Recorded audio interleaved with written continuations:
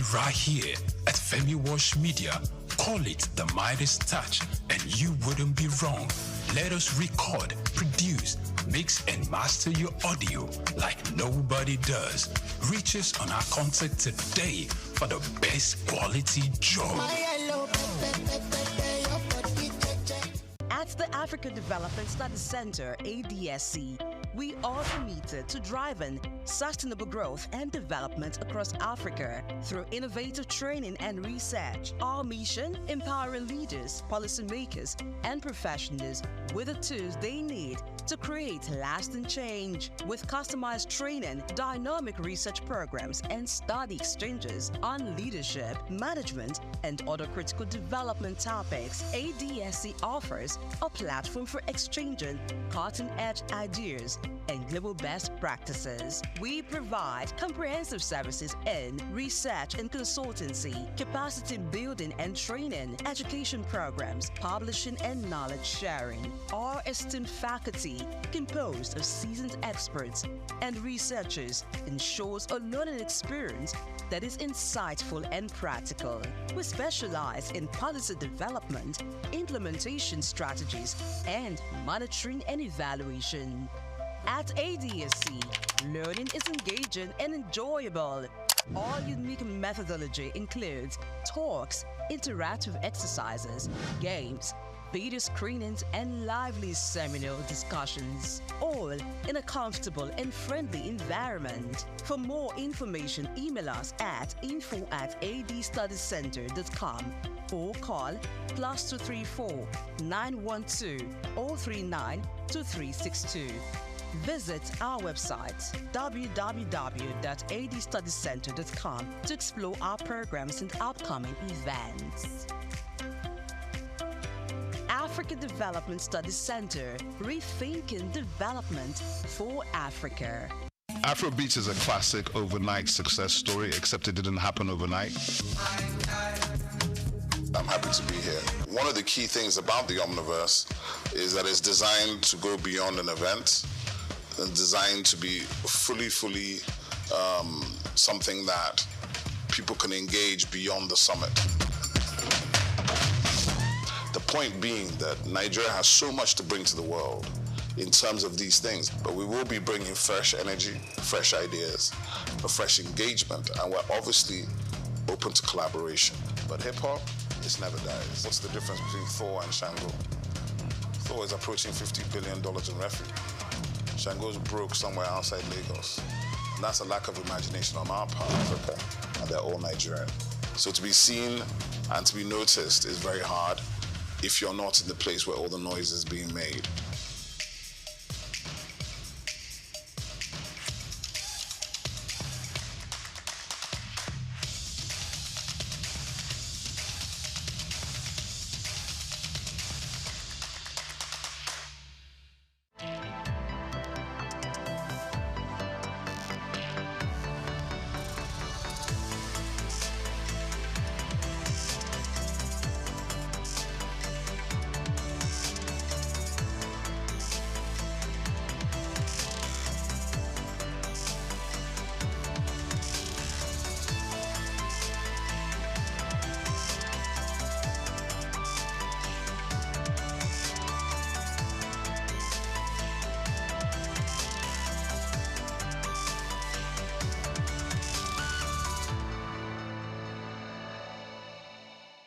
Optimism is a strategy for making a better future, because unless you believe that the future can be better, you are unlikely to step up and take responsibility for making it so. Responsibility is the price of greatness. How else can one explain the thought process of a 24-year-old youth leaving the luxurious comforts in the United States to fill in for his incarcerated father in sub-Saharan Africa, Nigeria, and run a family business holding the fort till stability was achieved? This is the story of Abdul Samad Rabiu, an unassuming, silent achiever.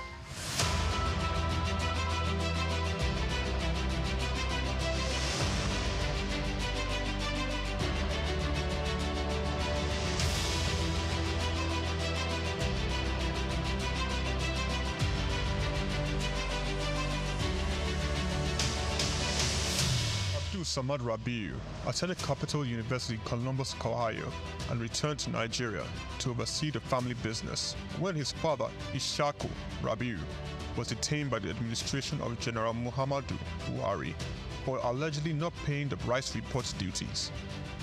Not only was his father under investigation, the family business was under scrutiny.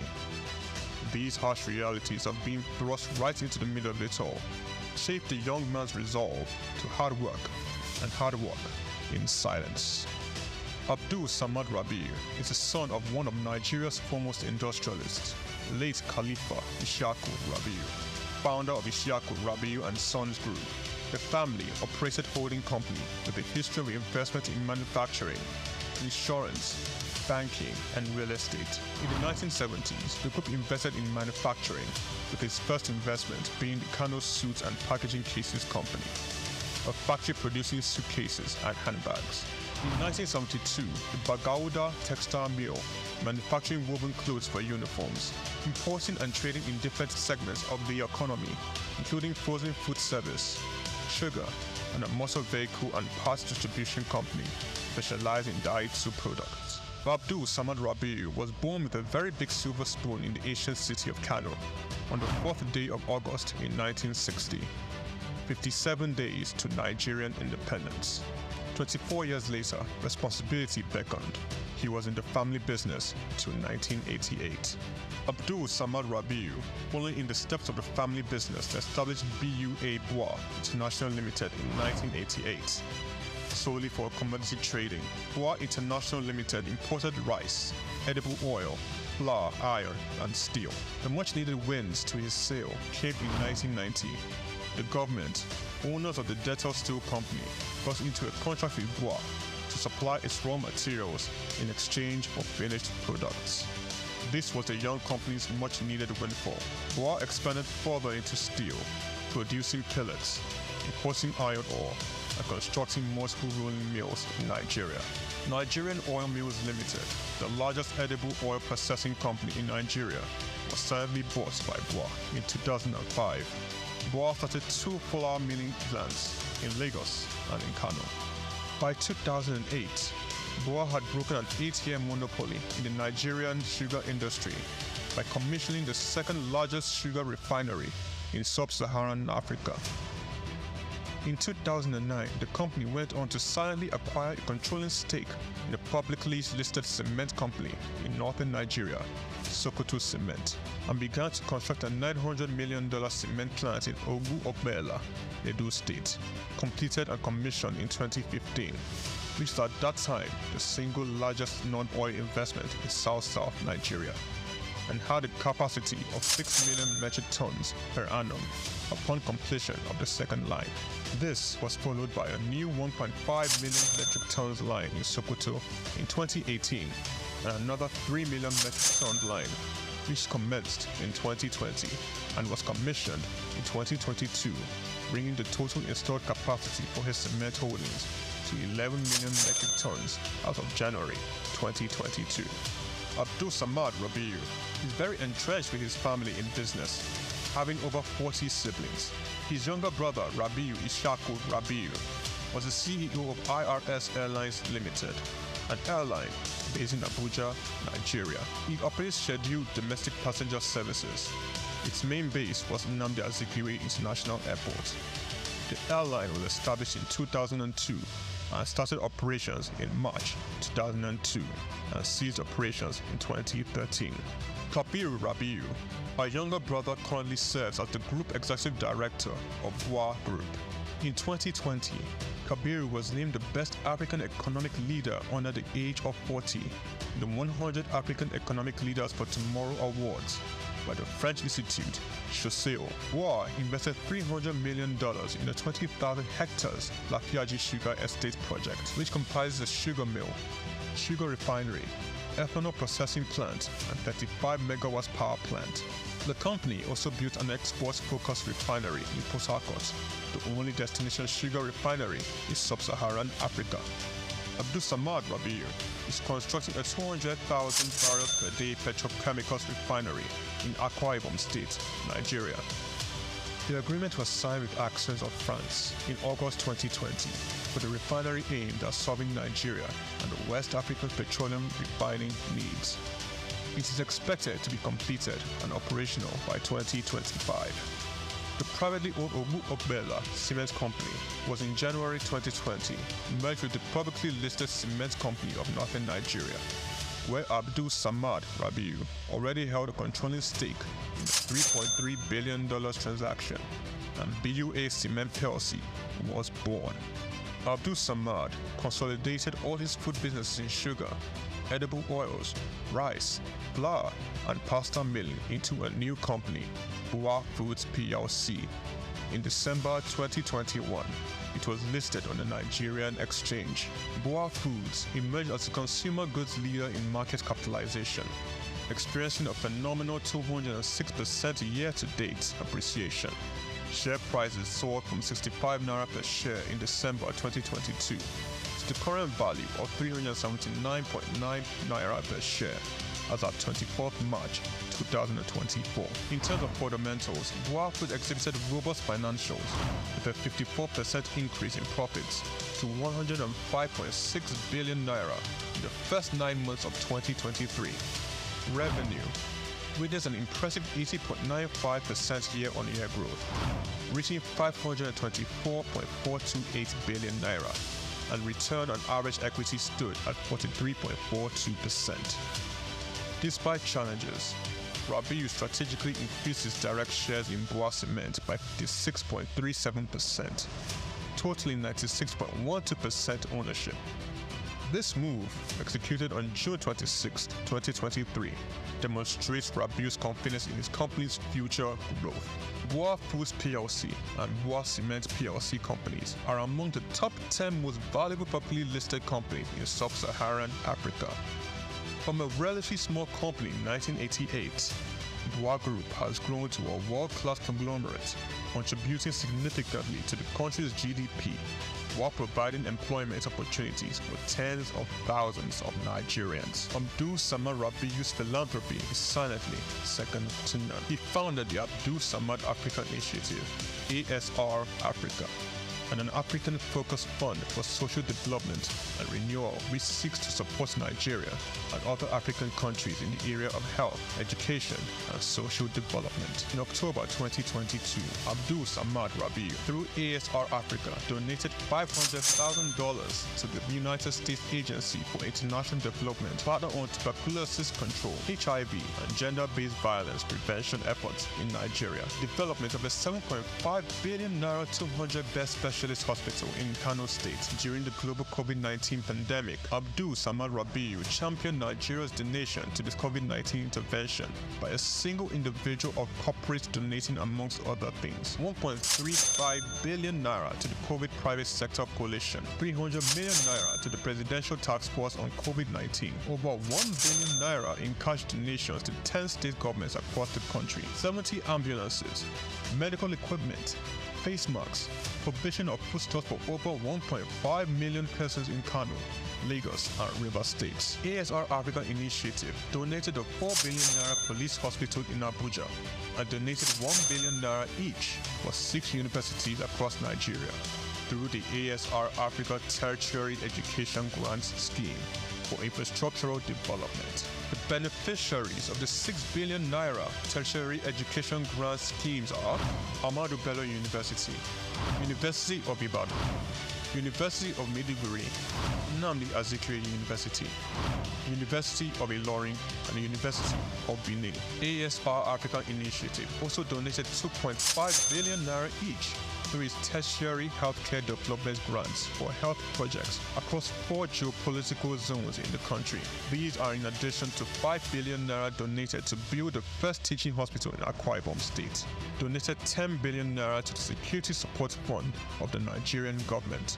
Abdul Samad Rabiu was awarded the 2022 CEO of the Year at the African CSR Awards, 2016 African Industrialist of the Year Awards by the All African Business Leader Awards, the 2022 Sun Man of the Year Awards, 2020 Vanguard Business Person of the Year, and the New Telegraph Philanthropist of the Year 2021. A recipient of several honorary doctorate degrees from various universities, including the University of Benin, Nasarawa State University, Sokoto State University, and Crescent University. Abdul Samad Rabiu is a fellow of the Institute of Directors, and he currently holds the prestigious Nigerian National Honors, Commander of the Order of the Federal Republic, CFR, Commander of the Order of Niger, CON, as well as the highest civilian national honor in Niger Republic. Abdul Samad Rabiu is married with children. His children are Mustafa Khadija Kupi Rabiu, Ishaku Khalifa Rabiu, Junad Rabiu. On the 22nd of January 2024, Forbes estimated Rabiu's wealth at $5.9 billion, putting him as the 6th wealthiest man in Africa and 508th in the Global Billionaires Club. The family man, the silent achiever, the giver, Abdul Samad Rabiu.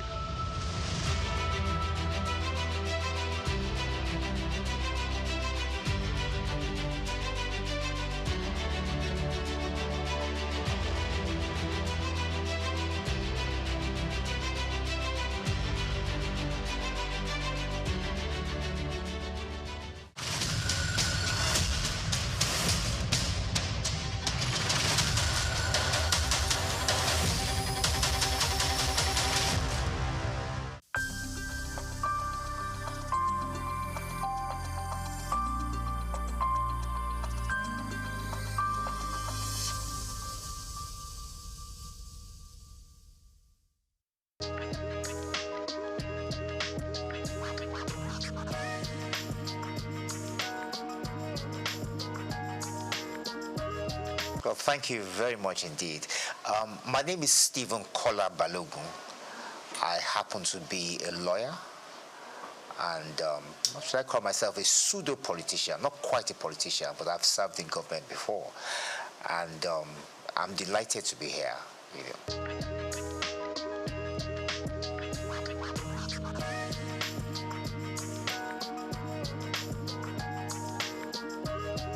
Well, thank you very much. Well, yes, is it my family or the wider family? I mean, like I said, I'm the son of Chief Dr. Kolawole Balogun of blessed memory. Like I said, he was a former politician, a frontline politician. He was the General Secretary of the National Council of Nigeria and the Cameroons, later National Council of Nigerian Citizens. He was the General Secretary of that party for about 8 years. From there, he was appointed by SOUQ to become a federal minister. He was initially a federal minister without portfolio. Consequently, after that, he became acting minister for labor, social services, and then he became Nigeria's first federal minister for information in 1956. He held that portfolio to 1958. Thereafter, he resigned from government. He had disagreement with the party. And Tafawa Balewa felt that he was a useful politician that could be sent to Ghana. And he went to Ghana to find out what was. Ghana was a bit ahead of us in terms of politics at the time. I think it's fair to say they got independence just before us. And Tafawa Balewa wanted someone to understudy to find out what we're doing. So he sent Kola Balogun there. Initially, he was commissioner, and later, when we gained independence in 1960, he became high commissioner. Shortly after that, when we became independent, he yearned to come home. He wanted to take part in the new political atmosphere at the time. He asked the Prime Minister to relieve him, to let him come back, and he did come back home. And immediately he took up the position of being chairman of the National Shipping Line. That was a position he held on to until the military struck in 1966. But even then, when the military did strike in 1966, he still continued. I think General Debayo of blessed memory invited him to join his cabinet, and he served as a commissioner for about 3 years or more. I think he was commissioner for health and was commissioner for education. Later, he also became chairman of the sketch group of companies as well. And that was about it. I think after his stint in government, he decided to go and do a PhD at the University of Ibadan. And then he went back into private legal practice, and then he started this agitation for the creation of Osun State. He and a few others set up the movement. He was the chairman of the movement, and then to the glory of God, in 1991, Osun State was created, and that's it. Tell us about mommy. Well, yes, my mother. Well, in those days, the women once were not so much in the forefront, But my mother has been my bedrock. She stood by me, and she has backed me in most of the things I've set out to do, And she's still alive. She's 89 this year, and she's still doing well, and she's still and your wife going and strong. The kids? Yes, my children. Yes, I have 3 girls, 3 daughters. My oldest is 31. She studied at King's College London. She did reasonably well. She got a 7th class upper. Proud of her. She's an art curator today. And I have twin girls as well who are also in university now, that they haven't graduated yet. One of them is in Oxford University. She's studying history and politics. And the other is in Cambridge University. She's studying human, social, and political sciences. So, yeah.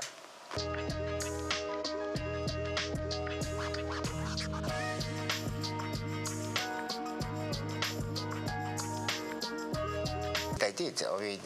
My father, Chief Kolawole Balogun of blessed memory. Yes, he was in the 1st cabinet in the 1st Republic, the 1st ever cabinet Nigeria had, and he served as the Federal Minister of Information and Research. As a matter of fact, he happened to be Nigeria's 1st Information Minister.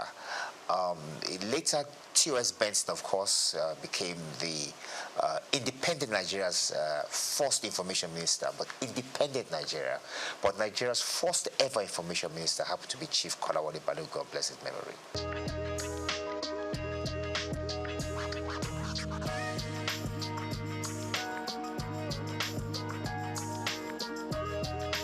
No, I didn't. I took an opposite route from my father.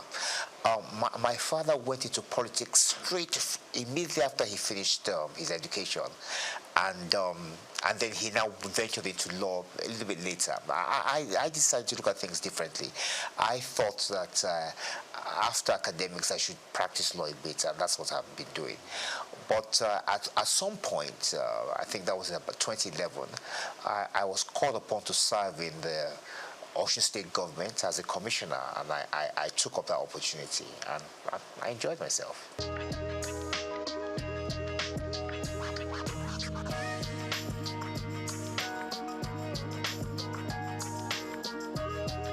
Well, I am in the sense that I'm 65 years old now, and I think it's fair to say that we belong to, well, I won't say the 1st set, but one of those who benefited from Nigerian education. I schooled here. I went to secondary school in the West. I went to the University of Ife. Went to the Nigerian Law School. And I think it's fair to say that all the schools at that time were of high quality, produced top quality students who went on to make names for themselves, not just here in Nigeria, but also abroad. I think we still do that now, even though the standard of education has dropped. The sad thing about it is that Nigeria could have been a lot better in terms of the potential, because Nigeria does have a lot of potential. We do have very brilliant young men and women, and I just think that if we had invested more in education, that we could have, the sky would have been the limit, actually.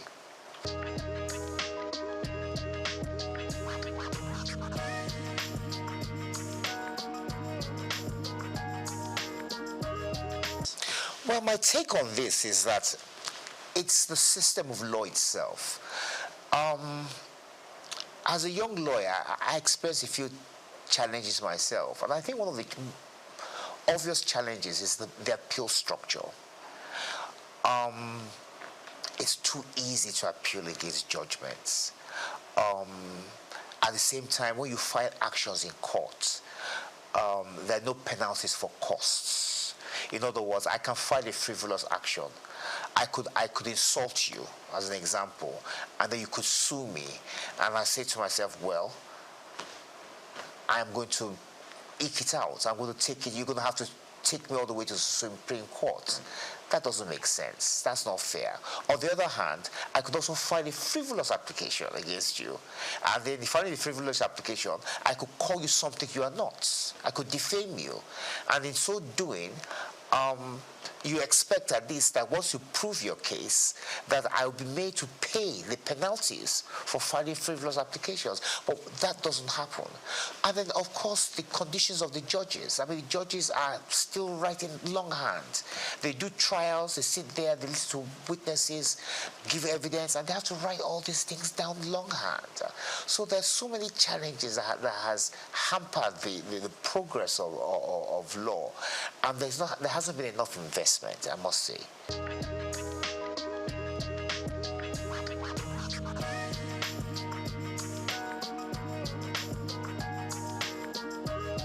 Well, I agree with that, and I'm going to give an example as to how that I think we could possibly do that. Now, the Supreme Court hears everything. It's the final court in Nigeria, so they're going to hear issues related to criminal law, civil matters, constitutional matters, as you know, all these matters that's got to do with elections, so on and so forth. As a matter of fact, when we have an election cycle, the legal system slows down because the judges are hampered. They're too busy listening to the various appeals from the various states and the federal government to do with the elections. So as a consequence, the other matters to do with shipping, banking, criminal law are put on the back burner. I think we need what you call a constitutional court, whereby which the judges in the Supreme Court are divided. So you have those judges whose responsibility it is entirely to deal with constitutional matters, and then you have another set whose duty will be to deal with shipping, banking, civil matters, criminal matters, and so on and so forth. So I believe it's high time Nigeria has a constitutional court to try and aid the Supreme Court with the workload they have, which is, quite frankly, quite a bit.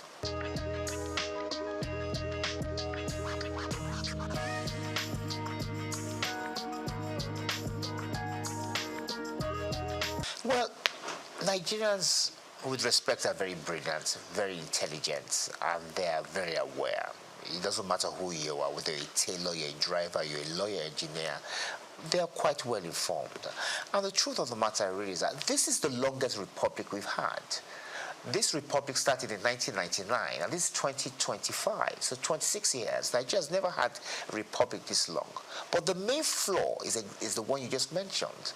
The fact that that constitution that was bequeathed to us by the military in 1999 was never really approved by the people. Now, that doesn't make sense, and that's unfair. In fairness, we ought to be able to look at the constitution, improve upon it, and put our own input into it. Now, there's a way around that, and I've always believed, many people oppose this, but I'm of the view that what Nigerians need to have is a referendum. Have a referendum to ask the Nigerian people whether they want to persist with the 1999 constitution, or do they want to draw up a new one.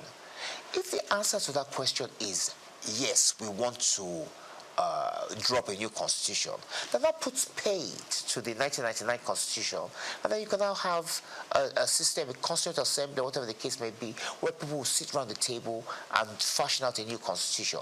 If the people say no, that means I've indirectly approved the 1999 constitution, and then we continue with it. But what we can't do is continue having this debate, these arguments as to whether the 1999 constitution has been approved by Nigerians or not, because it has not been. So I think the way around that is to ask the Nigerian people through a referendum, asking them whether they want to persist with this constitution. If they say no, then we have a new one. If they say yes, we continue with the old one. And that ends the debate.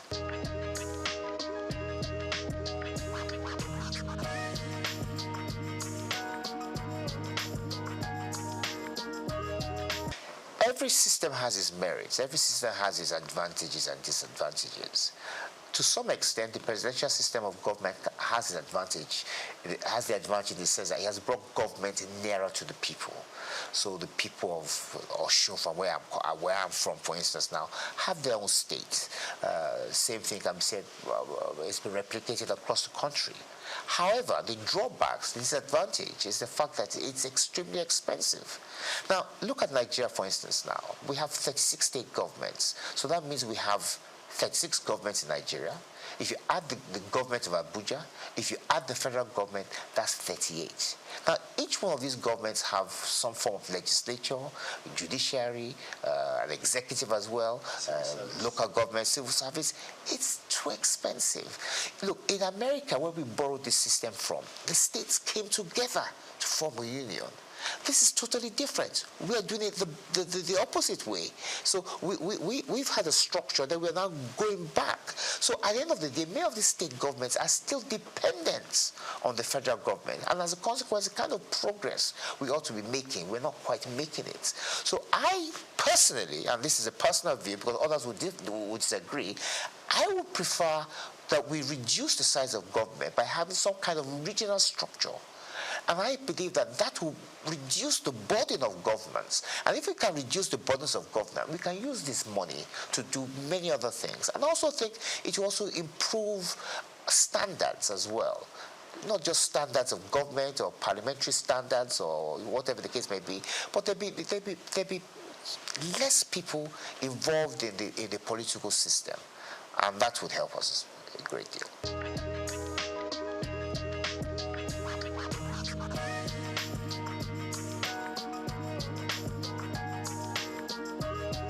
Well, I think it's fair to say that since 1999, we haven't had any new state creation. I know there's been agitation for the creation of states, but there hasn't been any. The process for creating a state is quite cumbersome. It's not easy. I think it's in Section 8 and 9 of the Constitution. I don't think it's something we should be looking at. I think, like I said to you earlier, I think we should be trying to reduce the number of states, and I think some kind of regional structure whereby which we can monitor better what's going on rather than having more states. So I personally would not encourage the creation of more states, no.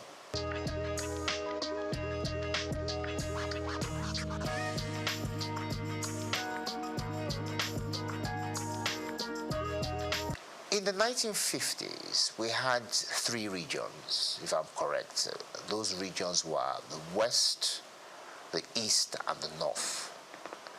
We had the colony of Lagos, but if I'm right, I think it was the Macpherson Constitution, I think it is, I'm not too sure, that now put Lagos under the Western region. Now, when Lagos was placed under the Western region, lots of people were not happy about that. I remember my father was in the NCNC. The NCNC people were not particularly pleased, neither were the NPC, because they felt that Lagos belonged to everybody. Like you said, lots of people from different walks of life, different tribes, different backgrounds, and all schooled. I mean, Zik schooled in Lagos. He went to MBHS. So it was the issue was sent to London to arbitrate. I think it was Oliver Littleton that arbitrated over the matter. And it was decided that Lagos should stand on its own, that Lagos should not be merged with any of the regions. And that was how Lagos was able to free itself from the shackles of the Western region.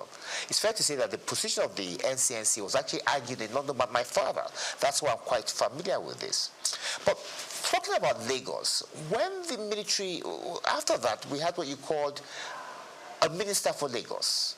I think there was Ribadu, and I think there was one other person, but I think it was Yaradua, not the same Yaradua, but his father.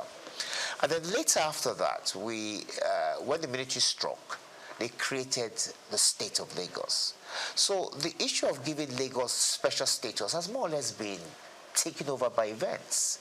Lagos is a state, and as a state, it's still home to different people with different backgrounds, from different tribes, and it's thriving. I think it's fair to say that Lagos is probably the most prosperous state in the country, and it's just a question of its continuing with good governance and improving the strides they have made.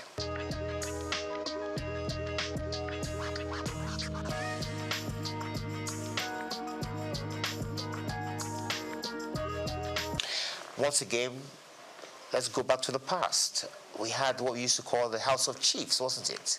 And in those House of Chiefs, many of the members of the House of Chiefs were people, were traditional rulers, chiefs from different backgrounds, and they had a say in the running of the affairs of state.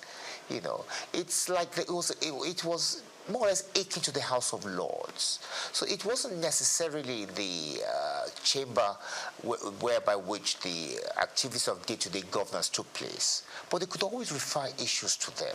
And I think that if we change our structure of governance, and if, that's a big if, then yes, we can have something like that. We can have a second chamber, which is more or less advisory in nature, similar to the House of Lords, whereby which we will have obas and chiefs and people of influence who will be able to advise government from day to day from of the experiences and the way forward, but not necessarily binding.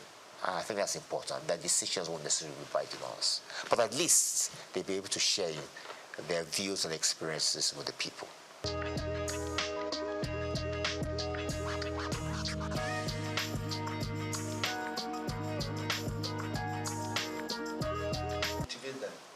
That's a big issue. I was Commissioner for Youth in Osun about 10 years ago under Rauf Aregbesola, and it was an issue we took quite seriously. In Osun State, we had quite a number of youths who were unemployed, and the governor thought, what can I possibly do to give them something to do, to keep them employed? So he created what we call the Osun State Youth Empowerment Scheme. Now, under the State Youth Empowerment Scheme, unemployed youths were given particular tasks in state. Help us sweep the roads. Some were part-time lecturers. Some were doing all sorts of things. They were given a stipend. It wasn't a full-blown salary. Well, the salary, although the stipend was enough to keep them to be able to buy things, to be able to buy themselves drinks and food, and kept them occupied until they could find themselves a job. And I think the federal government could follow that kind of scheme, set up a youth empowerment scheme whereby which unemployed youths are given things to do. There's so many things that need to be done in Nigeria. There's so many gaps whereby which the youths can help do that. In the interim, while they find themselves something more gainful or something more permanent. So it's a question, it's for government to do. It's for government to think of a way of helping out the youths. And of course, there should be partnerships, a partnership between the government and private enterprise to try and encourage them to take on more of our youths, and not necessarily those who have schooled abroad, who they think are probably the best in terms of employment. No, we have many here who can do a good job as well.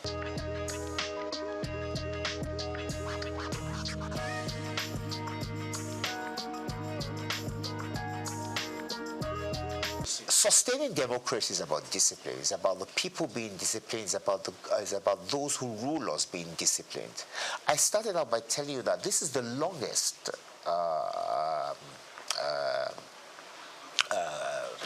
government we've had. It's the longest republic we've had. We've had democracy now since 1999, 26 years. If you go back to the days of independence, there's been no republic that has been this long. So it shows that the people have embraced democracy. They've come to it's part of us now. They've come to enjoy it. Yes, there are hiccups in terms of the fact that we could do a lot better in terms of how we implement things. But in terms of the people yearning for democracy and imbibing it, I think we've done very well. And what we just need to do is just to try and perfect it. One of the ways, like I said much earlier, is to perhaps take a second look at the Constitution, see where areas where we can improve, and try and make people happy, and at the same time reduce the cost of governance. But I don't think democracy is going anywhere. I think it's here to stay.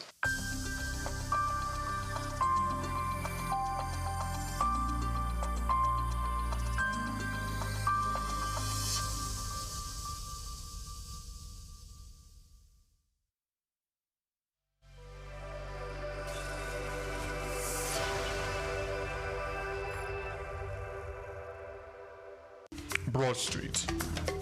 Broad Street, situated in Lagos Island, is steeped in Nigerian history.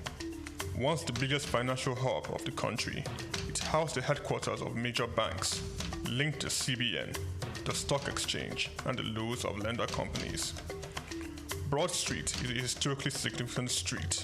It has played a central role in the development of Lagos and history, an important commercial and administrative center for the British colonial authorities. It was also a home to some of the city's earliest modern buildings.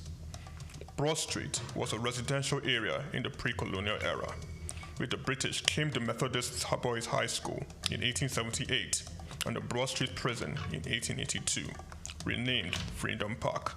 The General Hospital, which was a British military hospital, was built in 1893, being the first general hospital in Nigeria. The old British Secretariat building, which is now the Federal Ministry of Justice, was built in 1906. Broad Street has seen a full turn into modern commercial office blocks, complexes, skyscrapers, and markets from the outer marina through Akpombo early into the Adeniji Adele Road. Broad Street is one of the busiest streets in Nigeria on weekdays, where commercial activities take place day and night. From modern buildings to ancient structures, this street gives one a raw dose of life in Lagos. Broad Street is often referred to as Lagos Financial District.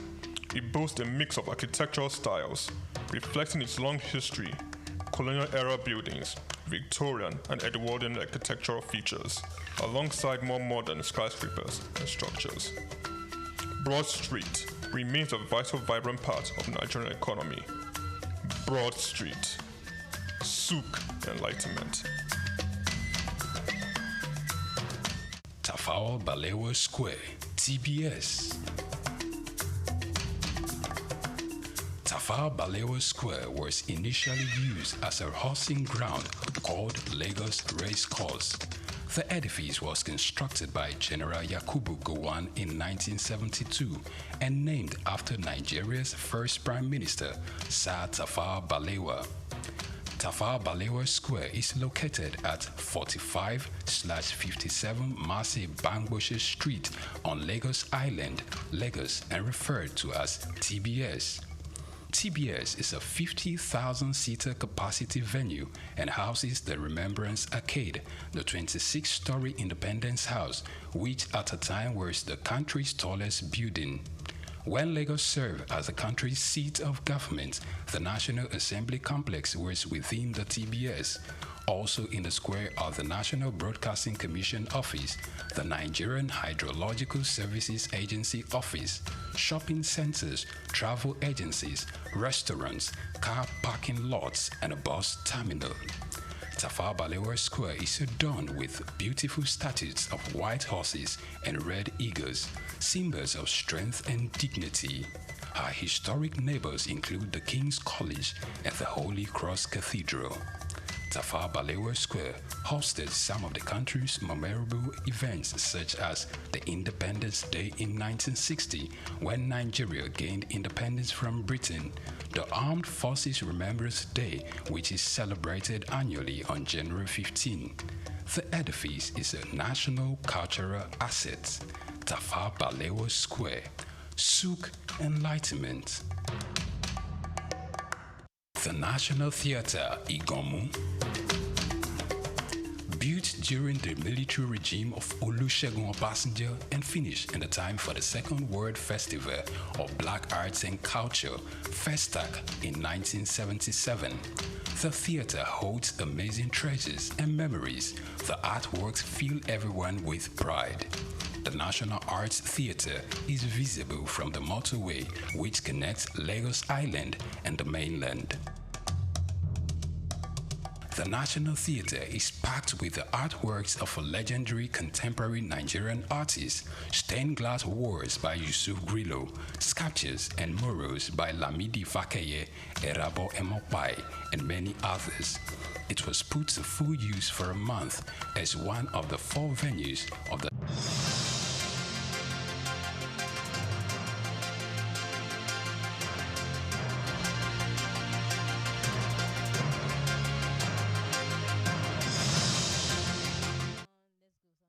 A very good morning to you and welcome to the news update on SOUQ News Television. We are reaching you live from our studios in the Federal Commercial City.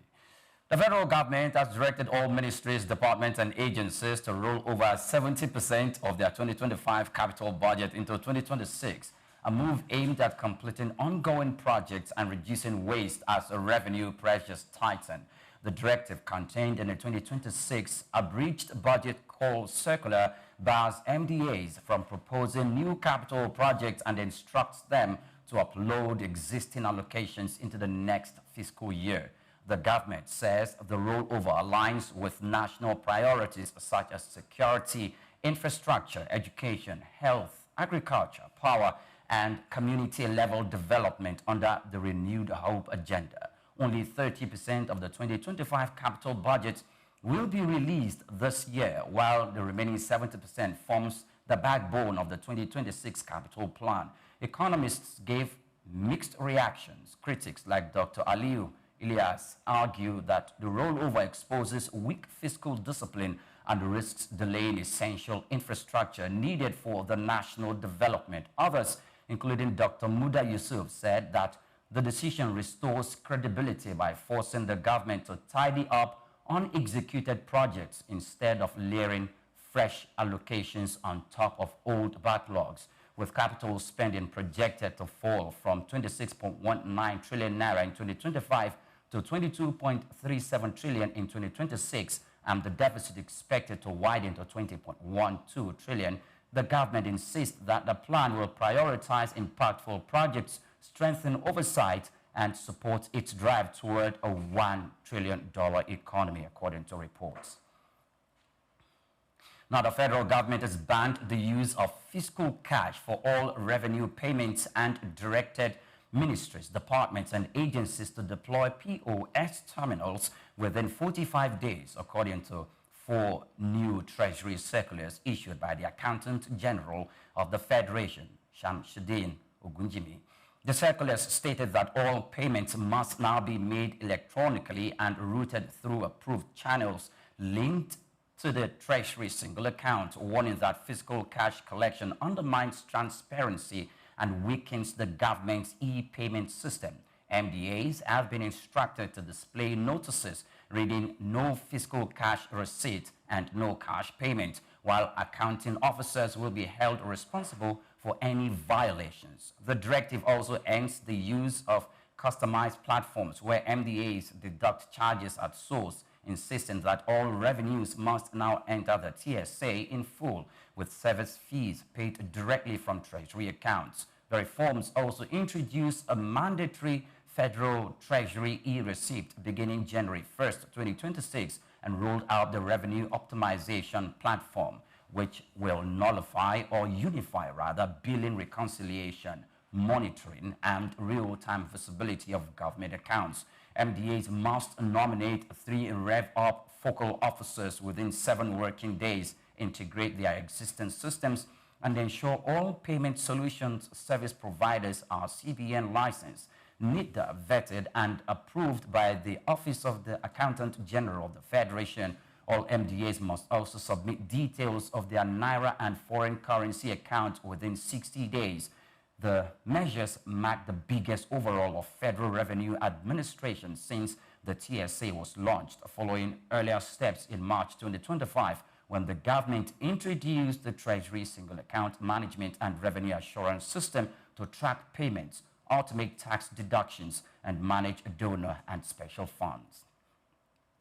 Still, the federal government has introduced its revenue platform that links the account integrated financial management information system to the Central Bank of Nigeria and the NIBSS interbank settlement system, and other systems in one monitoring hub. The reform, driven by 4 circulars issued between November 24th and November 27th, pushes Nigeria fully into cashless revenue collection, real-time tracking, and automated audit trails. It also sets January 1st, 2026 as the start date for mandatory digital receipts, which will be the only recognized proof of payment, backed by ministries and the Minister of Finance, Wale Edun. The plan targets revenue leakages caused by manual processes, unauthorized deductions, and unapproved payment channels that cost the country billions yearly. At the center of the overall is the revenue optimization platform, now government's main system for billing, reconciliation, and monitoring. All MDAs must stop collecting fiscal cash, stop using unapproved payment applications, and stop deducting fees at the point of collection, with every naira now required to enter the TSA in full. From January 1st, 2026, the Federal Treasury e-receipt will be single valid receipt for government ministries, departments, and agencies and transactions, closing loopholes that previously enabled fake receipts and fraud. The integration of the Treasury single account, the government's integrated financial management information system, the Central Bank of Nigeria, the Nigerian Interbank settlement system, and other systems is expected to give government one reliable source of revenue data, improve forecasting, reduce corruption, and simplify payments for citizens and businesses. Officials say the transition may cause short-term adjustment, but will ultimately increase revenue, strengthen transparency, and modernize Nigeria's public financial system, according to reports. Still on financials, the Central Bank of Nigeria has issued final licenses to 82 bureau de change operators under its revised regulatory framework, making a major move to tighten oversight of retail foreign exchange markets. The licenses, effective November 27, 2025, were granted under the Bank and Other Financial Institutions Act, BOFIA 2020, and the updated guidelines released earlier this year. In a statement signed by Hakama Sidi Ali, Acting Director of Corporate Communications, the CBN said the approvals followed a rigorous review aimed at boosting compliance, improving transparency, and ensuring only fit and proper operators remain in the system. She added that BDCs listed on the bank's website are authorized to operate from the effective date. The move narrows the pool of operators after years of concern about weak documentation, parallel market abuses, and poor capitalization among BDCs. It aligns with the CBN's broader reforms targeted at stabilizing the naira and strengthening the forex administration. The regulator reminded Nigerians that operating without a valid license is a critical offense under Section 57, subsection 1 of BOFIA Act 2020, and urged individuals and businesses to verify all BDCs of the official CBN website before transacting. Sidi Ali said the list of approved operators will be continuously updated and warned the public to avoid licensed forex dealers to safeguard transparency and protect consumers. The United States will allow NVIDIA's H200 AI chip to be exported to China with a 25% fee collected on such sales, President Donald Trump announced on Monday. The move, which applies to other AI chip makers such as AMD and Intel, follows months of debate over whether to restrict or permit sales to maintain U.S. technological leadership.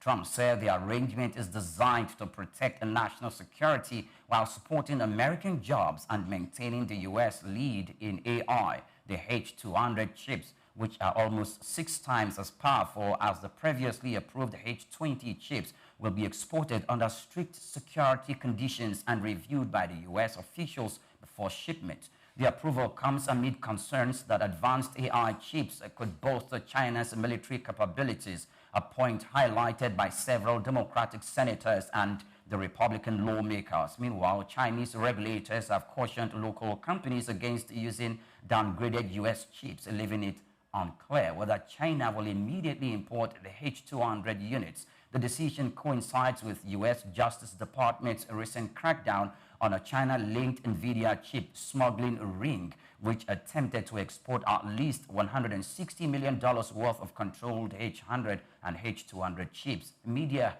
welcomed the move, describing it as a balanced approach that allows commercial exports while protecting national security.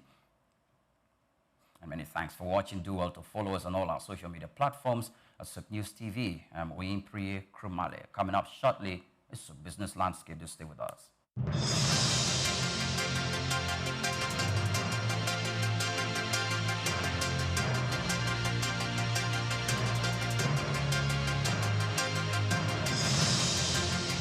In Africa, and there's one man who has consistently been a household name and index of reference in the business arena. The name Aliko Dangote apparently stands tall. The Africa's richest man clearly benchmarks success, wealth, and prosperity.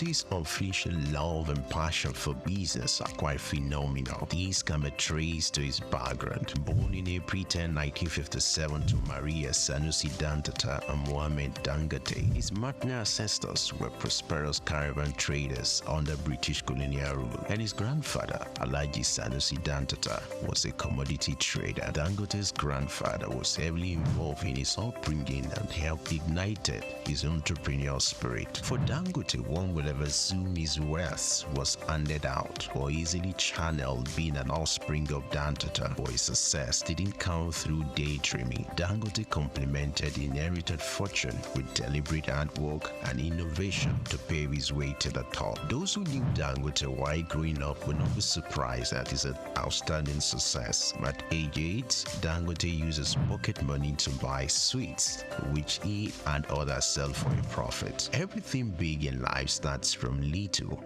Taking a clue from this, Dangote, from a seed loan of 500,000 obtained from his uncle, started business, which he traded commodities and business supplies, primarily cement. By 1981, his firm was successful that he had incorporated other businesses and established the Dangote Group. His empire extended to foodstuffs, including sugar, salt, wheat, cement, haulage, and other business concerns. Among his holdings were Dangote Industries, Dangote Bale Nigeria, Dangote Cement PLC, Benue Cement Company PLC, Dangote Sugar Refinery PLC, Dangote Flour Mills, and Nascent Ally Industries PLC. In addition to his holdings in Nigeria, the Dangote Group has operations in several other African countries. With these giant strides in the business arena, Dangote will forever be grateful to his grandfather for giving him wings to fly. According to Forbes, an American business magazine, Dangote remains the richest man in Africa with an estimated fortune of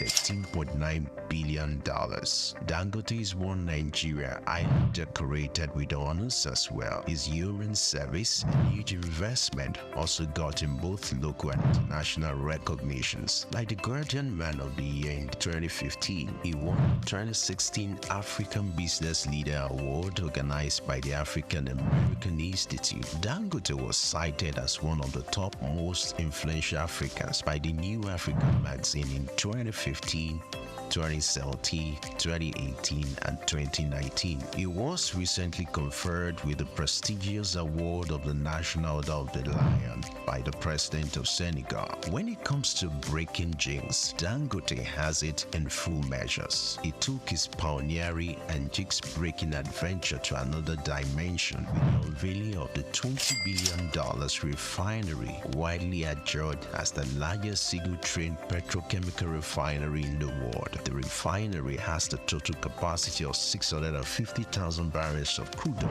per day and is expected to earn as much as $21 billion in annual income. Situated on 2,500 hectares site at the Lekki Free Trade Zone, Lagos, it is supplied with crude oil by the largest subsea pipeline infrastructure in the world. When fully in operation, the refinery will provide 135,000 permanent jobs in the region. When it comes to family life, Dangote seems to, however, prefer maintaining a low profile. He got married to Zainab in 1977 but divorced at an unknown date. He was later married to Maria Mohammed Rufai. Dangote has 3 daughters named Halima, Maria, Fatima, and he also adopted a son named Abdurrahman.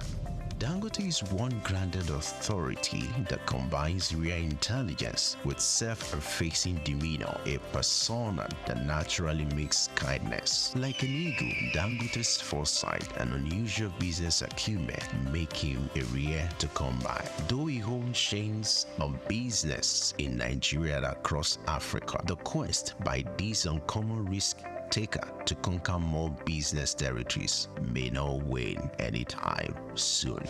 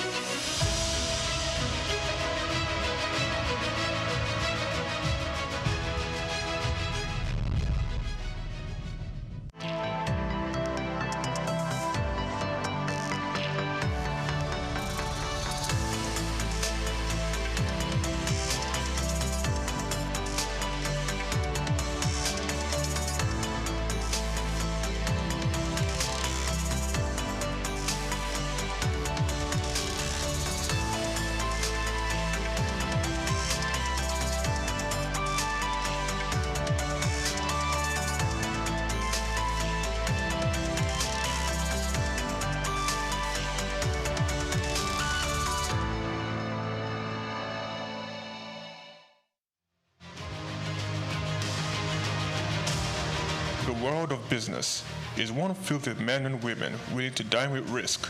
And when we seek African business shapers, we see individuals who have denied self to build conglomerates. From controlling over 90% of diesel trade in Nigeria to almost throwing in the towel, then getting on the Forbes list, we present Olufemi Peter Otedola.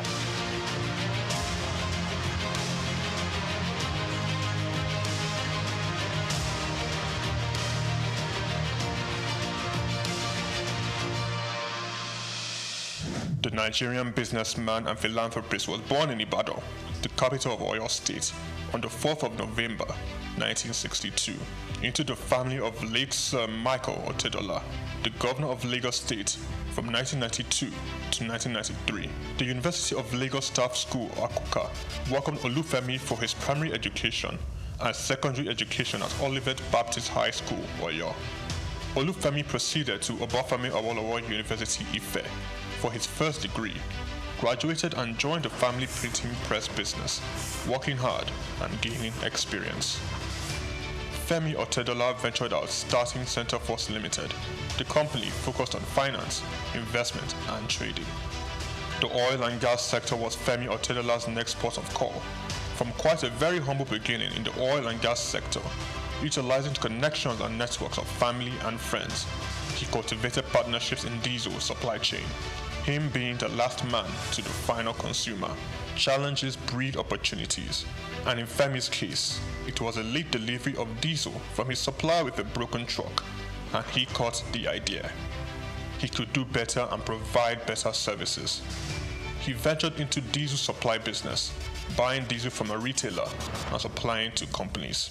Femi Otedola encountered several difficulties securing his supply and timely meeting the demands of his growing clients. This definitely was an opportunity he identified in the fuel retail market.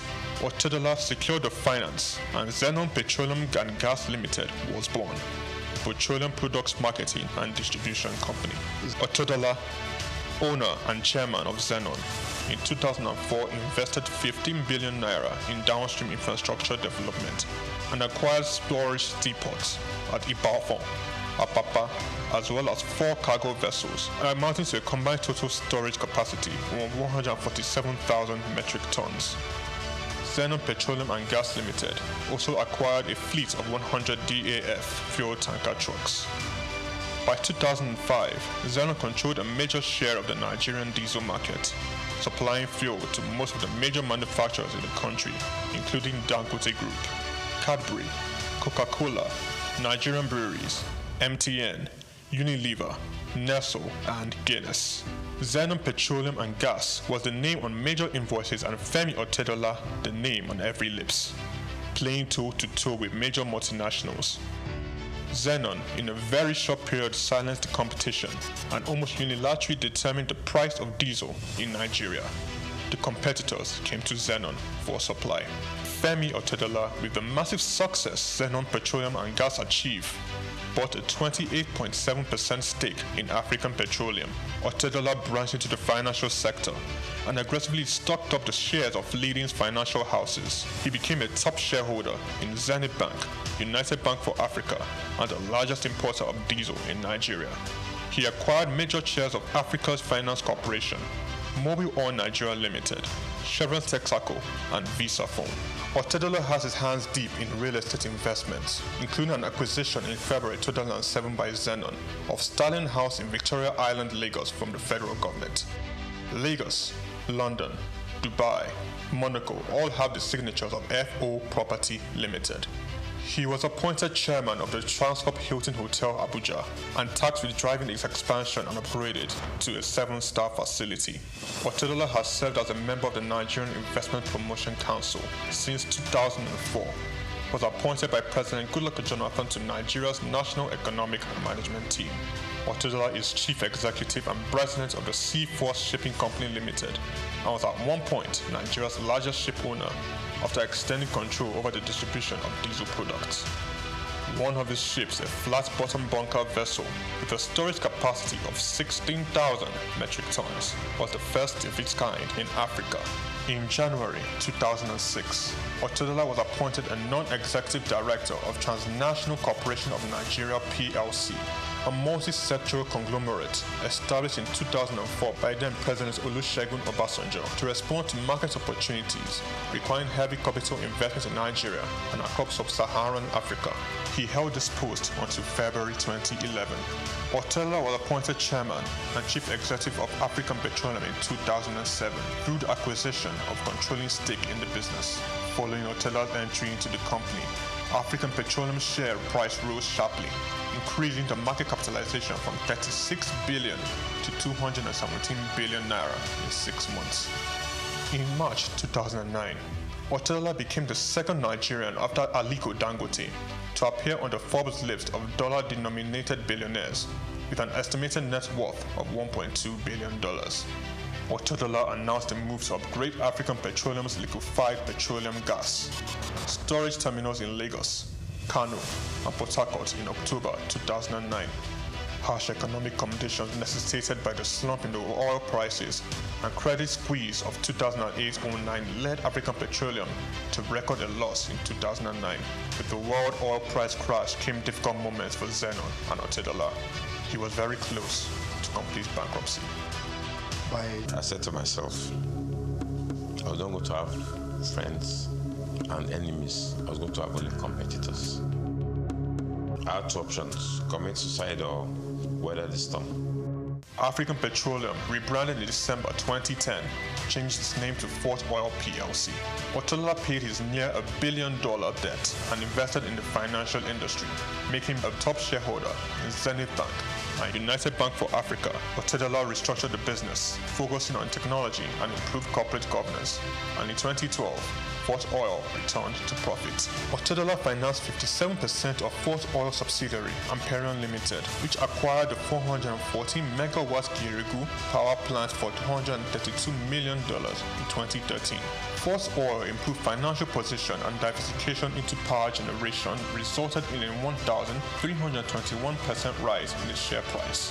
The first half of 2014 saw the company's pre-tax profit more than double year on year to 4.1 billion naira. Revenue growth for the whole year was 33%. Fort Oil sold 70% of its equity to Swiss commodity trader Mercuria Energy Group in September 2015, giving Fort access to global commodity markets. The deal was thought to have given Otedola an estimated $200 million. In 2019, Femi Otedola sold Fort Oil PLC and announced plans to change focus from oil to power with his company, Geregu Power PLC. Geregu Power PLC became the first power generation company to list on Nigerian Stock Exchange, demonstrating to stakeholders in the sector how they can fix financing and make profits sustainably. The company's market capitalization is now 726.75 billion naira, and the share price now 290.7 naira from the 2.5 billion shares that were listed at 100 naira each. Otedola, the chairman of Geregu Power, sold down a Geregu stake to bring on institutional investors. In October 2021, Femi Otedola was announced as the single largest shareholder of First Bank PLC.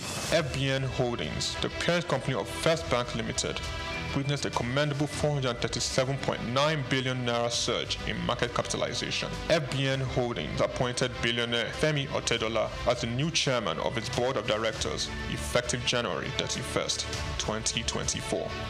Femi Otedola has had its share of controversies. Zeno was among the number of companies named in an alleged fuel subsidy scam report. This was followed by a case against Farouk Lawan for bribery.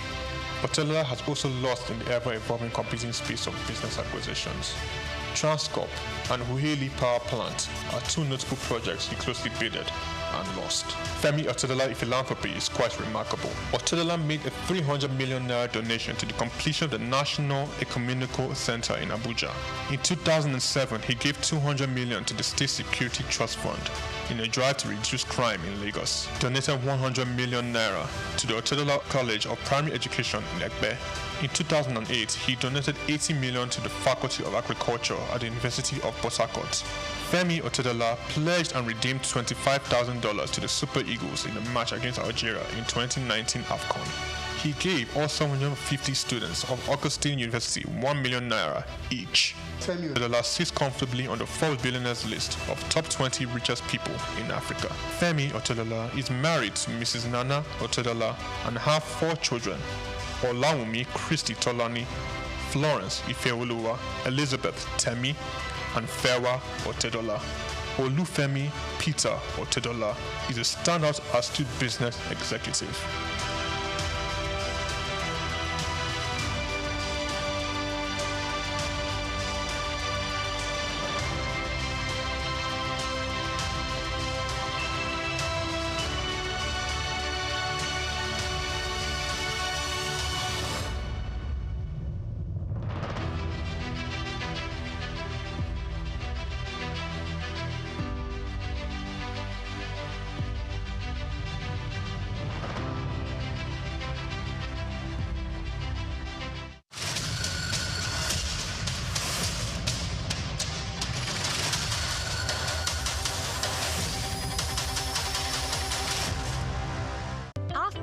Africa Development Studies Center, ADSC, we are committed to driving sustainable growth and development across Africa through innovative training and research.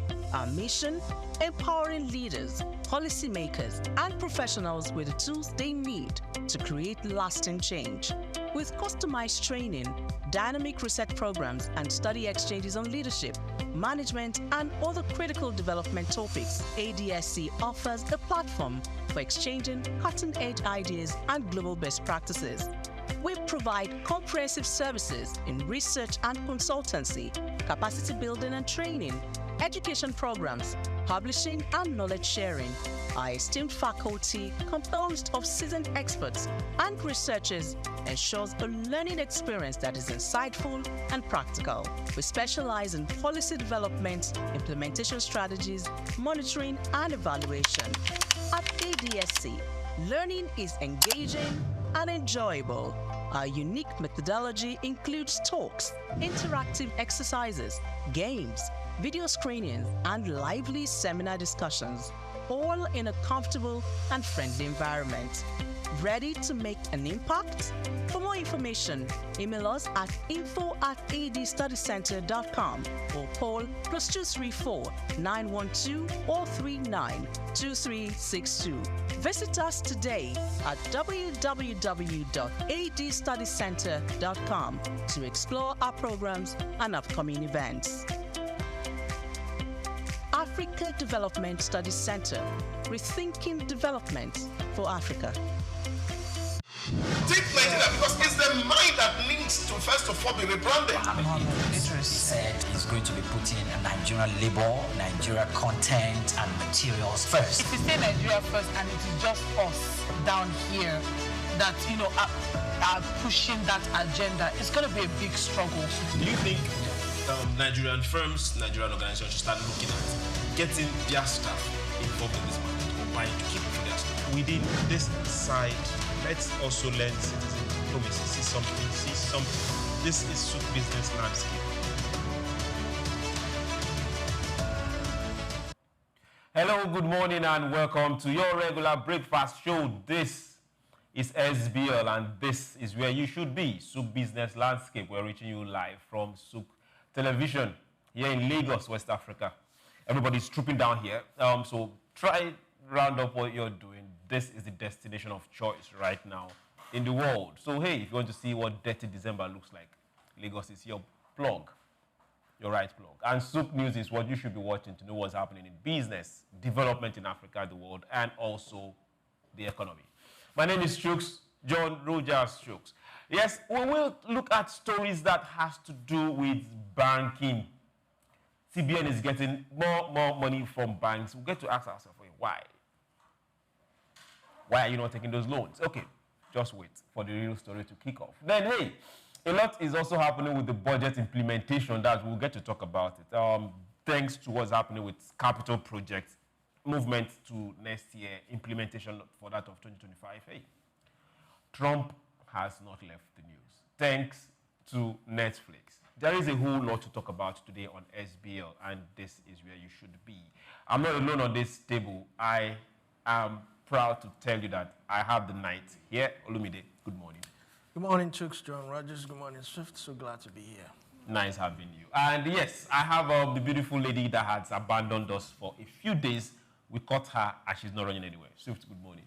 Good morning, SOUQ. Good morning, Olumide. Good morning, Nigeria. Good morning, world. They tell you that little steps actually the steps towards building a nation. And today we want to build our nation by telling you the steps to go, where we discuss everything that has to do with nation building, economics, and make it relatable on the table. How you doing?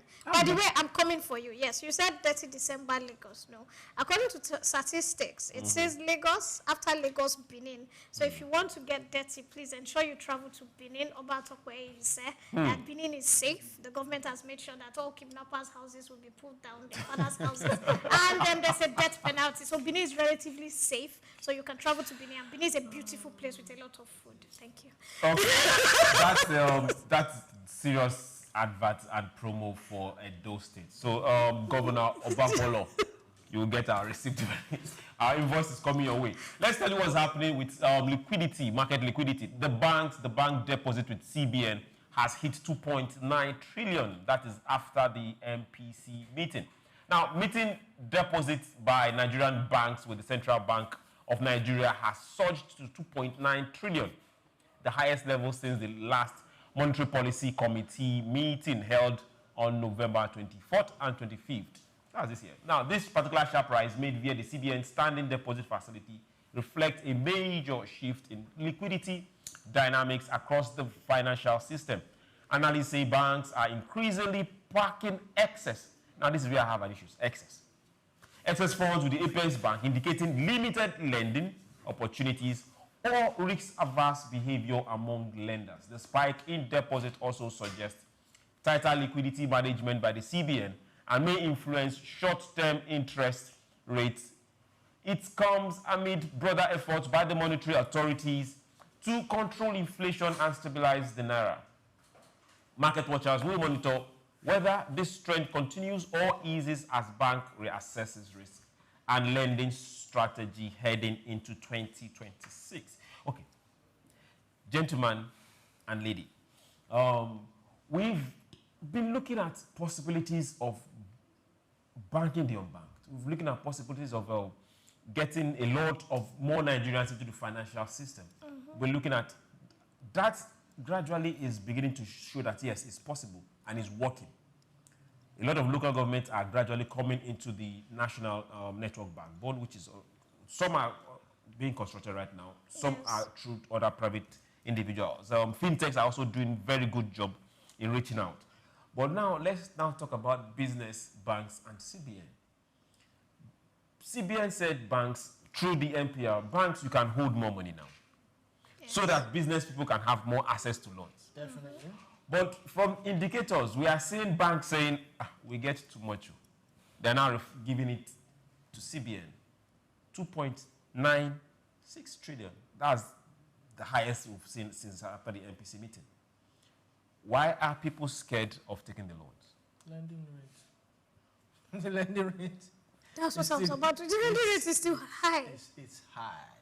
It's very high. And, well, the fintechs, agri-lending, and all these other credit issuance, they are the alternative lending institutions that people will eventually run to, because if the banks cannot offer them what they want, the fintechs, that's where the loan sharks and the rest of them come in. But the banks, okay, the banks are doing between 28, 30, 35. In this economy, yes, they have to be reasonable. CBN is doing 27. So let me give you a very realistic nudge to this. I have a friend who works in a fintech, and they needed to give somebody about whether in 90 to 100 million, no, about 200 million.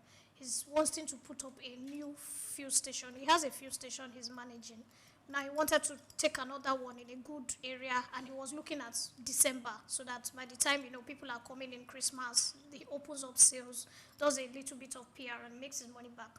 Unfortunately, he has had to have area boy issues where everything you are bringing in, every facility you are bringing in, maybe I blamed the project manager, because the project manager, you are supposed to know when you are bringing in a generator, you are stopped. You are bringing in pipes, you are stopped. You are bringing in sound, you are stopped. You are digging, you are stopped. If you are trying to light, you are stopped. So this has delayed projects. That's the first thing.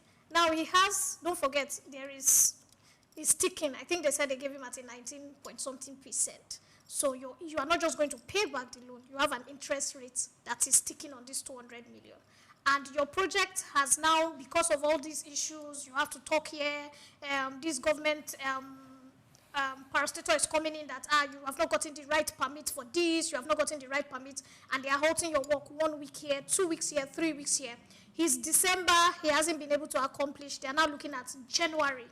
So guess what's going to happen to him? He was planning that by December he starts to pay off the loan because money is going to be coming in. Automatically, he's halted. So if he has a friend too who wanted to take a loan to build another fuel station or something else, that one is going to rethink the process.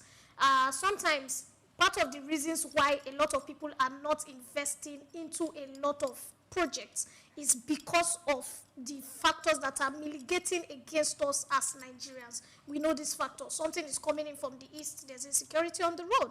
Insecurity too is an issue. Within your locality, they are the local. Then by the time you are now, so once you sort all that, then of course you have to sort electricity by yourself, water. So these things have not aided a lot of development, one. Now, the government, the Tinubu administration, it is this year that there was a boost in confidence. From 2023 to 2024, a lot of investors have been looking, except the few big investors like the Dangotes, who were extremely confident in what they were building, because, of course, those ones had a lot of government backing. And even Dangote, we saw the shake of Dangote between February to April when he was having the whole Forex to Naira diesel issue. That was enough to shake any business on his own. We saw how Dangote was like, well, I was promised, and they had to go to court, and, you know, the federal government now had to sit in when NNPC was saying, no, they were not going to give him diesel at that side. We saw how it affected Nigerians. So a lot of business people, yes, I mean crude. A lot of business people have been on the sideline watching. It is between this final quarter that we are seeing a boost in confidence from business people saying, okay, we can reinvest, we can start new projects. So we are foreseeing new projects by next year. But this year, more people are just trying to gather all they can and save. So it means there will be a lot of excesses in the bank. People are afraid to take loans. Young people are terrified of taking loans because some loan sharks now put up your picture that you are dead if you have not refunded. So this is the reason why we are seeing more money with the banks. Okay. In my opinion. Okay. More money with the banks. Now, let's see what this is going to translate to the broader and larger economy in the long run. If businesses are not expanding, if people are not doing real business and scaling up, how can we achieve this $1 trillion economy? Because that is the benchmark of based on the finish line. I think it's a long shot from here because if, for instance, now business are not booming, I cannot take money to the bank to save. I cannot decide to expand or invest or do any other thing. The person I'm paying, I might probably have to lay off some workers because I have to downsize. Now, the person I lay off or the remaining few would have reduced or little purchasing power, which they cannot go into the market to buy things, and it will not trickle down. The money will not circulate. Like we've always been saying, the money is not circulating. And if the money does not circulate, the banks will not get money because they need money. They need people to bring in money into their banks to save or to invest, to deposit, fixed deposit, and all that. If business is not thriving, all that will not happen. Okay, now let's flip this. Let's flip this particular script and look at it this way. Now we've seen the fintechs come in, and we've seen banking and banking opportunities, financial opportunities, get to places that, communities that hitherto were not banked. Is it possible that also because these people are now in the financial system, we have more money coming into the financial system? Yes. I'm just thinking, is it possible? Yes, it is. I mean, these fintechs, I think this is what the bank should have done initially, but it's sad that, you know, of course, when there's a problem and there's another solution, people don't see the problems, people see the solution. So I guess fintechs, they saw the solution to the unbanked, that, okay, how can we get, you know, the unbanked into this thing? And it's very easy. They just go and meet these people in the rural areas and the nooks and crannies, and they explain to them, fine, there are some, you know, they say the devil is in the detail. They will not necessarily tell them what the consequences are if you take a particular loan. They'll just tell you, you need money, I don't worry, we'll give you this money.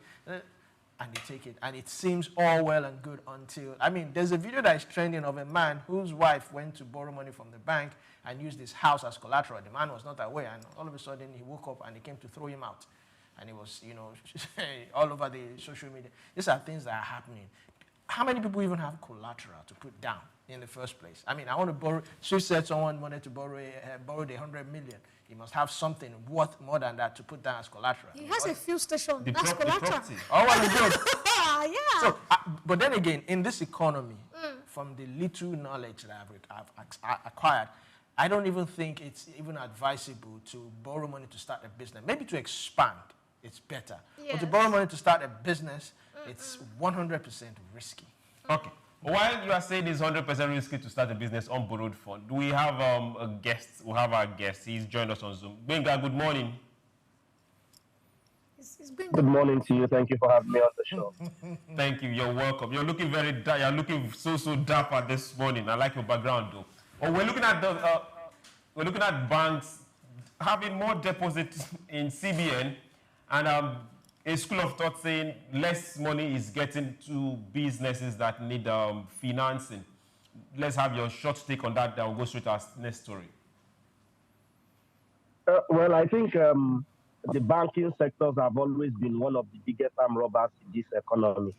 In fact, they are one of the people who have brought us to where we are right now since 1989, the 80s, during Babangida's tenure, when they had privilege of entrenching themselves into the economy before the Bureau de Change were able to bastardize the economy and destroy, and we now have parallel market rates and all the rest. It was the banks that started.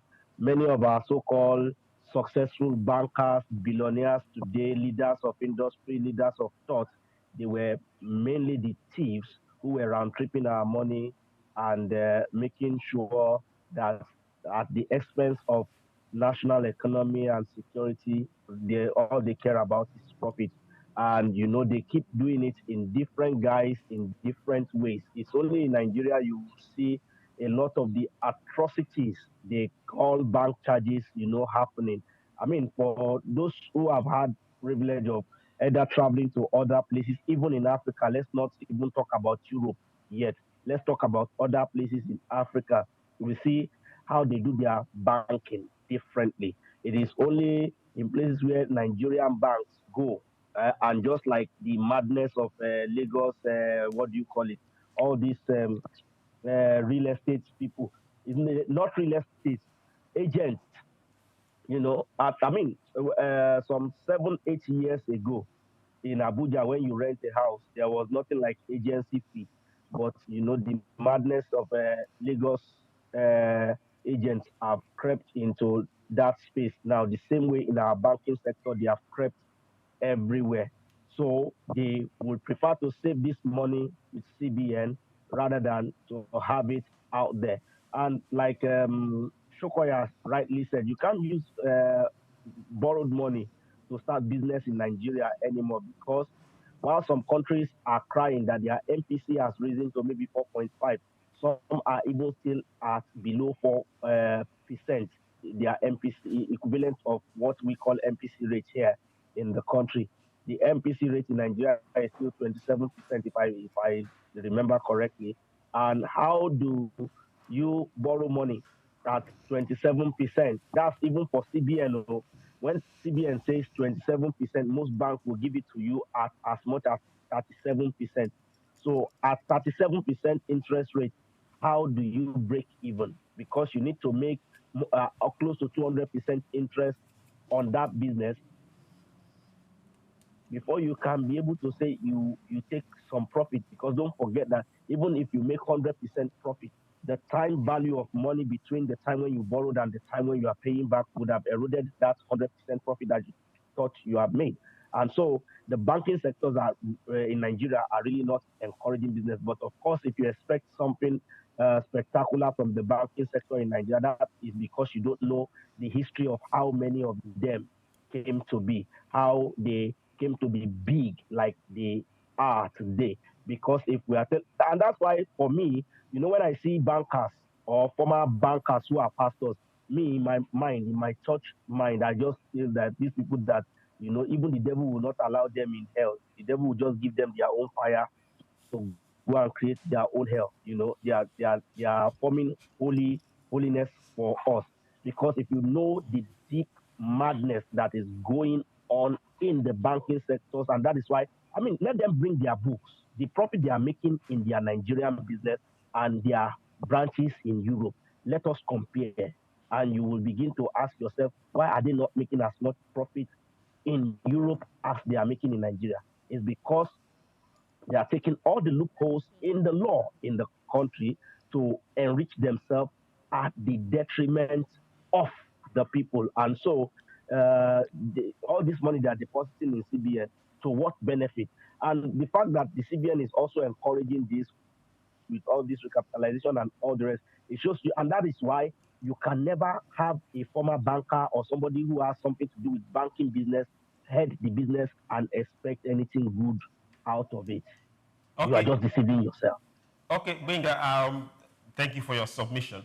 For the bankers out there, we are not going to stand shorty for them, but one thing is sure. You said they take advantage of the policy and the laws in the land, yes. So as long as the laws allow them to do what they are doing, right, wrong, is we that have to cry out and say, hey, this should not happen. If you remember, a particular central bank governor at a point in time said a lot of the SSs and the charges needed to stop, and it did. So now we are back in, you see some other things. But there are still some banks that the SSs are amazing. In fact, right now when I get my monies, I transfer to my fintech banks because of how beautiful mine is. Once you transfer 50, 60, this charge, that charge, I always have to transfer. So there are still some banks that the SSs are crazy. Okay. Okay, now let's... You mentioned something about surety, right? Mm-hmm. So there was this guy in this bank who helped couple get a loan from the bank. Okay. Apparently, he got transferred from that bank to another bank, and this couple did not pay, and he's cooling off somewhere in Yagoku. Ibadan.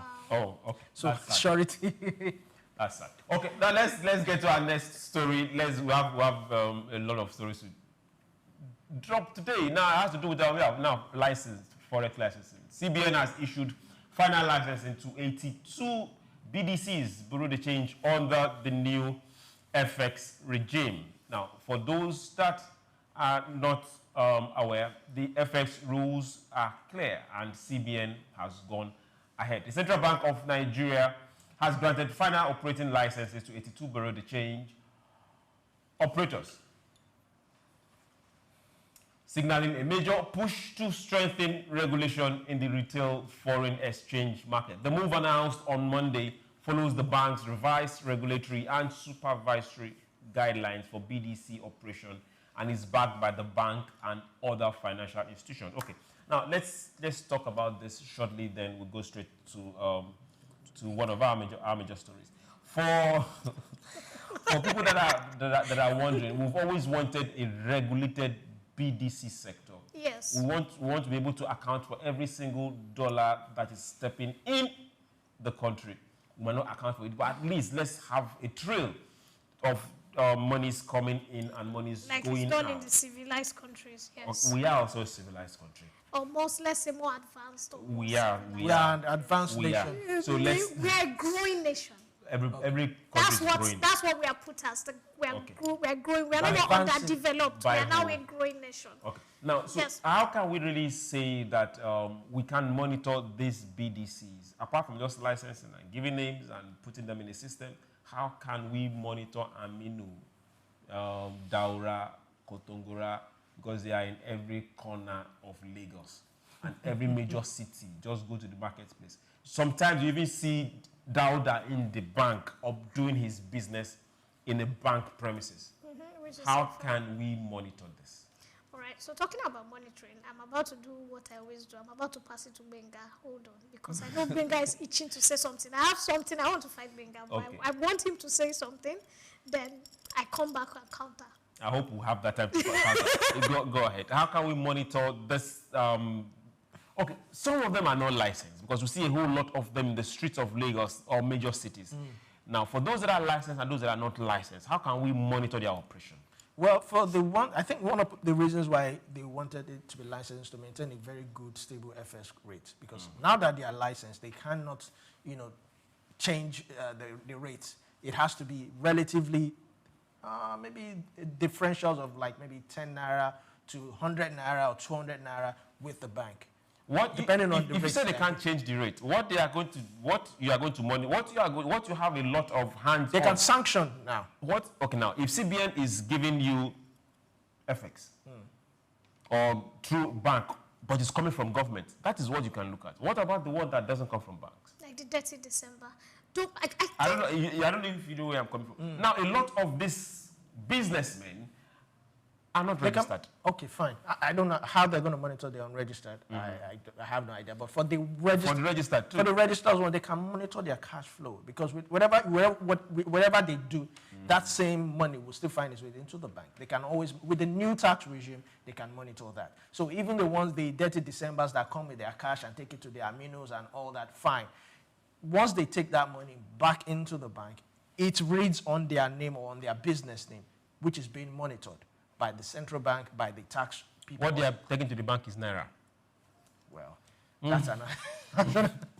Okay, let's come to you now. Quick one. How do you think the CBN can really monitor both the licensed and the unlicensed? For the unlicensed, should they even be operating in the first place?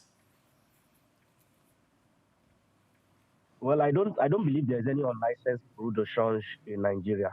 Those people you called unlicensed are people who, so somebody. Oh my God, the network. Okay. Benga, all right. We'll so as Benga was talking, I wanted to tell you that most of the bureau de change you even see on the street, like those guys you see hanging, you may feel they are unlicensed because they are on the road saying hi. A lot of them, like your bigger banks, they have other bureau de change they work under. Okay. Because like Aminu is working for Sabo, who is registered, and Sabo he's reporting to Sabo with his book. So that's what Benga is trying to tell you. Okay, Benga, I think Benga is back. Hello, Benga. Yeah. Yes. Yeah, go ahead, please. So what I'm saying is that all streets operating under somebody's license. The business is so regulated that even the young boys that are coming into the business from Kano today and are just starting out in Lagos today, they are coming under one Alhaji or big somebody who is already registered. And so if you arrest them, they will tell you this is our registration. So, and you can't say they can't operate like that because even banks have one registration, but they have hundreds of branches across the nation. So they too are just operating in like manner. So it is a very good one that this is happening. But you see, the best that has happened is the single currency tenure, where the issue of round tripping is not allowed anymore. You said something earlier on, or one of you said something about these people even operating within the banking sector. They operate within the banking sector because back in the days when we used to have different exchange rates for Bureau de Change and for the government's own banks, you will want to be a patriotic Nigerian. You will take your money to bank and say, I want to exchange my dollar in the bank. The bank will not take the money into the system. They will give you the naira equivalent of the normal rate.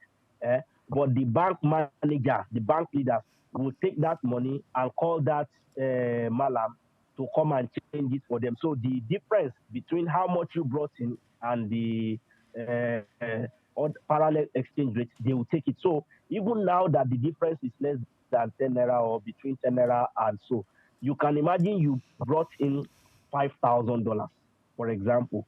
10,000 naira on $5,000 is still 50,000. You will still eat pepper soup at the end of the day, you know. So, but back in the days when it used to be 100 naira difference or more difference, you see that it's a lot of money. And that was why I was very critical earlier on in the previous topic about how many of these bankers brought us to where we are today. In fact, if you are a close relative or friend, they will be the one to discourage you that, don't bring your money to exchange in the bank. I'll give you one malam to exchange it for you. So for the monitoring aspect, it will be hard. And the reason why it will be hard is that you guys think all the money will go back into the banking system, but that is not true. There are a lot of businesses who are still cash reliant. Do you know that many of the cattle rearers don't collect bank transfer? So if you go to, say for example now Gombe to buy cattle and they take you into the farm, if you are buying cattle worth 100 million naira, you have to take your 100 million naira cash there to make purchases. So all these loopholes, which are legitimate, because the cattle rearer will tell you that I don't have time to go through all this banking wahala. That, I mean, did you know that some years ago, a friend of mine was locked out of his Colorado hotel? If you know how cold Colorado is in the US, he was locked out of his hotel because his dollar account in a Nigerian bank refused to work. Was it, or is it refused to work, or overnight they changed the rule on him and he could not withdraw more than $100 or so? And he was already out of the country, you know, by the time the rules were changed. And so because of that, he nearly froze to death, if not for God who sent help, you know, in the dying minute to rescue him. He nearly froze to death despite having enough money in Nigerian banks. So many of these businessmen who are into maybe cattle rearing, cashew, all those who buy timber in Taraba, the Madrid timber, for example, in the bushes of Taraba and many bushes out there, they need cash.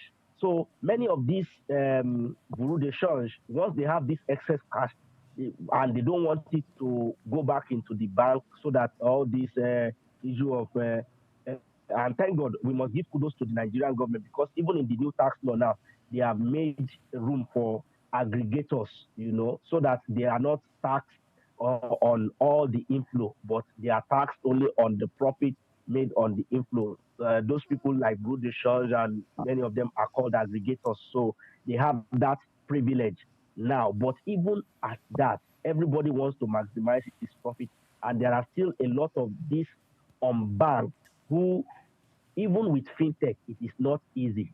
For example, with your average fintech now, you may not be able to do 100 million, 200 million transaction at a go.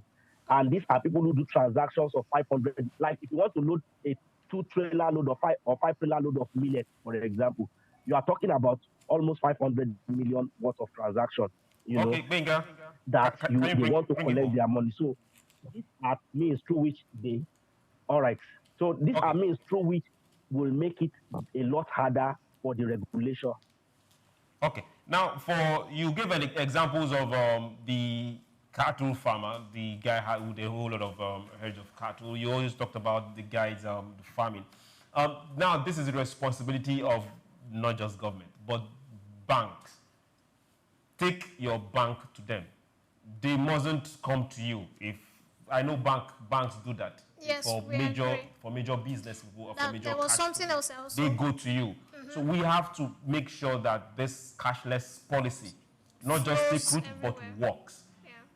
The cash must not come to you. You can't go to the cash. So hey, if we can take education to the herder, we can also take banking to them.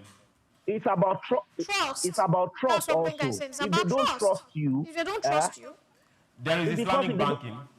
You can there is Islamic banking. My brother, it is not about the name. I just gave you the example of someone who had hundreds of thousands of dollars in his dollar account. I understand with you. I understand with you. Out of his hotel in Colorado. Hold on. Now, I understand with you. Now, the good of the majority is what is important, not the good of one person. The governor chokes. I agree with you. But then I saw there was a time I was having this argument with some big boys. And one of them told me that, look, I don't have less than $2,000 in my account. And he said, because when there's an emergency and you cannot access your bank and app is down, that's what you drop. I had the privilege of working in one of the biggest hospitals at a time. Many times when there are emergencies, once they drop $1,000, $100, $200, we start to treat. God forbid someone is coming and has an accident. You can't access, bank accounts. You have passed your limit for the day. If you have $100 in your account and you drop and you sign, treatment starts immediately. All those English you are going to be speaking that, oh, please hold on. And so when the guy said it, I started to relate with some of the things, and I agreed. In fact, there was a night that somebody was rushed into the clinic and they had to have an emergency surgery, bringing a surgeon and bringing a brain surgeon. One of them had to go borrow whether $2,000 or something to come and deposit. Hold on, I will be with you. To come and deposit. I'm telling you the truth. Now, these are realities on ground. As much as we like the policies, the policies, when people are traveling out, you need to change money because anything can happen. Your bank card can stop working. Like Benga gave the example of his friend that was almost frozen to death in Colorado. Even though he had millions in his account, they can look at you and stereotype you. My friend came in from China 3 days ago. The airline that she took, they had a 20-hour delay. They refused to give her hotel accommodation, and as soon as she went there, they said, oh, yes, you are entitled. Can I see your passport? And they told her, we do not give Nigerians. It was OHA. That particular airline is known for that. If she did not have cash on her, there will be no place to stay. Cashless does not mean that you should not have cash. That's what I'm saying. It doesn't mean that you shouldn't have emergency. We call it emergency funds. I don't know. That's not what it means. We're not looking at for business transactions. We are saying a lot of business people still hold on to this thing because of such emergencies. Not 200 million. Not also even 10 million. If you are holding dollars, you can hold at least 20 million. I also want to correct that notion. Now, until today, or maybe tomorrow it might change, Naira is the legal tender. So it's actually illegal to use dollars to transact business in Nigeria. So let's not encourage that. We agree that it is illegal to use dollars to transact business in Nigeria. But there are sometimes when push comes to shove. After all, there are schools in Nigeria that your minister's children go to and they pay in dollars. Yes, fine. This is why. Does it make it right? It doesn't matter if it's right or wrong. It's what is going on. Hold on, Swift. Does it matter right? No. What is going on? It is wrong. Two wrongs don't make it right. What's obtainable? So two wrongs don't make a right. Wrong, it is wrong. So we call it out. It is wrong. We don't say so it instead of, for example, right me, example, I'm just giving an instance. So if I have a lot of money, I don't mind having $300 in my account, in my wallet, which is a safety measure. I cannot hold the equivalent of that money in my wallet. Hold on, is your money? No, I'm not saying don't hold it. If you have $300 in your wallet, yes, fine. And you need emergency cash, you can exchange with the bureau de change and all. Fine, all well and good. But not that you will not use it to transact. It's illegal. That's how we got to 2,000 naira against $1. That's how we got there. And elections are coming very soon. Okay, now we still maintain that this cashless policy needs to work. So for every fintech, it will work. Definitely it will work. So for every fintech that is out there, for the banks that are out there, keep pushing, keep doing the job. Don't just stay in your offices and wait for the cash to come to you. Go to the market people, go to the business people. Let's get to our next story for today because we are moving. Now, yes, the federal government has also come out to say, hey, the federal government has banned cash revenue payment orders. They've ordered POS terminals in ministry and development agencies. The federal government has banned the use of physical cash for revenue payments, mandating all ministries, departments, and agencies to deploy point of sale, that's a POS terminal, within 45 days. That is even too long.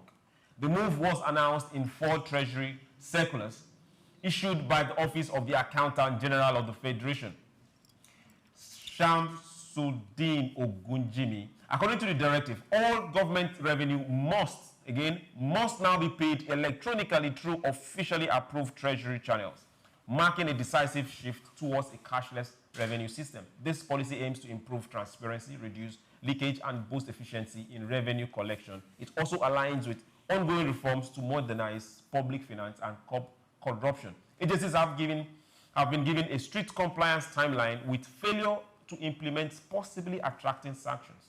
The directive is expected to strengthen audit trails and support digital transformation across public institutions. Now, this is the 45 days ultimatum to swiftly change. Yes. For me, that 45 days is too long. No, it's not. It's not. So that there's enough time.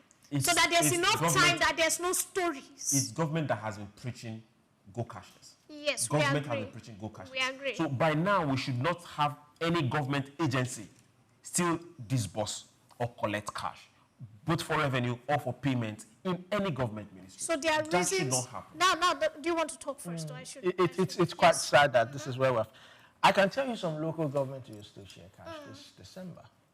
Now, if you need raw cash, they will tell you go to the local government. There's raw cash there. And in my former station, where we work, whenever we go for coverage, they will ask you, do you want cash or do you want transfer? And they will take you to a room where the Ghana must go cash. I can't even... In local government? In local government. I can't even tell how much is in that. And they will start to pay you in cash. Okay, now that particular local government, it should be like a commission within that local government. Local government is supposed to be the closest to the people, which means they interact with you directly for you to be it a social work or be it a buying venture. That we will understand. Local government, it does an issue. But the amount of cash. I'm talking about the amount of cash in that. So what the government is just trying to do is to do a lot of monitoring. Like he said, somebody comes up and the local government vice chairman, who's usually a female sometimes, says, oh, we are doing a female, empowerment program. In your list is written that each woman is getting 100,000 naira. Now, you call for this, 200 innocent women come there, get boring talks or whatever, taught how to make soap and perfume. And at the end of the day, wait now. Sometimes some of those people that are even teaching them don't know. Some of them, I'm just saying sometimes. Now, they are paid as facilitators. They are paid a lot because sometimes it's who know who, not who is really good at it. And at the end of the day, you now, in your list is written that each of these women is going to receive 100,000 naira. But we know how this country works sometimes, especially when people are naughty and there's no follow-up. Guess what will happen? they will give them 20K. These women will kneel down. I'm coming, hold on. I'm just wait now. Hold on, I have where I'm going to. Proof to what you're saying. Baby, calm down. They will sign, and this woman will sing and say, oh, we received empowerment. They won't say how much. Now, federal government is saying, I want to see transfers, no more cash, so that we can follow up. So it's harder for you to transfer 100,000 and ask the women to refund 80,000. Yes. Yes, that's the first step. No, we are stopping. Hold on now. We are just saying part of what the Fed, because they are saying, look at what they said. They said for transparency. It means so that we can watch how much is going out of each account and what is being done. You go to the Nigerian passport office and you're supposed to pay for something. They have already said everything is online. But when you get there, they'll be like, there's one form, there's one, and then you say, okay, let me transfer. I say, no, they will transfer this thing, no, they won't. Just do cash. And there's a woman sitting there. And she has a drawer with a lot of money. Are you giving examples? I'm giving examples. So what the federal government is now saying is, from the passport office to wherever you are going, to the hospitals, there should be no cash. Do a transfer, and not just anybody's name. It must be every single account. An account, so you see it. Now, I need to run into something. About 6 years ago, doctors were on strike. No, the non-academic workers in the hospital were on strike. Those are the administrative people. I think they were agitating for something. And so the doctors had to sit in and be the ones collecting money. They realized within that 1 month, they made 10 times what the admin people were giving them. That was when they started to find out that these admin people have 2 receipts. So you come in, maybe 5 people come in. Which state or which? We are talking all over Nigeria. Since then, where did you get this data particular data happened at Uniport. Okay. That's University of Port Harcourt Teaching Hospital. It also happened at Luth. So all the CMDs met, and they started this single treasury account. So when you go to the general hospitals now, they don't give you receipts anymore. It's banned. You have a card. There is a bank. They give you your ATM. You pay into the ATM. They use their system to deduct because they realize that from this, but there are still some things they are paying at. So this is what the federal government is following. Is it laudable? It's beautiful. It's an amazing way to track money. It's a way to stop people from stealing federal government funds, and so that projects can go on. And when they say we gave out money, it will really, we can track who you gave it to. Okay, thank you very much. Now it's getting interesting in here. Benga, are you still there? We are looking at government side of it and saying, oh, hey, every money coming in or going out must go through a POS. What is your take on this? Is it too late or is it too early? I've been shouting your name since. We apologize. First and foremost, before even I talk on this topic, before I say anything on this topic, please, the one you are asking Swift to name names, please don't do that. She has been in this industry, and all of us have been in this industry, some of us for more than 20 years. We see things. The fact that the institution will not allow... Hold on.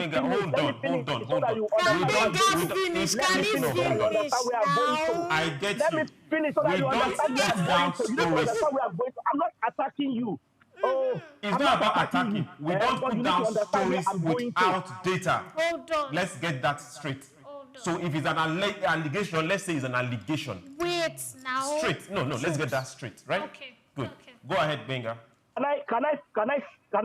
You see, because you have control of the mic over there, doesn't mean that you will not allow us to speak.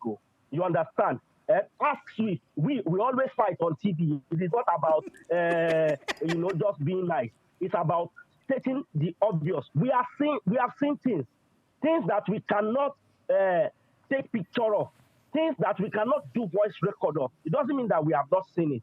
And I'm sure you two must have seen some of them. I know you are trying to be balanced, but don't be putting your colleagues under the truck because you are asking them. Like when she mentioned the name of the particular institution right now, I do not like that, because you see, your source of information as a journalist, you can protect it with your life. You are supposed to protect it with your life. If the federal government likes, you are at no liberty to declare your source to anybody, where you got your information from. You are, as a journalist, you have that power. The Constitution guarantees you that power.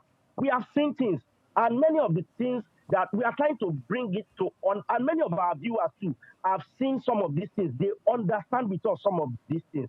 So the fact that, yes, I know maybe we should be adding the word alleged all the time, but at the same time, when there are certain questions that makes it seem as if, say you are whining me, where did you see that? Where, it makes us look as though, and it will make us keep back things we are supposed to use to buttress our points when that is getting. I know you are doing your job as an ombudsman to maintain balance, but all of the things that she said, I have seen some of them with her. I can mention thousands of local government names across the country that I've been to, but you see, I am not supposed to, because when you see those things, you can only write the authority in confidence. I'm not supposed to come on TV sorry, and Benga. be mentioning names. Sorry, Benga. Can you bring this home, please? I saw here.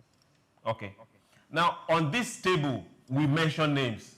If I'm calling out an NNPC, I will call out an NNPC. If I'm calling out the director of any ministry, I will call the person out, because what I have fact and I'm saying it so he can take me to court. But we don't just open up-ended allegations and just drop them out there. I don't know if you get me.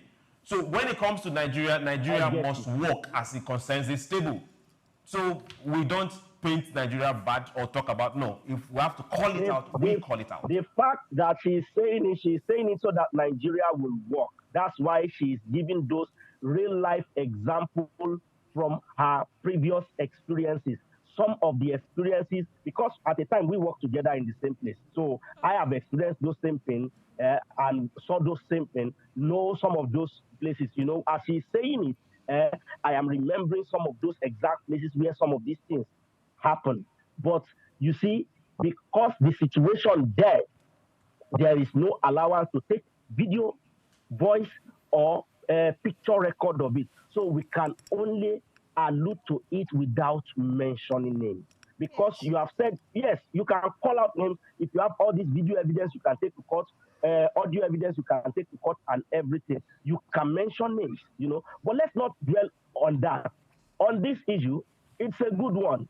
They are only copying states that have already been implementing this for so long, because there are some states who are way ahead of the game. They have been implementing this cash policy for like forever. I mean, just, is it early this year or late last year, we saw Lagos State government did LRP, where all payments are on one single treasury portal that can be easily monitored. So they are doing that already in Lagos. It's only the federal government that is now trying to implement it.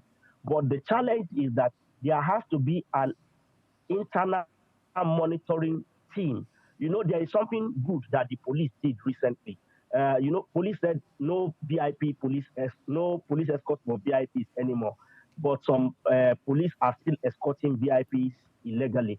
And I think on Saturday or Friday, police went around town in Lagos, and any vehicle they see that there is likely a police escort in the vehicle, they will stop the vehicle. They will tell them to wind down. Once they see a policeman who is escorting such vehicle, they will bring that police officer down, put him in handcuff and put him in Black Maria so that he can. And we've seen videos of those who have been. We've seen videos of those who have been sent to, demoted as a result of this incident. So. Hello? Okay, we'll wait for you to get back. Okay, that particular directive came from the presidency, to be precise. Yes. And the presidency also said, if you see, so me, you, if we see any escort following Swift, we should report. I'm only waiting for if there is compensation for the reporting. But we saw people in the house actually kick against it. Yes, because they know that their hands are not clean. Okay, now let's... It's Benga back. Okay. Okay, Benga, go ahead and finish your thoughts, please. They have monitored it, and because of that monitoring, you see that directive gaining effect. So the same thing with this cashless policy. They need to have an internal monitoring mechanism. People who will quietly, pretend like they want to pay some certain things, because I will tell you what will happen naturally. You will still bring your cash. They will say, okay, let's say the payment for what you wanted to pay for is 80,000 naira, for example, and they are charging you 200,000 for that same thing. They will still collect that same 200,000 naira from you. Then they will use their own card or somebody else's card to pay 80,000 naira. So it is still cashless that the money will enter government first. But the fact is that you are paying actually more than what is going into government first. So for government to be able to successfully guide against that, they need to have an internal monitoring mechanism so that those who are flouting the law will be caught and dealt with. By the time a few people are caught and dealt with, you will see that everybody else will sit tight and that policy will be able to take full effect. But it is a good policy. Thank you very much, Benga. We'll go on a break now, and when we return, we'll go straight to this particular one that is a bit talking point. Don't go anywhere. It's about project and implementation. SBI will be right back. Don't go anywhere. Take Nigeria because it's the mind that needs to first of all be rebranded. He said he's going to be putting Nigerian labor, Nigeria content and materials first. If you say Nigeria first and it is just us down here that, you know, are pushing that agenda, it's going to be a big struggle. Do you think Nigerian firms, Nigerian organizations should start looking at getting their staff involved in this market or buying to keep it for their staff? Within this side, let's also learn citizen diplomacy. See something. This is SOUQ business landscape.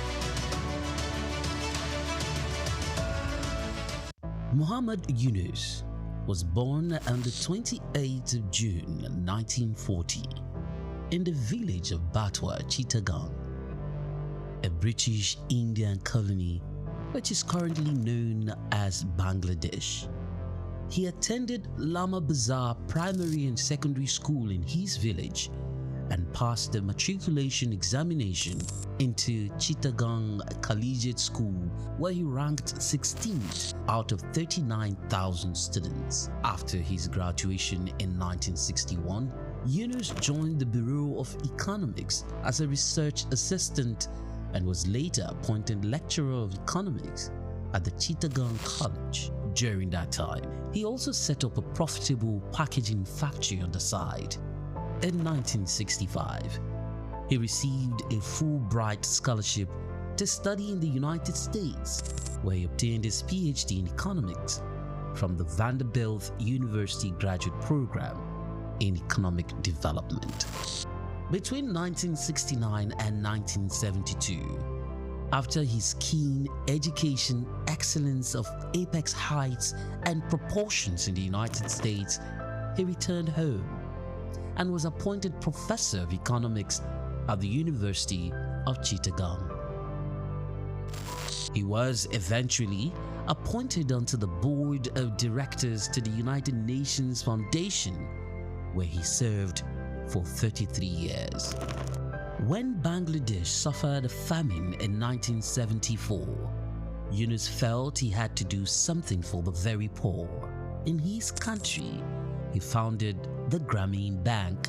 His motivation was to create economic and social development for the very poor, giving long-term loans to those who wanted to start small enterprises to pay back when they can. The aim to help was to get many of them out of poverty. For this, he was awarded the Nobel Peace Prize in 2006. Muhammad Yunus is a recipient of numerous international awards for his ideas and endeavors, including the Humanitarian Award in 1993, World Food Prize in 1994, Independence Day Award in 1987, Bangladesh's highest award, the King Hussein Humanitarian Leadership Award in 2000.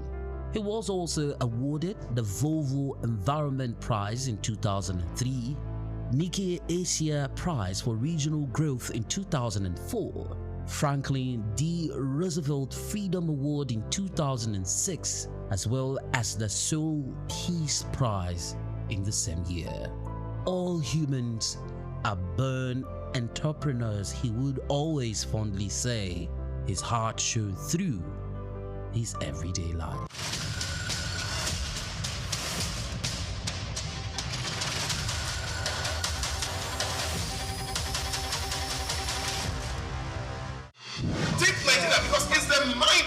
needs to first of all be rebranded.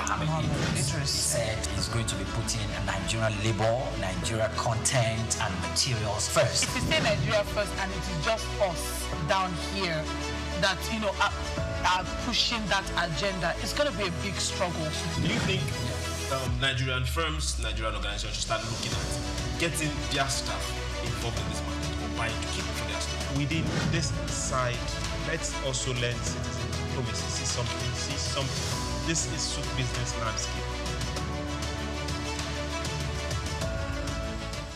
Welcome back. It's still SBL SOUQ business landscape, and this is where you should be. This is where it's happening. Let's get straight to our second story, our fourth story for today. It has to do with capital project. Now, the federal government is buying new projects. They said, no, hold on new project. Now, they've ordered ministries, government agencies to roll over 70% of 2025 capital budget. The federal government has directed all ministries, departments, and agencies to roll over at least 70% of their 2025 capital budget into 2026 fiscal year in a bid to prioritize ongoing projects amid revenue constraints. The directive outlined in the 2026 abridged budget called circular issued by the Ministry of Budget and Economic Planning was circulated to ministers, service chiefs, agency heads, and other top officials. The circular emphasized strict compliance with budget guidelines, warning that no new capital project will be entertained in the 2026 proposals. By limiting new spending and focusing on completing existing commitments, the move aims to improve project delivery and reduce wastage. It comes as the government faces pressure to manage a widening fiscal deficit and weak non-oil revenues while maintaining investment in infrastructure and public service. Okay, we were talking about this before this SBL for this beautiful Tuesday started. Yes. Roll over 70% of capital project. I have to write that down as a teacher that I am. Okay. Now, if we are rolling over, if we are rolling over 70% of the capital project from the 2025 budget, does that not tell us that budget implementation is short by a very long stick? Yes. Well, it depends. It's a 50-50 stake. It's how you look at it. Okay, let me look at it from your prism. Good. Now, like I always tell you, sometimes life happens. That's the reality. Life happens. Life happens. Okay. Sometimes there are delays. So, for example, the Lekki-Ajah road was supposed to be fixed. Rain fell. The government or the Ministry of Works already knows that because rain has fallen. I'm writing down. First of all, they know that rainfall from April to November. That's what we are saying. Good. And so statistics was, okay, when the rain has come down between November and December, we will fix the road. Okay. November, December enters Christmas, 30 December. There's already a lot of traffic. Guess what happened when they had put down funds? Okay. They had already, for example, paid the company that is supposed to come and fix maintenance. Okay. Tractors have been paid for. They have done a budget for daily workers. People that live in that area protested and said, look, there's a lot of traffic. Okay. Can you push your repairs towards maybe the 27, 28, where people are more at home, children are not going to school, people are not mandated to go to the office, and then push it maybe to the second week of January before, the hustle and bustle starts. And the government had to pay attention to these people. What has happened to that project? It has been pushed back.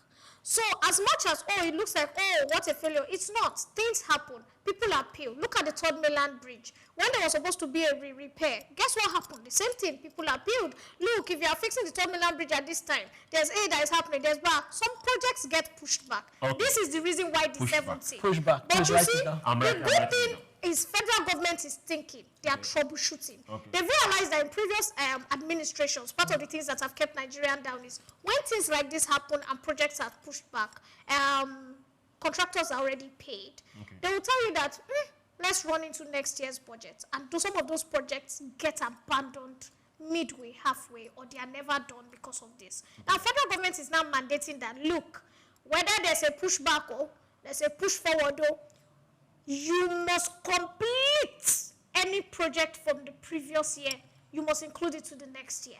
Until it's completed before you start to bring up fresh projects. In fact, not more than 1-2 projects. Whatever is the carryover, the backlog, you must sort it before you do your next 3-unit courses. Is it laudable from the federal government? Yes. Is it beautiful? Is it thinking? At this point, I need to come in. Yes, please come in. Jump in. Don't come in. Jump in. Or beautiful. Go ahead. Now, let me start from what you said. Yes. You said at the point the rain came. Yeah, rainfall. You have limit to give you forecast. Rain does not fall every day. You have limits. You have this is why data is important. Because if you have accurate data, you know the days when the rain will come down. The rains. In advanced countries, projects are done overnight. Roads are constructed overnight. So there's no excuse for that. Because if you have to wait from April to November, and you're saying by December, December comes in. So from December to March is what we have to conclude projects. Then again, let's even start from the beginning. For any project, for anything to be awarded, there should be a deal, a contract. Because there is a let's take it to the private sector. Act of 2007. Yes. And the Physical Responsibility Act that obligates everybody to ensure that project design, costing, supervision, framework are robust and enough to cater for any eventualities. We agree with you. We agree with you. Now, for instance, now, if I award you a contract, and after for a period of 6 months, and by the 5th month, I'm not seeing anything, I can sue you to court to refund me back that money. So I think we need to take that same approach into the federal government. If any budget, if any contract is going to be awarded, there should be some form of written agreement. If this does not come into fruition, what happens? That money should be refunded back. Let's start from there. Because if you look at it again, it's been said that we are running 2023, 2024, 2025 budget. And if we are saying 70% should be rolled over, are we saying that 2023 projects is going to be completed along with 2024? Yes, because many of them are yet because the way I'm seeing it, there shouldn't be even 2026 budget. There should just be... Okay, Benga, I'm coming to you now. We are looking at this particular development from the federal government, and we are putting it side by side, budget implementation.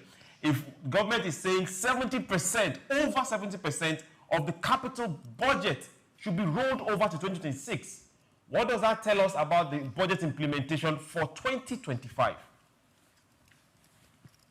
Well, the budget implementation for 2025, like the previous years, have had its challenges. But what the government is doing must be applauded. What usually happens is this. Civil servants and those who are supposed to help government, that's the political class, to get this job done, will bring in bogus new projects every year, projects that they know cannot be achieved. Because all those robust framework that you are saying that it's in the law that must be monitored, is it not human beings in the civil service that will monitor it? And if all these people are in the habit of, they will give all this job out knowing fully well that it will not be done. So once the year is nearing its end, they will now use bogus means so that they can spend that money, but the job is still not done. So they will spend it, so it will look as if budget utilization 80%, but reality on ground is not. And this government now comes and say, "Oh, Benga, we're having some network issues." Okay, go ahead. So government is saying this is the loopholes through which money is leaving the federal government account.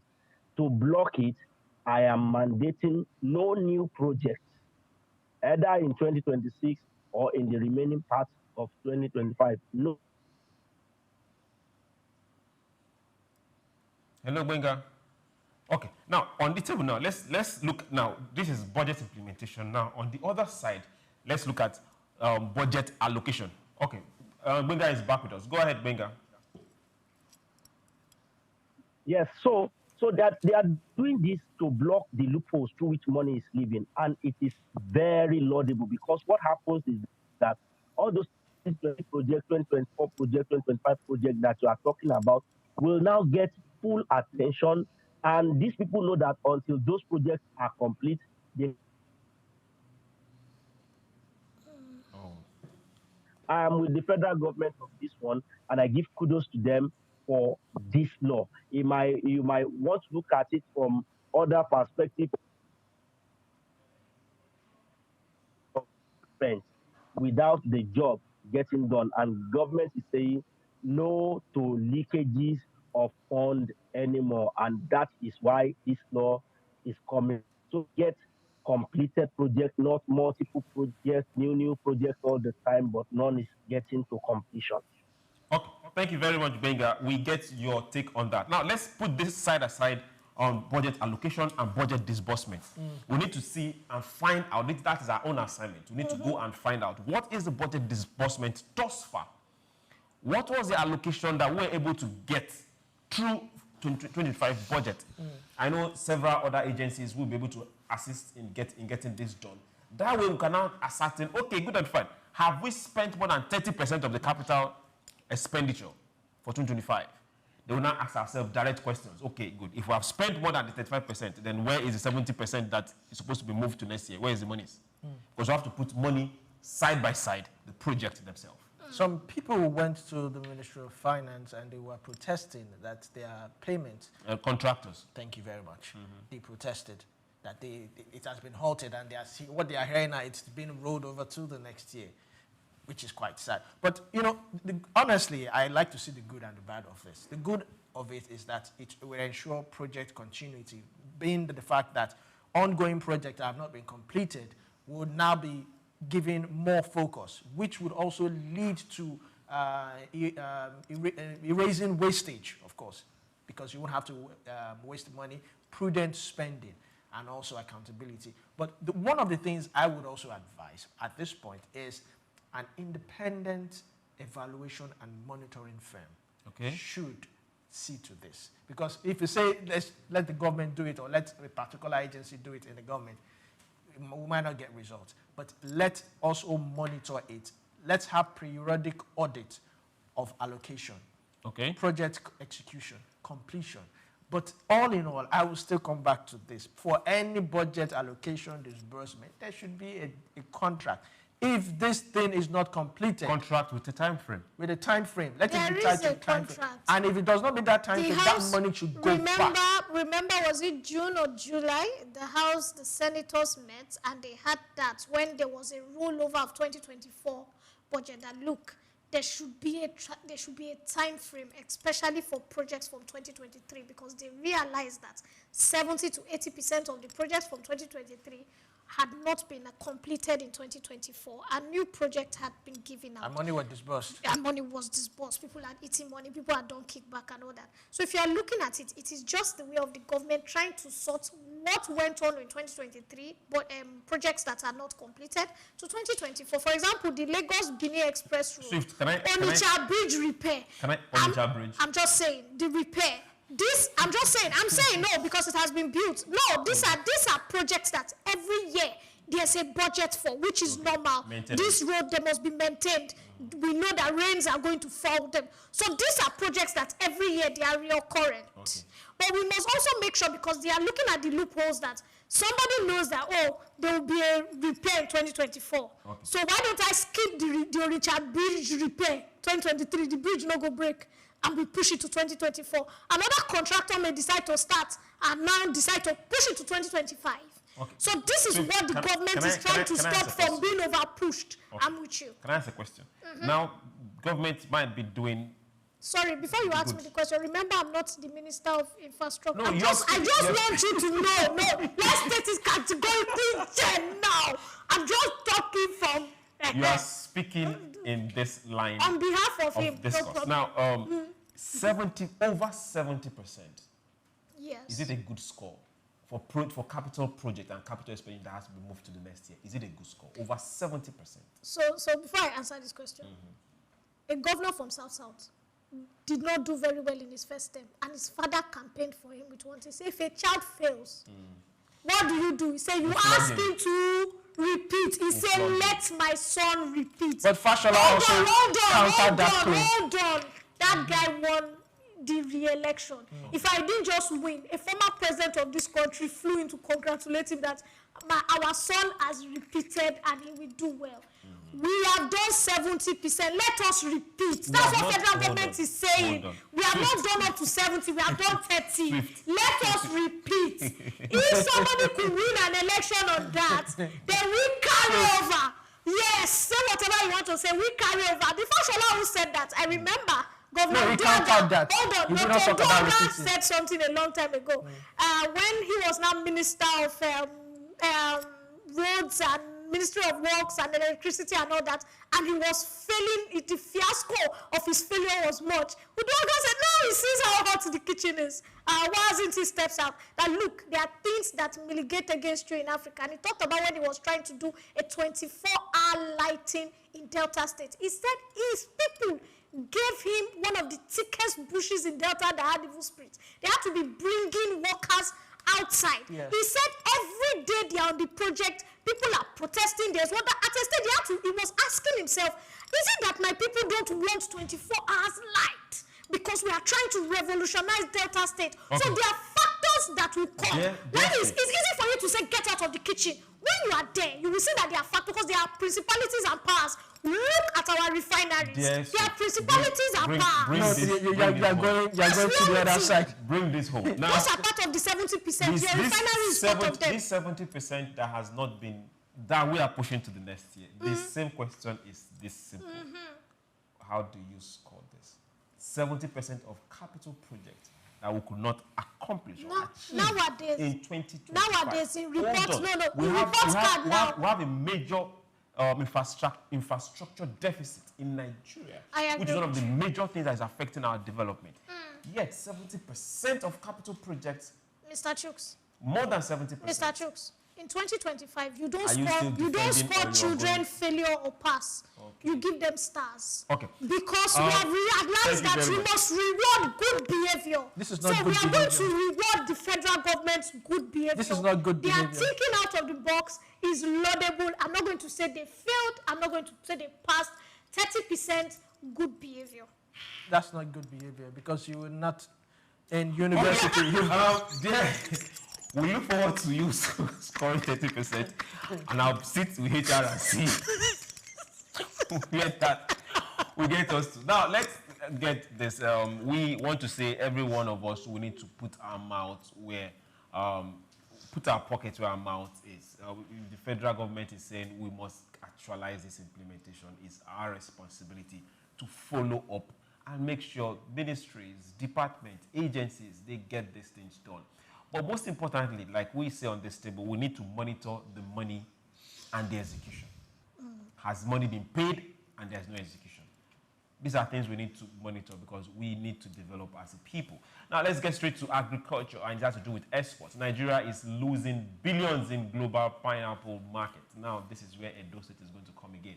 And if you speak Edo State, if you speak about Edo State in that light, we will come for you. Nigeria is failing to tap into the 27.08 billion global pineapple market due to its heavy reliance on raw exports and high post-harvest losses. According to Okekunle Akintunde, Chairman, Board of the Trustees of National Pineapple Growers, Processors and Marketers Association of Nigeria, despite producing 1.54 million tons of pineapple annually, much of the crop goes to waste as local growers lack processing capacity. Akintunde said this waste represents unimaginable wealth left on the farm floor and a missed opportunity to add value through juice, dried fruits, and canned products. Analysts point to the Middle East as a lucrative market, with demand for processed fruits growing at 5.3% annually through 2026. Countries like the UAE and Saudi Arabia are also heavily investing millions in fruit import. He also has urged urgent investment in processing to reduce waste and boost export earnings. Now, for people that might not know, Nigeria is a major blessed grower of pineapple. From the west, the entire western states can grow pineapple. The entire Niger Delta, aside those regions that oil has polluted their lands, they can grow pineapple. Edo State is a major grower of pineapple. Major grower of pineapple. Then you have the Bayelsas, the Abia states. They all can grow pineapple in commercial quantity. But this is where we have found ourselves. The major thing we do is just cut the fruit and export. Value addition, we don't do. Over 10 billions is what this market is worth. That the question is, what percentage of that is coming into our country? Where can we start? We can start. We have already started. We have Buy Nigeria. We have 30% value addition. We have a major company, manufacturer of juice. Where are they getting it from? Where are they getting their raw materials from? They should even partner with farmers and be getting it directly from them. Pineapple, if fermented, I think is used for, is it alcohol or something like that? Yes. Yes. We have breweries, don't we? Yes. We have brewers in this country. So they've not really experimented with. So there's a problem, and the solution is already there. It's just the problem and the solution should just meet themselves halfway, and where everybody is fine. Somebody needs to invest in it. Yes, somebody needs to invest. Needs to take that. So like I said, I brought up the NIFO issue here.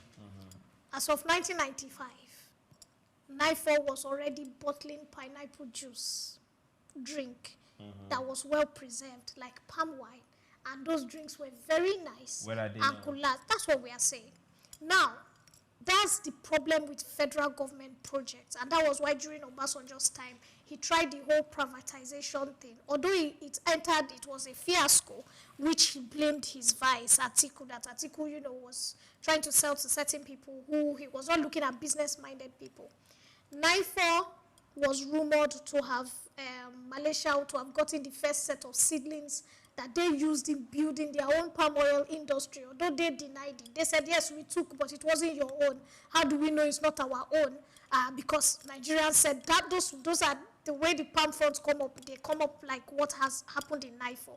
If NIFO has been doing this since 1995, imagine if we have been building on it. This is an industry on its own that we will say we are making revenue from.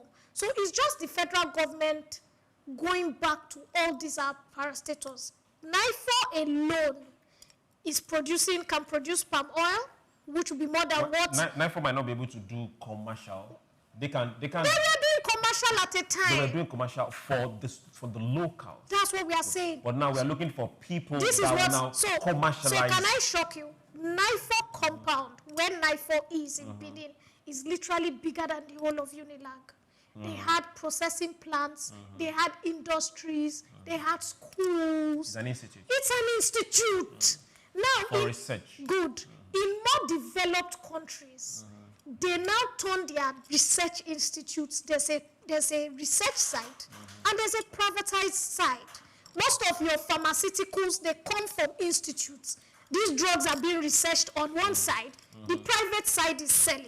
So the Nigerian government needs to see, and there are over 15 NIFOs, or there are a lot of all over the country. So imagine if they start to look at the privatization side. Okay. That oil, because another company in Edo, who is one of the biggest oil producers, who is even on the stock market, making a lot of money now, they got their first set of seedlings from NIFO. If it's rumored that one of the owner or some of the directors had worked in NIFO before. So imagine if they decide to divide NIFO into two, the commercial side and the main side, and they are producing pineapple, they are producing oil, they are producing palm wine. We will be rich. The job... that's what is happening in more developed countries. Why are we not trying to imitate that? It's not just NIFO. Both NIFO, NIPRI, our universities, and the universities, and all of them put together. Now, their major job is to be more of a chair, an institute, a research ground for the industry. Yes. Now, they research products for the industry. So now the patent now depends on who is paying for the patent. If the industry pays for the patent, then if NIFO pays for the holds onto their patent. But at the end of the day, what product comes out of these industries needs to be commercialized. NIFO or any other institute cannot do that because they don't have the powers, they don't have the commercial strength to do that. For all the institutes produce some things majorly for the communities living around, and they patronize them, but we need them to go back to what they used to be. And we need industries to line up and buy this patent off them. Do you know why I'm smiling? They do have. So years ago, in University of Benin, I think as of 1990 something, that this I can quote, the staff had to protest. The university had a bakery, so when federal government, there were supposed to be bakery, pure water companies, water bottle companies and all that. They closed the bakery down, that the bakery wasn't, at a state, there was no maintenance. Somebody in the university, the wife took up the bakery, as was now became one of the biggest bread producers in Benin at that time. Because she could manage. Because, yes, but it was the same bakery that they claimed that was not even able to run enough bread to feed the students. Okay. Now, this bakery was not just selling to students in Uniben, it was not selling to people all over Benin. So people are saying, so why was the bakery closed in the first? Because the woman did not bring in any new machinery. It was the machinery from there. She was running on the electricity from the university. She brought in new heads. Look, it boils down to the fact management. Okay. Our universities, like I always say, they can be independent. We can have bread produced by the... In fact, there was even another case of SOUQ, who was now running for SUG president, who had said he was going to revitalize that bakery, take it from foreigners and let students work in the bakery and be paid. The VC at that time ensured that the boy never became SUG president, and we were sent home. I was sent home for over 6 to 8 months, and we had to pay because, I'm sorry to use these words, somehow, the academicians have made a conscious effort to stifle growth within the campuses, because that was what happened in Uniben during Oberasak's time. For Oberasak making that single statement that we were going to make sure that the Uniben, that bread now becomes Uniben bread, all students, in fact, breakfast free bread, but he has done his case study because he was an engineering student. People can work in the bakery and get small money, students who can afford school fees.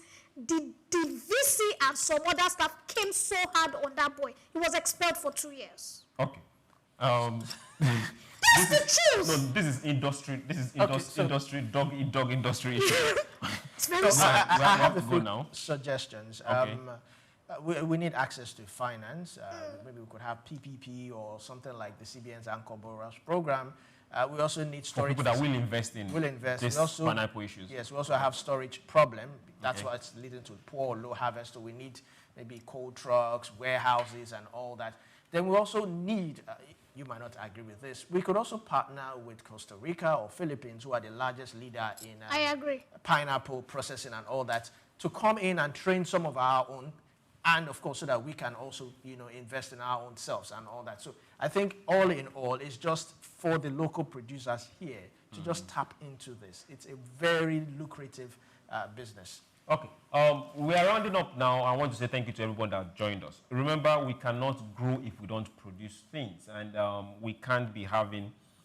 Pineapple is just one of them. There are a whole lot of agricultural produce that waste in the farm. If you remember some years back, after Obasanjo put a ban on fruit juice that were imported, Chivita came up. Yes. As we speak right now, almost every company wants to buy Chivita. One company bought them over, another company bought them over, now another company bought the one that bought them. It's all about possibilities. So let's look inwards and cut down on importation when we have local things here that we can really compete and even better the ones we are bringing in. This is SOUQ Business Landscape, where we talk. Thank you very much, Olumide. Thank you very much, Swift. My name is SOUQ John Rogers SOUQ. We'll do this again tomorrow. Olumide. It's been a pleasure. Keep liking, comment, and share on our YouTube page at SOUQ News TV. I am Olumide Shukra. Enjoy the rest of the day. Like I always tell you, according to Winston Churchill, do not ask what the government will do for you. Ask yourself what you can do for the government. Keep being the best at what you do. My name is Swift Aderito. Have a beautiful day. Not also... Take Nigeria because it's the mind that needs to first of all be rebranded. Literacy said is going to be putting Nigerian labor, Nigeria content and materials first. If you say Nigeria first and it is just us down here that, are pushing that agenda, it's going to be a big struggle. Do you think Nigerian firms, Nigerian organizations should start looking at getting their staff involved in this market or buying to keep for their staff? Within this side, let's also learn citizen diplomacy. See something. This is SOUQ Business Landscape.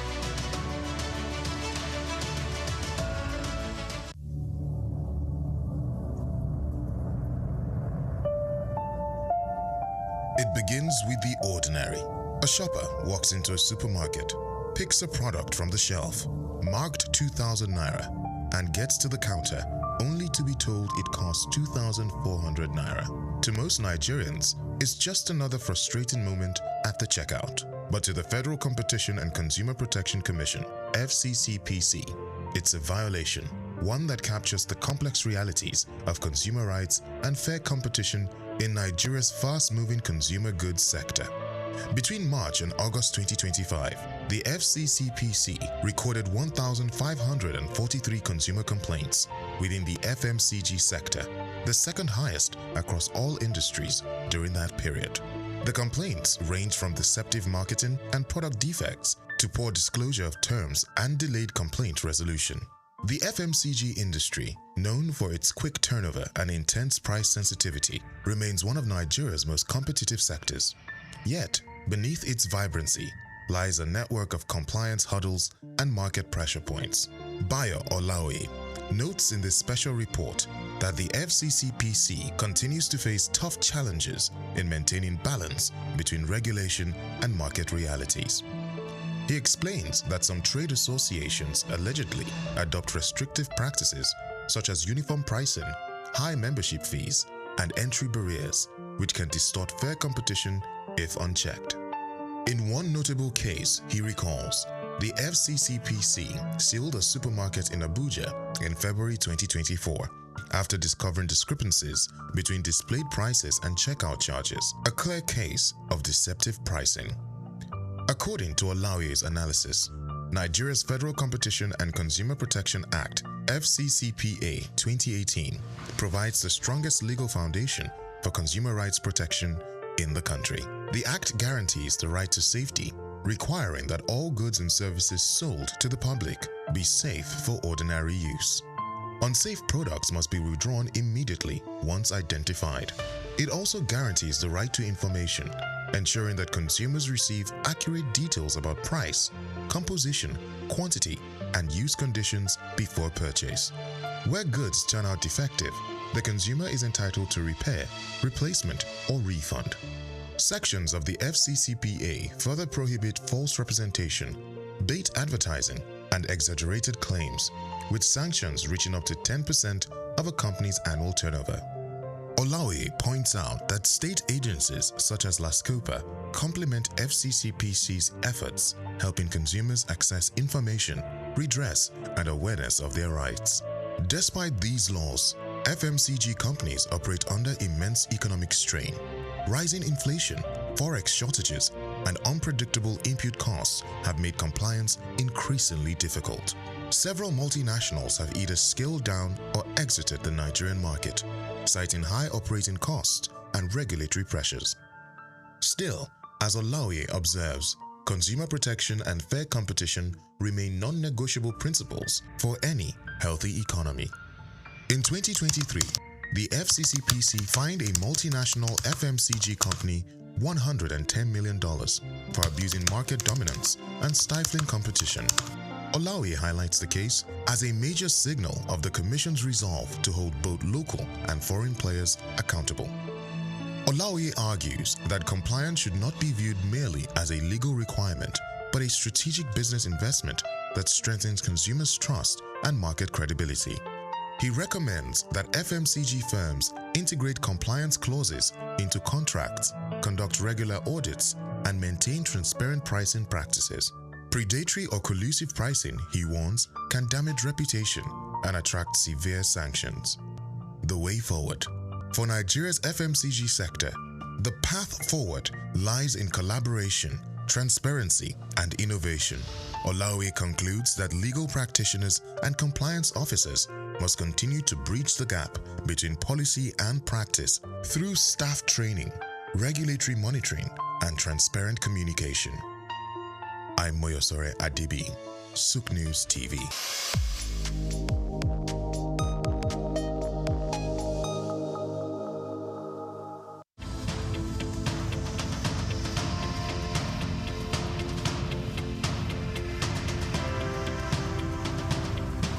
Eko Atlantic has become Nigeria's most sought-after city for its high-end infrastructure, prestige, and well-planned city layout, as reflected in an 8-lane boulevard, about 13 internal bridges, underground cables, and green footprints defined by over 30,000 trees. Additionally, having a building in the city has become a trend among the so-called big boys, as was the case with Old Ikoyi, Victoria Garden City, popularly called VGC, Osborne Foreshore, and now Banana Island.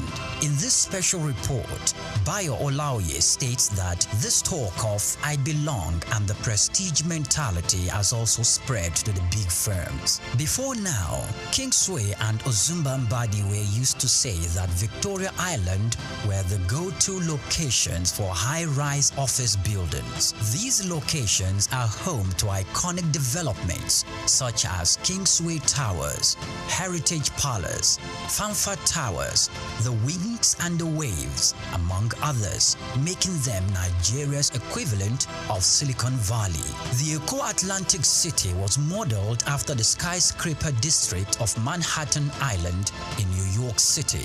It has become the new destination for big-ticket corporate firms which are building or relocating their new headquarters to the 10-square-kilometer city, rising off the coast of the Atlantic Ocean in Lagos. The city is attracting investment interests in both residential and commercial real estate, the latest being MTN Nigeria, preparing to build a new headquarters. MTN is coming on the heels of First Bank, which recently turned the turf to build a 40-floor corporate head office, making the city's most iconic development so far. Prior to this courageous and ambitious entry into Eko City by MTN, First Bank, Dangote Group, and the Embassy of the United States of America have taken positions there, developing a new head office and a diplomatic facility respectively. Much earlier, a co-development company had occupied the city as the developer of the Azuri Towers, offering both residential and commercial facilities for high clients and corporate bodies. Arkland Property Investment and Oak Homes are also in the city, developing A&A Towers simultaneously. These are the residential developments that will be standing on the 22nd floor and the 33rd floors respectively. Other developments are the Pan-African Towers by Periwinkle Residences, Eko Pearl with Champagne Tower and Eko Pearl Black Tower, Amni Towers and Ani International Petroleum Development Company, and Louisville Towers by Total Energy Staff Cooperative and Multipurpose Society. Louisville will comprise 300 residential homes spread between 2 towers, a world-class sporting center and a club, retail outlets, and other facilities. It is designed to employ modern technology to achieve smart living and high standards. Eko Atlantic is an exclusive luxury city with superior infrastructure that appeals to the kind of investors we have seen in the city so far.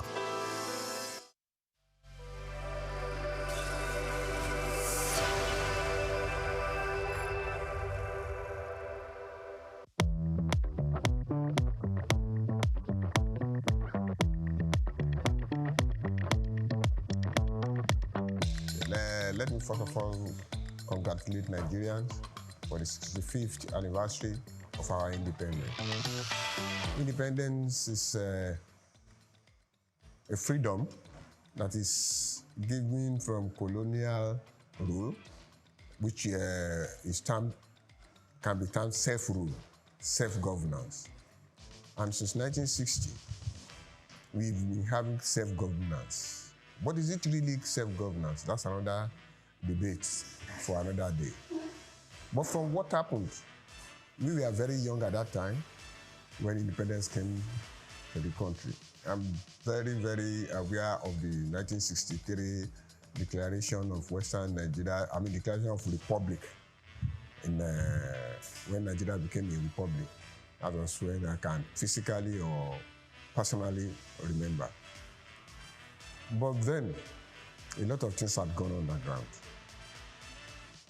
The joy of the independence has always been cut short and is not getting to the expectations of the people.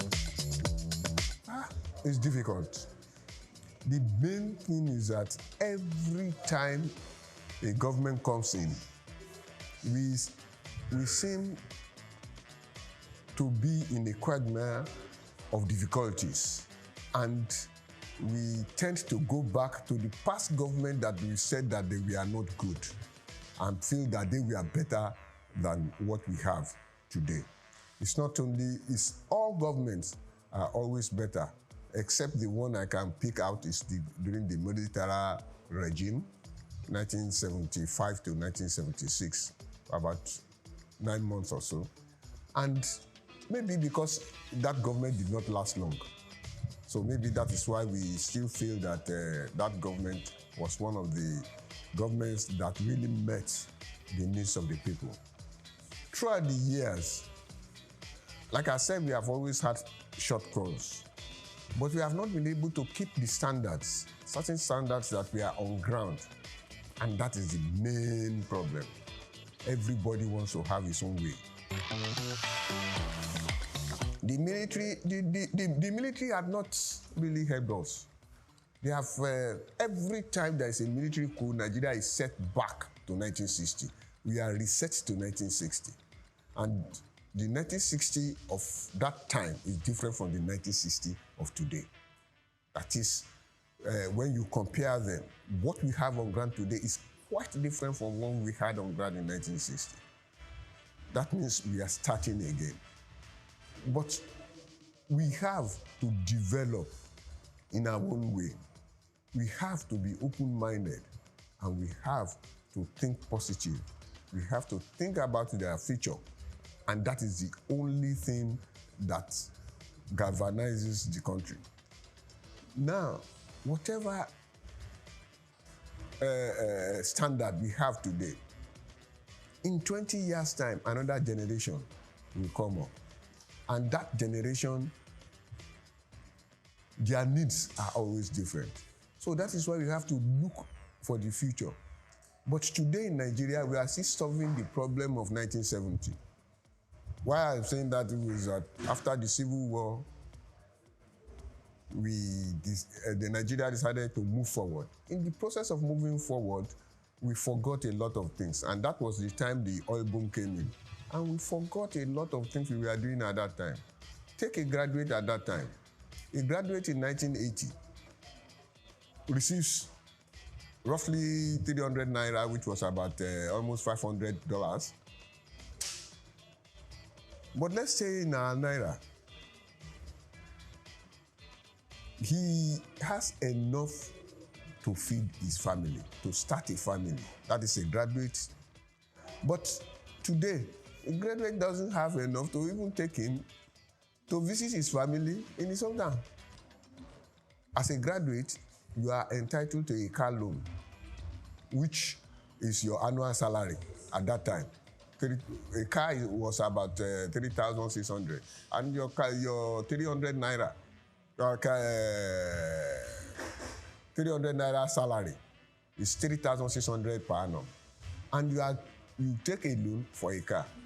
Once it's established that it is yours and you bring it to the office, you will be given a car allowance. And that car allowance may be about 50 naira or 60 naira. And when you look at it, they are deducting 50 naira or so, or 54 naira from your salary for every month for 4 or 5 years that you are taking the loan. And they are giving you 50 naira. So in 3 years, you are promoted to level 9. And on level 9, you are entitled to a car allowance of 72 naira. So it means that just like if you have been given a car for almost free. And those are some of the things that I look back to. Those are some of the things we enjoyed at that particular time. And it started eroding through government policies. And we now have this problem in which we cannot get the minimum wage in those days was about 90 naira. When religion is a personal thing, that's the belief of the Yoruba. That is why in the same house, you can have the husband being Onishogo, the wife being Oya or Shun devotee, the uncle being a Christian, and another person being a Muslim. No, we all grew up together. During the Muslim festivities, we go together. I had an aunt in Ajegule. And during our holidays in those days, we used to go to Ajegule and we go to the mosque. Within that 1 month we are staying with them, we go to the mosque with them. We pray together. Even though most of the things, they started teaching us the alif, ba, ta, sa, and whatever, the alphabets in Arabic. But most of the time, by the time I go back home, I forget about it. And when they come to our place, they go to church with us. Even most of our Muslim cousins, they school with us. My mother will go and pick them in their homes, and they will school, they stay with us. We are about 20 in the house where we are living at that time. So it is not religious tolerance, as I will say. I will say, I've forgotten the word now, maybe like respect. Well, if I'm tolerating you, it means you are bad. You get me? If I'm tolerating you, it means that I'm tolerating something that is bad that you are doing, but I'm not talking.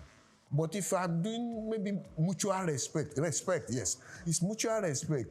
All religions in Lagos or in Yoruba land, particularly, they had mutual respect. When it is time for the Egungun festival, we will come out with our families, with them, with those that are in the Egungun. When it's time for the Ifa festival, we go to them. When it is Ileya, when it is Christmas, we were all one in Lagos Island, and even in Lagos at that particular time. The greatest disaster for Nigeria was the introduction of the presidential system. Let us start from the economics. In parliamentary system, you just have to win your constituency, and that's all. You win your constituency, you spend within your constituency, and that is all. When you get to the house, when you are not to pick the speaker or the leader of the house, that is when you interact with others. But in presidential system, you have the whole country is your constituency. The whole country is your constituency. Let's go to the grassroots. And the grassroots, the unit is the family. The family unit has broken down. Not to talk less about of the extended family unit, or where a community is served like a family. The youths are not being taken care of as in those days. In those days, we never knew whether you are from anywhere in the world or in Nigeria. We interact, we never knew. In sports, we never knew where our people come from. In school, we never knew. At times, 60 years later, I'm just discovering that somebody is from Asaba, one of my classmates. Discover is from, we had the Odumakers, we had the Bazunos in those days. Went to school together, but we never even knew that he was not Yoruba or from Western Nigeria. We were all together. The unity, our unity has been eroded. Today, most schools, there are no boarding schools again. And that is you discover that you are only limited to your area, except when you are going to higher institutions. Even some higher institutions are within certain areas. So we don't interact, we don't intermix, we don't even know the culture of other people.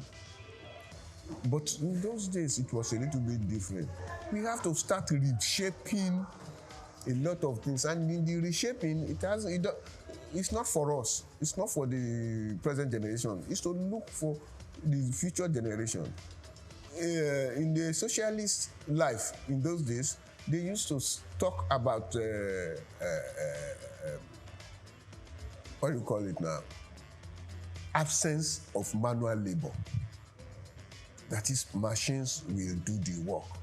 We are human beings will sit down and just be looking, and machines will do the work. We are getting to that stage very soon. Even we are almost there. In those days, we used to have what we call telephone operators. That type of job is gone. In those days, every office has its secretary, or what do you call it, a secretary that we type, do all these things. Now, that job is gone. The MD, the secretary is just to make arrangements. In those days, you have to have dictators, you have to dictate messages, you have to take minutes. Now, AI is doing everything. So there's going to be a lot of job losses. But in creating new jobs, that's a problem. The problem, and at the rate our population is going, is continuing to have a lot of jobless people. But how do we manage it? How do we get to that? That's the problem.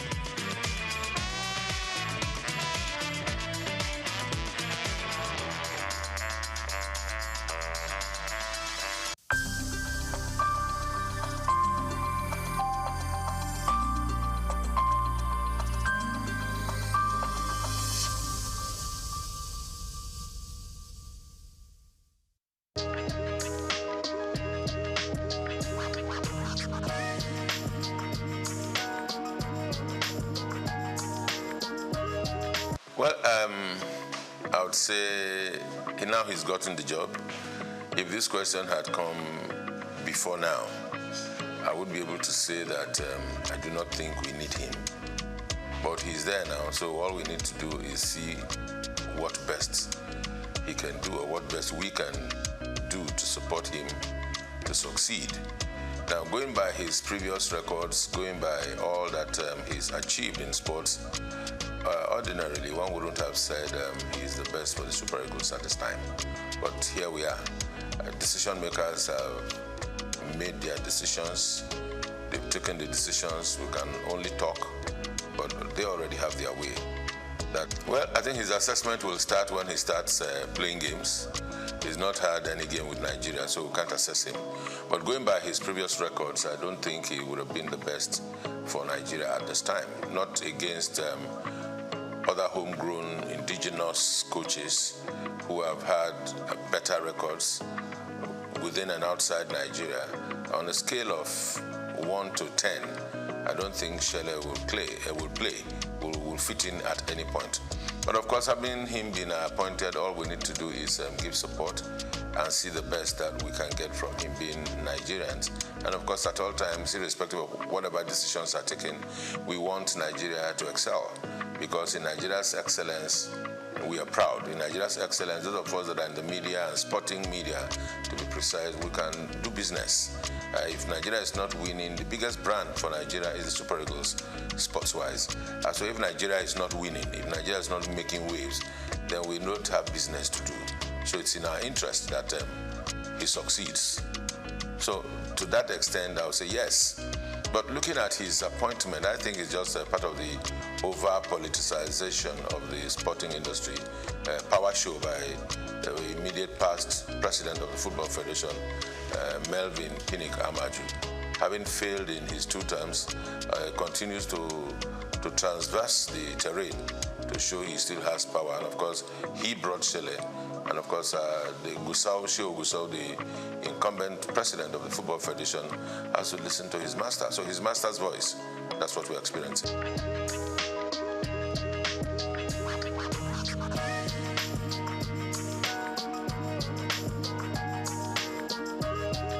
If they like, let them bring the Herusadi. You see, there are things about Nigeria and Nigerian sports that should not surprise anybody. Politics are played everywhere, and balancing of acts are played everywhere. Federal character everywhere. And the federal character thing is just all very pretentious things they do. It's not for the interest of Nigeria.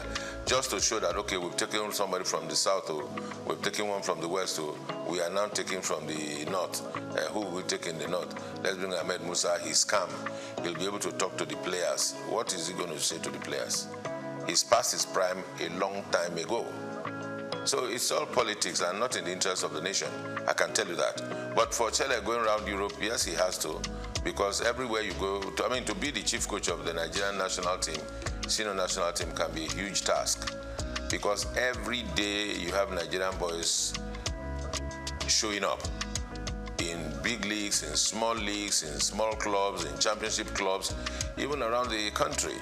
You find players everywhere. Nigeria, I think today, if we are not exporting oil, I think we are exporting footballers to everywhere, even those that are born abroad. I mean, you can imagine this young boy at Arsenal, 17, Ethnan Waneri, and there's an Okoli, there's Ndidi, both at Leicester City. So everywhere you go, you see Nigerian boys showing stuff. So to be the coach of a Nigerian team at the level of Super Eagles is a huge task. One would expect that we should have a scouting department. One would expect that we have a department that should take charge of team psychology. We expect that we have the technical department or the directorate for technical at the Football Federation to be well equipped with people that are sound in mind, sound technically, and have capacity to work and deliver. With all of that put together, then they should be able to advise and situate the coach at a point where he can deliver and work well.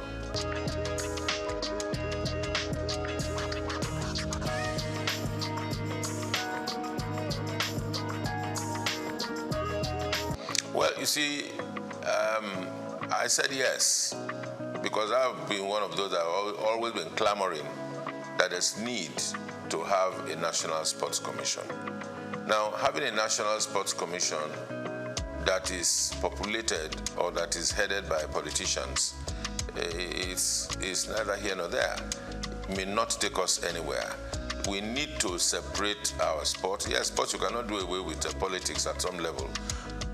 But in terms of the administration, in terms of the management, in terms of the execution, there's need to be able to separate sports and politics. In the days where we held sway in sports, where the National Sports Commission functioned effectively, all of those that occupied the position as Director General, as directors in the then National Sports Commission, were professionals. If you recall from the days of Abraham Odia, Awotro Eleya, and of course Isaac Akioye, that laid the structure and foundation for a proper National Sports Commission just after the All-Africa Games, was a thoroughbred professional from the University of Ife. And there are other such professionals all about this country. And you need to ask, if we are not able to seek and give these people jobs and give them tasks to deliver, we always will go look for political loyalists to put in positions so that they answer to us. Politics is just, to me these days, it's more like a window for public relations for political parties and individuals that are into politics to express themselves, or maybe also at the same time also reward loyalists. That's what we find. So in terms of the technicalities on administration and management of sports, in its true sense, we're still very far from it.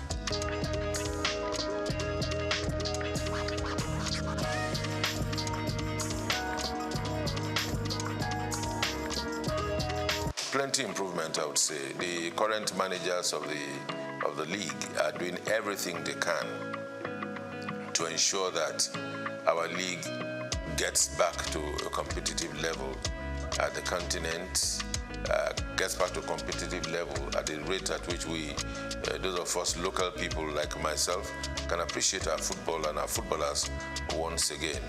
The question to ask is to say, are we doing enough? The answer will be no. Who are those not doing enough? The media, the sporting media in Nigeria is not doing well enough.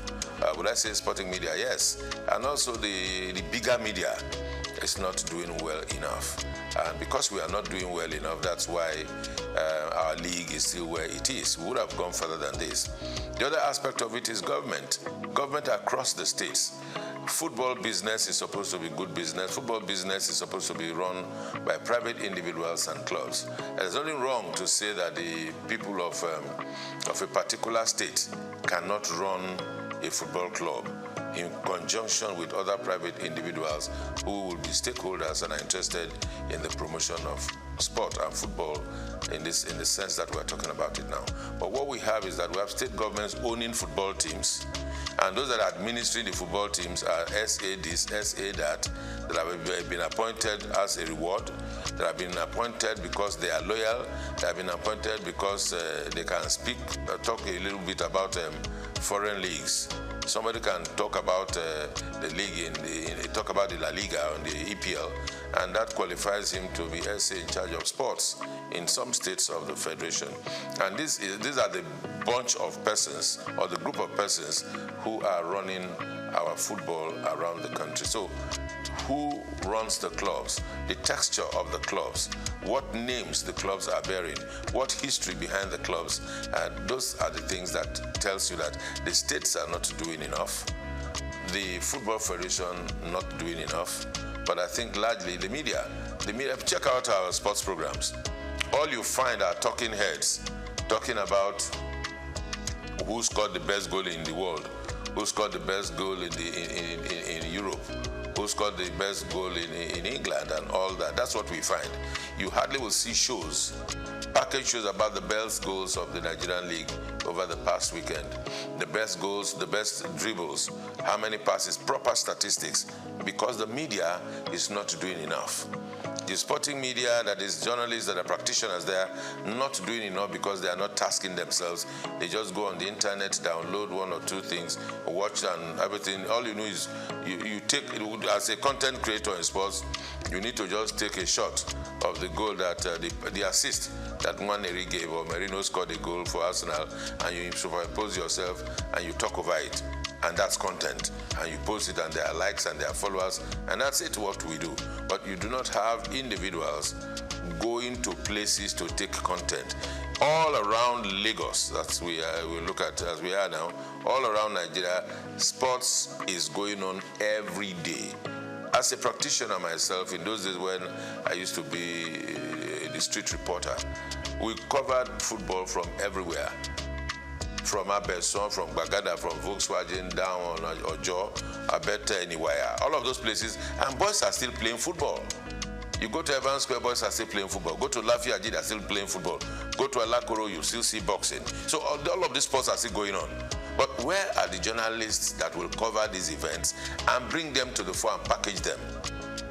The journalists are not ready to do that job. Even those that are ready are not funded.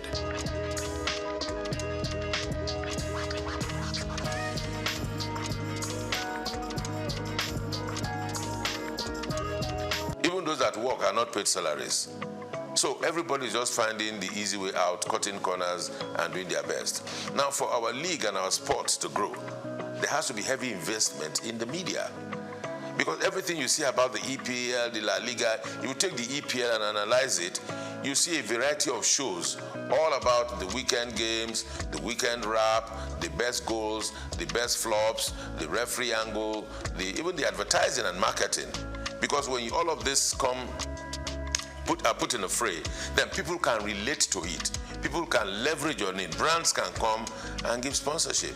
But we are not able to attract sponsorship because there's nothing for the brands to take away. Because if you give brands value, they will attach to it. And it never used to be so. Before 2006, the La Liga was not popular. The EPL was not popular. The Champions League was not popular.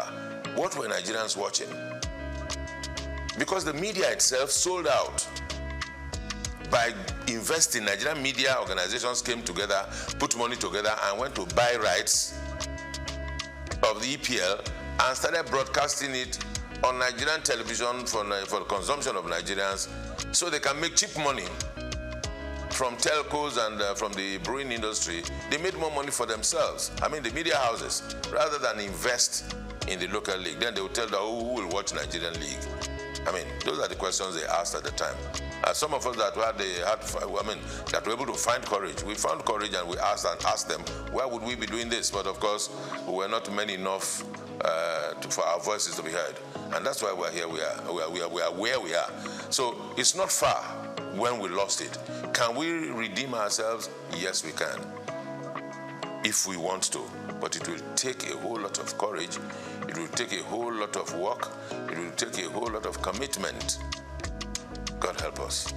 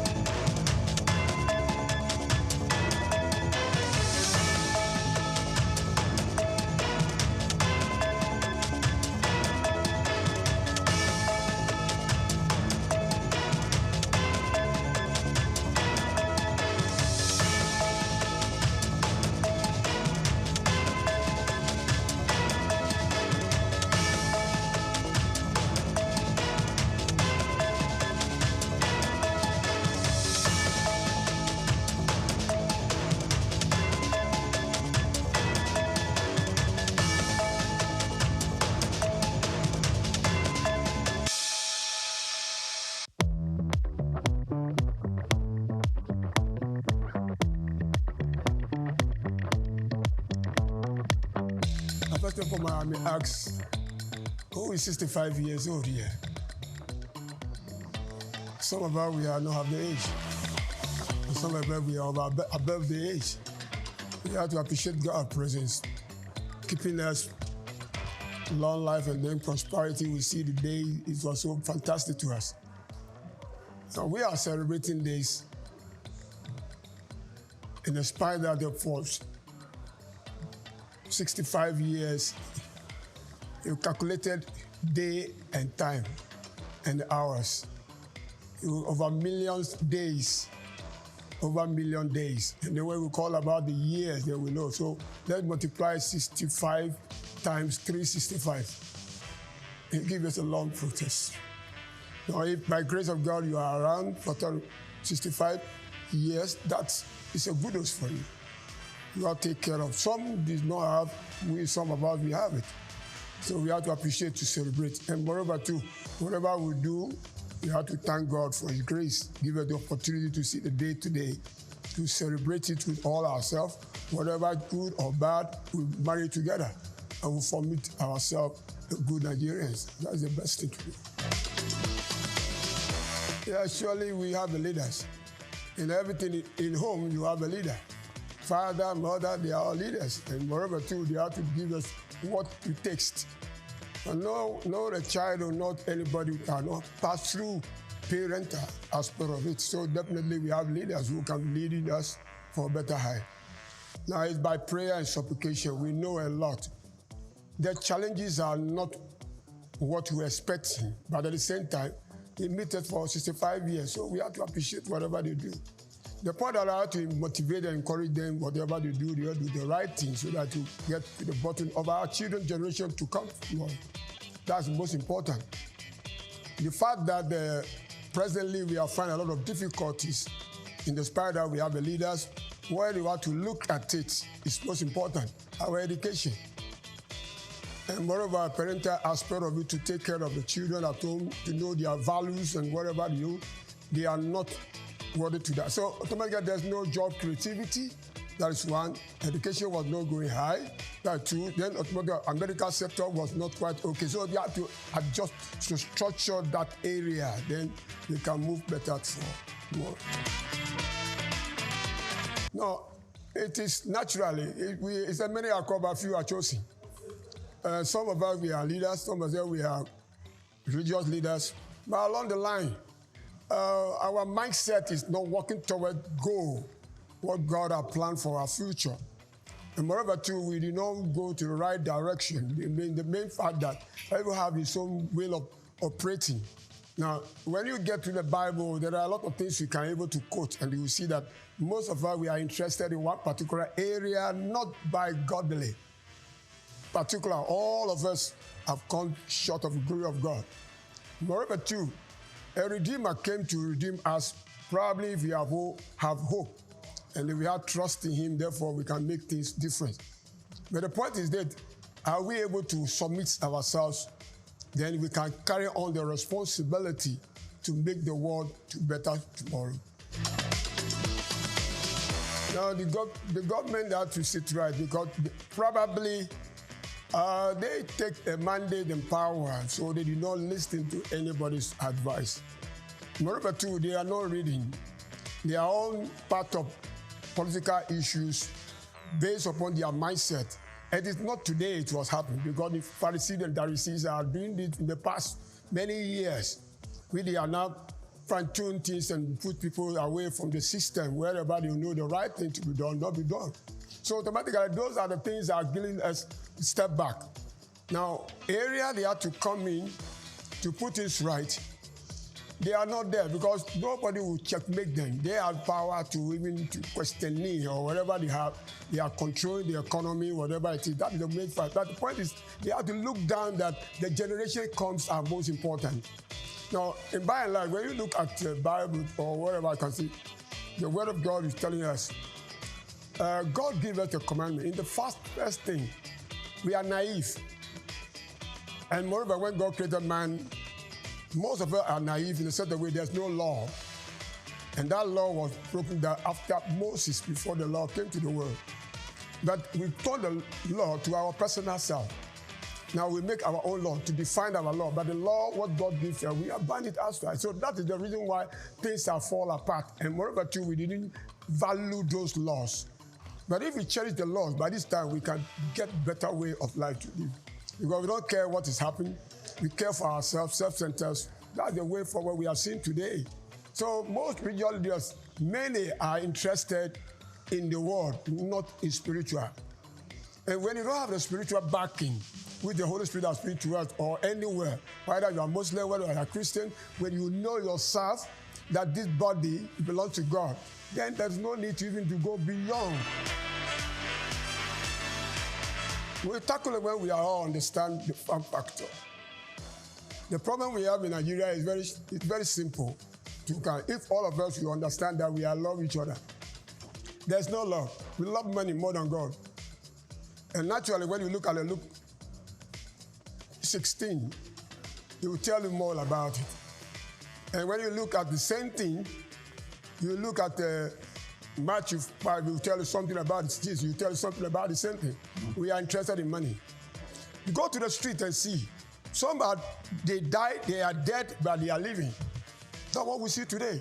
Children have been drinking something what you don't understand, and at the same time, they are on their own. They cannot control them. Nobody can control their emotion, whatever. So they have a lot of problems. I'm afraid if probably 20 years back, maybe those children I'm talking about, 17, 21, 20, 25, the way they are living right now, no education, no business, no nothing. Now, 20 years back, I would be more than maybe I'm 100 and I don't know, God will take me. I cannot talk more. Moreover, to that 20 years, this country, if we don't fish out properly, will damage the country because those who want to rule us, those 20 years children, 17 years, they are now reaching about 40 or 45. And 40, 45, they are being government. What are they going to do? This is my fear. It's fear that all of us, the religious leaders, any elders, wake up and build up your children to infrastructure, restructure them, and at the same time, impart the knowledge of God to them, let them have the fear of God and that to work modalities. Now we are globally want to go to World Cup. That's our mindset. When it comes to sports, all of us, we are one. But when there's no sports, we are not one. I want you to understand that. When it comes to sport, Nigeria is one. When we are not in that sport, we are not one. We separate ourselves. Because once you are Nigerian, you have to support Nigeria. That's okay. Only sport brought us together and put sanity to our face. We smile by sports. When we win or we lose, we know what we do. It takes. Now, that's more. Grassroots football is most important. I can give an example for some people who have done it and they make it. Today in Drusu, we were able to carry under 16 to 17 World Cup, and he's surviving it. He make the World Cup grand. Now we can talk about Yemi Teller. He did the same thing, under 21, under 17. He made it under the grassroots. Now we don't cherish the grassroots football. We didn't value them, they are important. There's no provision toward that. Probably if the FA have plans for under 17 tournaments or league playing within the communities, I think we can build up. Moreover, too, in schools, we are not cherishing schools in all sports affairs so that we can get a grassroots from the children. That is number two. But if you are now believing that we want to have a national team, we have to bring somebody to import from England to come and play. Who doesn't play the league in Nigeria? Today, we are facing challenges. Reason because most players we have in national team, none of them are playing league in Nigeria. There is no proprietor handled club side in Nigeria no more because taxes are too high. And government was not doing any work, probably. It didn't care about sport, but only went to count to cherish them that, yeah, we have done well. But if you are pumping money to that particular area, we can build up better. Give us the grassroots, we can make it. It depends upon how we could do it. That's my fear. I want to talk to your parents, and I want to talk to the nation, I want to talk to the government. Please, I am saying it. I'm not a soothsayer, but spiritually, psychologically, sit down and watch what is going on. If you are here, you are fine, but get outside. You see a lot of things you never see before. Children of 17 years, they're drunk. They do a lot of things. Now they are holding phone. Even technology are killing most Nigerians right now. Parents are holding phone. They don't care what the children do. Fathers or mothers that do the same thing. They hold phone from morning to night. They are looking what is that TikTok or whatever coming in, and they say we'll get money. Now they are now looking for inwardly of getting money. Say, call me, chat with me, I will get you money. This is what is going on. The children are not interested to work because there's no work. Now we are automatically. If you have a children, you have a problem. One, if your child want to marry, ask him whether he know how to cook food, a female or male. They all eat fast food. So what are you going to do? Nobody can cook. If your in-law come to your house tomorrow, you say, I want to eat something. He said, it's not an answer at all. It's a disgrace. And we are part of the system. We never support our children. Then moreover too, we parents too, we don't do well. And moreover, government too is not our system. Now school fees are too expensive. We have private schools are very expensive. Nobody checkmate what is going on. And moreover, the government school, we are not giving the facilities they need. Probably we have computers in our schools. Government schools. It's better. Only private school have it. But the government school, they didn't care about it. Whatever you gain. And this is government school. That is the main thing. The government know what it has. You have to build it the better way so that other schools should follow the same process. So moreover, the school education is outright. Let's forget about it. If we want to talk about education, because we are not ready. Everybody is now for business. And that business, illegal business, everybody is doing what is pleased to serve. Likewise that, if the government have interest, then if we, the parents, have interest in what our children we have, because somebody don't have a child today, say, I want to have a child. He will force himself to have a child. But can you take care of that child? These are the main things we have to talk about. In the future, we are parents, we have not done well. So we have to checkmate ourselves that look at the mirror and look at yourself. I'm fine.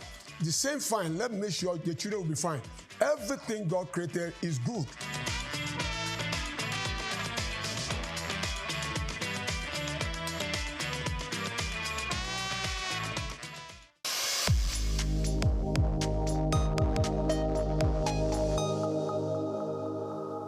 Majek Fashek's 1991 album, Spirit of Love, was a groundbreaking success in Nigeria.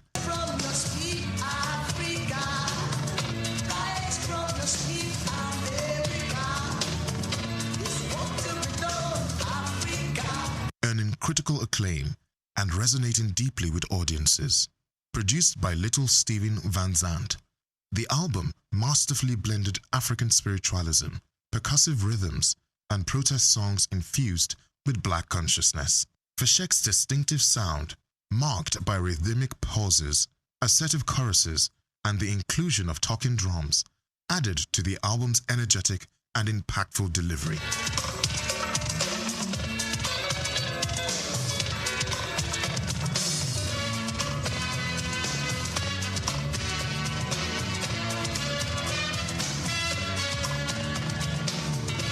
And spiritual struggle, reflecting the political and social climate of the time. The success of Spirit of Love, coupled with Fashek's tour alongside Tracy Chapman, cemented his place in the annals of the Nigerian music industry. In this music review and special report prepared by Bayo Olawe, we examined the profile, power, and legacy of Spirit of Love, a 10-track masterpiece that helped solidify reggae music's mainstream status in Nigeria in the early 1990s. The album opens with Beware, a wake-up call that urges Nigerians to remain vigilant against deceptive leaders and the manipulation of political power. The second track, So Long, Too Long, is a rallying cry for Africans and African Americans to awaken their potential and fulfill the dreams of revolutionary icons like Marcus Garvey and Martin Luther King Jr. In Majek Fashek Inner New York, Fashek reflects on his idealized vision of New York and the harsh reality of urban poverty and homelessness, revealing a sobering contrast. The title track, Spirit of Love, conveys a powerful message about the endurance of love over material wealth and worldly desires. On Ja People, the fifth track, Fashek criticizes oppressive political systems, likening those in power to Babylon people who exploit and subjugate the masses. He calls for resistance, lamenting humanity's obsession with control. In Religion is Politics, Fashek delivers a bold message about the misuse of religion to spread hate and fuel conflict. He urges people of different faiths to see beyond dogma and work together to build a better world. Holy Spirit presents a prophetic vision where 7 angels are sent to destroy the earth due to human transgressions. Yet, Fashek envisions a new heaven and earth, one filled with love, unity, and divine justice. I can see brothers and sisters, we're sharing love together now. I can see new heaven and new world, oh Lord. Yes, I can see, yes, I can see, yes, I can see, brothers and sisters. With Send Down the Rain, Majek draws on the metaphor of rain as a reward for diligent effort. The track reflects his spiritual longing and anticipation for success based on the principle of reaping what one sows.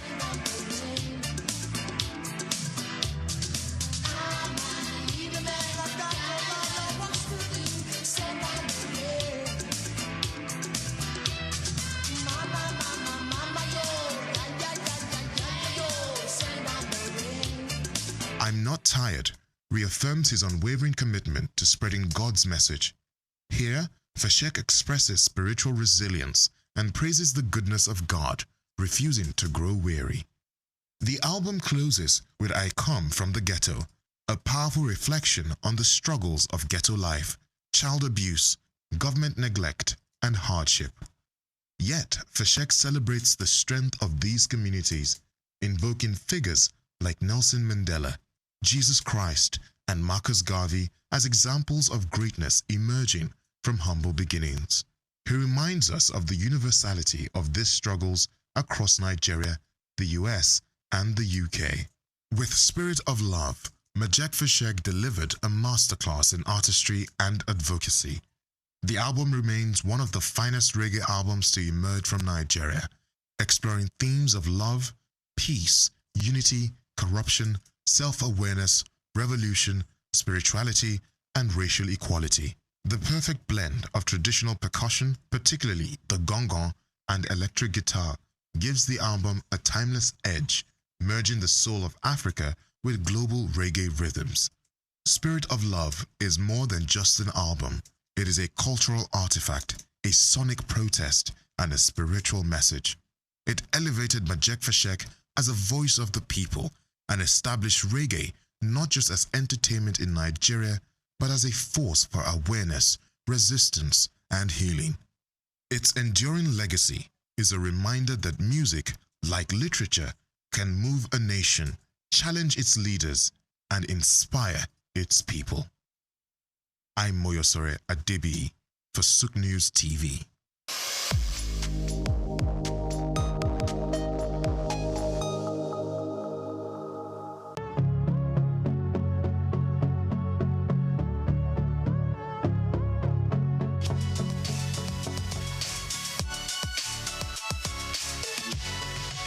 Well, Supporters Club had been there for 66 years when it was founded officially, but those who founded it were just doing it for the fun. We just come to the field, drum, sing and go. Nobody gave them any recognition. But I joined them in the year 1977. Well, I paid 2 naira to join. And how did I join? It was because of an incident that happened at the National Stadium. The Shooting Stars of Ibadan and the Bendel Insurance of Benin were playing the semi-final of the FA competition that year. And I had to go to enter the stadium. I paid 4 naira to watch the game. But while entering the stadium, the whole place was filled. And when I got inside, there was no place for me to sit down. So many of us were standing out there, people outside the gate of the stadium. There were more than the people right inside. So as at a point in time, while standing, some people just took me off ground and threw me into the crowd. And I started rolling until I landed on the culvert, concrete. Concrete slab. Before I knew it, over 50 people were on my top. And I could no longer breathe. So to me that day, it appeared I was going to die. But through the grace of God, I was able to wriggle out myself of that position. And the man directly on top of me had to leave, because what I did was by biting him.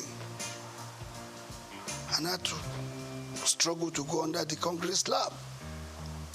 And I was right there for the first half of the game, 45 minutes. I was right there under the concrete slab. I couldn't watch the game. It was the breeze that was coming from the outer part of the stadium that saved the situation. After the first half, you know, people will get up to go to the toilets, to go and buy drinks and meet their friends. I had the opportunity of coming out, and a good Samaritan gave me a small place to sit. Even at that, I was very unconscious. I was not comfortable. But the game ended. It was a drawn game. When the game ended, everybody left the stadium. But because I wasn't very comfortable, I had to wait in the stadium for like an hour and a half before I left. So when I left and I got home, 9 p.m. network news, breaking news. 32 people died in the stadium that day. And that, the thought came to me. I probably could have been one of them. But I thank God. That was what informed my decision to say, I will not go to the stadium again until I have the best way to go into the stadium without being killed, maimed, or injured. And I decided to move with those people, and I joined them. But then we were just doing it. Maybe 20 of us, 15, 30 of us, we meet under the trees of the National Stadium, and we go home. And since that period, immediately I became a member, I introduced what they call flag bearing. When from 1977 to 1990, every Nigerian team that came out of the tunnel or goes out there outside Nigeria to play, you will see the Nigerian green, white, green flag being carried by one person. It's me. I did that flag bearing for 13 whole years. Whenever the team is played, I will be there with them, whether it's the Super Eagles, the under 20, the under 23, the Falcons, and the rest, all our national teams. Even our club sides going out to play Continental, when you see the green, white, green of Nigeria, I used to be the one carrying that flag. So I was with them, and I rose within the ranks from being an assistant secretary to becoming the national secretary and also the chairman of the disciplinary panel of the Nigerian Football Supporters Club. And by 1990, I was voted to be the chairman. That was when the thoughts of registering the club came. So when you hear that the Nigerian Football Supporters Club founder, officially because of its registration, I did the registration. Registering the club, I moved it from Lagos to Ibadan, Oyo State. I'm an Ibadan man. Charity begins at home, they say. So I went to Ibadan. From Ibadan, I moved to Bauchi. I moved to Abuja, Kano, Port Harcourt, all the states of the Federation. By 1992, I went to Cote d'Ivoire, in Abidjan precisely, to launch the Supporters Club. I went there physically, bringing the Nigerians together, those living in Abidjan. I formed the Supporters Club and launched it officially. I left that place, I went to Ghana. I launched it in Ghana. Leaving Ghana, I went to Gambia. I went to Burkina Faso. I went to Mali. I went to Republic of Benin. I went to Togo. I went to all the countries of Africa, putting the Supporters Club in place in those countries. By 1995, I moved to the United States of America. I launched the Supporters Club at the Giant Sports Stadium in New Jersey in 1995. After that, I went to France in 1997 to launch the Supporters Club in France in 1997 because we were already thinking of going to France to play in the World Cup. And if the Super Eagles will not have enough supporters there, what will happen to them? Don't forget that I led the Supporters Club to the United States of America for the very first time we played in the World Cup in 1994. I was at the Copa America in 1995. That was when I had the opportunity of launching the Supporters Club in America. In 1996, I led the Supporters Club to Atlanta in 96. And the winning of the trophy, the goal in football event, made possible by the supporters club, support of the supporters club. Because when you listen, when that match, you remember that we played a match with Brazil in the preliminary stage, and we lost 1-0. But we had the opportunity again to meet them during the semi-final. And during the semi-final, Brazil had given us 3 goals. We were trailing 1-3 at the interval. And when the second half came up, we were given a penalty, I think 25 minutes to the end of the game. One of our players, I don't want to mention the name, but he knows, he lost that penalty kick. That was when God told me, sing this song. It's a miracle working God. It's a miracle working God. He's the Alpha and Omega. He's a miracle working God. Of course, my members chorused. Indeed, miracle came. We scored the second goal. And the then Minister of Sports,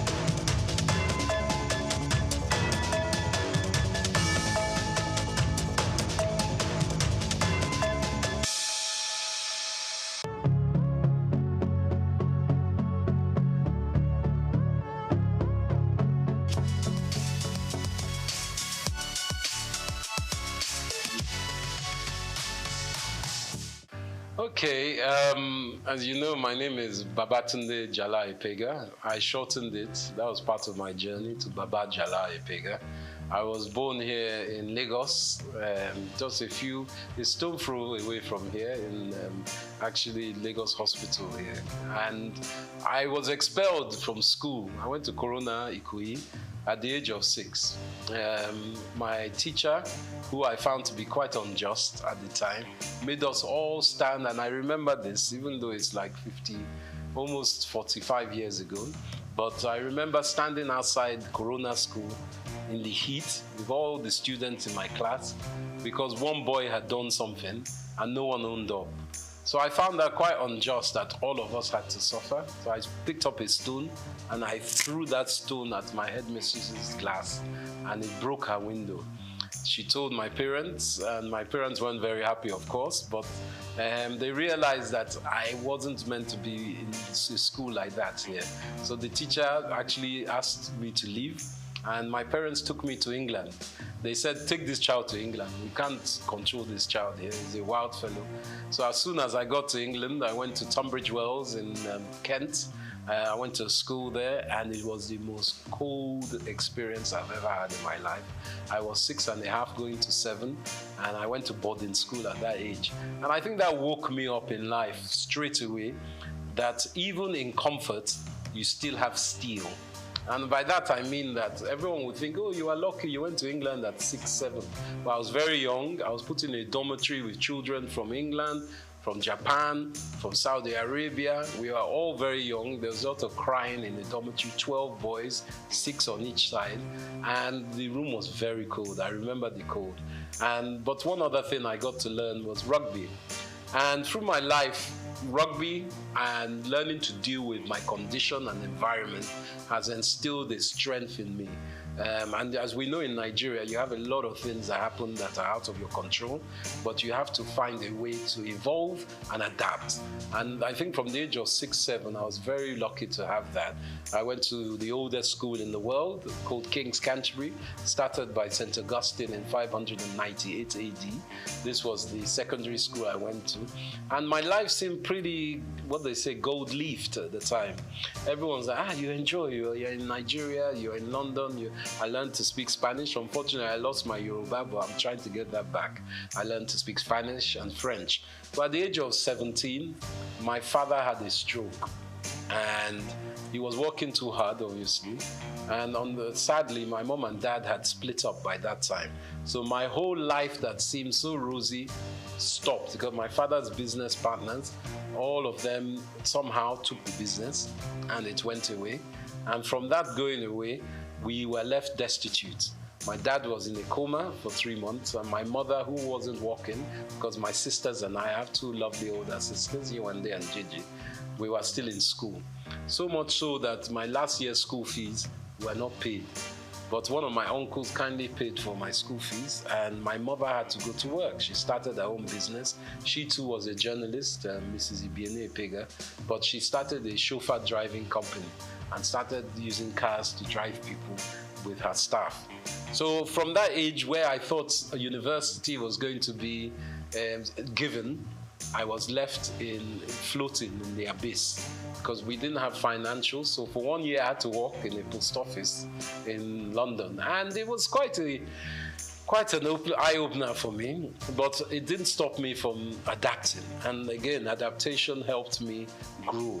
So from being in a very wealthy family as a young man, coming to the age of 17 to become an adolescent, grown-up, I realized that nothing is given. My father sadly was in a stroke, and when he had that stroke, he became semi-paralyzed.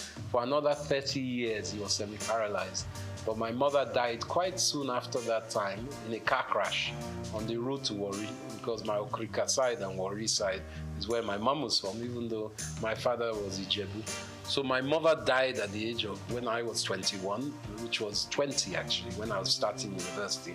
And my father was semi-paralyzed. So I became the father of the family, even though my sisters were older and far more intelligent than me. But being the man, I had to take control of a lot of things. And I think that's what really gave me the tenacity to understand that I really need to be someone who doesn't just walk in one field. I need to spread my risk. From my university, I did mathematical economics and Spanish. I was able to go to University, Queen Mary College, London University. And from there, I finished. As I said, I worked again. So I worked before I went to uni, and then I worked afterwards. And for me, life is about collaboration, communication, and tenacity. And I think those were my first 21 years.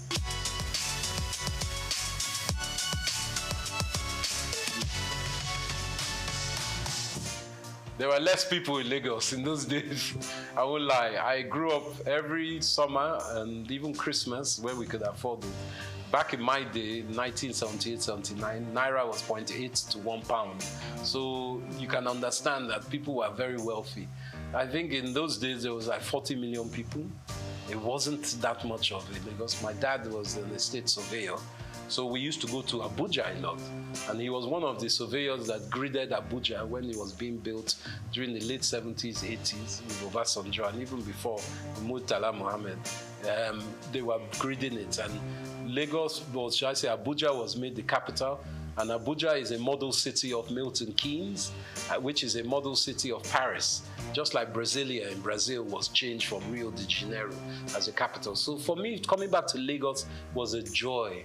I enjoyed it because I was young. We used to just walk, run the streets on our bicycles and cycling, just exploring. Everything was open. There weren't as many cars. It was no big apartments, and there weren't as many people. So I had a beautiful time. There were a lot of lizards on the ground, and we used to throw stones at them. But that was my own youth. We used to go to the beach a lot. Bar Beach was around. It's not around now. Sadly, my dad used to take me to Bar Beach to see the capital punishment killings of armed robbers, and even Dimka, who was one of the leaders of the coup d'etat against Murtala Mohammed. We saw him shot there. Saturdays was a big day, and NTA used to have a channel. I think they still have their studio there. So one of our aunties, Ms. Julie Coker, was there. So we saw a different side of Nigeria. We would go to Ibadan, we'll go to Ijebu, we'll go to Benin, we'll go to Port Harcourt by road. In those days, you could travel, and along the way, we go to Akure, you pick up mangoes, you pick up coconuts, my dad will pick up palm wine, all these things on the road that I don't know if you get it now because security is an issue. So for me, it was a romantic time.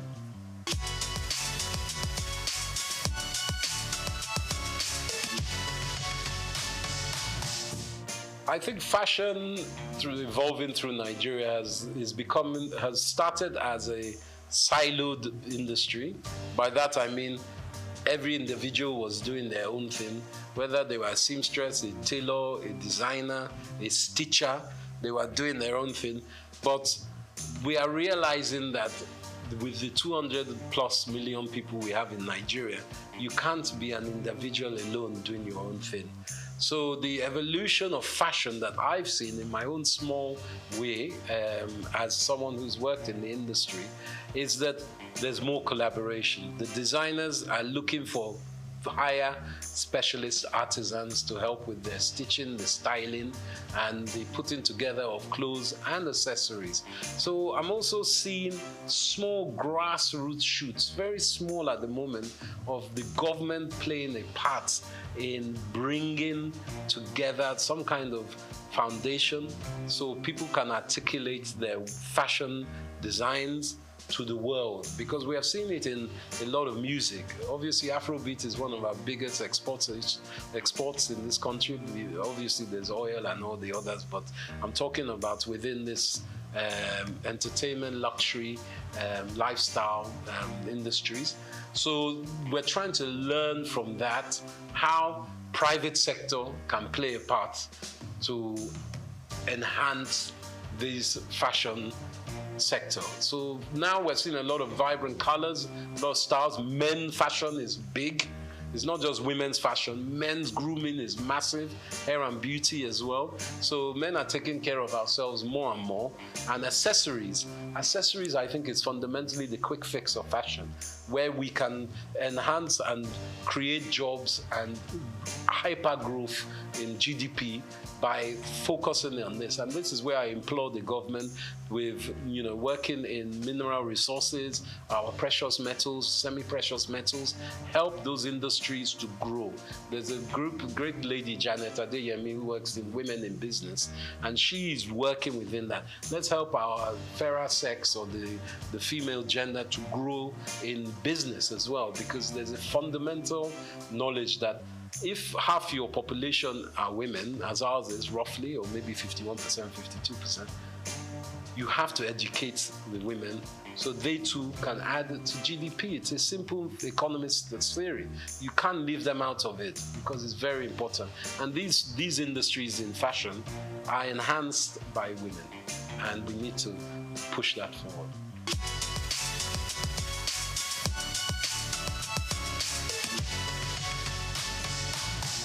I think the banking system needs to be augmented, and I'm saying this from the government's perspective. The ease of doing business in Nigeria, as an investor myself, a foreign investor, as well as being an indigent in Nigeria, the problem is not getting your money to Nigeria. is getting your money out of Nigeria. Not that you want to suck all the money out of the country, but what can help is the floating exchange rates, the flow and liquidity of money that can come in and out of the country. A lot of investors are worried about how they get their money out of Nigeria. So I think our banking system, going back to the central bank, which they're working on, needs to be much more fluid. So people feel they can invest and take money out. But also, we need to articulate what is on offer. We need to start some kind of documentation of who is available to have investment with, where they can be found, because it's because we are quite an opaque economy, meaning that people can't see the end of where they're putting their money. Once we do that basis and open up the lights within which kind of businesses are available to be invested in, I think a lot of investors, domestic and international, will be more willing to put money to it.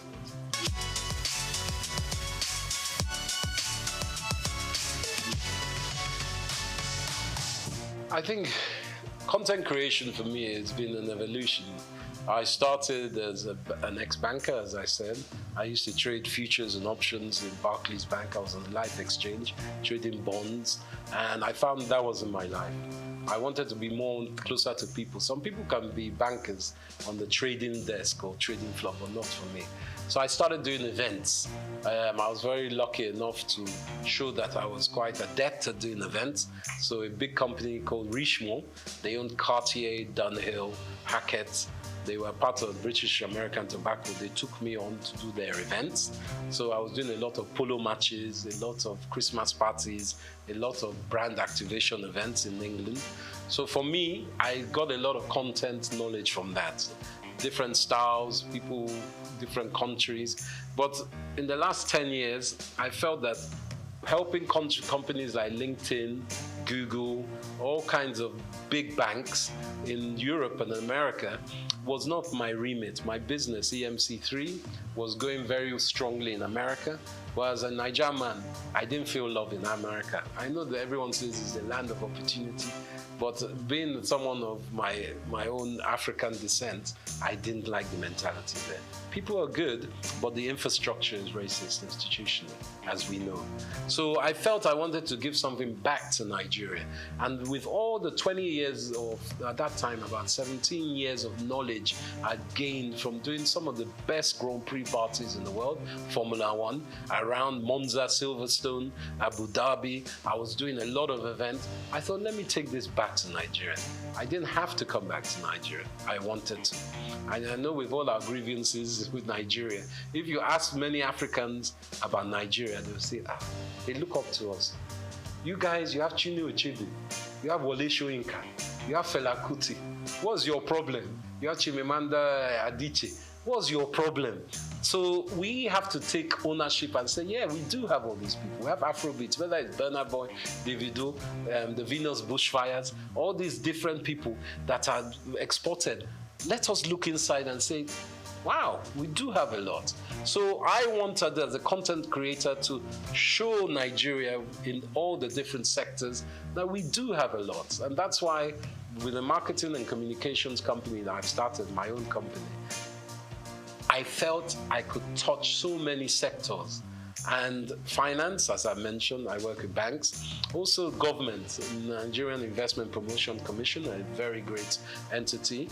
I work in fashion, with brand labels and people across the board. There are great shops like Alara here that also promote African fashion and African business. And did you know even Leventis does a lot of research, Nigerian bottling company, to help this country. And do you know Nigeria was blowing glass 1,000 years, almost 1,000 years before Europe knew glass blowing? And it's been found in Oyo State only recently. So it's very important that architecturally we take ownership of our country. The NOC civilization that has been in the mid to, I think it's above Abuja, near Benue, and even Niger River, above those basins, that has a lot of artifacts and a lot of archaeological excavation potential. But we've allowed that just to linger. People have stolen a lot of our artifacts. You know, Nigeria was known for Benin bronzes. We were the best smelters of iron before people were smelting iron. So these are things we have to take stock of. And me as a content creator, I bring all that information together and I make sure that people acknowledge it and are aware of it. So then that will uplift us all.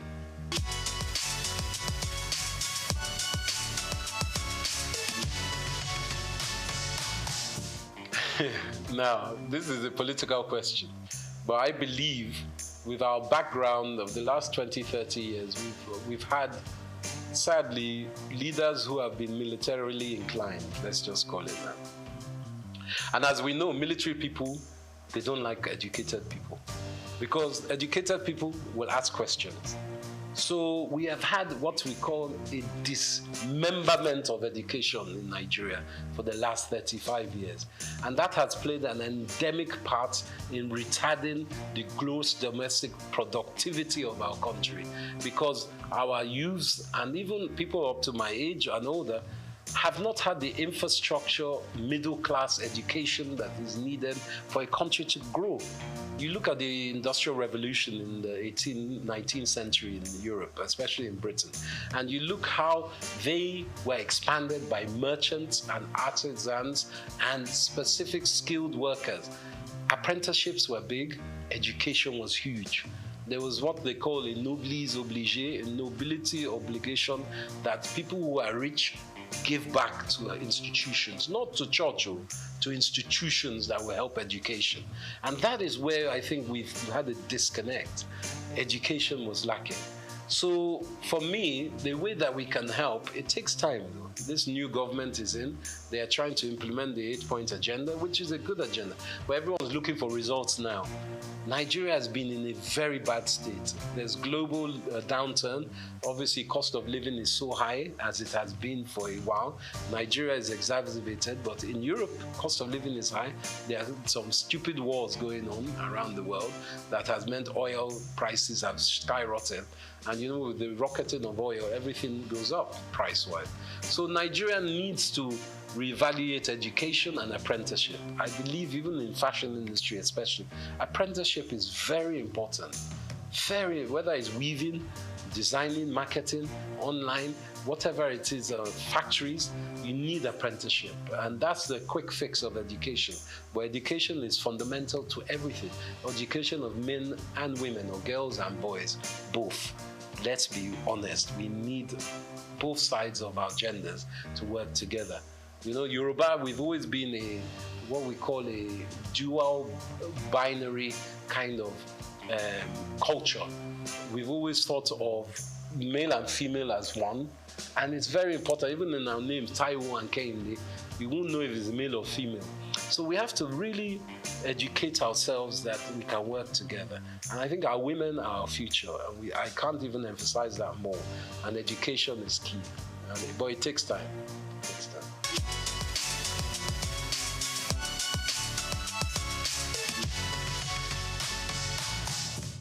I think Japa syndrome is very real. Everyone wants a better life. Let's not lie. You want a better life for yourselves, but for your family, your parents, your children. And the opportunities in Nigeria, even when you have been educated and you finish graduate here, to find jobs is not easy. The infrastructure is very bad for job creation. And this is being worked on, we know. And the last 8 years has been fundamentally broken. But we know this new government is changing that. But specifically, Japa in Canada, they need our brains. You go across the world and you ask any nation, especially America, who are the best educated, the best, integrated, and the most proficient people, Nigerians. So it's not that we are stupid, it's that we don't have the infrastructure at home. And America, Canada, Europe, they're giving us the infrastructure. So getting out of Nigeria is not easy. There are opportunities and policies that allow it, but going across the border to Libya is not the way. You spend $5,000, $4,000, which is almost 4 or 5 million naira to try and get to Europe, and then you are treated like a dog when you get there. That's not the way. But, you know, there are certain policies that can take you to these countries. And in Britain, for instance, it's not all, the streets aren't paved in gold, but if you earn £1 in Britain, you send that home, that £1 is 1,300 naira. So, and the minimum wage is £14 an hour now in Britain.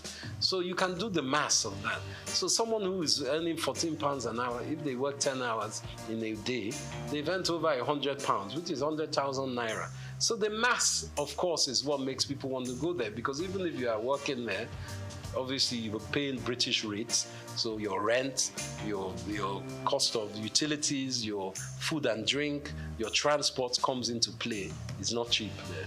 But the money you send, even if you're only sending £100 a month back to your mum, that's 100,000 naira. So, or 130,000 naira in today's rate. So you can do the maths. That's why people are going. And the security in these countries is, and the education, to be quite frank, is better. But it doesn't mean they are better. We have to build a house, you must thatch the roof from within, so your roof doesn't cave in. And I think that's very important. Not that people shouldn't go home. I mean, go out of the country, but they should always come home as they can. Because we need, you see the Pakistanis doing it, you see the Indians doing it, you see the Arabs, they go home and they build their own countries. It's not good to just japa and leave. You have to come home as well.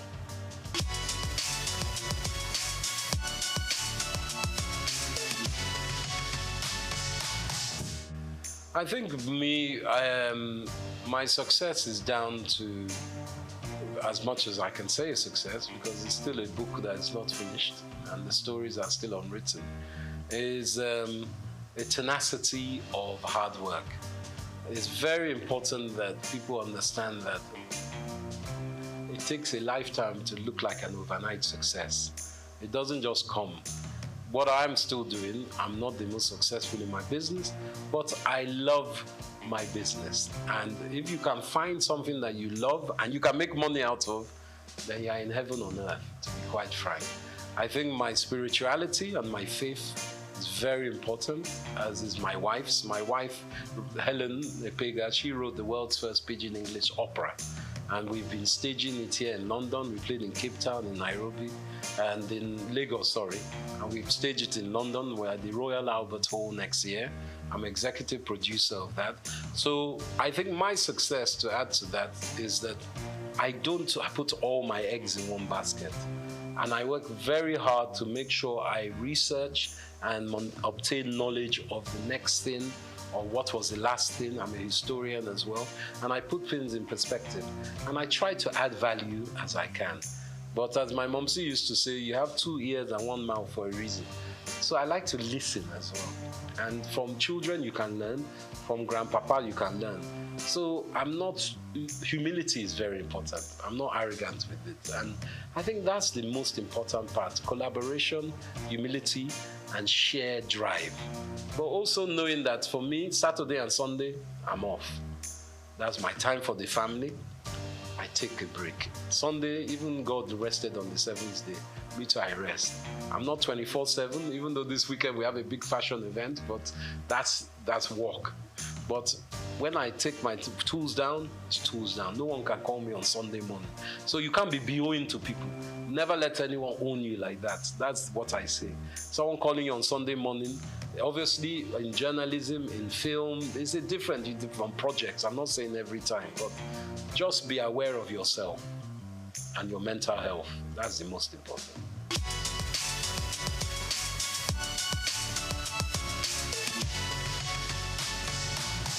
Sure. The world's first pidgin English opera is a show about a Nigerian fabled people. It's almost like Orisha, but it's not. There are people who are Mami Waters, as well as they are spiritual people. They are the guardians of the galaxy, to use an expression. There is God, the all-faithful God, and the all-knowing God, omniscient, omnipotent. But below that, there are all these almost demigods that look after, let's say, this sector of the universe. And these people are singers. They sing opera, but they sing it with Pidgin English. And you know, Pidgin is a language that is known by most Nigerians, but it's a language that people shun and say, it's a bad language. But they speak Pidgin in Hawaii. They speak Pidgin in China. They speak Pidgin, Old English Cockney is Pidgin. American even is a form of Pidgin because they Yankified English. So what my wife has done, Helen Epega, she's also known as the Venus Bushfires. She's an Afrofuturist musician. She composes songs. So she put together this compilation, which is a Pidgin English opera musical. And it's a show that lasts for about 45 minutes or an hour and a half. It depends if you're doing the short version or long version. So we have tenors, we have sopranos, we have violinists, we have kora player, and my wife plays something called the hang, which is like 2 tortoise-shell steel drums that sound like a harp. And she plays that, and she sings. She's the main protagonist in this. And it's a drama about all these people that have come, the many people who are meant to look after the planet, but they lose their voice. So Earth is, because God is angry with them, the Earth, and says these people are rubbish. But the many people say to God, please, give them one more chance. They're not that bad. I know they're fighting, there's lots of wars, but give them another chance. So the lead Kanate of these many people has to go to the Venus Bushfire, which is the heavenly celestial place, to bring the voice back, to sing Earth back into harmony. So it's a drama, and it kind of plays on our old cultural awareness in Africa and heritage of Nigeria of there are other beings. And you must have faith in your ancestors as well as in a God. And the deities, as we know in Yoruba, I think there are 7 deities, and these are very important cultural awareness that we try to give to children as well.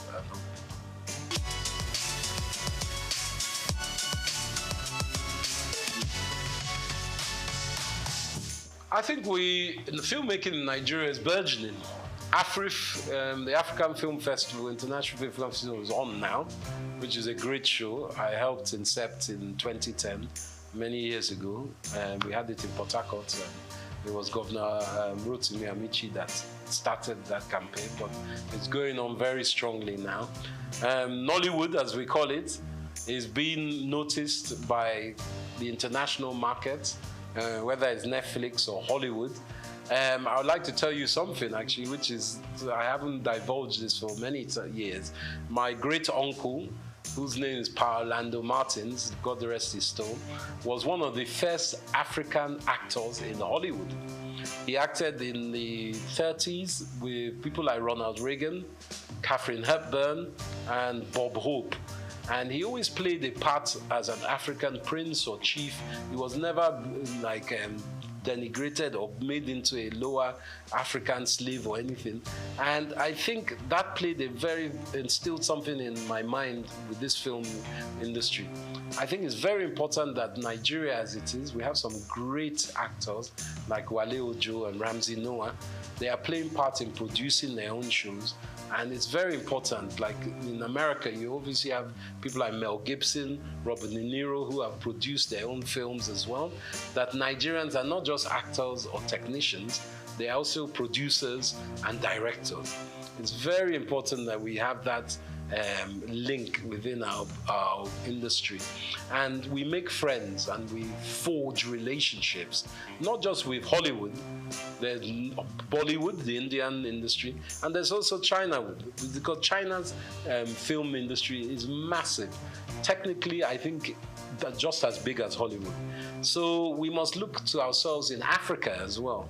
There's some great film makers from Zimbabwe, South Africa, Ghana, and I think collaboration I always use collaboration because I would not be here without collaboration. obviously my wife, you collaborate with your spouse, but also my businesses. I have a very good English business partner. He's really a business partner. I've started a new business. I collaborate with all kinds of industries and different sectors. So for film industry, I think it's important that we push our heritage forward, because people want to know about Nigeria. They love, in Africa, they love Nollywood stories, and that's a fact. And we can expand by using distribution. Distribution is key. Netflix, all the Hollywood film houses, negotiate with them. Even if you don't get the best price for this show, make sure you check your contract, make sure you get it for your next film. So I think that's important, distribution.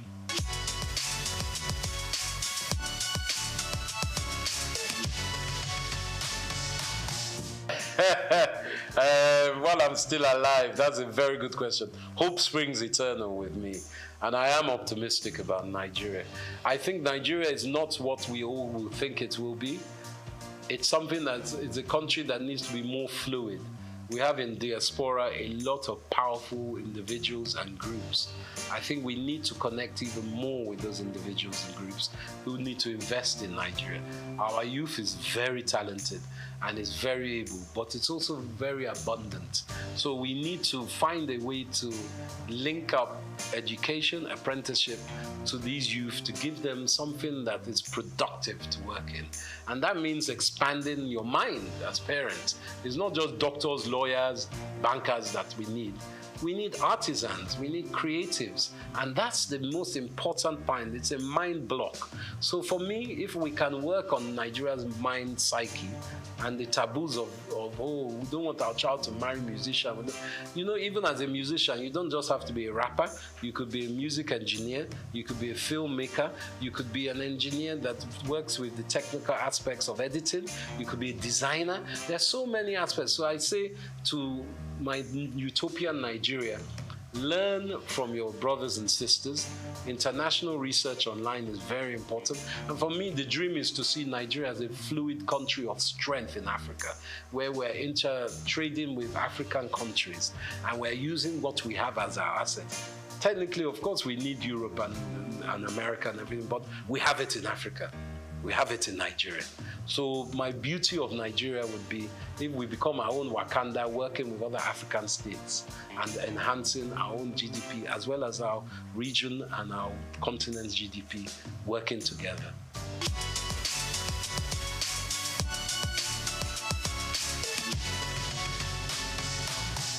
Gosh, my favorite, what's the first one? Food. As you can see, I like my food. I like a mixture, actually. I like amala. I like yams. I swallow very well. Whether it's with ogbono soup, that's very good. But also, from my mother's riverside, there's one okra, seafood okra that my mom used to make. And I still strive to find that. I go and find that whenever I go away. In London, you have some nice Nigerian restaurants, and in Lagos, of course, as across Nigeria. But nothing like home cooking. When my wife makes me a nice, I suppose she makes a goosey for me, eba, and that's my staple. My best music, I love Afrobeats, of course, but predominantly, I'm a Fela man. Ebenezer Obey. I like the old styles. And I also like Zaire music. There's high life that comes across Africa. But to be a lie to say I don't like Jimi Hendrix. I like Jimi Hendrix. He's a guitarist, a Native American, African-American guitarist. I love his kind of music. So those are my mainstays. And Gorillaz and De La Soul are still very great music of mine. Those are my Spotify at the moment. What was the other question? I like wrestling. They used to call it Gidigbo back in the day, Yoruba wrestling. I used to love that. I haven't seen that much lately, but I like Nigerian wrestling. Obviously, we play good football. We're great footballers as well, globally. But you said Nigerian sports. Polo. Nigeria, I like Nigerian polo as well.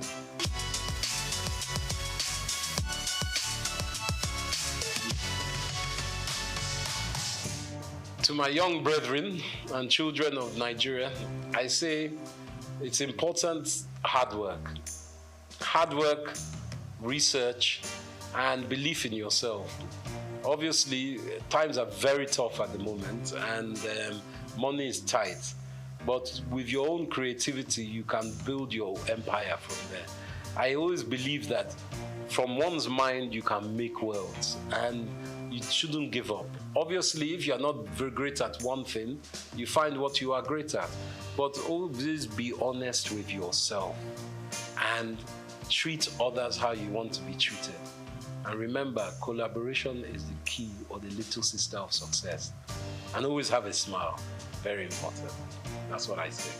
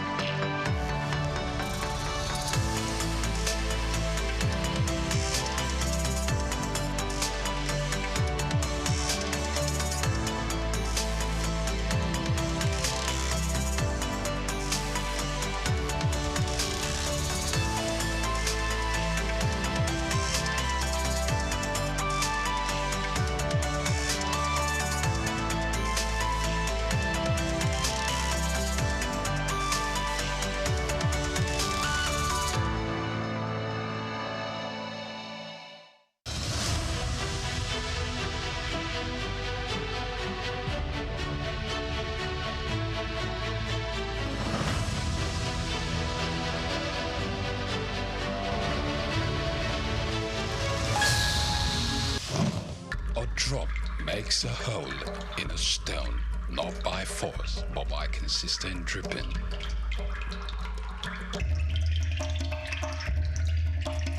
Nothing describes these women more apt than her indomitable and consistent drive for excellence.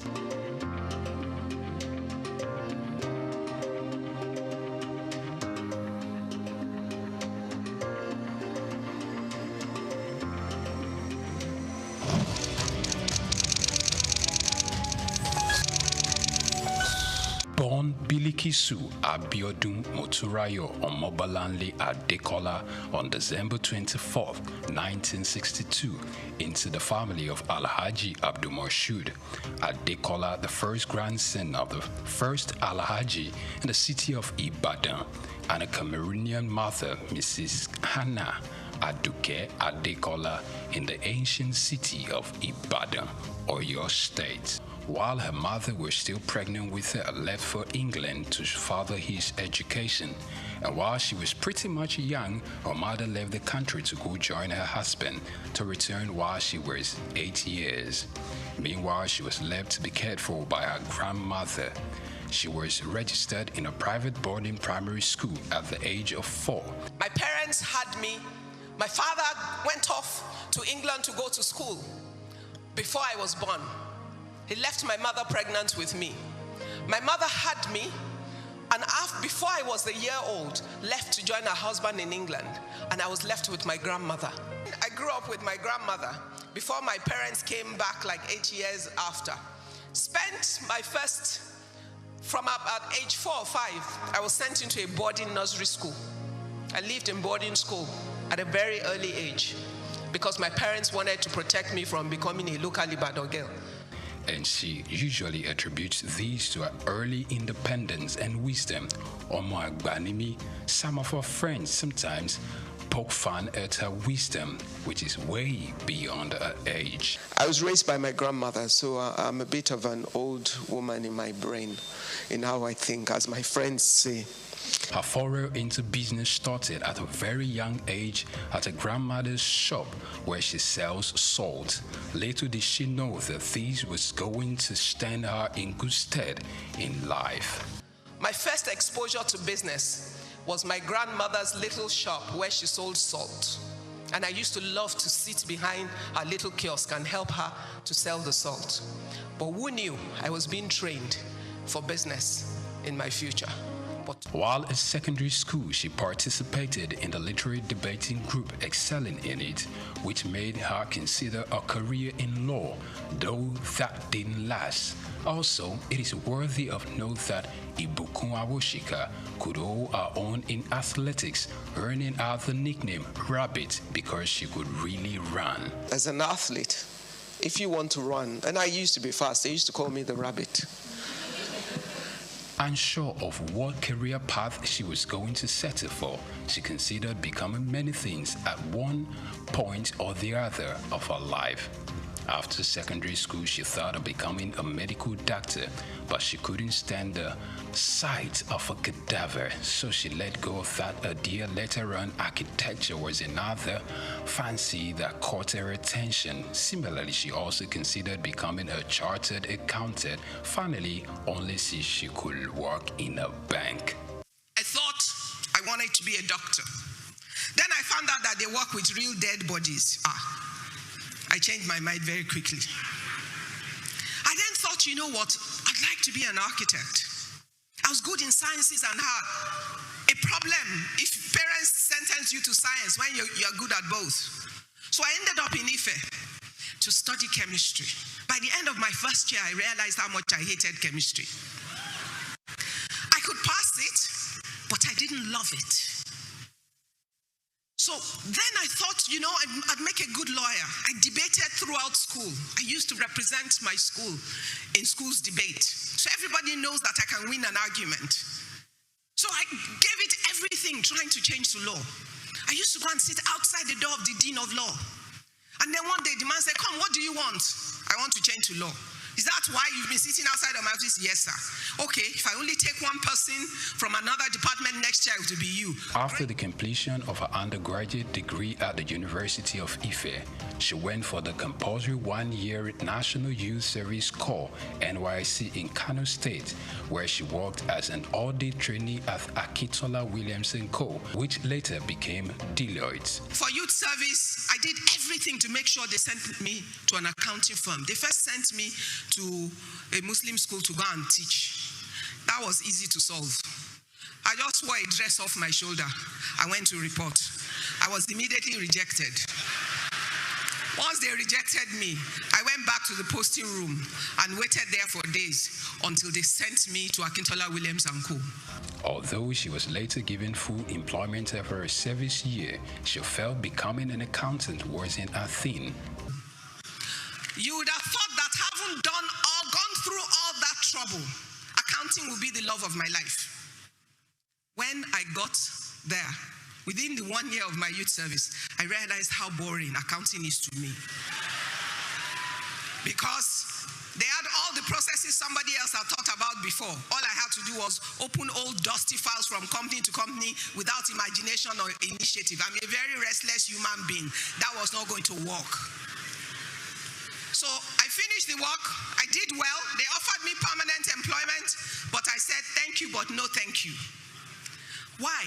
Because at that moment, I had come to a realization that that was not the vision for my life. After returning home, she joined Alibert Nigeria Limited, a furniture company, as showroom manager. In a word, only to kill time. She only stayed for 3.5 months. She left to begin a furniture manufacturing company called Quibis Limited in 1989, just a month before her 26th birthday. The company later grew into SOUQ Chair Center Limited, following a venture merger with SOUQ SA and Guarantee Trust back in 2004. But the first job I could find 1 week after was in a furniture company. So I went there to kill time. My kill time project has resulted in 30 years of investment of my life in building a manufacturing group in furniture.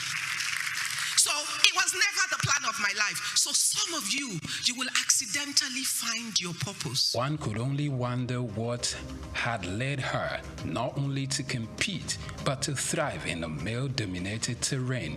With over 30 years in business, Ibukun Awoshika is a woman to reckon with, encouraging more women to participate in the business terrain.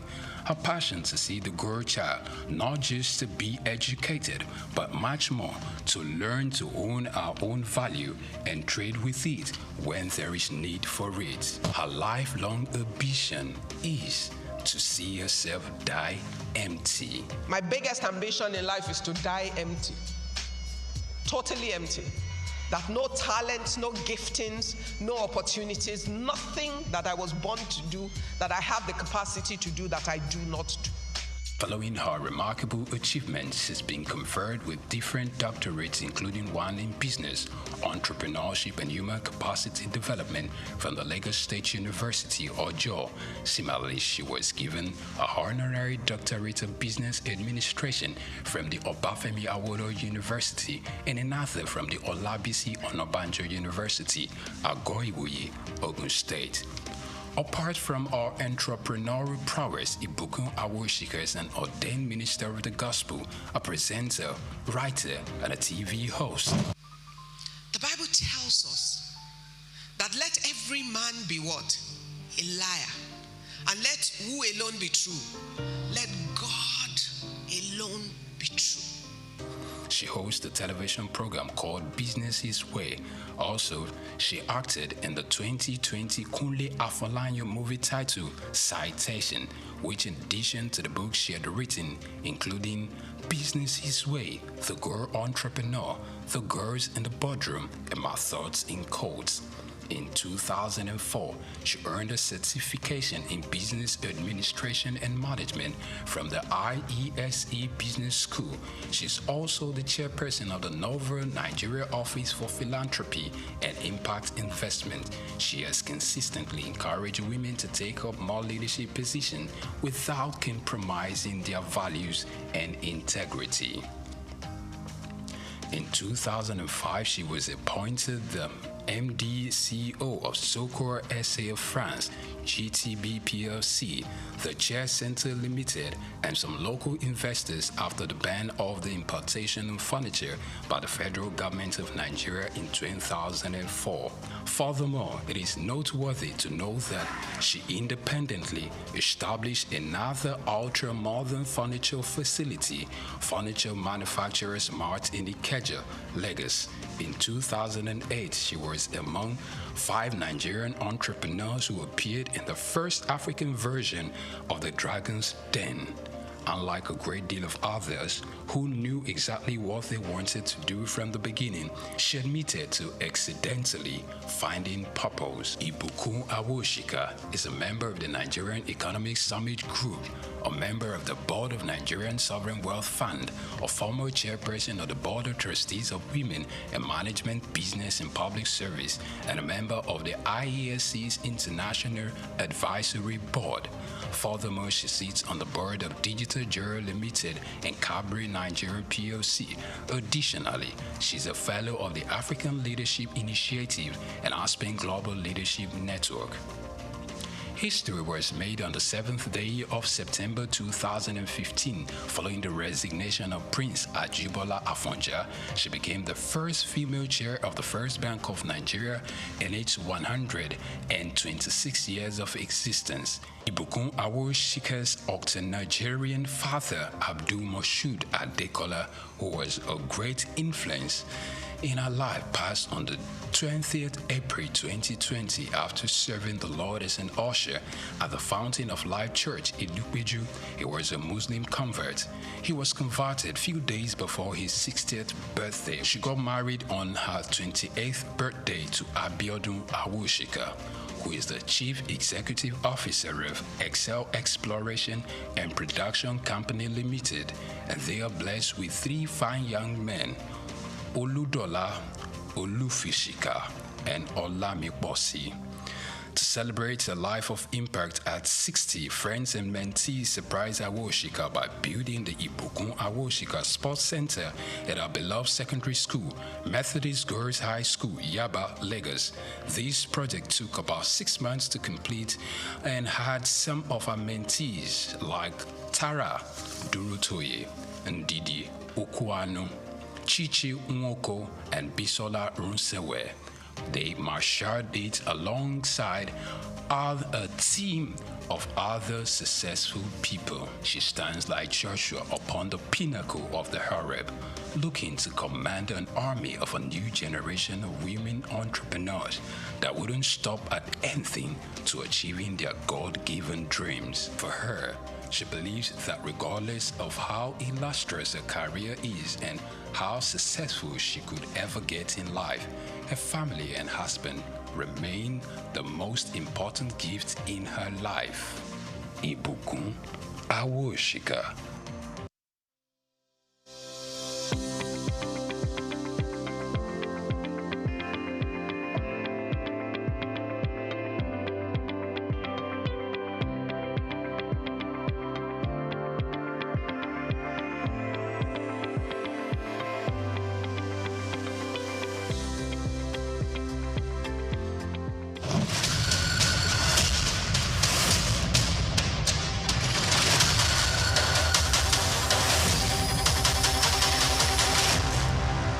Lawyers are concerned about several issues when it comes to artificial intelligence, AI, including data, privacy, compliance, and job displacement. Will AI really take jobs away from lawyers? In this special report, Bayo Olaoye addresses one of those concerns, job displacement for lawyers, as a result of the introduction of artificial intelligence. Will artificial intelligence make lawyers jobless? The short answer to that question is no. There are 3 reasons why AI will not take away jobs from lawyers, according to experts. First, AI systems being developed for the legal industry are primarily co-pilots. Secondly, there are numerous tasks AI simply won't do because legal implications prevent it. For example, litigation. AI cannot make court appearances, unless, of course, nations radically change their constitutions to allow robot lawyers to stand in court, which is highly unlikely. Additionally, for lawyers involved in strategic work, such as security, meeting new clients and existing ones, or serving on boards, AI cannot replicate the human touch. AI lacks the commercial acumen required to build relationships with clients and navigate complex problem-solving tasks. AI cannot engage in the strategic aspects of legal work that require understanding human behavior, negotiating, and making judgment calls. According to experts, AI systems built for the legal industry are designed to function as co-pilots, helping lawyers become more efficient but still requiring human oversight. For instance, AI can draft a clause for you, but as a lawyer, you must ensure that the clause makes sense. AI can assist with tasks like legal research, drafting legal documents, contract review, and identifying red flags. However, human involvement and judgment remain essential, as all systems, particularly large language models, can sometimes be confidently wrong. Despite its potential to assist in many areas, there are numerous tasks AI will not do for lawyers, either because it lacks the necessary capabilities or because it is unnecessary. Some might argue that AI makes lawyers more efficient. A law firm that would typically hire, say, 8 legal associates annually might now only need 5, using AI to assist those remaining associates. While that may be true in some cases, it does not necessarily mean lawyers are losing jobs, as AI will create new roles and open up career paths for lawyers, according to AI industry experts. For instance, AI companies build products for lawyers, require legal professionals just as much as they need AI researchers and engineers. Lawyers are domain experts who know the pinpoints and can guide the development of legal AI tools. In addition, there is the need for lawyers who will build a career in AI governance, working on AI policy auditing, AI existential skills, and AI enlightenment. In fact, lawyers will play a bigger role in AI governance than we can ever imagine. For instance, the AI alignment problem is one of the biggest challenges in the industry. There is ongoing research on whether we can solve the alignment problem using the law. As it is known, law is the most democratic aggregation of human values. How do we evaluate the ability of AI systems to follow the law? Or how do we ensure that AI systems do not misinterpret the law in case of unforeseen contingencies? Humans have the Supreme Court to interpret laws when faced with complex scenarios. What will be the Supreme Court for AI systems? These are questions that require both lawyers and AI engineers alike to ensure compliance. In fact, universities are recognizing the growing need for lawyers to build careers in AI. Many institutions are now offering master's programs that focus on intersection of artificial intelligence and law, preparing the next generation of legal professionals for the evolving job market. To wrap up, while the rise of AI will undoubtedly transform the legal profession, it will not cause the widespread job loss that many fear. Instead, AI will make legal teams more efficient and open up new career paths for lawyers. Bayo Olaoye for SOUQ News.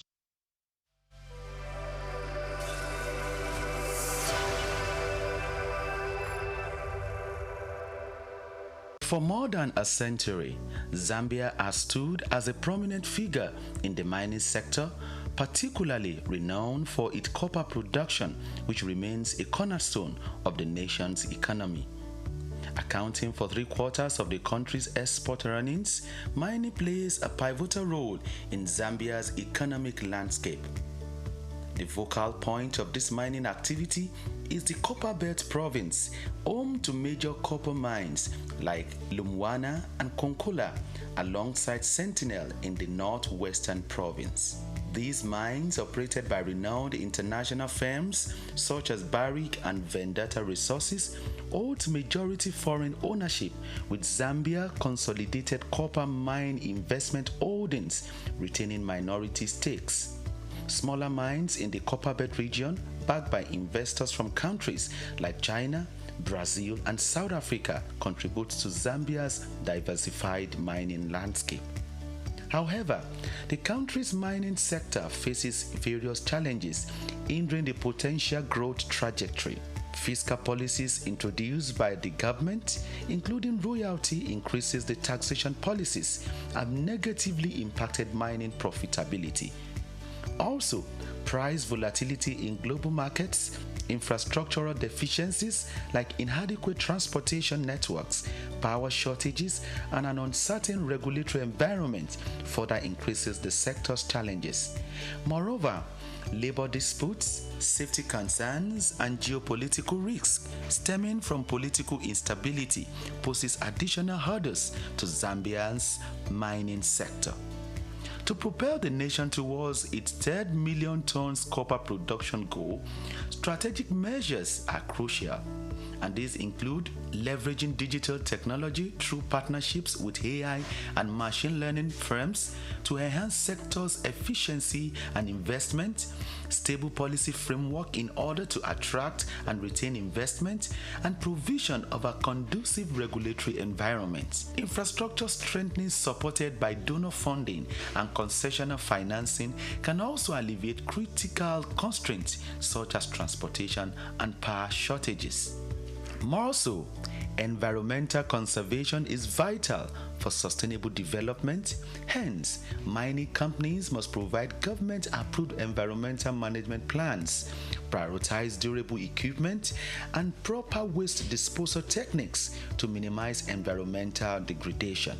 Giving copper's expected dominance in Zambia's exports, maintaining its position as Africa's economic hub demands a concerted effort. Israel Adeyemi, SOUQ News.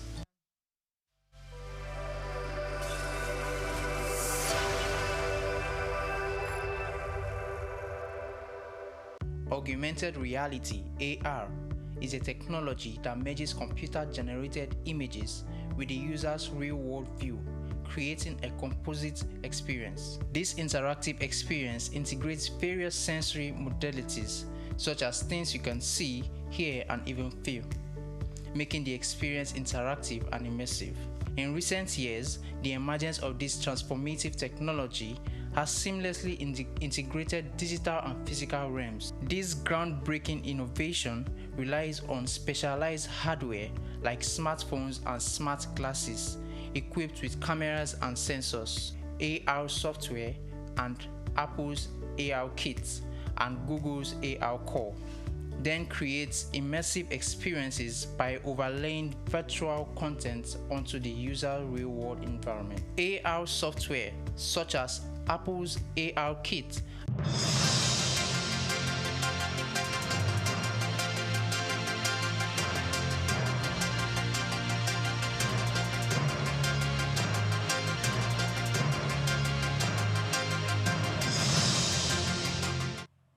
A very good afternoon to you and welcome to the Midday News. We are reaching you live from our studios at SOUQ News TV. I am Oyinpriye Krumale. Now, the federal government has restored 450 megawatts to the national grid following the completion of major maintenance at the Gerugu National Integrated Power Project in Kogi State, boosting electricity supply nationwide. The Niger Delta Power Holding Company confirmed the development with CMS Energy, leading the 4-week inspection to improve the plant's reliability and extend its operating lifespan. The Niger Delta Power Holding Company spokesperson Emmanuel Ojo said the effort was essential to reinforcing one of Nigeria's critical generation assets. The managing director, Jennifer Adigije, stated that the Gerugu recovery forms part of a wider strategy to revive a dormant capacity across the Niger Delta Power Holding Company fleet. She noted that the enhancing operational assets would not only stabilize generation, but also improve grid resilience amid rising national demand. More rehabilitation projects are expected to follow, she added, as the government intensifies efforts to strengthen the power sector. The Nigerian Upstream Petroleum Regulatory Commission has reduced signature bonuses for the 2025 licensing round to between $3 million and $7 million, aiming to attract a wider investor participation in the country's upstream oil sector. The Commission confirmed the revised range on its website, noting that the adjustment was approved by the Minister of Petroleum Resources. It said the new bonus levels are designed to lower entry barriers for smaller and mid-sized players who were previously priced out by higher costs. All bids must now fall within the new thresholds. The move is expected to stimulate competition and exploration in Nigeria's oil basins. Industry experts said that the decision could lead to increased interest from both domestic and foreign firms, boosting sector activity and revenue potential. The Commission believes the reforms will deepen market engagement and support long-term growth in the petroleum industry. Nigeria is failing to tap into the $27.08 billion global pineapple market due to its heavy reliance on raw exports and high post-harvest losses. According to Okekunle Akintunde, chairman of the Board of Trustees of the National Pineapple Growers, the Processors and Marketers Association of Nigeria, despite producing 1.54 million tons of pineapple annually, much of the crop goes to waste as local growers lack processing capacity. Akintunde said this waste represents unimaginable wealth left on the farm floor and a missed opportunity to add value through juice, dried fruit, and canned products. Analysts point to the Middle East as a lucrative market with demand for processed fruit growing at 5.3% annually through 2026. Countries like the UAE and Saudi Arabia are investing millions of dollars in fruit imports. Akintunde urged urgent investment in processing to reduce waste and boost export earnings, according to reports.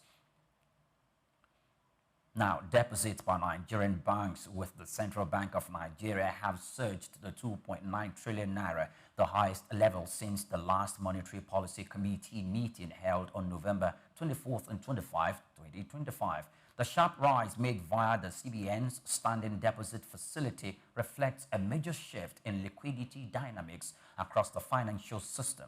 Analysts said the banks are increasingly parking excess funds with the Apex Bank, indicating limited lending opportunities or risk-averse behavior among lenders. The spike in deposits are also suggested to be the tighter liquidity management by the CBN and may influence short-term interest rates. It comes amid broader efforts by the monetary authorities to control inflation and stabilize the naira. The market watchers will monitor whether this trend continues or eases as banks reassess risk and lending strategies heading into 2026. Now, Meta Platforms Incorporation has agreed to give users in the European Union the option to restrict the use of their personal data for targeted advertising on Facebook and Instagram. The decision follows months of discussions with the European Commission after Meta was found in breach of the Digital Markets Act in April 2025. Under the new plan, EU users will be able to opt out of data-driven advertising and limit how their activity is tracked across Meta's platform. The move is seen as a major shift in Meta's advertising model in Europe, aimed at aligning with the DMA's requirement for greater transparency and user control. Regulators said that this commitment, if fully implemented, could set a precedent for how big tech firms handle personal data across the continent. Final implementation details are expected to be reviewed in early 2026. Many thanks for watching. Do well to follow us on all our social media platforms at SOUQ News TV. I am Oyinpriye Krumale. Coming up shortly is Just Africa. Do stay with us.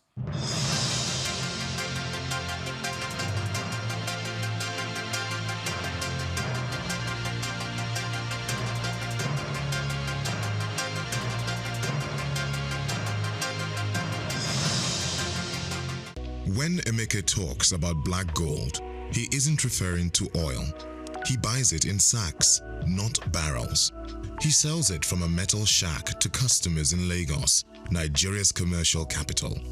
Charcoal is big business in Africa. He says there's enough money in the charcoal trade to make the wealthy envious in several African countries. Charcoal has fueled Africa's urbanization. It is energy dense and difficult to regulate, much like the cities it powers. Despite concerns about pollution, deforestation, and illicit money flows, charcoal remains indispensable. In this special report, written by Bayo Olaoye, he explored the value of Africa's charcoal economy, estimated to be worth billions of dollars, and assesses its viability. Nearly 200 million Africans cook primarily with charcoal, including 27% of urban dwellers. That share has grown since 1960, replacing much of its previous reliance on firewood. If there's been an African energy transition, it has been from one type of wood fuel to another. Charcoal's appeal lies in its convenience. By weight, it contains nearly twice as much energy as the wood it's derived from, making it easier to transport and ideal for megacities with fragile infrastructure. In Kinshasa, a Congolese metropolis of 18 million people, almost everyone cooks with it. Never before have cities grown so large while relying so heavily on wood-based fuel. In rural Africa, tens of millions of people make charcoal using earth kilns, outnumbering the world's coal miners. The process involves heating wood under low oxygen conditions to remove moisture and volatile gases. Logs and branches are stacked in a pile, covered with grass and soil, and burned for several days. This yields 1 to 2 tons of charcoal from 10 tons of dry wood.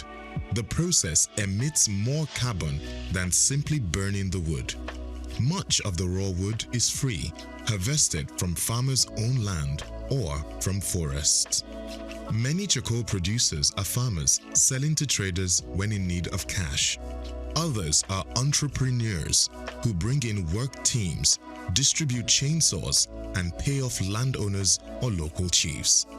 Locals often complain about outsiders cutting down their trees. In Kenya and Uganda, vigilantes have even attacked charcoal trucks. Africa's charcoal trade is estimated to be worth tens of billions of dollars, possibly more than the continent earns from cocoa or coffee. The money trail often leads to soldiers or government officials. The United Nations Security Council banned charcoal exports from Somalia because jihadists were earning millions by exporting it to the Gulf, where shisha smokers prize the aroma of acacia wood. Charcoal production leaves destruction in its wake. In Mozambique's Mabalane district, 2/3 of the woodland was affected by charcoal harvesting in the decade leading to 2018, according to one study. To mitigate the damage, governments oscillate between legalizing the trade through licensing and forest management and banning it outright. Sudden bans, however, often fuel a black market. Enforcement becomes a chaotic negotiation involving traders, officials, police, soldiers, and local communities. Lorry drivers move at night and pay bribes to checkpoints. In Uganda, where charcoal production is banned, it's smuggled across the border and transported under official seals from South Sudan. Other policies promote clean cooking. Liquid petroleum gas, LPG, which burns cleaner than charcoal, is exempted from VAT in Kenya. Some companies have introduced metered gas canisters so consumers can pay as they go, easing upfront costs. Today, more than half of urban Kenyans use LPG as their main cooking fuel. Bond Manufacturing, a company known for efficient stoves, has stopped selling its charcoal models and now promotes electric stoves subsidized by carbon credits. Experts say charcoal is on the decline in Kenya, though it remains prevalent in countries like Madagascar and Zambia, where alternatives are limited. Phasing out charcoal will have economic consequences. The trade is informal and decentralized, while gas is distributed through large firms and creates fewer jobs.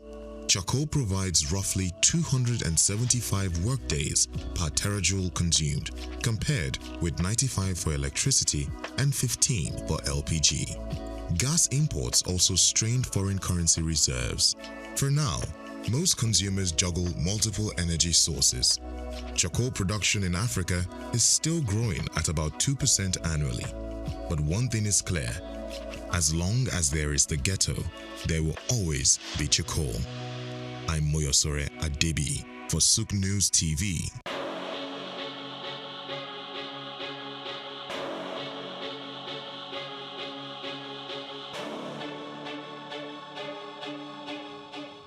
Elon Musk is a visionary entrepreneur leading innovative ventures in technology, space exploration, electric vehicles, and renewable energy. Musk was born on June 28, 1971 to a South African engineer and his mother, a Canadian model and nutritionist in Pretoria, South Africa. His talents for computers and entrepreneurship emerged early, and at age 12, he created and sold a video game. Musk studied physics and economics at Queen's University and the University of Pennsylvania. In 1995, Musk founded Zip2, sold to Compaq for $307 million. He also co-founded X.com, which became PayPal, acquired by eBay for $1.5 million in 2002. Driven by a vision for humanity's multiplanetary future, Musk founded SpaceX in 2002, developing affordable rockets to support International Space Station mission and NASA's Artemis program. He became a major investor in Tesla 2004, launching electric vehicles like Roadster, Model X, and Model 3. Tesla unveiled the Cybertruck, beginning deliveries in 2023. Musk acquired X, formerly known as Twitter, in 2022, aiming to enhance future and transparency. Musk has at least 12 children from multiple relationships, including Justin Wilson, Tallulah Riley, Grimes, and Siobhan Zilis. Through SpaceX, Tesla, and other ventures, Musk shapes technology and innovation globally, and his influence extends beyond business into politics and culture.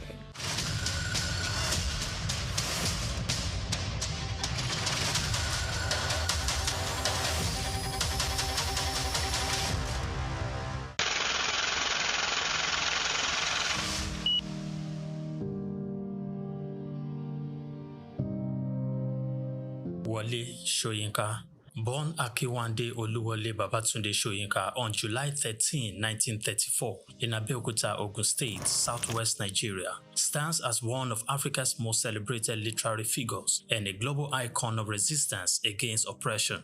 His life and works reflect an unwavering commitment to justice, culture, and the transformative power of arts. Soyinka was born into a Yoruba family in colonial Nigeria, an environment that exposed him to both traditional African culture and Western education. His father, Samuel Ayodele Soyinka, was a school headmaster, while his mother, Grace Eniola Soyinka, was a devoted Anglican.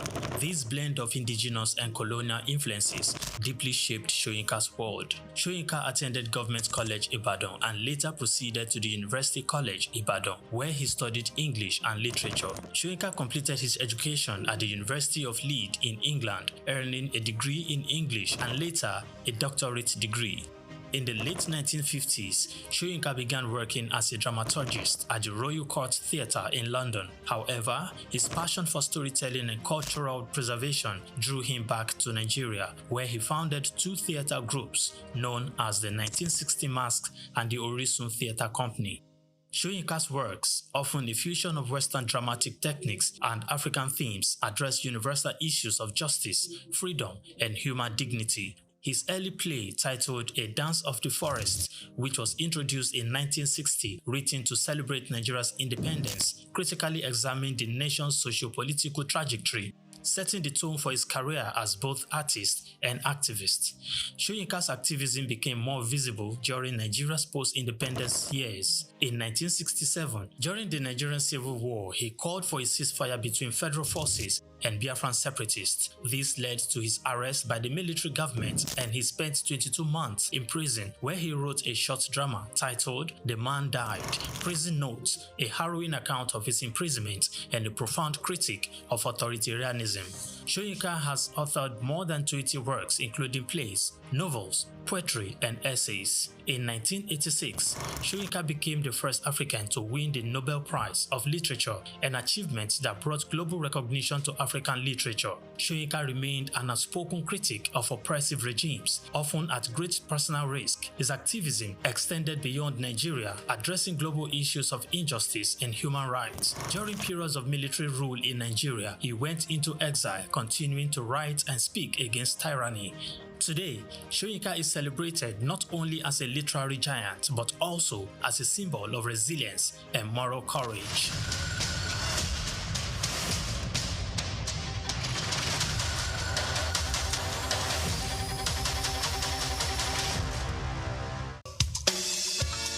Fellow Nigerians, did you know that constituency and executive projects in your communities are not gifts from your legislators? They are projects sponsored by the legislators and funded by the federal government to improve your life and the lives of those around you.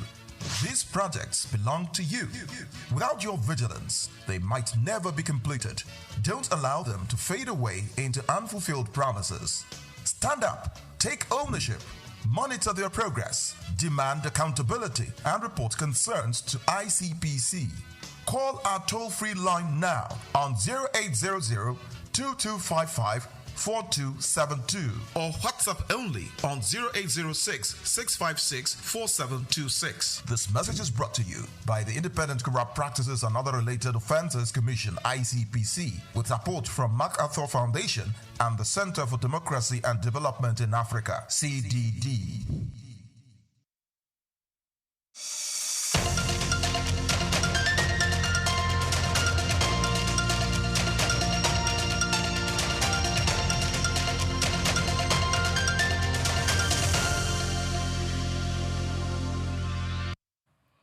A very wonderful afternoon here in Lagos. Good afternoon, Lagos. Good afternoon, Nigeria. Good afternoon, Africa. Welcome to another interesting episode of Just Africa, your very, very interesting continental show that, spotlights everything that is going on in the continent, ideas, people, policies to help the continent grow fast. And of course, today on the show, we're having a very interesting conversation that, of course, every young person out there, every job seeker will need to pay attention to.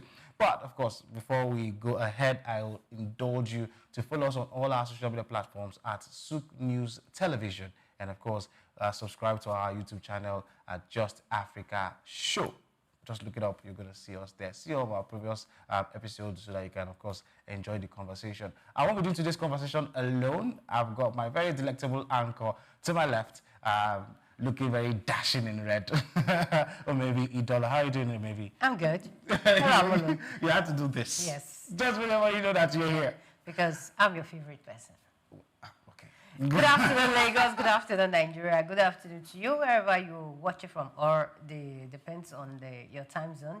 And welcome to Just Africa. You know, you were talking about young people have to pay attention to this one because it was a feedback from yesterday's conversation that we were having in passing, and they said, no, we have to bring an expert to come and break this down. Exactly. And of course, yesterday's conversation threw open a lot. And we had Chooks John Rogers yesterday, and then he helped us to understand a couple of things. But how about hear it in the horse's mouth? I'm not saying we're bringing in a horse. No. We're not bringing in a horse, but having somebody who understands some of these problems and help us to break it down. I think anybody who's a job seeker, an employer, even a current employee, needs to pay attention to this conversation. Yeah, one of the feedback I got was the fact that some persons got to understand that, yes, as much as you're looking for people with experiences, you still have to get the best hand. And the best thing was not different, was not far from what we talked about yesterday. And although there were so many back and forth regarding the whole conversation, but I still understand the fact that, yes, profits need to be made in an organization. The business owner or the employer, as the case may be, wants his business to grow. So there are so many factors looking at it from the employer's angle and from the job seeker's angle. But I think today we are going to find a very good ground on which we can move forward. And of course, I know there are so many employers out there. There's someone also confirmed what you said yesterday when you said that. Excuse me. When he said that most graduates are actually trained, or they are supposed to be entrepreneurs, not job seekers. Job seekers, yes. Someone confirmed that, and many other positive response came, which we will be giving to our guests. Some of them came from the job seekers angle, while very few came from the employees. He's got the experience. So the person here, our guests have shown the wealth of experience to help us. We'll transport them to throw under the bus, though. Yeah, we're not. Africa faces a paradox in youth employment. Many young people, and of course, older people per se, seek professional help, and of course, they are eager and qualified, but are locked out of opportunities due to a required experience barrier.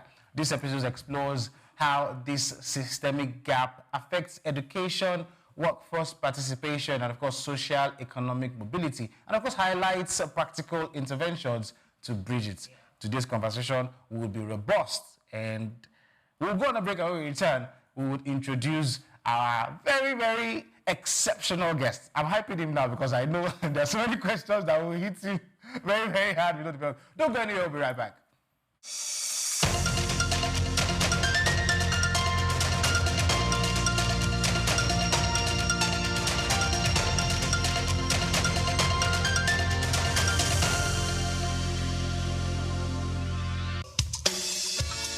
Fellow Nigerians, did you know that constituency and executive projects in your communities are not gifts from your legislators? They are projects sponsored by the legislators and funded by the federal government to improve your life and the lives of those around you. These projects belong to you. Without your vigilance, they might never be completed. Don't allow them to fade away into unfulfilled promises. Stand up, take ownership, monitor their progress, demand accountability, and report concerns to ICPC. Call our toll-free line now on 0800-2255-4272 or WhatsApp only on 0806-656-4726. This message is brought to you by the Independent Corrupt Practices and Other Related Offences Commission, ICPC, with support from MacArthur Foundation and the Center for Democracy and Development in Africa, CDD. From Dubai to Lagos, Nigeria, and across the globe, SOUQ News TV is your #1 station focusing on business, economy, and development. With global digital reach, we connect Africa's pulse to the world stage. Welcome to SOUQ News Television, and here we go beyond the headlines, from breaking news, in-depth conversational programs, to market analysis and indices. From policies affecting growth to unique documentaries, from live event coverage to bespoke productions, we deliver content that connects you to the world.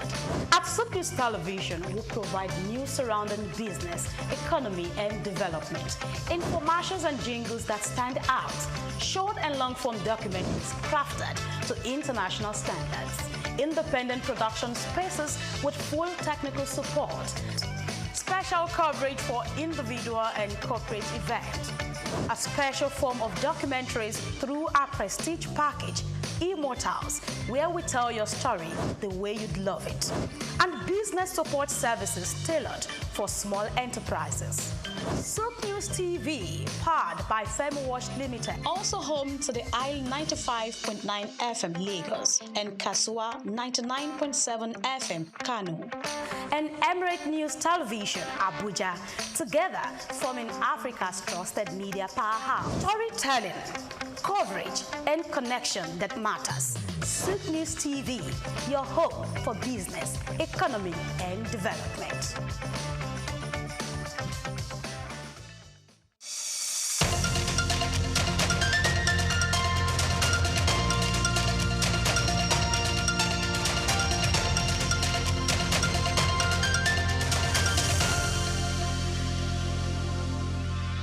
Welcome back to Just Africa, your very interesting, of course, lunchtime show that everybody seems to always want to get what the conversation is every time we turn on our live programs. Today on the show, we'll be talking about how the job market essentially is. And we've got a very seasoned human resource manager in our midst. In no other person, I don't want to reel out his plenty profile because he says his thing is making me feel nervous. So I've got a very, very interesting person. We share names together. His name is Mr. Emmanuel Olise. Welcome to today's show. Thank you for having me on the show. So I know I have to put you on the spot. I said, let me not reel out all your plenty profiles because being a human resource person is just good enough for it. You understand? So by the time we start letting the people know he's a health specialist and so the profile is getting larger, more questions will begin to come in. I don't want to show that part to be very high. You know? I don't worry, I like to do that. Anyway, welcome to the show. I mean, it's a very interesting conversation. But the truth of the matter is, look, everybody right now is either looking for a new job, transiting from jobs. Essentially, job is what drives the market, right? But there's this fundamental problem that has always cropped up: job experience.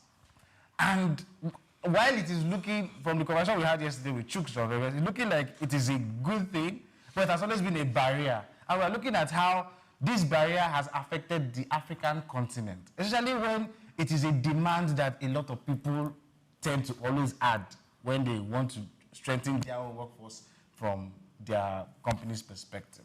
So the first question we will throw to you is, explain to us why job experience is necessary when hiring. All right, thank you. And once again, thank you for the opportunity to be on this show. Now, there's a thing called job experience paradox. It's a situation where you have a lot of people, young graduates are being churned out on a yearly basis, and these people find themselves in the job market applying to different organizations, and the organizations are not employing them because they don't have the requisite experience. And now you ask yourself, that's where it's a paradox. You ask yourself the question, how will they get the experience if they're not given the opportunity? Now, it's a major problem. Now, I will tell you, it has its positive side and negative angle. Now, the positive side is this. People who are currently in the institutions now already have it in their mind that by the time you graduate, they are going to be requiring for 2 years, 3 years experience. What they are going to do now is gather those experience even while at school. You can actually do that. There are remote opportunities there. You can get trained in addition to your educational curriculum and the rest. So these people are already gathering experience. That's an advantage in one aspect. Okay. And then the negative aspect is this. Now you have a lot of people who at the end of the day, they are denied opportunities because they don't have the experience. And these same people get frustrated. Some believe, get to the point where they believe, this country doesn't have any future for me. And what next? They want to save up to jackpot. And we have a lot of our professionals, we have a lot of fresh graduates, first-class graduates leaving the shores of Nigeria to other countries to work and earn a living. And at the end of the day, it poses a threat to the economic situation of the country. Because the economy will continue going down and down. There's lack of innovation because the people who are bringing their A game, who are bringing fresh ideas, innovation to change the status quo are being sent out on the guys that they don't have the experience. So it's both an advantage and a disadvantage. Yeah, so the continent, like Africa, the business, they're losing human capital. They're also losing, there's capital flight because even the talent, we are outsourcing it now because people have to, check the economy and then see why would I be here when there's a person who doesn't need this plenty of wealth of experience. But you touched on something which is not very common in Nigeria and Africa, which is remote jobs while you are in school. Yes. I'm not saying they don't exist, but it's not something that we are familiar with. It's very common outside. Yes. What we have is internship, and some of these internship many times don't even come with pay. Yes. Right? You just go there and offer your services. Why do you think we need to sustain this kind of approach to employment? Okay, there's need for it because if you look at China and some of these advanced countries from their primary school level, they are already trained to handle tasks, to be professionally inclined. They are already trained practically. They are given practical trainings on different aspects. Now, by the time those ones graduate, they don't need to start job hunting or looking for jobs here and there. They are creators. They have this entrepreneurial mindset from the onset. They come out to create jobs. They are employers of labor. Now, if we have those kind of people who, while you are in school, you are doing some remote job, you are already training yourself up for something. You are grooming yourself for the future, and there are some skills, there are some abilities, innate abilities that you think were not there before that you discover, and by the time you graduate, you are no longer looking for a job because you have already groomed yourself to take over the future of job. Before my co-host jump in, because she's eager to ask you a question, let me throw this. I'm sorry, I had to throw this in. Is it that our educational system does not prepare our young people to be entrepreneurs? Obviously it doesn't. I'm afraid. Okay, all right. Thank you, Mr. I'll pass it on to her. Thank you, Mr. Olise. From what you said, we have so many questions actually, but I picked two things from what you said. So the first one is this. You said remote jobs while in school, gathering experiences, and from what our guest also mentioned yesterday, also mentioned some entrepreneurial skills. Maybe while you were at home during the holidays, you helped your mom, those are your experiences. Now, you are encouraging that while in school, you should be doing some remote jobs. But as for those of you in human resource, when you are putting out the jobs, you also require a student having a certain, graduating with a certain grade. For instance, must be a 2-1 graduate, must be minimum of 2 second-class lower graduates. Now, a student who is running a business or running an online job and trying to study, how will the person be able to balance both study and job and still come out with a minimum of a 2-1? Okay, what I said, working remotely, it doesn't necessarily have to be paid jobs. Okay. It doesn't necessarily have to be jobs in quotes. It can be all these online trainings, for instance, to boost your certification. It could be, for instance, for somebody in school studying computer science, there are tons of courses online on netacad.com and some other allison.com and some other online platforms that could help boost your CV, boost your whatever degree at the end of the day, making you employable. So you could do that. It doesn't necessarily have to be paid employment. Now, if you have a paid remote job, all good as well. Now, the thing is, the job market or the HR practice is evolving every now and then. Yeah. So what was the norm like 10 years ago is no longer it now. Yeah. For instance, there was a situation where I was to hire for a particular role, and it's already stated the number of years experience, the academic qualification, and all of that. I didn't have to go through all of that. When I found the candidate, the right person I needed to give that role. Okay. In fact, seated in front of me, she didn't have most of the qualification, but I had to give it to her because we look beyond the first class, the second class upper. We want to see, now skills can be trained, can be learned, but character is one thing that's already in it. Okay. People cannot really shape your character, it has been molded. Okay. Right, but your skills can be learned. So if you come with the right attitude, you come with the right character, we can train you. You don't necessarily have to have 10 years of experience. Okay, so it's no longer first class or second class upper is now the norm. No, when you have the requisite character and you have all the soft skills relevant for the role you're applying for, and there may be one or two technical skills, we can help boost the others. Okay, so the second question that I got from what you said was most young people now, they save up. I love the word save. Yes. They save up to travel, travel to other countries. It's called Japan. Yes. When they get there, nobody asks them for job experience, but they get the jobs. Yes. So what happens to Africa? If people can live, because I feel that is why they find it convenient. Many people find it easy. When I get there, you will always get the job without the job experience. What is it that Africa is lacking that is stopping us from operating in that same system that you necessarily don't need the job experience? Well, I think the major problem with Africa is the fact that there are no policies in place. And the policies that are in place are either weakened or are not well structured. Okay. For instance, if you say somebody for entry level roles, the person must come with 3-4 years experience. Where is the experience going to come from? If the person is not given opportunity to work. That is the question. And then the government too can also come in.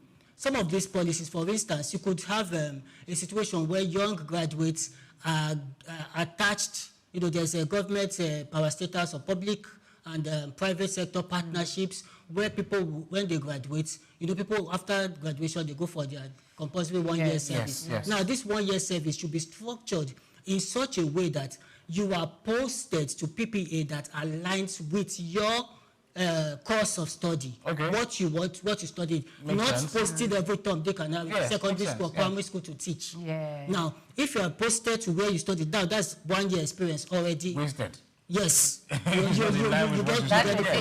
if the person is not posted to something that you studied. Yes, you are posted in 1 year. That experience will not count because you are not a teacher. Right? Yeah. So if you are posted to your course of study, what you studied and you are posted there, of course, that 1 year will count for something. That is one. And then also, government can also do what we call, maybe you can have a skill acquisition centers, and vocational training centers, where people, young graduates will go, learn something new, you know, and then while they are learning, they are earning at the same time. Yeah. They are getting paid, and also it has a way of also helping them navigate through life. That way, you are not... You said? Sorry. I said because we were actually coming there to that point. Yes, as you are working, so you are learning, you are earning. So I think, sorry to cut you here, but I think it aligns because the next question I was going to ask kind of like, so if we do things like vocational training, mentorship, internship, and this other one again, I can't just remember, but this kind of arrangements, I will now put it, and then you get paid while you are learning it. Yes. Does that solve, at least to a large extent, the problem that we have now in terms of employment gap? It does.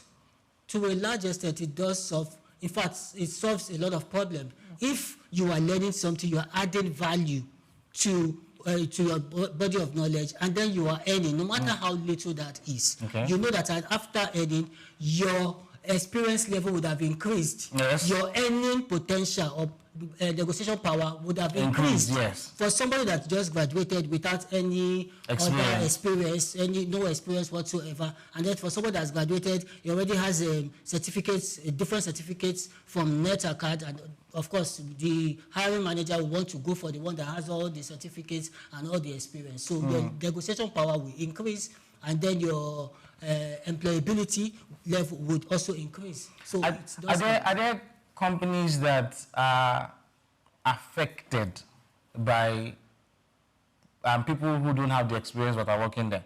Because I want to draw this line. This need for experience. Are there companies that exist that, because we hired somebody without experience, it affected us? Yes, of course, there are. The banking and finance sector, they are affected. The media and communication, the health sector. For instance, you cannot just hire a fresh graduate and you say, because you are a doctor, you trained doctor, go and start performing hysterectomy or something. Of course, you understand? There's need for that experience. And you cannot hire somebody to occupy the position of a CFO who does not even have, is not data driven, has not done anything, account reconciliation and the rest, and you say you just go, or you will trust that you would do the job. So, of course, experience in that regard. Okay, now, sometimes the work experience that is being required of, should I say, fresh graduates, or maybe anyone that is coming into a job, how does it affect those people, the people personally? Okay, better put, let me break it down this way. Employers who want to grow their businesses. Yes, of course. Job seekers who want to work. How do we come to a leveled ground? Like, this person needs this job. This person wants to grow their business. This person requires 2 years work experience, and this person does not have. How do we bridge that gap to help bring more people out of the labor market and maybe at the same time help the business owner? All right, I'll cite a very good example here. Sir Victor Walsh Oluwafemi. I was opportunity to speak with him some time ago, and then we were thinking about recruiting somebody for a role in ADSC, African Development Study Center, Abuja. And then when I interviewed this person, at the end of the interview, I said, this person has all the, I think this person is good, but does not have the experience. And then he said to me, what do you mean experience? The people that are there, did they come with any experience? And I'm like, wow. Funny enough, the people that are bringing in the numbers there, people that are bringing in the jobs, that are going to National Assembly to get the jobs done, to get people to come to our training sessions and the development programs, they came in with zero experience. And this is a man who saw them at that level and said, no, I'm looking beyond this level. This person can do X, Y, Z. And he gave them the opportunity. And today they are contributing their own quota towards the development of the organization. So it takes a foresighted employee. It takes somebody with a foresight. It takes somebody looking beyond the now. The problem with a lot of employers, the problem with a lot of recruiters is we want people that will give us the figures right about now. I'm hiring you today, you are resuming today, start rolling in the millions today. It doesn't always work that way. You can give the person the space of 1, 2 months, 3 months, 1 year, train the person, groom the person, and watch the person fly. Wow, okay. So you're saying that foresight, intelligent. Yes. Now, I'm not trying to downplay certain things here, but what if you bring in someone and it turns out that the person is not what you expected, even after giving in all the support, after investing on the person? Why am I asking? Now, a guest came on the show and said that sometimes before they put in money into a particular, or they invest on someone, they know, or when they feel that, okay, well, I'm investing on this person is not getting better, then the person goes. Is it that you just pick anybody? Do you just have to pick anyone that you feel, this person is the one that's going to be the superstar, this person is going to change the narrative. That is it just like that? Or you just acting based on emotions and does it really work that way? Yeah, it actually does work. If you work with a professional, with HR professional, they are trained to read between the lines. They are trained during recruitment, during interviews.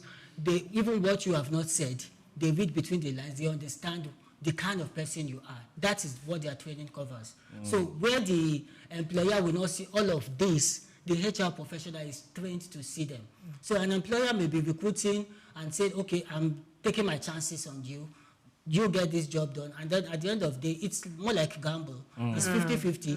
Sometimes you recruit and then the people come on board and they exceed expectation. And there are some people that will come on board and they go far below expectation. Now, you're not recruiting just that person, right? Maybe there are other roles that you are recruiting. What about the other roles? The others may be able to live up to expectations or thereabout. But if you employ the services of a human resource professional, or your organization have a well-trained human resource professional, during the recruitment, they will be able to tell, because a lot of people submit their CVs, and then these human resource professionals are trained to scan through all of these CVs and then make some selections, the ones that they feel will align or have the requisite character, skills, and attitude or whatever to thrive in that role. So such people will not be recommended after interview to the organization. If you hire such people, chances are that they will do well. Okay. I think you've touched on some in your response to some of the questions, but I want you now to streamline the answers, because the question now is being direct. How can educational institutions, organizations themselves help to bridge this gap? I know you mentioned some of the things like mentorship and stuff, but I want you to now narrow it down. Well, how can the schools help? How can the offices themselves help? Because not many people even do trainings. I mean, training after your school, because it's still essential. But give us some of the policies that governments, schools, companies themselves can employ to bridge, because this gap is glaring, it's there, and it's affecting the continent. How can we bridge this gap? Okay, I think I've talked about the government support, how their policies will help. Now let me move on to schools. Now, while you are in school, for a 4-year course, for instance, you have 6 months internship or sometimes. Yes. Now, school should be more intentional. It's not all about theoretical. For somebody who is an engineer, who is a student, an engineering student, for instance, graduates, and then the roadside mechanic is doing exploits with the cars, and the person who is a graduate, who is trained to do that, can barely fix anything, then it means there's a problem somewhere. So school should get back to the drawing board. By that, I mean add practical approach to the curriculum. For instance, you could say 1-year internship. We are posting you to XYZ company. They have one partnership with some of these companies. We are posting you to this, not the students on their own. Because if students go to look for, they are limited. Some will end up not finding any, while some will apply to companies that are not even looking for any. At the end of the day, they are stranded. But if you want partnership as a school, as an institution, and it is calling on all universities, to run partnership with different institutions, both public and private, get these students attached to these institutions and monitor them. They do is they don't monitor. Even those that go for IT, they don't monitor. Just come at the end of the IT, sign, and at the end of the day, people lie and say they did X, Y, Z. When they did nothing, they go back to the school with 0 experience. So they should be intentional. Schools should be more intentional, add practical approach to all of this. The theories that they've been doing. The organizations themselves. Then organizations do what they call, the reason why organizations don't want to hire people with 0 experience is for fear of, if this person comes, this person will not be able to perform, or this person will not be able to get this tax done, or this person would take us back by XYZ amount of money, because for every wrong recruitment, it's taking the company back by some, Yes. So what I think organizations should do, they should be more intentional. Now, by being intentional, when you are recruiting these people, first, the person is coming with, let's say, 0 knowledge, 0 experience. or maybe 1 year experience from NYSC. What you do, we do what they call a onboarding in HR, career onboarding body. As you are onboarding this person, you are attaching the person to a professional or to a mentor, to somebody that will now mentor that person in that role.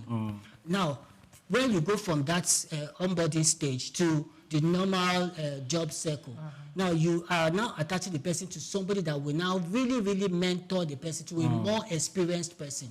Somebody who has worked in the organization for like 5 years, for instance, and has occupied a certain position and is an authority in that department or that position. You attach the new intake, the new hire to this person and make sure that this person studies this other person and not just leaving the person at the mercy of the mentor. You monitor as HR, you monitor progress. After 1 month, you do what they call check-in, regular check-in. How far has this person been able to tick this box?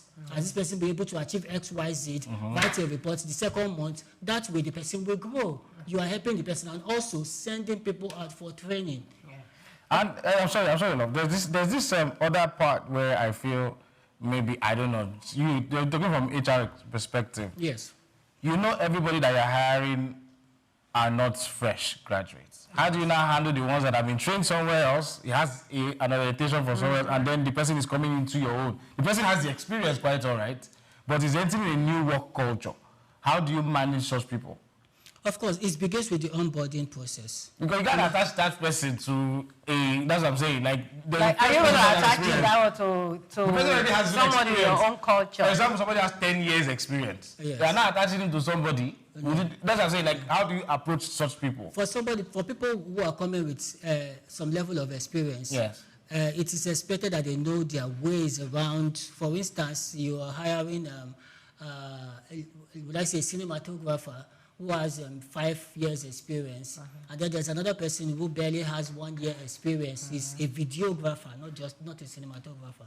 And then the person with 5 years experience should be able to operate this camera, that camera, knows the angle and knows how to troubleshoot and all of that. But the one with 1 year experience or no years, zero experience, does not know his way around. That's the person you can attach to this 5 year. The one with 5 years experience. But the one with 5 years experience, when he comes into the organization, what he needs the most is the structure, the organizational, the modus operandi of the organization, the culture.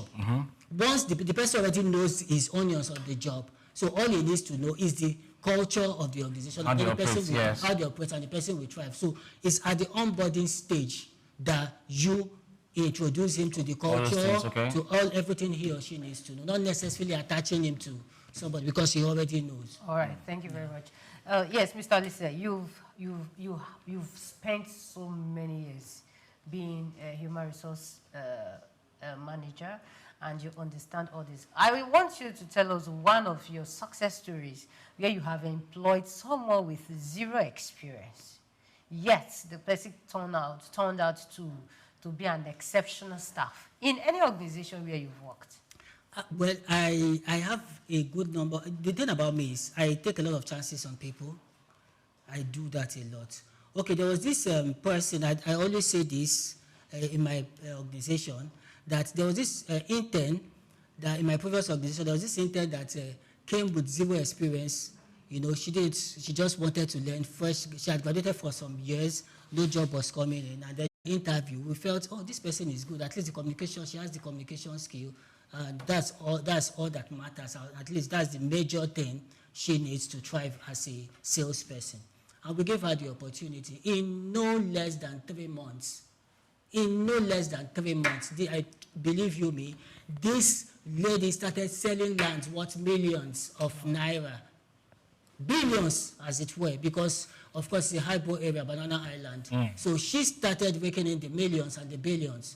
And as I speak to you, this lady has been to no less than 7 countries within the last 1 year. Wow.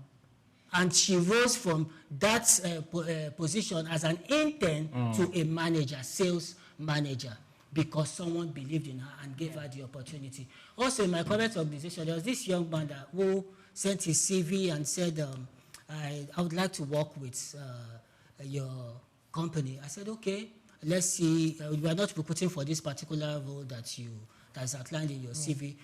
We need a video editor. Okay, let's see how it goes. And then I spoke with the head of the digital team. I said, okay, this person is coming for interview. Let's see how it goes. And then I interviewed the person. He has all the requisite skills and knowledge. And we said, okay, no problem. But he does not have the experience as a video editor. In fact, he has zero experience. And then I spoke with the chairman. I explained to the chairman of the organization. I said, okay, he believes again. And that's why it's good to work with a boss that believes, that sees ahead. He believes in people and he sees years ahead. So he looked at this, interviewed him and said, okay, no problem, let's give him an opportunity. This young man is one of the best hands we have now. Wow, he's doing pretty much well. Yes, I love what you said about internship. Now, these interns you talked about, were they paid? Yes, of okay, course. yes, so we have some organizations. I'm sorry for cutting you short. There's also this other intern who is an OAP. Okay. Who came in here with zero experience. Yeah. And today, she is one of the best OAPs. Yeah. Yeah. So give people now, opportunity. why am I asking about payment? Some organizations feel that they don't have to pay an intern because they believe that they are impacting you with knowledge, we are giving you experience, we are doing this to you, you are doing that and all that, so we don't need to pay you. But these people spend their transport to also come. And that is another discouraging factor. I'm talking from the side of the job seeker now. Yes. I'm not talking from the side of the organization. I I'm trying to play the devil's advocate. Yes. Now, that is a factor that will discourage someone from learning. You as an experienced human resource manager, what do you have to say about those organizations who feel we don't have to pay you? We are paying you with the experience and the knowledge. Okay, I want us to, as much as we are looking at it from the angle of the job seekers, we should also pay attention to the fact that companies are there to make money. And when they bring in somebody with zero experience, they also have to spend money training that person. So if they end up not paying for the organizations that honestly they have not made so much profit to be paying you, we understand. But this is where the human part comes in, the empathy comes in. I'm not saying pay like you are paying the person like a staff. We're not saying stipend, for instance. You Even stipend. You understand? So that's what I'm asking. Okay. I get it because look, different organizations, different policies, right? Some might decide to pay you for your 3 months. Some will say no unless it is 6 months and above. Different reasons. Maybe they have the budget for it. Yes. So give us expo because I promised from the beginning I didn't want to tell you that because I'm about to do it. Give us the expo. When you want to hire somebody, live experience now. What are the things you look out for? Because look, some people are watching and they want to prepare themselves for the next job interview. When you want to hire somebody, what do you look out for other than the experience? Okay, the first thing that sets you out as a person is your CV. So should we be padding our CV? Because right now people use AI to write fantastic, beautiful looking CVs. Yes, we've had that cases where we have. So the first thing is CV. Yes, we've had a lot of cases where we have a lot of people. In fact, if you go to my LinkedIn page, you will see a post on people having beautifully packaged CV, but zero experience. It's like what invites you to the door. It doesn't get you in. So if the CV is well packaged and you come in prepared, when preparation meets opportunity, what happens? Success. Now, when you come prepared for the interview, you already know what is expected of you. Of course, the next thing is for the hiring manager to know whether to give you a chance or not. But the first thing, of course, that gives you access to the door is a well-prepared CV. And then again, when you are faced with the interview, the panel, everything, I tell people, everything you do. In fact, I've had to interview somebody that told me after the interview, the final stage of the interview, the person was to meet chairman. That was the day chairman got back from the UK. And then chairman was waiting for the person, and I was not around because I was not feeling fine on that day. That was on a Saturday. And then this person calls me and tells me is the chairman around so I can start coming? He lost the job there and then. I had to tell chairman, sorry, this person is not coming for Yeah. He said, why? I said, no, it's not serious. He lost the job there and then. So your attitude, even while you are being questioned, your composure, your expression, your facial, everything counts. So when you are coming for interview, come prepared. We have seen a lot of people that have the experience. They know their onions, but when they come for interview, they are unable to scale because of character flaws. So come prepared, and of course, this guy will be. Amalo, do we still have? I don't have 1 minute. I'm sorry, because this last one that you just mentioned, when you said character, I don't understand. What kind of character? Because the truth is, some people abuse different, right? And my face may not tell my inner this thing. So when you say you are looking at maybe facial expression, should I always come smiling? If I don't know how to smile, look, and I know my job. Exactly. Well, that's where... No, hold on. Let me just add to it because it's same line. Yeah. He is talking about facial expression. I'm talking about fidgeting during... Yeah, just nervous. There are people that are nervous. Yeah. Not that they don't know the job. For instance, I always tell people, I'm happy that we have people who are into movies in this organization as well. You don't get the best actors during auditions. Auditions, yes, that's true. Because some are either overacting or they are underplaying the role. Not that they are not good actors. So I want to bring that in line with what he said. The person may just be so nervous and will not be able to say what he or she really wanted to say. Would you say, because he's not smiling the way you explain? So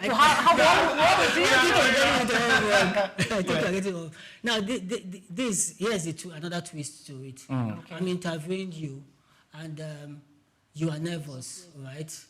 You're answering the questions, but you are not hitting the nail on the head. This is where a human resource professional will read between the lines and know that you are nervous, and then we tone down. This is my approach whenever I interview people. In fact, there was somebody I interviewed recently. Let me give you a typical example. He was to come in as a cinematographer. So as I was speaking to him, he had already been interviewed by the head of cinematography.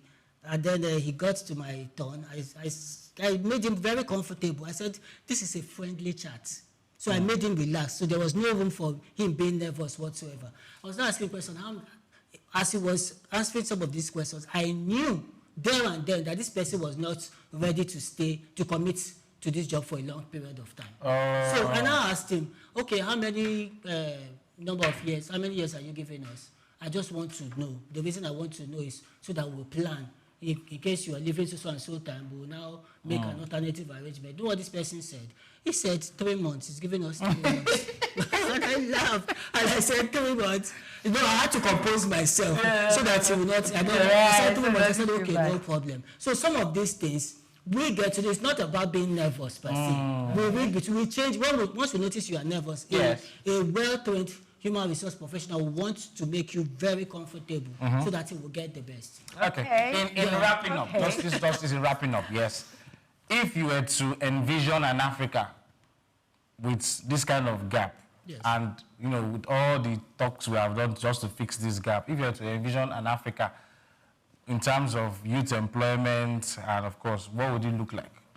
Yeah, in the next 5 to 10 years. 5 to 10 years, yes. What I'm looking at is... If we put all these things together, everything has been put in there. We're looking at young professionals coming prepared, not coming to be jobless, not coming to be caught in the web of, I want to jackpot before I can make it. People that are coming with their A game, they are coming with all the relevant skills and acquisition or the knowledge they need to succeed in their career or their chosen profession. They are coming with all of it, and they are coming to take over the center stage. And they are coming with, if I get this no, if I get a no here, this other door, I will try this other door because I know what is in it for me. So they are coming with different skills, they are coming with knowledge, they are coming with abilities to take over the job market, not to be idle once they hear a no and then they go and relax. No. Okay. Anyway, thank you very much, Mr. Emmanuel Lisse, for being, this open to come and take all our gbasgbos down. Essentially, we needed to get clarity on some of this conversation. Well, thank you so much for being our guest on today's show. Thank you. Your insights were really, really helpful. Yes. And of course, to our viewers out there, we hope that we're able to break some of this. Is it jinx or the paradox? We're able to break down the paradox for you, but I knew the major takeaways would be how to prepare for your next job interview. I hope you learned it, what to look out for. If you're nervous, start to fix your nervousness now. Of course, if your CV is not good, go and get somebody who knows how to fix a CV now. So at least, even if you don't get into the door, let it get into the door. That's like the first thing that we need to do. But of course, today's conversation helped us to understand that we know that there's a challenge, we know that the barrier is there, but there are ways to always fix every of the problems. One of these is having the conversation. But we're not done. We're still having another interesting conversation. This was just to let this first segment of the show die. But please do not forget, follow us on our social media platforms at SOUQ News TV. And of course, subscribe to our YouTube channel at Just Africa Show. JUSTAFRICASHOW. Just subscribe. And of course, we'll help you, give you all the needed conversations that we need to have. Don't go anywhere. We'll be right back after this break.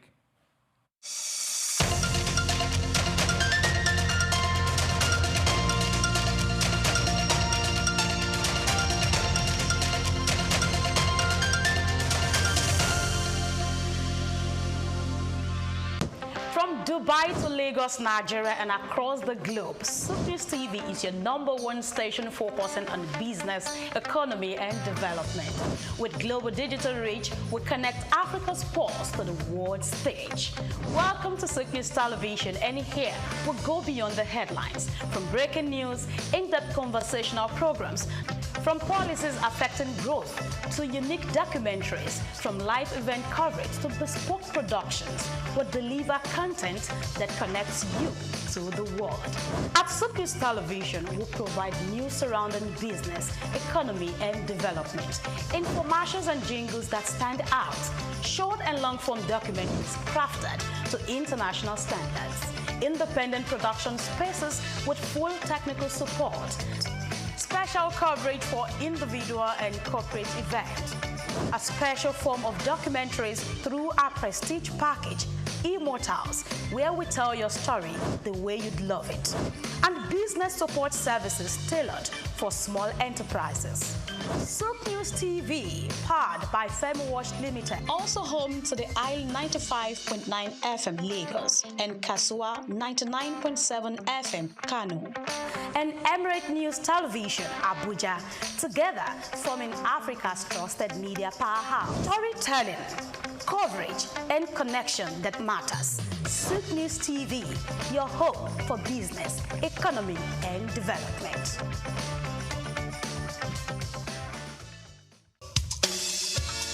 Fellow Nigerians, did you know that constituency and executive projects in your communities are not gifts from your legislators? They are projects sponsored by the legislators and funded by the federal government to improve your life and the lives of those around you. These projects belong to you. Without your vigilance, they might never be completed. Don't allow them to fade away into unfulfilled promises. Stand up, take ownership, monitor their progress, demand accountability, and report concerns to ICPC. Call our toll-free line now on 0800-2255-4272 or WhatsApp only on 0806-656-4726. This message is brought to you by the Independent Corrupt Practices and Other Related Offences Commission, ICPC, with support from MacArthur Foundation and the Center for Democracy and Development in Africa, CDD. Lesotho, a country like no other on the African continent, and in fact, like no other in the world. Nestled entirely within the borders of South Africa, Lesotho holds a unique geographical distinction. It is the only independent nation on Earth located entirely above 1,000 meters in elevation. Its lowest point, at 1,400 meters above sea level, is higher than the highest points in countries like Netherlands, Denmark, or even the United Kingdom. This extraordinary altitude earns Lesotho its nickname, the Kingdom in the Sky. Lesotho is one of just 3 countries in the world that are completely surrounded by one other country, the others being San Marino and Vatican City in Italy. But unlike them, Lesotho is not a microstate. It boasts a proud population, a strong cultural identity, and a landscape marked by rugged mountains, deep valleys, and fast-flowing rivers. What also makes Lesotho stand out in Africa is its climate. While much of the continent is known for its warmth, Lesotho regularly experiences snowfall, especially in its highland regions. In fact, it is home to Afriski, Africa's only ski resort south of the equator, drawing tourists who seek winter sports in an unlikely location. But Lesotho's uniqueness goes beyond geography and weather. The Basotho people are known for their iconic wool blankets, worn with pride across the country. These are not just for warmth, they are deeply symbolic, representing milestones, rites of passage, royalty, and social status. No traditional ceremony is complete without the presence of these beautifully patterned and color-coded blankets. The traditional Basotho hat, or mokrotlo, is another national symbol, so important that it appears on the country's license plates and currency. Lesotho also harnesses the power of its water. Its Lesotho Highlands Water Project exports fresh mountain water to South Africa while generating electricity for domestic use. Water, often called white gold, is one of the country's most valuable resources. In many ways, Lesotho defies expectations. It is a country of heights, both literal and cultural. In a continent known for deserts and plains, Lesotho offers snow and slopes. In a region often shaped by lowland agriculture, Lesotho rises up proud, elevated, and unshaken. Lesotho is not just unique to Africa, it is unique to the world. This is the uniqueness of Africa, and today we spotlight Lesotho, the kingdom in the sky. I'm Moyosore Adebi for SOUQ News TV. In an age of artificial intelligence and automation, it is easy to overlook the value of hands. Yet in Ghana, hands still build nations.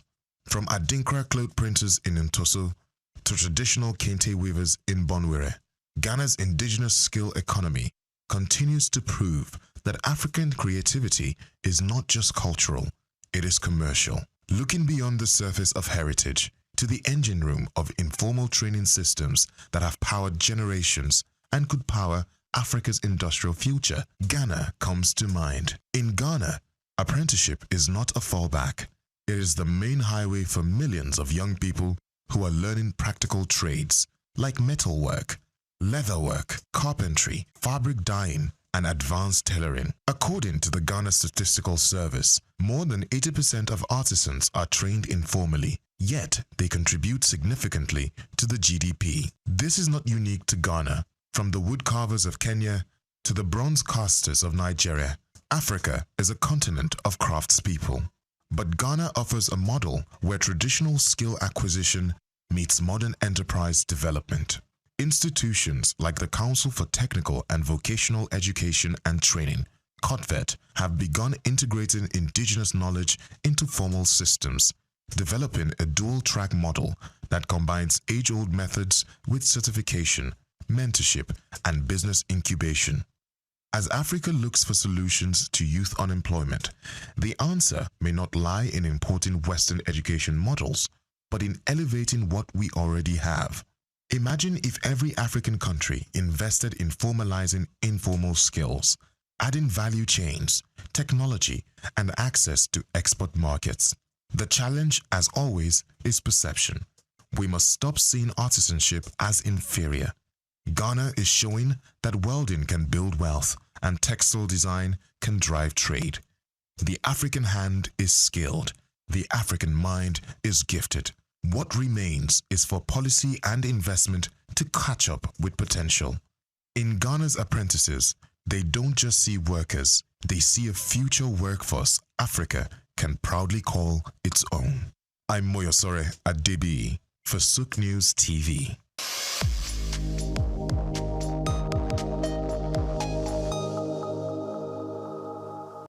Housing infrastructure as a driver of economic growth. In virtually every nation, the discourse on economic growth often revolves around output, foreign investment, technology, and human capital development. Yet, one element that remains underexplored but profoundly fundamental is housing infrastructure. Housing is more than shelter. It is an economic commodity, a social stabilizer, and a catalyst for development. From job creation to stimulating demand in allied industries, and from serving as collateral for wealth creation to enabling urban renewal, housing infrastructure stands at the heart of sustainable economic advancement. At the core of modern economies, housing represents both a consumption good and an investment asset. For households, it is often the most valuable property they own. For governments, housing development is a visible marker of social responsibility, while for economies, it serves as a growth engine with multiplier effects across sectors. According to Bayo Olaoye, veteran journalist with SOUQ News Television, well-planned housing infrastructure is not just about erecting buildings. When integrated with urban planning, it prevents slum expansion, enhances livability, and boosts productivity. World Bank estimates show that the real estate and construction sector contributes between 7% and 14% of global GDP, depending on the region. In advanced economies, such as United States, housing-related activities, construction, real estate, mortgage finance, home improvement, and property services are major drivers of employment and wealth creation. In emerging economies like Nigeria, housing contributes about 3.1% of GDP, though with vast untapped potential. Its influence cuts across financial markets, labor absorption, raw material demand, and energy consumption patterns. One of the clearest pathways through which housing drives growth is job creation. Development requires diverse skilled and unskilled labor, from architects and engineers to masons, electricians, and artisans. The construction phase alone is labor-intensive and generates immediate employment. Beyond that, housing stimulates growth in allied sectors such as cement, steel, timber, and glass. Industries producing furniture, interior decor, and home appliances thrive as household spending increases, while financial institutions expand their mortgage and insurance portfolios. The International Labour Organization, ILO, estimates that each housing unit constructed generates between 5 and 7 jobs, depending on project complexity. In countries grappling with high youth unemployment, this represents a powerful avenue for labor absorption and poverty reduction. Furthermore, housing facilitates wealth accumulation and capital formation. Unlike consumer goods that depreciate, housing retains or increases in value. For many households, home ownership is the foundation of financial security and upward mobility. Housing assets also serve as collateral for credit, driving entrepreneurship and industrial growth. However, in many developing nations, underdeveloped housing finance systems limit credit access, stifling broader economic potential. Expanding housing infrastructure can therefore deepen financial systems, democratize wealth, and strengthen the foundation for inclusive growth.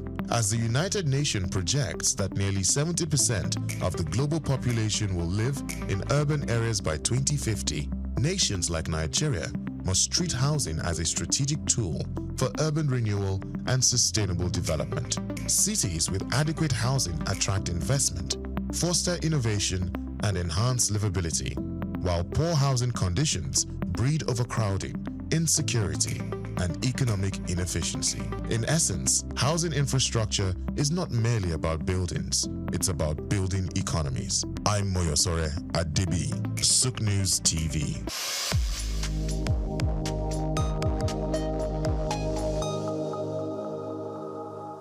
Hello and welcome to another edition of Cashcraft. I am Grace Komolafe. Today I have for you something that really looks ordinary, but it's more than how some people perceive it. This isn't just news, It's a wake-up call, a signal, especially if you live in or near Kayama, Kwara State, or you have any connection to the north-central zone of Nigeria. According to reports, the Kwara State shea butter factory in Kayama is projected to create 10,000 direct and indirect jobs, officially confirmed by the Commissioner for Agriculture and Rural Development, Dr. Afiz Alabi. Now, this news isn't meant to bore you. It's a flashlight revealing something you need to tap into. Don't sleep on shea butter, and you ask me why. That's because this is not just a skincare ingredient. It is a multi-million-dollar global commodity, and it starts from the word shea tree. Shea butter is a natural fat extracted from the nut of the African shea tree, Vitellaria paradoxa, native to the savanna belt of West Africa. It's rich in vitamins A and E, packed with essential fatty acids, and used in skincare and cosmetics, cream, balms, soaps, hair products, pharmaceuticals, chocolate industry as cocoa butter substitute. From Africa to America, France to Japan, shea butter is in demand. A metric ton of raw shea butters can fetch around 350,000 to 500,000 naira, depending on quality and volume. Processed butter can go for about 2,500 to 4,000 naira per kilo locally, and higher when exported. In global markets, refined organic shea butter is gold, trading at $4 to $10 per pound, depending on certification. Nigeria is the world's largest producer of shea nuts, yet we are not making nearly enough from it yet. Are you still thinking it's a job not fit for you? Perhaps that's pride. Yeah, but here is the reality. Anyone can go into this, male or female, young or old, educated or not. It's not about the job title, it's about your operational model. Now let's take a look at ways to tap into the shea butter business. 1. Shea nut collection and selling. If you live near wild shea trees, you can gather and sell nuts in bulk to processors or exporters. 2. Local processing and packaging. With basic training and equipment, you can extract and sell raw shea butter to traders, beauty salons, or markets. 3. Skincare line startup. Infuse shea.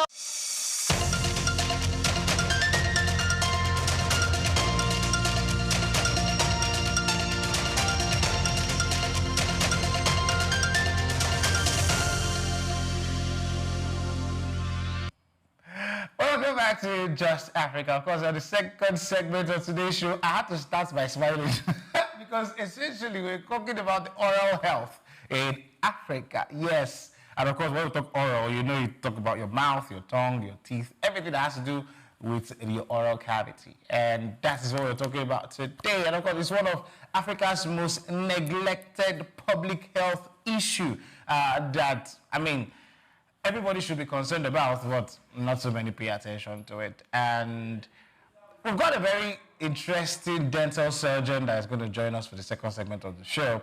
But before I toss him in, of course, I'll introduce him, I want us to ruminate over this conversation. And I'm going to have, I've got my delectable co-anchor, maybe Dolo, sitting with me. Despite many conversations that has to do with the mouth. Yeah. Right? We still see that Africans like to be primitive or like to experiment when it comes to their oral health. Yeah. And I dare say that these conversations are not had as frequent as it used to be when we were growing up. Yeah. Because I remember they used to even tell us how to brush, like how to brush then in primary school. I don't think it is there now. Okay. Or maybe they have improved, I don't know. But back in the days, I do know that they used to even teach us things like circular movements when you're brushing. How you don't just brush certain way. There's a pattern that you have to follow, how you have to brush your tongue, how you have to take care of your mouth, and how you have to get healthy teeth, what you should not eat. These conversations, if it is something that is this important, especially in the health, in general health of a human being, I think more attention needs to be had. Yeah, you know, talking about, excuse me, talking about health or oral health right now, I think the attention that it is gaining these days is far, far, far beyond how it used to be. Yeah. Because these days, everyone is conscious of how the setting of their teeth. Everyone is concerned about the air that comes out of their mouth. Yeah. Everyone is concerned about their tongue. And many people are still not aware of it. For you were talking about your primary school days, Yes. how you were taught. I did not have that privilege because I was because I was in the village with grandma. Okay. So nobody taught me you have to brush in a certain way. Oh, or you have okay. to brush. Growing up, I Now I feel like a city boy. Yes, you get it. So as much as many people are getting the importance or getting to know the importance of your oral health, there are still many persons that are left behind. In rural yeah. There are still people who consume cola nuts, which causes yellow teeth in your mouth. Yeah. People still tell you it has been something that we are eating, our foreparents ate it, and nothing happened to them and all that. There are people who still take tobacco that stain their teeth, preventing them from having white teeth. And right now, innovation, technology has helped us largely that if you have a certain amount of money, you can go to a dental clinic and get a teeth whitening, yes. And get your teeth cleaned and to remove all the yellow stains, all the black stains, all the green stains and the rest.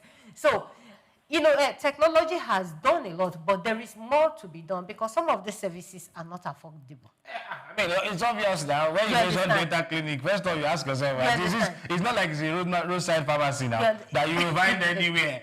Dental clinics are not so many, and their services are rare.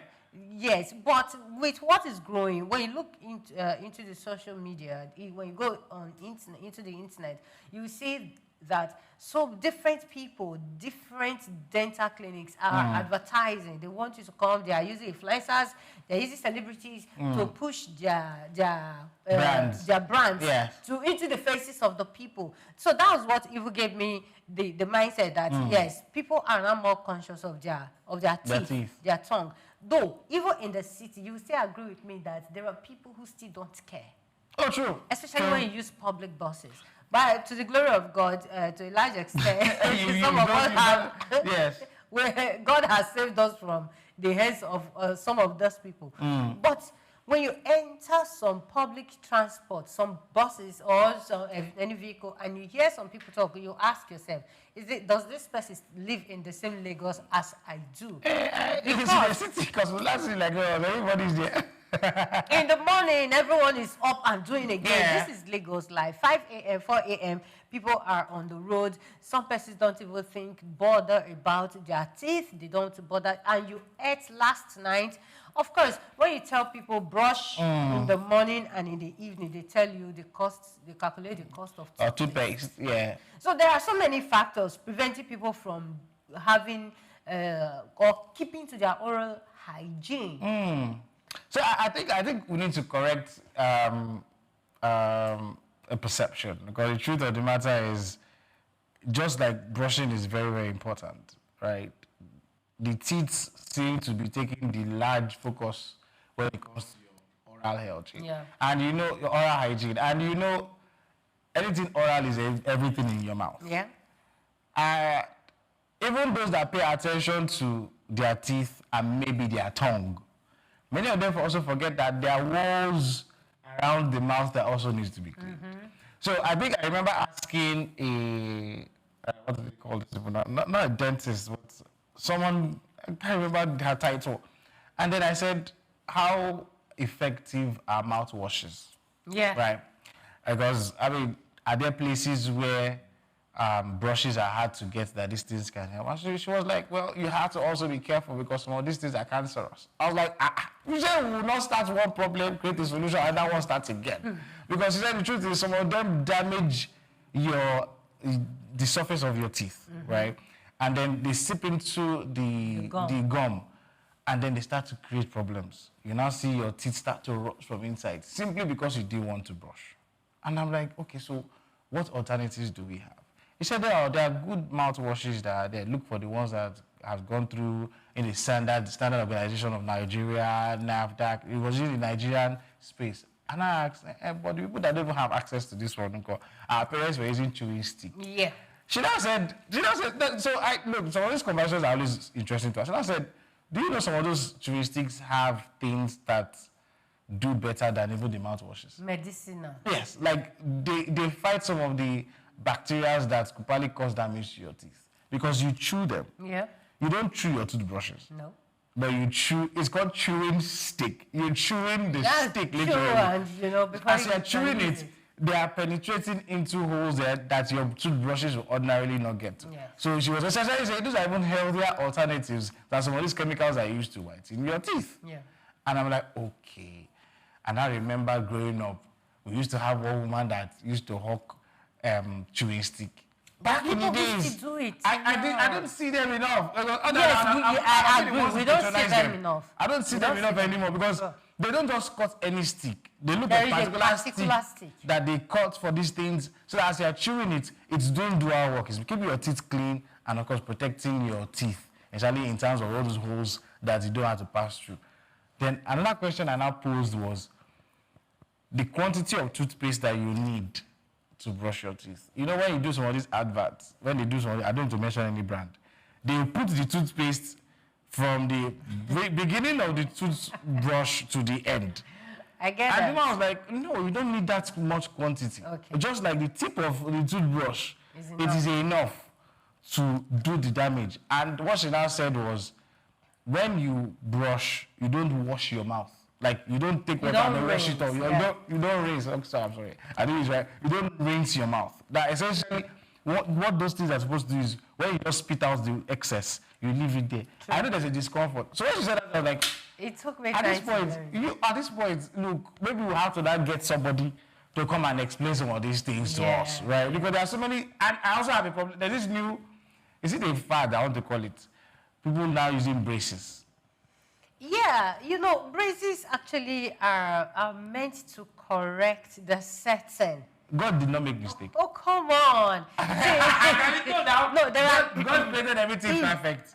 What are you correcting? It's not like women wearing wig. I still have a problem with that one, but we will not have that conversation. You don't wear wig. I mean, that's I love her for that. She doesn't wear wig. But God created you in a certain way. You remove your eyebrow and put what do you call this one? Is it eye pencil? What do you call it? No, you remove the one that God has put. Okay, Amolo, let's come back to braces.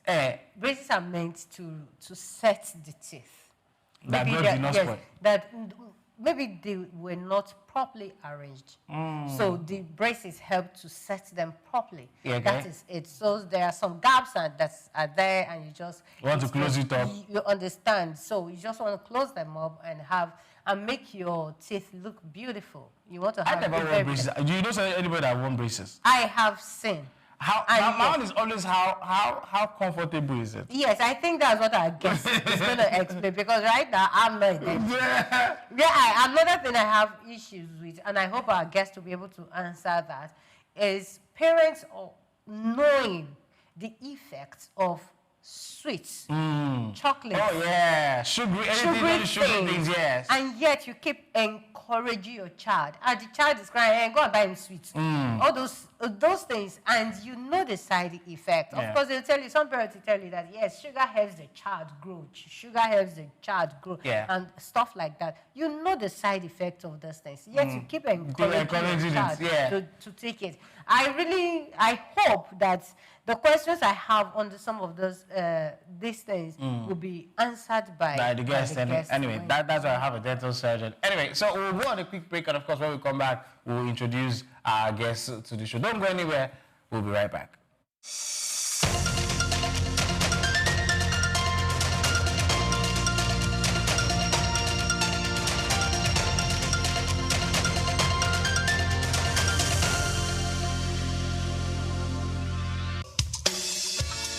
Fellow Nigerians, did you know that constituency and executive projects in your communities are not gifts from your legislators? They are projects sponsored by the legislators and funded by the federal government to improve your life and the lives of those around you.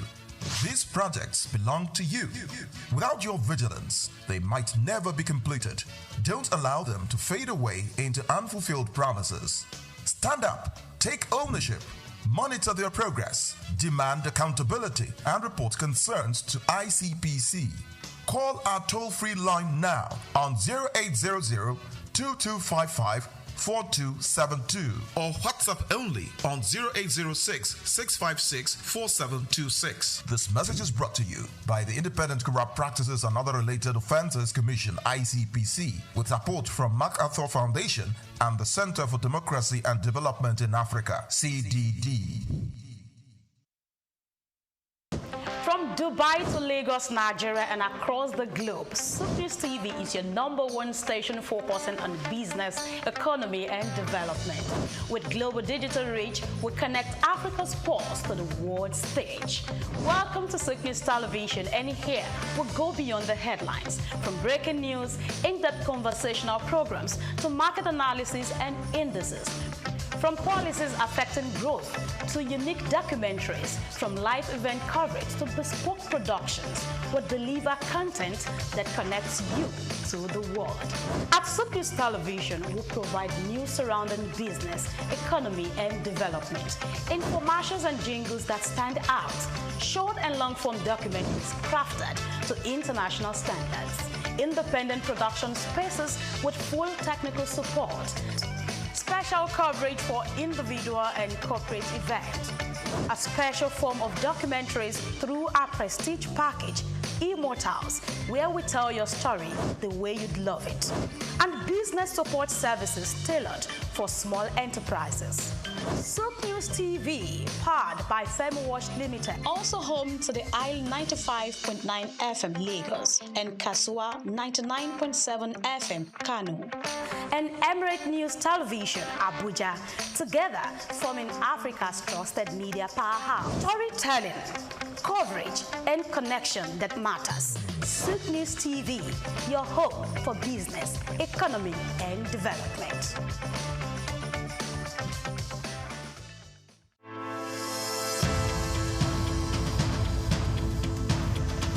Nigerian leather industry has a storied history, particularly in the northern parts of the country, where the art of leather farming and crafting has been perfected over centuries. Traditionally, leather was used primarily for functional items like sandals, bags, and saddles, with little emphasis on fashion. However, the narrative has changed drastically in recent years as Nigerian leather has evolved from a utilitarian product to a symbol of luxury and high fashion. Here is a special report by Bayo Olaoye. The turning point for Nigerian leather came as local designers began to recognize its potential beyond traditional uses. They started to experiment with new designs, creating products that appeal to the modern consumer while maintaining the heritage of craftsmanship. The result has been a wave of leather products that are not only functional, but also stylish and desirable on the global stage. One of the key factors driving the revolution is the exceptional quality of Nigerian leather. Known for its durability and unique texture, Nigerian leather, particularly from goats and cattle, has become highly sought after by fashion houses both within and outside Africa. This demand has encouraged local artisans to up their game, focusing on quality control and finishing techniques to meet international standards. Moreover, Nigerian leather products have benefited from the global trend towards sustainable and ethically produced goods. Consumers are increasingly turning away from massively produced items in favor of the handcrafted sustainable alternatives. Nigerian leather made using traditional methods with minimal environmental impact fits perfectly into this narrative. This has opened up markets for Nigerian leather goods, particularly in Europe and North America. where there is a growing appreciation for products with a story and a conscience. The rise of Nigerian leather on the fashion scene is also closely tied to the country's booming creative industry.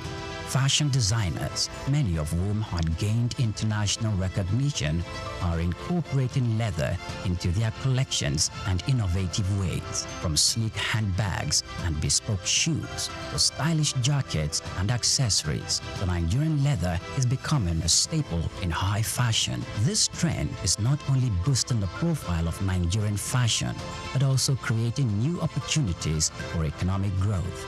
The leather industry, once dominated by small-scale craftsmen, is now attracting significant investment. Entrepreneurs are setting up modern tannery and workshops, creating jobs and fostering skills development in the process. This industrialization of leather products is helping to formalize what was once an informal sector, leading to better working conditions and high incomes for artisans. However, the success of Nigerian leather market did not emerge without challenges. The industry still faces issues related to infrastructure, access to finance, and competition from imported goods. Additionally, there is the need for more investment in technology and innovation to further enhance the quality of leather products and make them more competitive in the global market. Despite these challenges, the future of Nigerian leather products looks bright. There is a growing recognition of the value of locally produced leather goods, both within Nigeria and globally. This is evident in the increasing number of fashion shows and trade fairs dedicated to promoting Nigerian leather products, as well as the rising demand from international buyers. The evolution of Nigerian leather from a utilitarian material to a symbol of high fashion is a testament to the creativity and resilience of the Nigerian artisans. It reflects the broader trend in the global fashion industry towards sustainability and craftsmanship. As the world continues to embrace African fashion, Nigerian leather is poised to become a major player on the international stage, offering a unique blend of tradition, quality, and style. This is just the beginning of what promises to be an exciting new chapter for Nigerian leather.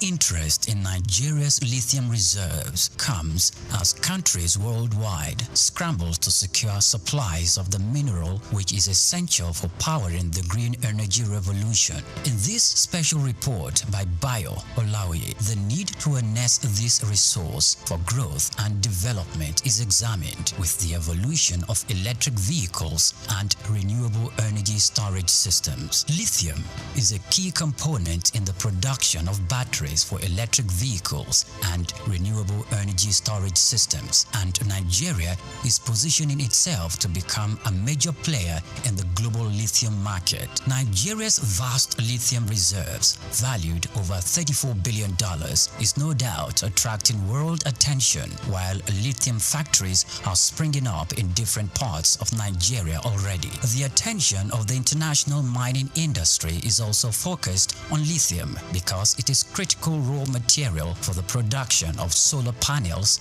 and electric vehicles. Analysts predict that global lithium market could grow robustly over the next decade, driven by the rapid adoption of electric vehicles and renewable energy technologies. Data from a Global Future Market Insight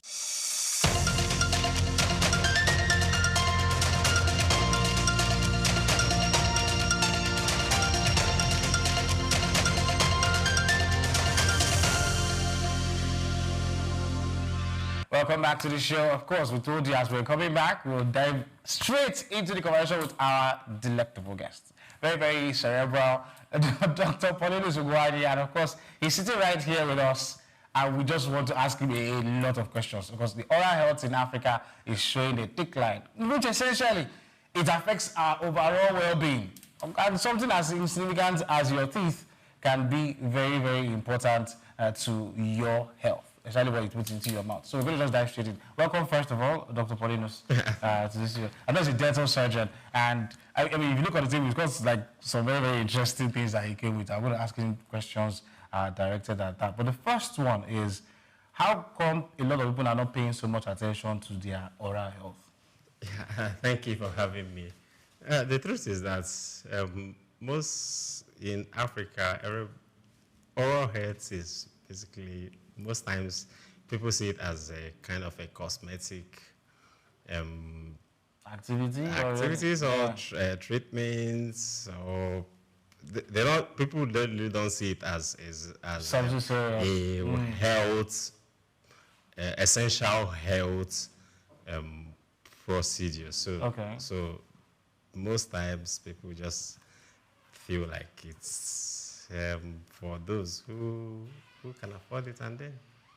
Yeah, because I noticed that when you tell people that I'm a doctor, everyone assumes that you are a surgeon or maybe any other kind of doctor until you say I'm a dentist, and they'll be like, you know, that look, which one is dentist?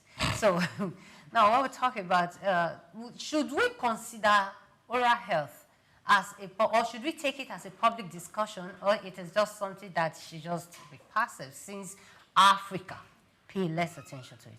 Well, okay, the thing is that oral health is an essential component of the overall health of an individual. Yeah, but because our setting, most people don't consider the oral health really as an essential component of an individual health. So people see it like a cosmetic procedure. I don't know if it's difficult. Like people see it like, okay, it's cosmetic, and the focus is most more on some things like HIV, malaria, diabetes, tuberculosis. These are things that we know about. So when you mention dental caries, periodontal disease, people feel like, these are just... Doctor, I have seen people with toothache, with swollen faces. So when we are saying dental health, it is not something that we should play with. Like half of the face swollen as a result of one toothache. Now, how important is it for people to pay attention to their oral health?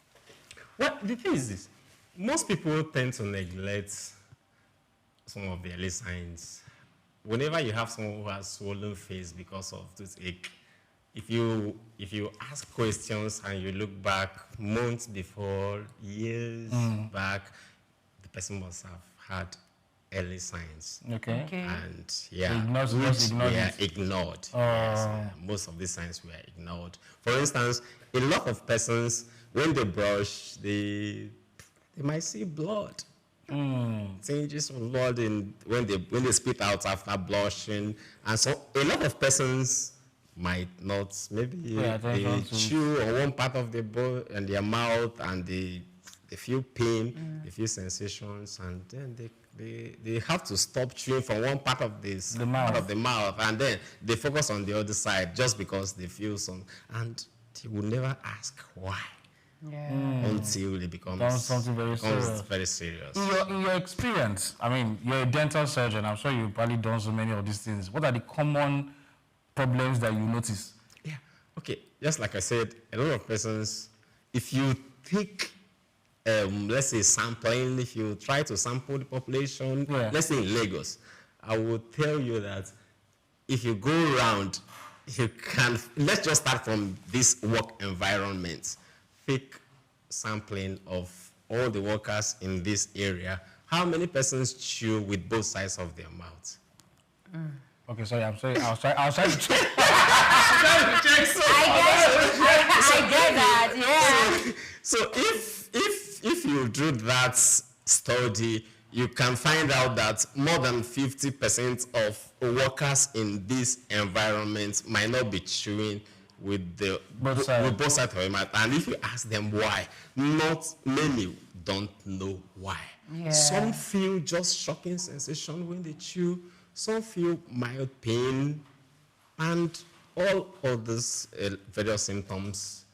Yeah, which this could be signs of tooth decay. It could be signs of gum disease or periodontal issues. There could be signs of a broken tooth, and these early signs or symptoms, when ignored, they can escalate to more problematic situations. Do you encourage tooth removal? Because I have heard that the moment you remove one, it's going to lead to another, it's going to lead to another, and you keep removing until eventually you have half of your mouth removed or you become toothless. Well, I think I would say that's a fallacy. Oh, okay. Right, so it's a fallacy. I would say so because removing one tooth doesn't automatically lead to removing another. However, the truth is that for a tooth to have a problem that will lead to removal, that problem must have lingered for a long time. Okay. So the problem we have in Africa is that we don't have this culture of early presentation. So yeah, we don't have this culture of early presentation. So in fact, let me just, if a tooth has, let's say, decay, for instance, it will take about 18 months to 2 years for a decaying tooth to become symptomatic. Wow. Yeah. So if you are presenting, it means that the problem must have been there for a long time. Wow. Yeah, so most times when people present, because of pain, because of some of these symptoms you mentioned, the problem must have been there for a very long time. So, and the longer, in fact, there is this slogan we use, pain is expensive. Okay, presentation is cheap. because time is not our friend, so we're trying to catch so many things in so much short time. I saw some of the props that you have here, and I'm going to ask them particular questions, because I'm sorry, this is a tongue cleaner. I'm sure it's something that many people are not so familiar with. And then you've got the typical brush, and I know there are different kind of brushes. At what stage do you recommend particular things? Because even things like braces, at what stage do you recommend braces for somebody? What kind of toothbrush do you recommend and why? And then this tongue scrubber, I don't think it's something that we're all familiar with. Okay, yeah. Talking about braces, you know, an adult human has two sets of teeth. You have the primary teeth, which we all know as milk teeth. Then you have the adult teeth or the permanent teeth. So you want to do your braces if all things being equal, you want to do your braces when the person is at the adults, where the person already have all the permanent teeth, yes, complete. Even though there are cases where we do braces when you still have your milk teeth, it just depends on situations. Okay. There are reasons why you want to do braces on this person, but generally you want to do your braces when the person has adults, all the permanent teeth. I'm asking for Amolo now, not for myself. I'm asking for him. Does the braces, do they really work on the teeth? Because he doesn't believe that it works. So that's why I said I'm asking for him. Do they work? Yeah, no, braces actually work on the teeth, irrespective of your age. You can be an adult, child, or whatever. Anybody can use braces, and it will perfectly. Braces just meant to reposition and realign your teeth. No matter your age, braces work. Okay, so your final thoughts, because I mean, we've run out of time. Your final thoughts, what advice would you give Lagosians, Nigerians, Africans in terms of maintaining a well oral health? What kind of advice do you give? Yeah, I will first of all start by telling everybody that the majority of the things that will take you to a dental clinic preventable. Oh. Yeah, so if you pay attention to prevention, and when we talk about the preventions, most people see it like it's like a big deal. Okay. But when it's just simply as brushing twice daily, most times when I tell someone that brushing in the morning after you've eaten is much more beneficial than brushing after eating, they see it as like, what are you talking about? After eating, brush. Yeah, it's better you have your breakfast in the morning, then brush your teeth. Then after brushing, go about your daily activities. I can explain all of that. Okay. I didn't know. Well, you brush after eating. Yes. Not before eating. Where we now have issue with that is when Lagosians leave home at 5 a.m. they've not eaten, and they take their breakfast in the office. So how would you tell a Lagosian to brush after eating breakfast in the office? It's really a multifactorial, 2 decades a multifactorial disease condition where not just brushing, we also have to put into consideration your diet. So if you don't eat in the morning, so what will you eat later? So when so there are some cases where you don't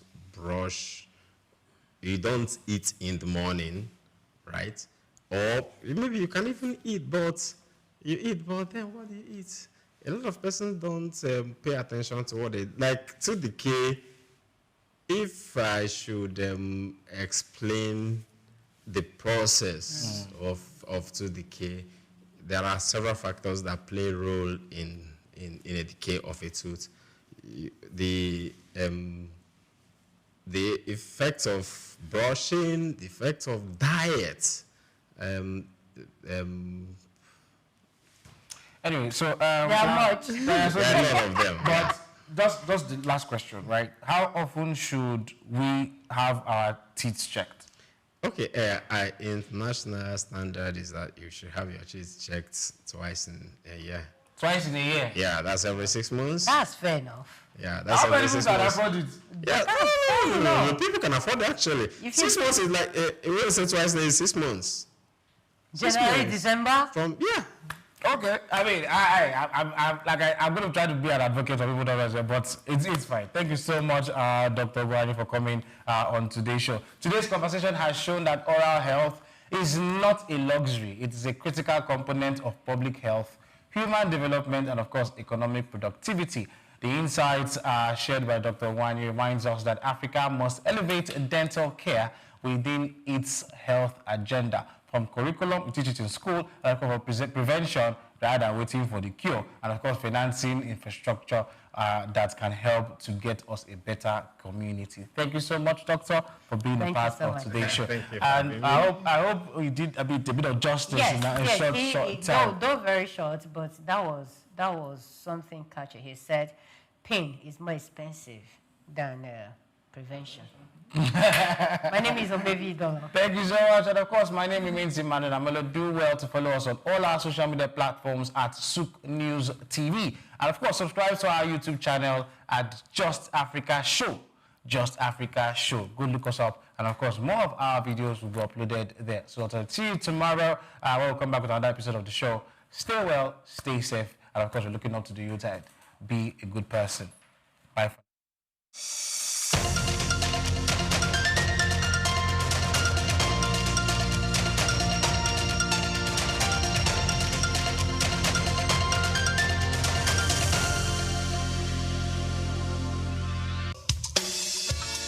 Fellow Nigerians, did you know that constituency and executive projects in your communities are not gifts from your legislators? They are projects sponsored by the legislators and funded by the federal government to improve your life and the lives of those around you.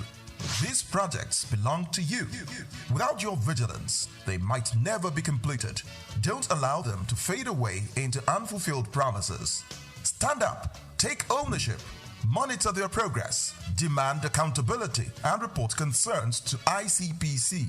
Call our toll-free line now on 0800 2255-4272 or WhatsApp only on 0806-656-4726. This message is brought to you by the Independent Corrupt Practices and Other Related Offences Commission, ICPC, with support from MacArthur Foundation and the Center for Democracy and Development in Africa, CDD.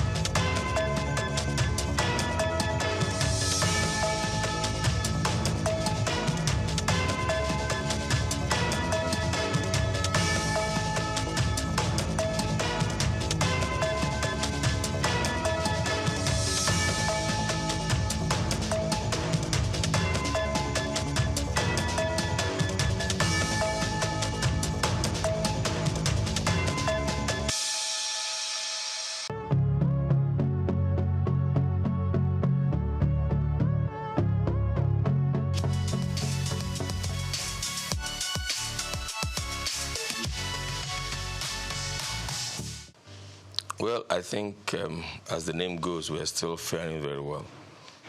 We are still holding on.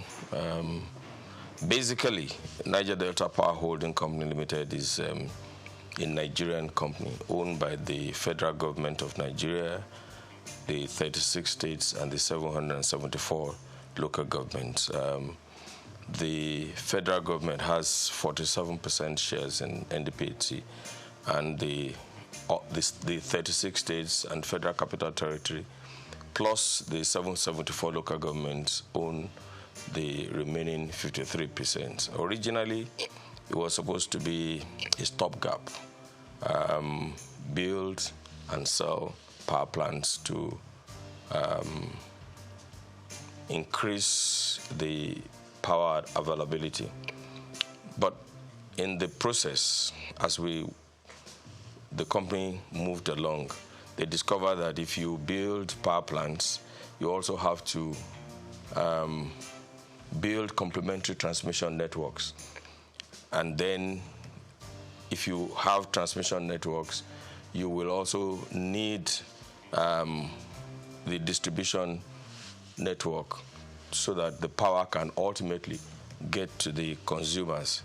And so because of the gap that was in the sector at the time, Niger Delta Power Holding Company Limited was asked to build more power transmission networks, substations, injection substations.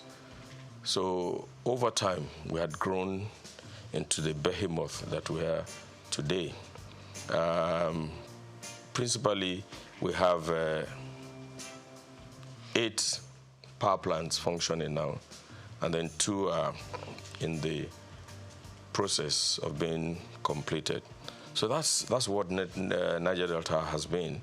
But basically, I can say without any iota of contradiction that Niger Delta Power Holding Company Limited has been able to increase the capacity, the network capacity, by about 50%, and of course the distribution capacity by about 60%.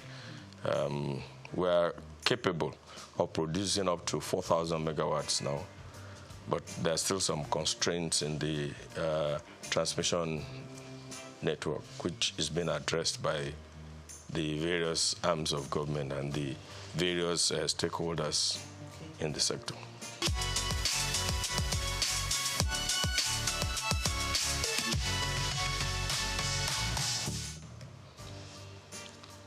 If I want to talk about the problems in the power sector, you need more than an hour program. They are multifaceted. And each time solutions are being found, they are not far-reaching enough. For instance, before the enactment of the Electric Power Sector Reform Act, it was thought that the problem was we didn't have enough generation power, and that's what gave rise to the NIPP, which is the National Integrated Power Projects, which was basically to increase the power availability in Nigeria. And there were gaps because at that time, I don't think the solution was holistic enough. I'm talking of during the time of President Olusegun Obasanjo. You remember the National Integrated Power Project was conceived at the time. And it's strange that for the past many years, we are talking about 4,000 megawatts, 4,000. In reality, the available power in Nigeria is about 16,000 megawatts now, between 13,000 and 16,000 megawatts. So you wonder, why are we producing or generating or putting on the grid about 4,800 megawatts? So there's a gap. And the gap is basically the fact that the present network is aged. It's inadequate. There is fragmentation in the sector. You have, as of today, about 26 different bodies in the power sector. And it's a typical Nigerian problem. Once Nigeria identifies a problem, they create another agency to deal with that problem, rather than looking at the problem in the eye and say, this is the problem. And I can give you so many examples. For instance, traffic, which is very basic to everybody. When after the Udoji Award in the early 70s, I think it was in the early 70s, and people had phone to purchase cars, traffic began to grow. Now, instead of taking a holistic attitude and train the police to do what they're supposed to do, expand the road networks, and begin to put a culture of driving properly in the country, we created the yellow fever, the traffic wardens at the time. You remember at the time, traffic warden was separated from the Nigerian police. That's right. And the problem was not solved because the people were still constrained to virtually the same network of roads, more cars on the same network of roads. And then we stopped training drivers.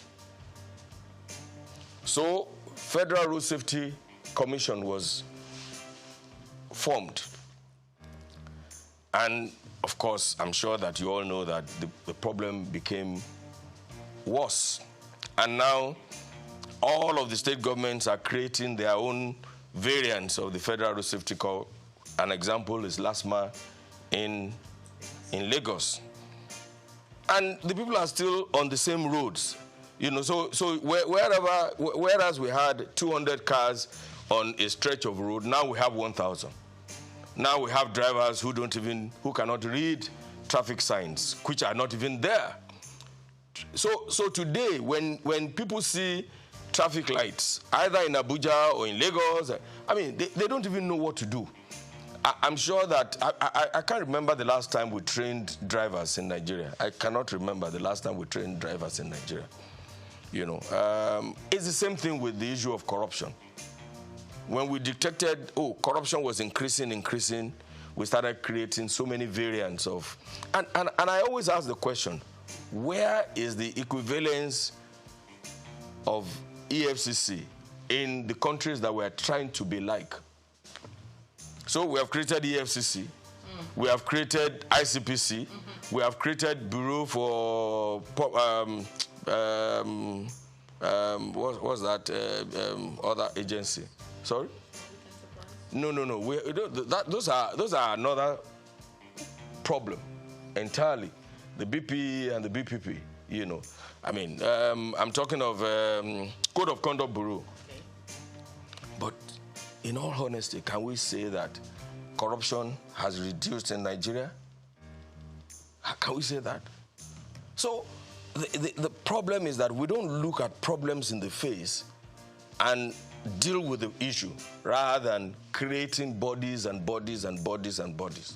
We don't have the variants of EFCC, ICPC, and Code of Conduct Bureau in the countries that we're trying to be like.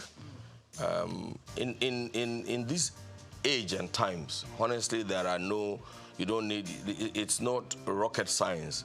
There is hardly anything you want to do that has not been done before or that is not being done in some other places. I mean, so you see in various sectors that once we identify a problem, rather than look the problem in the eye and providing solution to it, we create another body.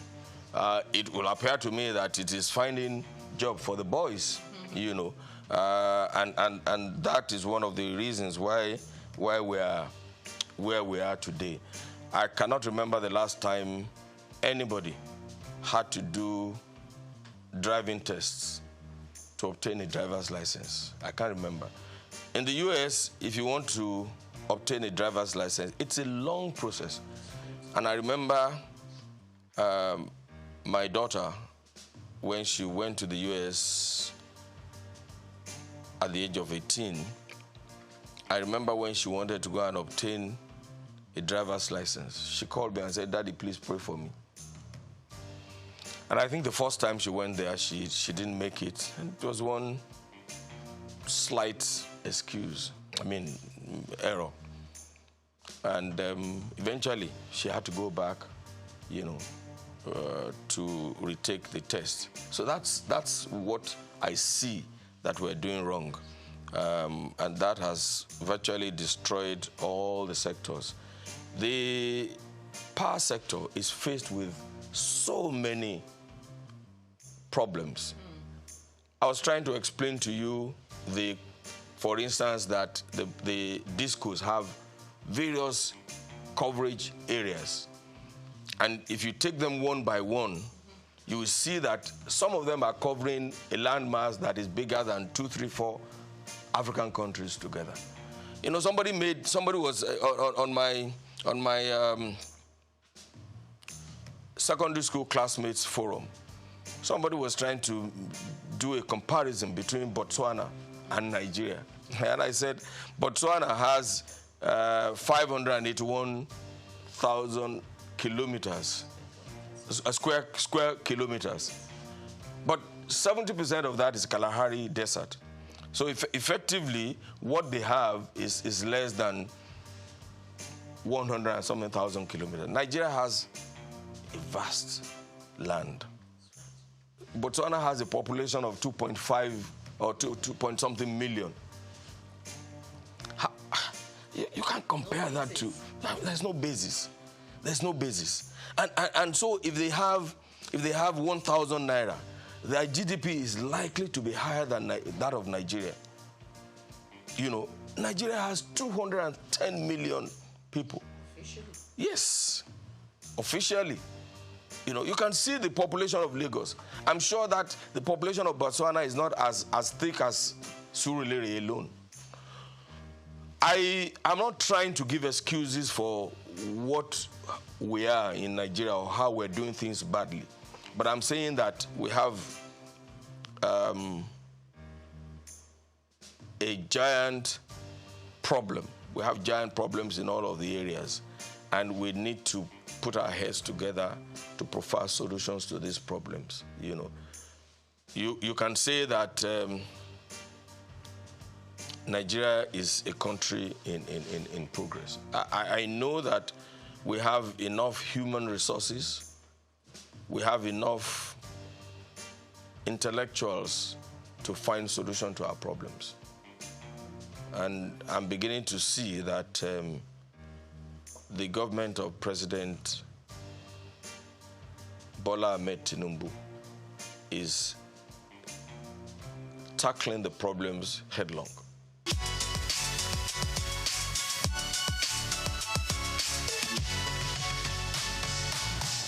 I don't want to say that they work in silos. I mean, it should not be absolutely correct. I don't want to say that. That would be too negative.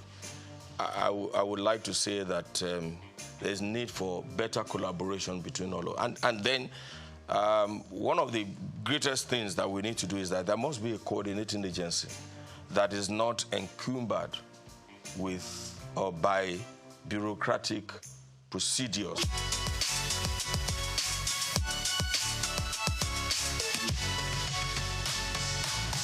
Okay, NEC is supposed to be the regulator in the society.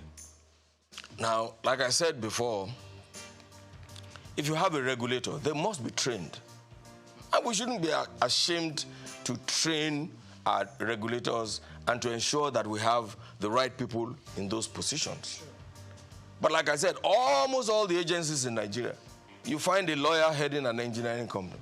You know, I mean, it's not done. And what happens is that I don't want to create a war between professions, but the truth of the matter is that if you are a lawyer and you have you're doing legal consultancy in the sector, that doesn't make you to be chief executive of a purely engineering company.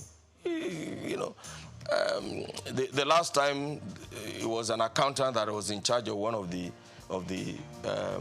parastatals in the sector, and you know, even now that there's a new government, you see all kinds of people trying to outdo each other here and there. TCN, for instance, is supposed to be in charge of the transmission networks, okay. But you have the independent ISO under them. How is that going to work? I mean, that is supposed to be an independent, and it cannot be under TCN. Yeah. You know, the discos, for instance, who is supervising them? NERC is supposed to supervise them, but you have on the board BPE, you know, that has 40% of the shares, and they're supposed to monitor them. Are they doing that? And then now the Yoruba people say amukun eru ewo oni ewo saleni. That is, if a man is crippled or has bent knees and is carrying a load, it's not likely that the load will be straight because the legs are bent anyway.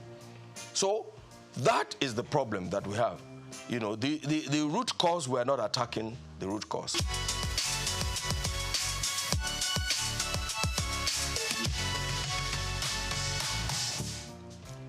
You know, the electricity power sector reform has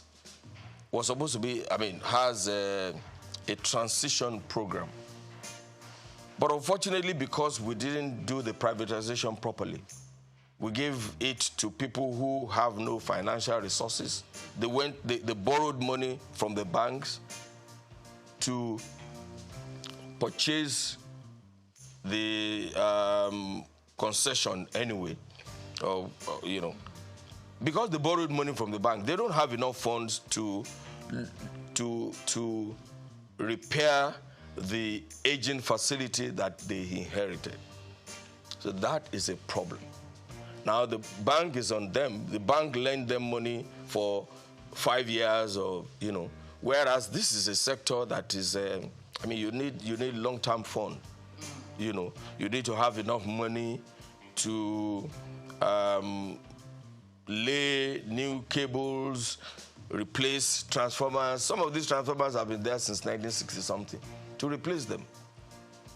Look, where I come from in Ondo South Central District, we have not had power for up to 15 years now from the national grid. Everybody is an electricity generator company on his own. When we stepped into it to see what was happening, we discovered that the distribution company did not have enough money to repair the damaged distribution networks. So NDPC stepped into it, and we've spent almost 3 billion to repair all of that. 3 billion. Almost 3 billion. I mean, we're talking about 6 local governments. At a point, by the time we had finished the reticulation of the networks in 5 of the local governments, we discovered that there is the source of supply is from Ondo. Ondo has a 2 by 30 MVA substation. One of that substation is gone. So it means that the distance of almost 100 kilometers from Ondo to Ore and to Ilaje, to Igbokoda area, to Mahin and Co. Just one single 33 kV line is coming from that. So by the time the light gets to Okitipupa, what you have is candle light. It's the same thing we saw in Lafia, for instance.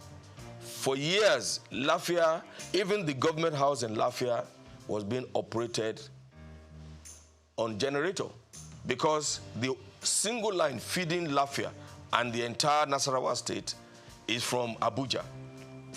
So that's why we stepped in and built the 330, 132, 33 kV substation, which was commissioned early last year by President Muhammadu Buhari.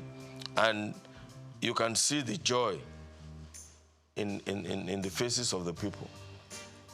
Now, in Ondo South Senatorial District, for instance, they are the NDDC, not NDPHC, is building a 132 kV substation in Uderinije, which should help to bring power from Omotosho and to that area.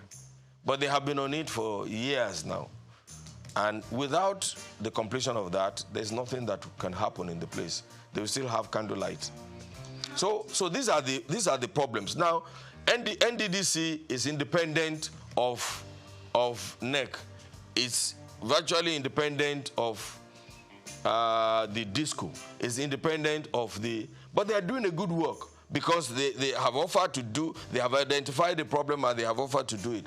But who is coordinating these activities to ensure that everybody is working? And you know, one of the things I always complain about is that since this past 6-10 years, for instance, TCN has many of its projects are 85-90% completed. Some of the problems are just way live that the government should collaborate with the state governments to resolve. But what do you have? A substation is ready in Akure, for instance. A 330 kV substation is ready in Akure. The transmission line is supposed to come from Oshogbo to Akure, and another transmission line is supposed to come from Benin and drop in Akure. Because of way-live issue along the route from Oshogbo to Akure, that project has been stalled for almost 6 years. So there has to be an organization that is above NEC, that is linked only to the president, that will look at all of these things. I talked about the fragmentation in the sector. You know, look, and let me tell you something. I know that electricity is a commercial venture. Yeah. And when you put your money there, you should be able to recover your investment. However, it's also a social contract between the government and the people. It's a social contract. You know, so if you have such a transmission line, everybody should be involved. And I remember that it has to be a responsibility. I remember when we were doing a project in Owerri.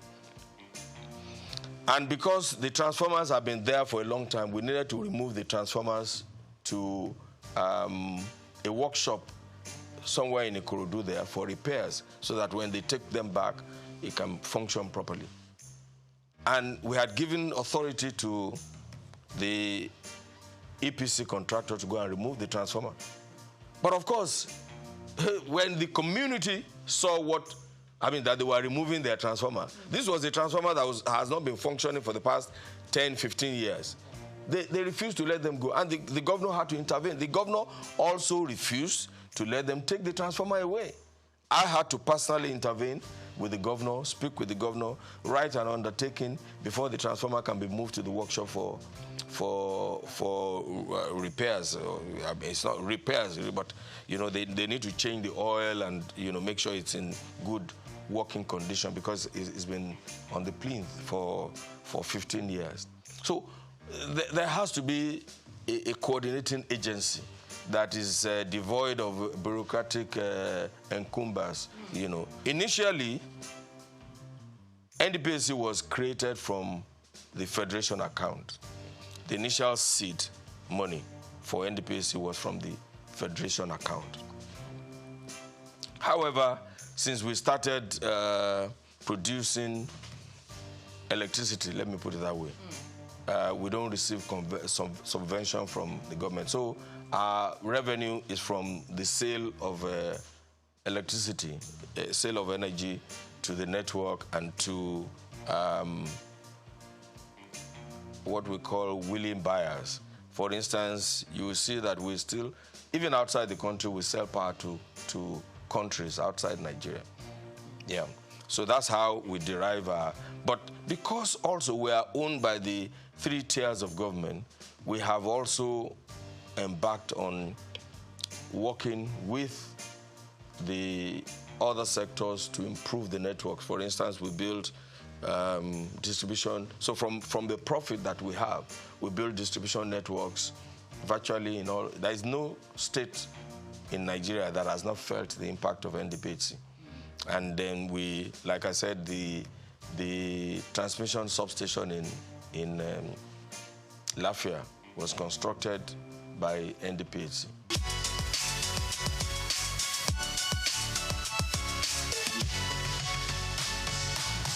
It's like LNG.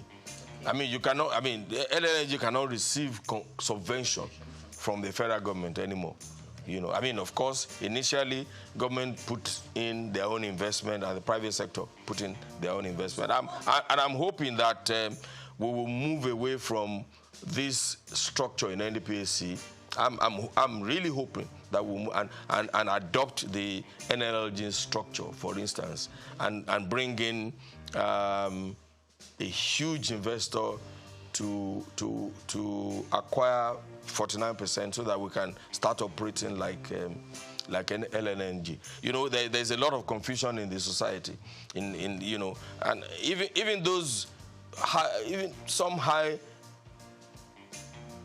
government officials don't even know the functions of NDPC. They don't even know. I mean, we were in a gathering some time ago, and a former minister who claimed to have been a part of the conception of NDPC was annoyed when somebody threw a question at him and he said, "What are you talking about? I don't have power in my house, and you guys are sitting down there." And I had to lecture him and say, "Hey, I'm not supposed to put power in your house. I'm just a businessman, in the sector, producing oil, producing power, electricity, like every other person, like, what's the name of Elumelu's Transcorp Power, and selling it. That's all we are."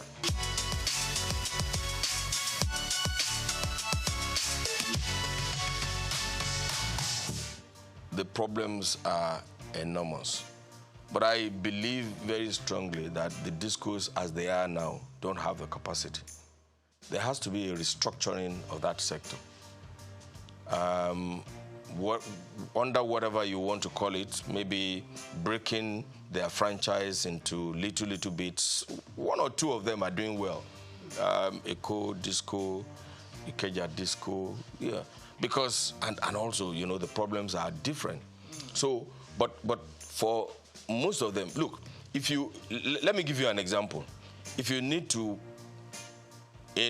under Yola Distribution Company, I mean, you know how wide that sector, I mean, that part of the country is.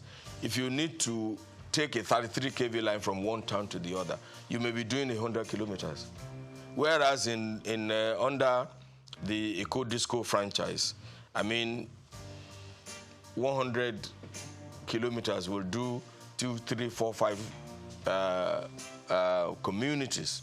So we need to restructure these discos. We need to support the discos to develop a new program tailored to reduce ATC and C losses. What is ATC and C? Aggregate technical, commercial, and collecting losses. Now, when you take power from Ondo, for instance, to Ilaje, 100 kilometers, by the time, and don't forget that along that route, you are dropping power for Ajebandele, for this, for that. By the time you get to the end, what you have is candlelight.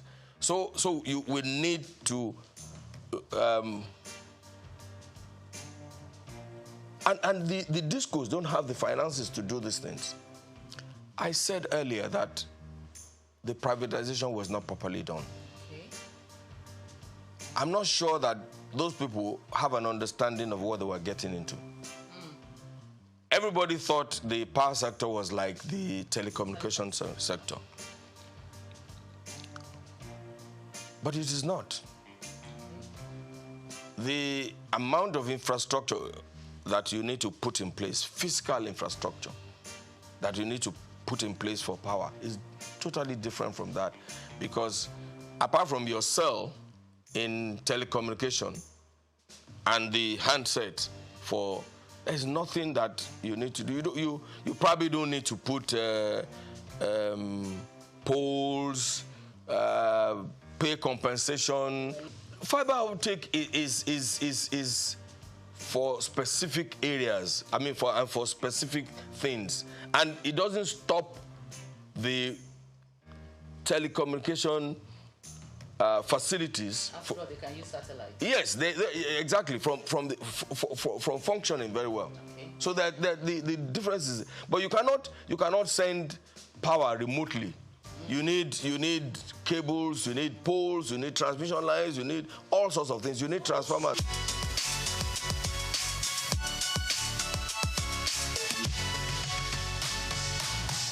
The discos should be responsible for them. But when they don't have the fund, what do? You can see that many of them, about 7 of them, are under receivership now. Some sort of receivership or the other. You can see. Because they borrowed money from the banks and they were not able to pay back within the time they thought, I mean, they were going to be able to pay back. They were taking over.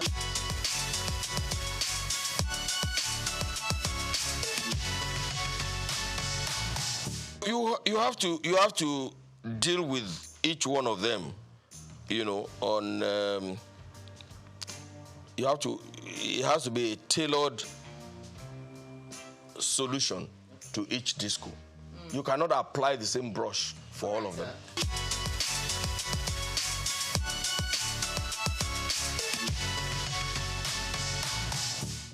Well, the truth of the matter is that at some point there will be increase in tariff.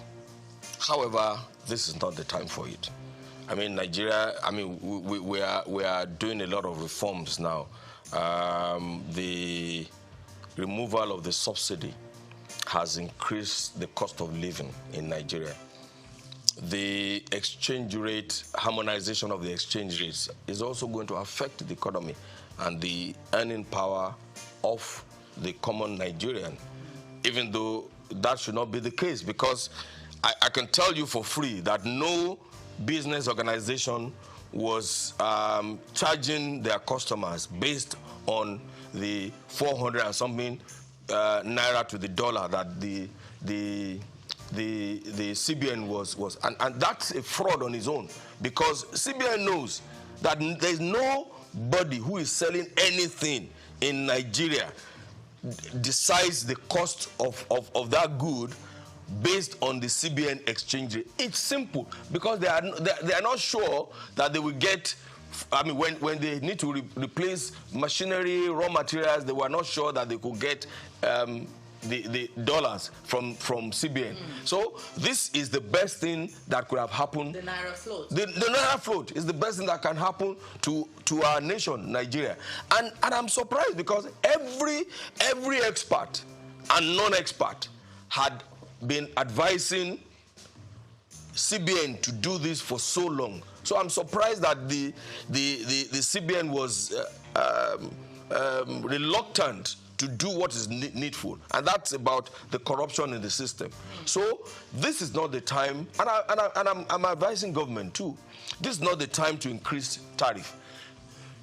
Honestly, subsidizing the power sector is not good for the economy, because the truth of the matter is that 80% of the subsidy in the power sector is being enjoyed by people who can afford to pay for electricity. That's the truth. The low tariff pays only the rich. You know, the poor people just take advantage, just like in fuel too. Look, if you have 10 cars and you put all the 10 cars on the road, the poor man has only one way to go.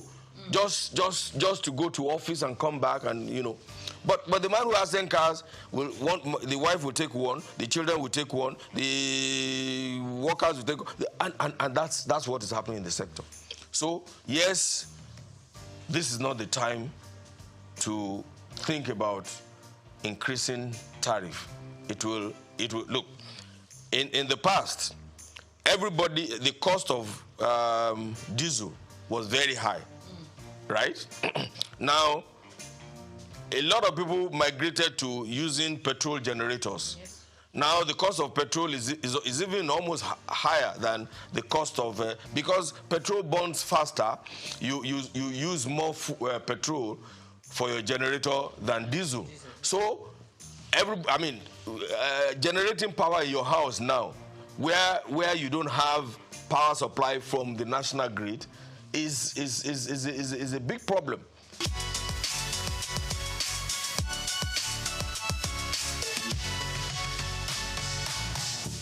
No, there is no doubt in my mind that we need to migrate to prepaid meter. I mean, not only intelligent meters, so that when we have intelligent meters, nobody can manipulate their consumption. You know, if you go to some hotels in the past, all of the heavy-duty consuming equipment, their laundry, their air conditioners are connected directly, or they bypass the meters, you know. But if you have intelligent networks, that cannot happen, because it will be discovered and then you will be dealt with appropriately. So there's no doubt in my mind that everybody, and it's in the interest of the consumer too, to acquire prepaid meters. And it's not the only prepaid meters that the discos should supply. It should be intelligent networks.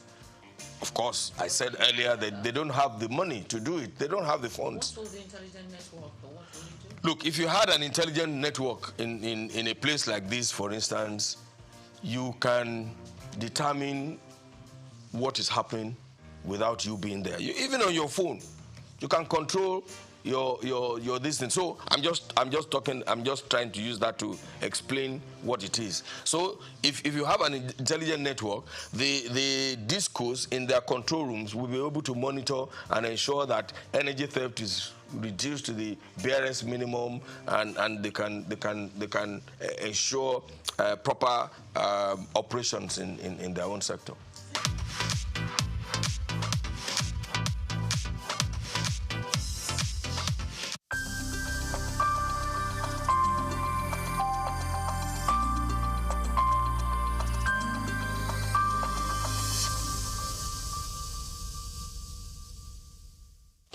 congratulations on the new channel, and I'm happy to be here.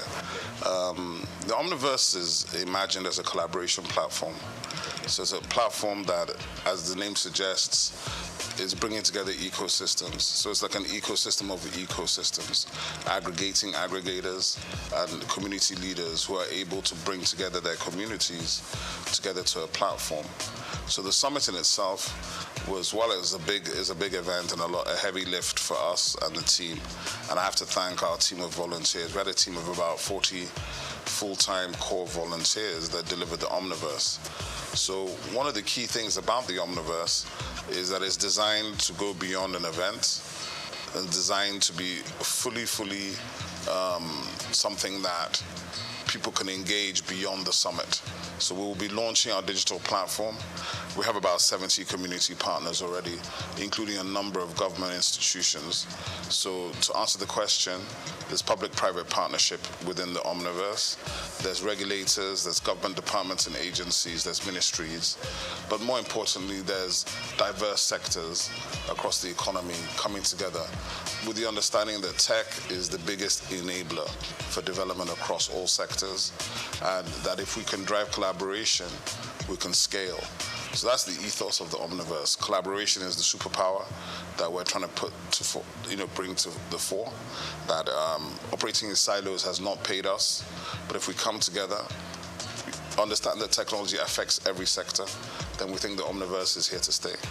Nigerian companies, Nigerian associations, global associations, and when I say associations, it's from things like the Nigerian digital artists who have 3,000 members, right, in the NFT community, the Visual Artists of Nigeria, the Society of Nigerian Art, the AfriLabs, which is the biggest innovation hub network on the continent in 54 African countries, ISN Hubs, which is our core partner, which is the biggest innovation network in Nigeria, innovation support network, with something like 189 hubs in 30 states in Nigeria.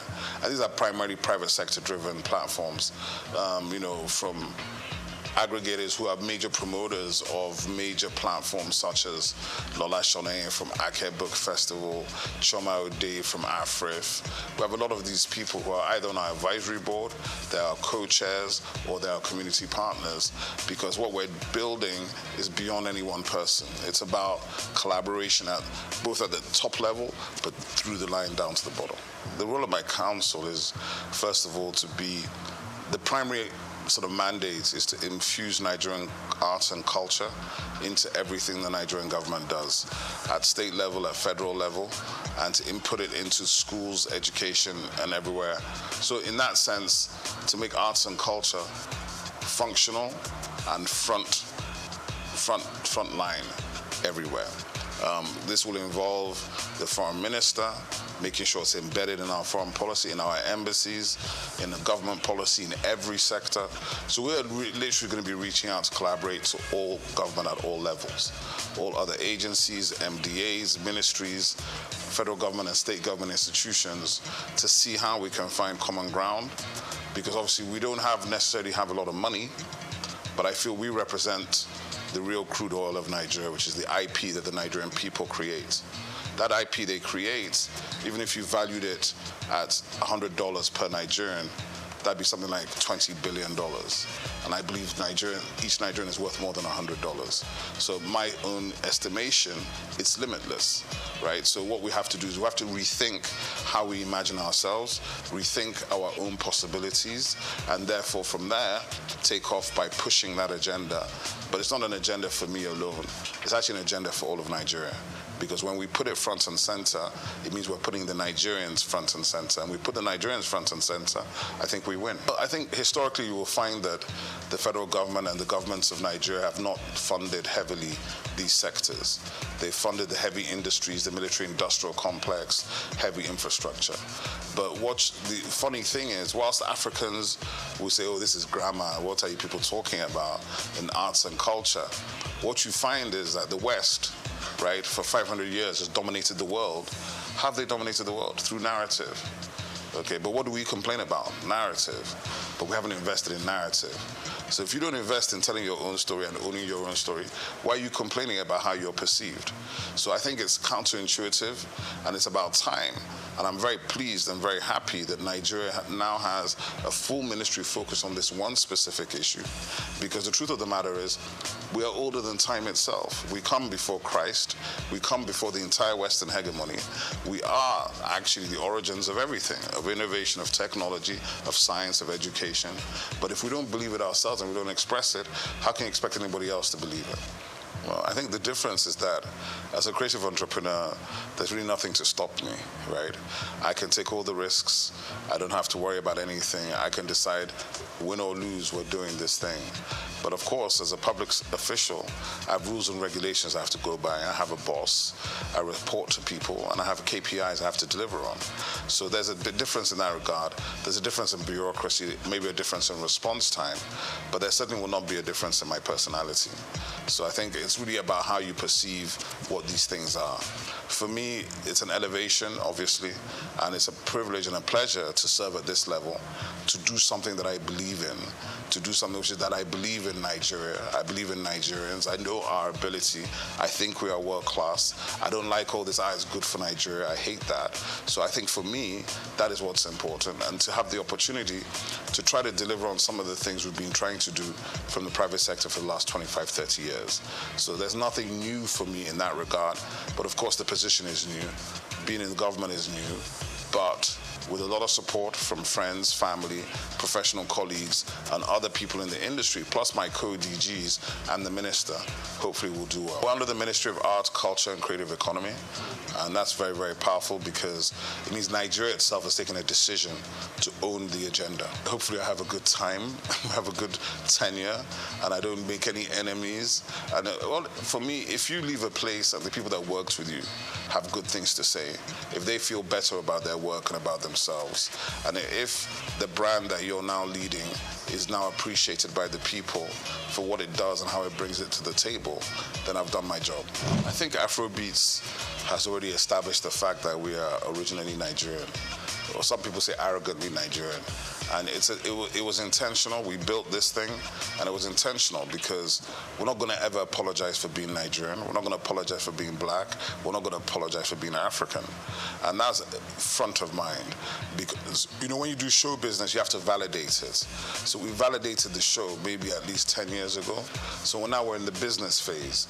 So when you see the exit of Maven Records with UMG, you see Iwaju coming, Comic Republic with Universal Studios, you begin to understand where we're building to. And when you think about where we're coming from, where there was no infrastructure, no funding, no support, and I think part of what we hope to do with government at this time is, because we come from the sector, we can collaborate with everybody in the sector. We don't have to talk at them, we talk with them, we build with them, and together I think it's limitless. You know, Nigerians like to say the sky is your limit. I think it's limitless. There's no limit to the whole situation. One of the things I talk about all the time is what's the difference between Thor and Shango? Thor is approaching $50 billion in revenue. Shango's broke somewhere outside Lagos. And that's a lack of imagination on our part. That's a lack of us delving into the richest thing we have, which is our mythology. Our mythology is endless. If you look at the Marvel universe and the DC Comics universe, the Orisha are basically the same thing as the X-Men. But the Orisha, some people are still afraid of them, whereas the X-Men are north of $100 billion in revenue.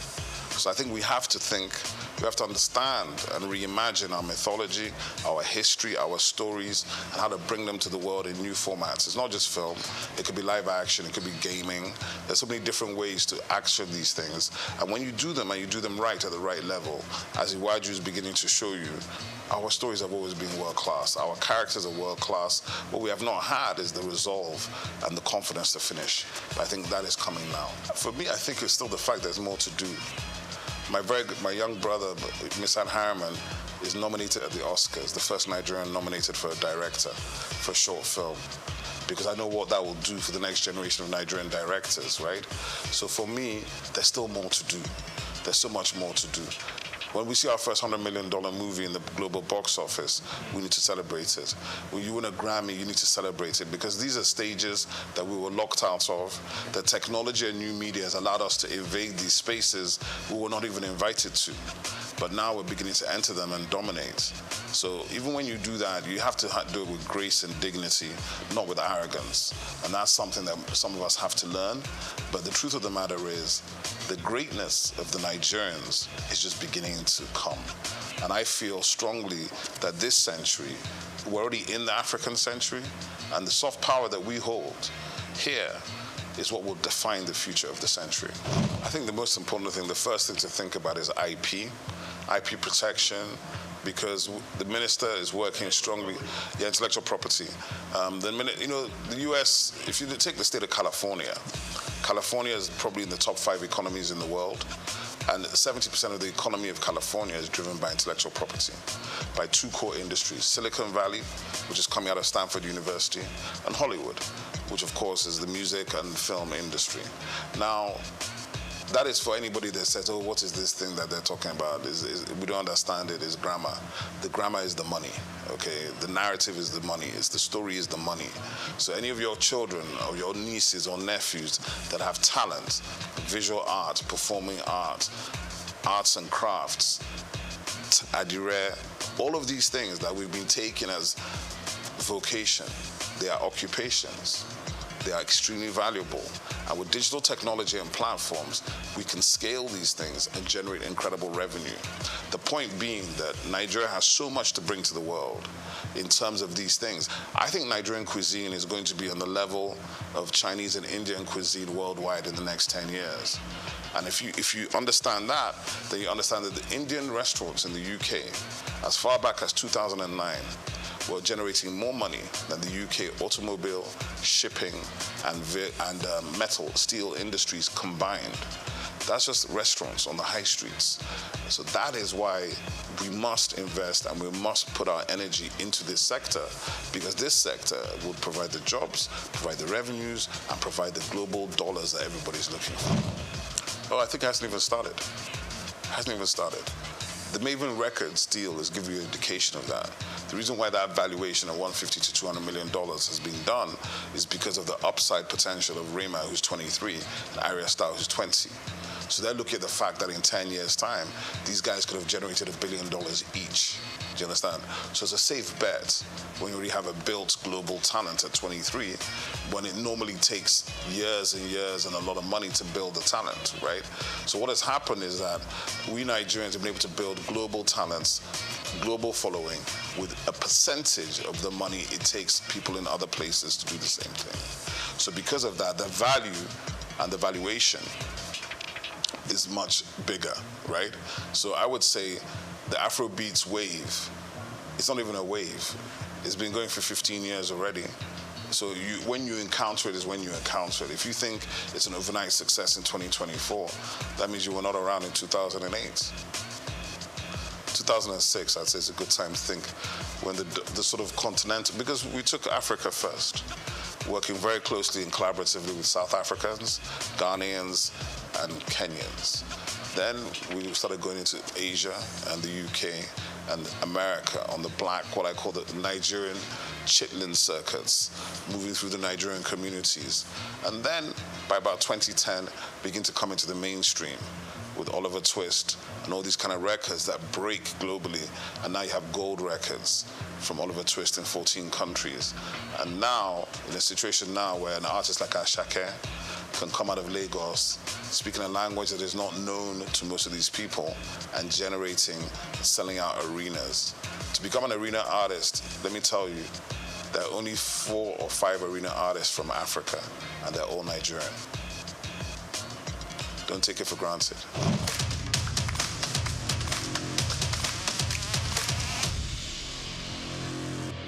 I think a lot of people feel that, but what I should tell the rest of the country is that the rest of the continent is also trying to get to Lagos as well, right?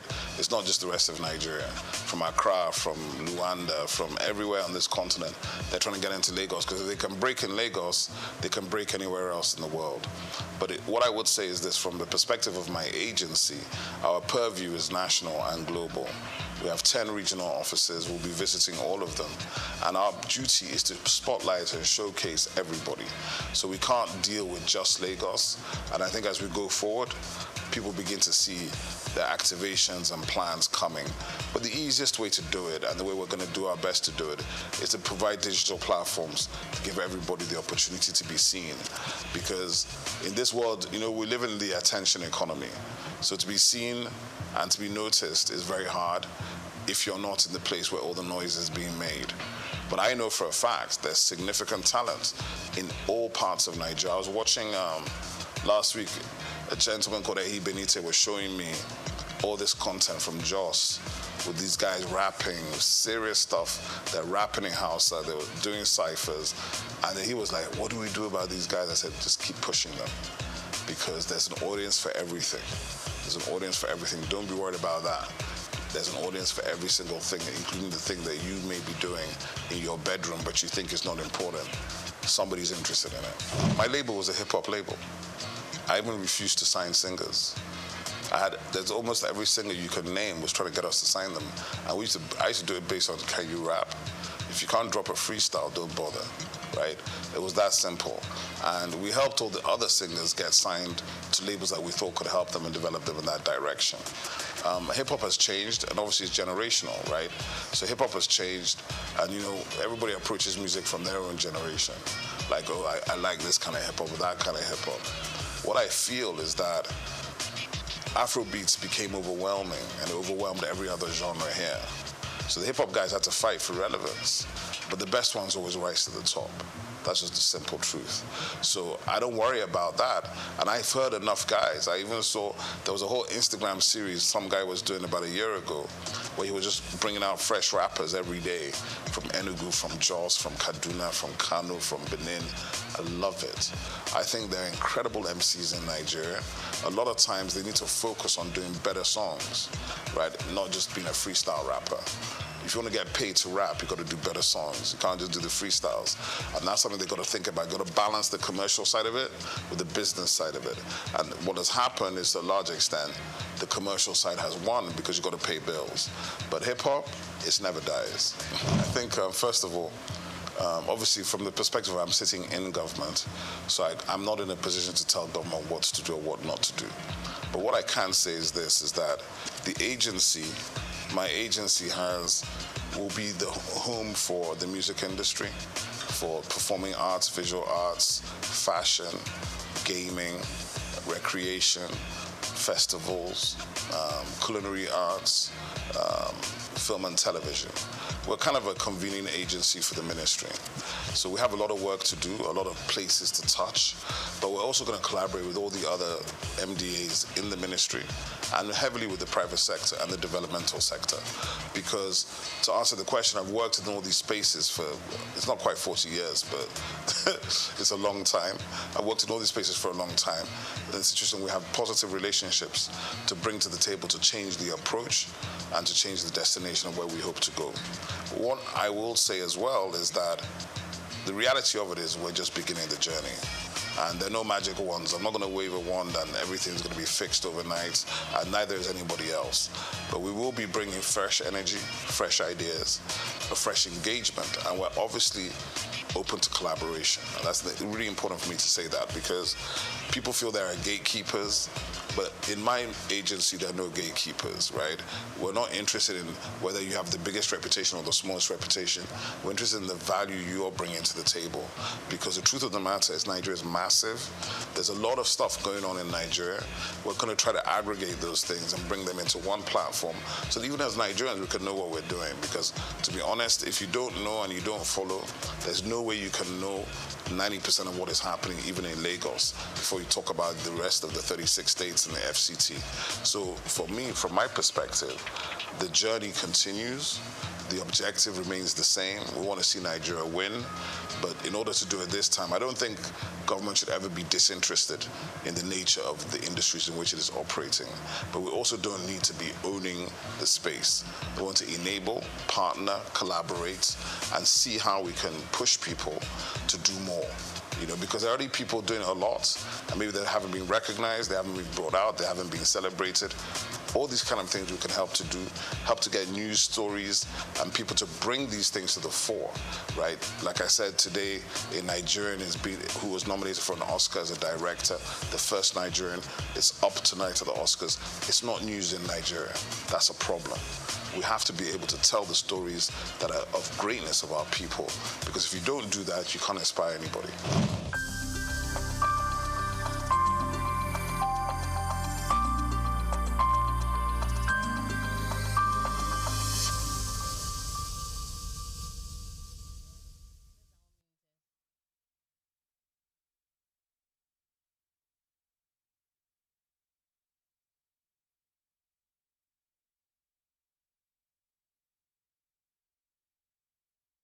Anthony Onyemaechi Elumelu was born on the 22nd of March 1963 in Jos, North Central Nigeria, to Susanna Dominic Elumelu, originally from Delta State. Tony earned a degree in economics from Ambrose Ali University, where he laid the foundation for his future career, and then furthered his education at the University of Lagos, where he obtained a master's degree in economics. His academic journey also includes attending the Harvard Business School, where he completed the Owner of President Management program, equipping him with advanced business management skills. Tony currently serves as the chairman of Heirs Holdings, Transcorp, and United Bank for Africa, UBA, demonstrating his significant influence in the banking and investment sector. He founded the Tony Elumelu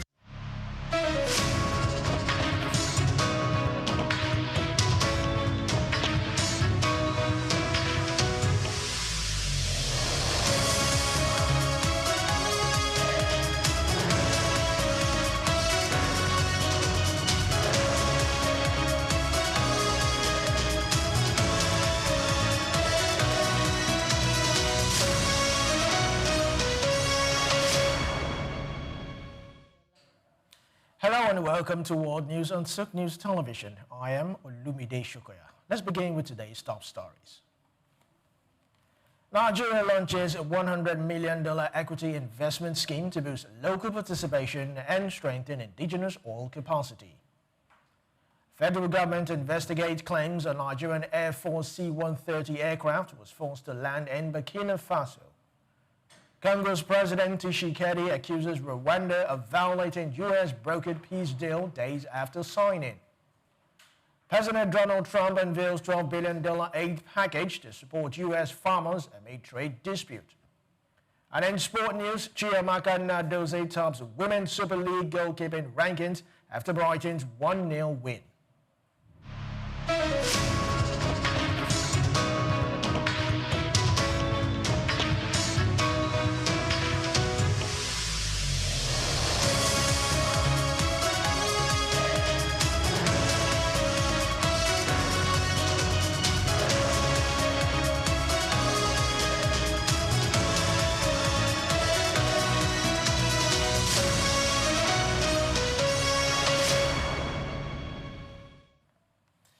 Now let's begin. Nigeria's push for greater local participation in its oil and gas industry has received a major boost with the launch of a $100 million equity investment scheme by the Nigerian Content Development and Monitoring Board, NCDMB. The initiative is aimed at accelerating indigenous capacity, increasing local value retention, and attracting new investment. Speaking at the 14th Practical Nigerian Content PNC Forum in Bayelsa State, Executive Secretary of the NCDMB, Engineer Felix Omashola Ogbe, described this scheme as a landmark intervention. He said it would provide much-needed funding to support Nigerian companies and expand their involvement across sectors' value chain. Ogbe also revealed that the Nigerian content in the oil and gas industry had reached 61% by the third quarter of 2025. Across projects monitored by the board, he attributed the progress to advancement in manufacturing, fabrication, engineering services, asset ownership, and skilled workforce development. Central Bank of Nigeria, CBN, has approved licenses for 82 bureau de charge BDC operators under its revised regulatory framework, and a statement released on Monday.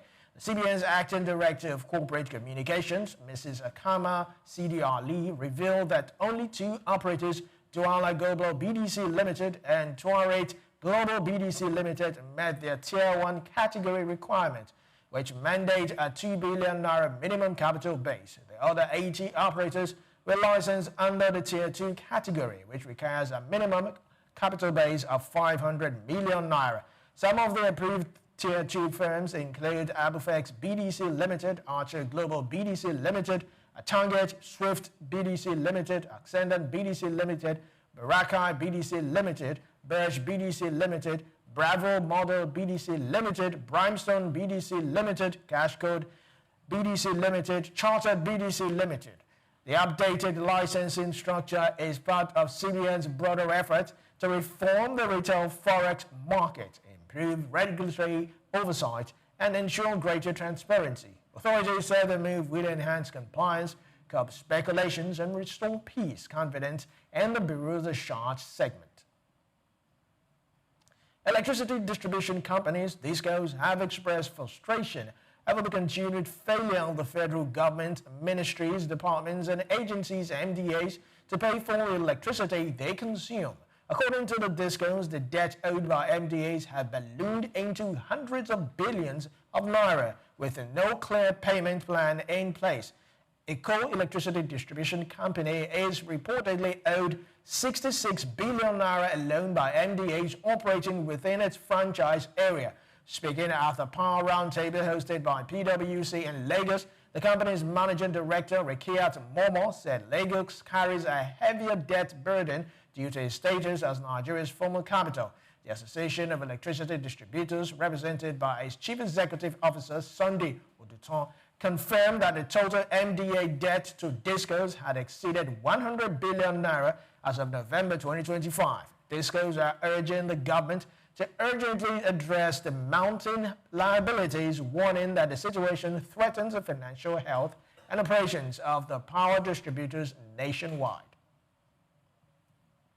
Now, the federal government has commenced efforts to settle its 4 trillion naira debt to power generation companies with the launch of a 590 billion naira first tranche bond issuance under the NBTE France Finance Company Limited bond program. Now, the program, guaranteed by the federal government, is designed to gradually offset long-standing obligations to GENCOs. Of the initial 590 billion naira, 300 billion naira will be issued as cash bonds in the market, while 290 billion naira will be in non-cash bonds directly allotted to the generation companies on the same terms. Officials say the move aims to stabilize the power sector by enhancing liquidity for generation firms, enabling them to meet operational needs and sustain electricity supply. The repayment by mounting debt and weak remittances. Analysts believe the bond issuance marks a critical step towards improving energy sector efficiency and financial discipline. Now, Nigeria's port digitalization efforts have recorded major progress, with the electronic call-up system processing 3.4 million truck movements since its launch in February 2021. Officials say the system has reduced cargo transportation costs by 65% and improved efficiency ahead of the National Single Window NSW rollout scheduled for the first quarter of 2026. These two reforms are set to transform maritime logistics and boost Nigeria's position as a leading West African trade hub.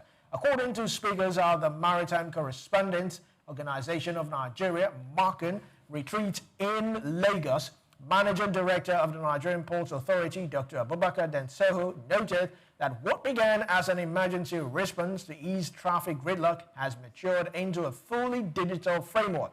He added that the e-call-up system has helped enforce order and transparency across Apapa and Tinkan Island port corridors, laying the groundwork for more ambitious NSW platform to streamline cargo clearance. The federal government is looking into reports that a Nigerian Air Force C-130 aircraft was forced to land in Bobo de la Soul, Burkina Faso, after allegedly violating the country's airspace. Now, the incident has raised concerns amid heightened regional security cooperation. Speaking to journalists on Tuesday in Abuja, Ministry of Foreign Affairs spokesperson Kimedi Ebiemfa said the officials are still gathering details. Authorities are expected to engage with Burkina Faso's government to clarify the circumstance surrounding the event and ensure such occurrences are avoided in the future. The investigation reflects Nigeria's commitment to maintaining diplomatic protocols and regional stability. Nigeria has recorded foreign exchange inflows of $2 billion, marking its lowest level in 16 months, despite increased market supply from the Central Bank of Nigeria, CBN, in November.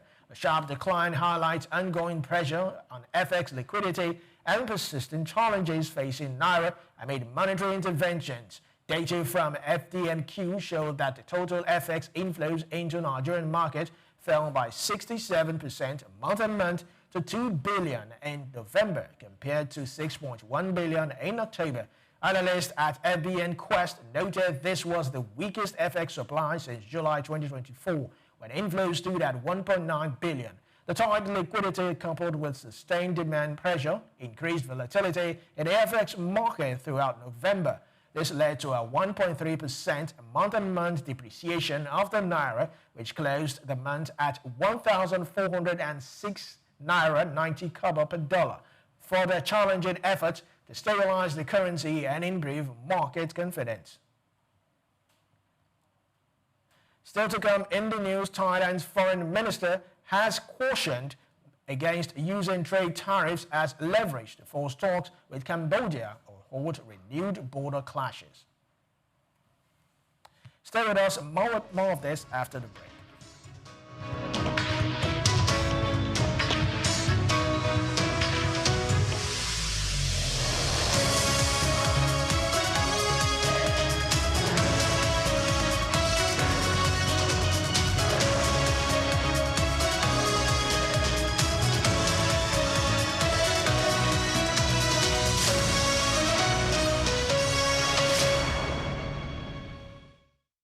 Hello Nigeria, hello Africa. Yeah, this is Sound Man. Keep watching SOUQ News. My name is Babalola from Excel LED. Keep watching SOUQ News. My name is Shepherd Michael Adewale Onofuye.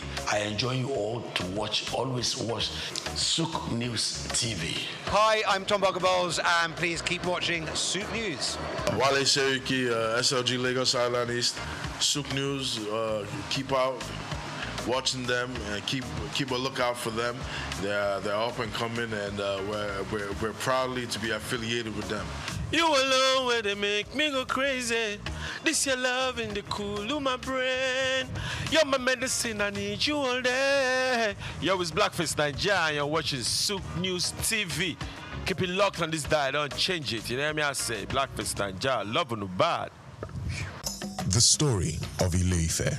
Ile-Ife, often described as the spiritual heart of the Yoruba people, is not just a city, it is the cradle of identity, civilization, and belief for millions across West Africa. Located in present-day Osun State, Ile-Ife is revered in Yoruba tradition as the place where life began and where the gods descended to create the earth. Archaeological findings, however, suggest the city's origins date back to between the 8th and 11th centuries CE, making it one of the oldest continuously inhabited urban centers in sub-Saharan Africa.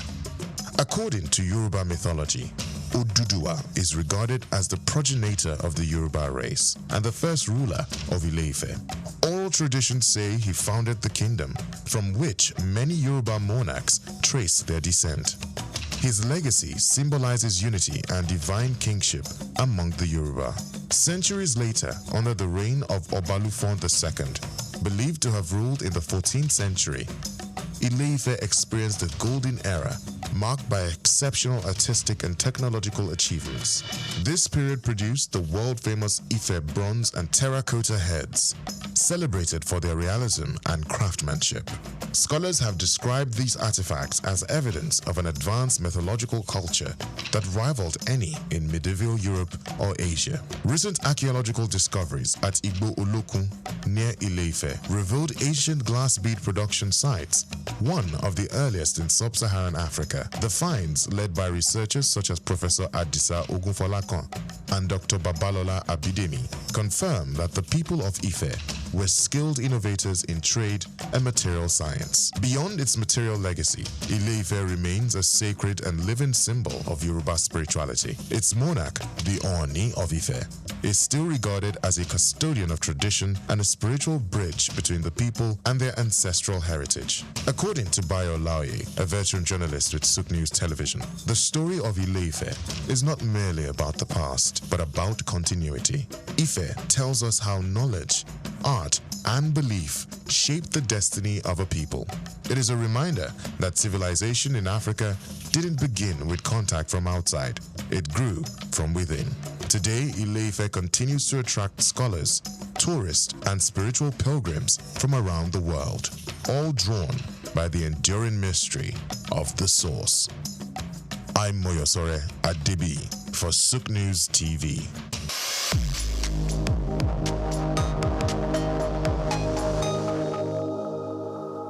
The National Theatre, Igomu, built during the military regime of Olusegun Obasanjo and finished in the time for the Second World Festival of Black Arts and Culture, FESTAC, in 1977. The theatre holds amazing treasures and memories. The artworks fill everyone with pride. The National Arts Theatre is visible from the motorway which connects Lagos Island and the mainland. The National Theatre is packed with the artworks of a legendary contemporary Nigerian artist, stained glass walls by Yusuf Grillo, sculptures and murals by Lamidi Fakeye, Erabo Emopai, and many others. It was put to full use for a month as one of the 4 venues of the Second World Black and African Festival of Arts and Culture, tagged FESTAC 77. The complex hosted 16,000 participants from 56 African countries and the diaspora in an unprecedented showcase of African music, fine art, literature, drama, dance, and religion. The National Art Theatre was built and designed by Techno Experts Troll, a Bulgarian company mirroring the Palace of Culture and Sports in Varna, Bulgaria. Completed in 1976, the building is one of the largest and most beautiful of its kind on the African continent. It consists of a central hall with 5,000 seats, a collapsible stage that can be quickly rebuilt, a conference hall with 1,600 seats, 2 large exhibition halls, and 2 cinemas with 800 seats each. The theater complex has a dressing room for artists, a garage, offices, coffee bars, and a buffet. It has indoor TV and radio systems, as well as booths with facilities for simultaneous translation of languages and hectares of large green lawn around. The majestic structure sits in Igomu like a quiet mountain, mesmerizing visitors and passers-by. The National Theatre, SOUQ Enlightenment.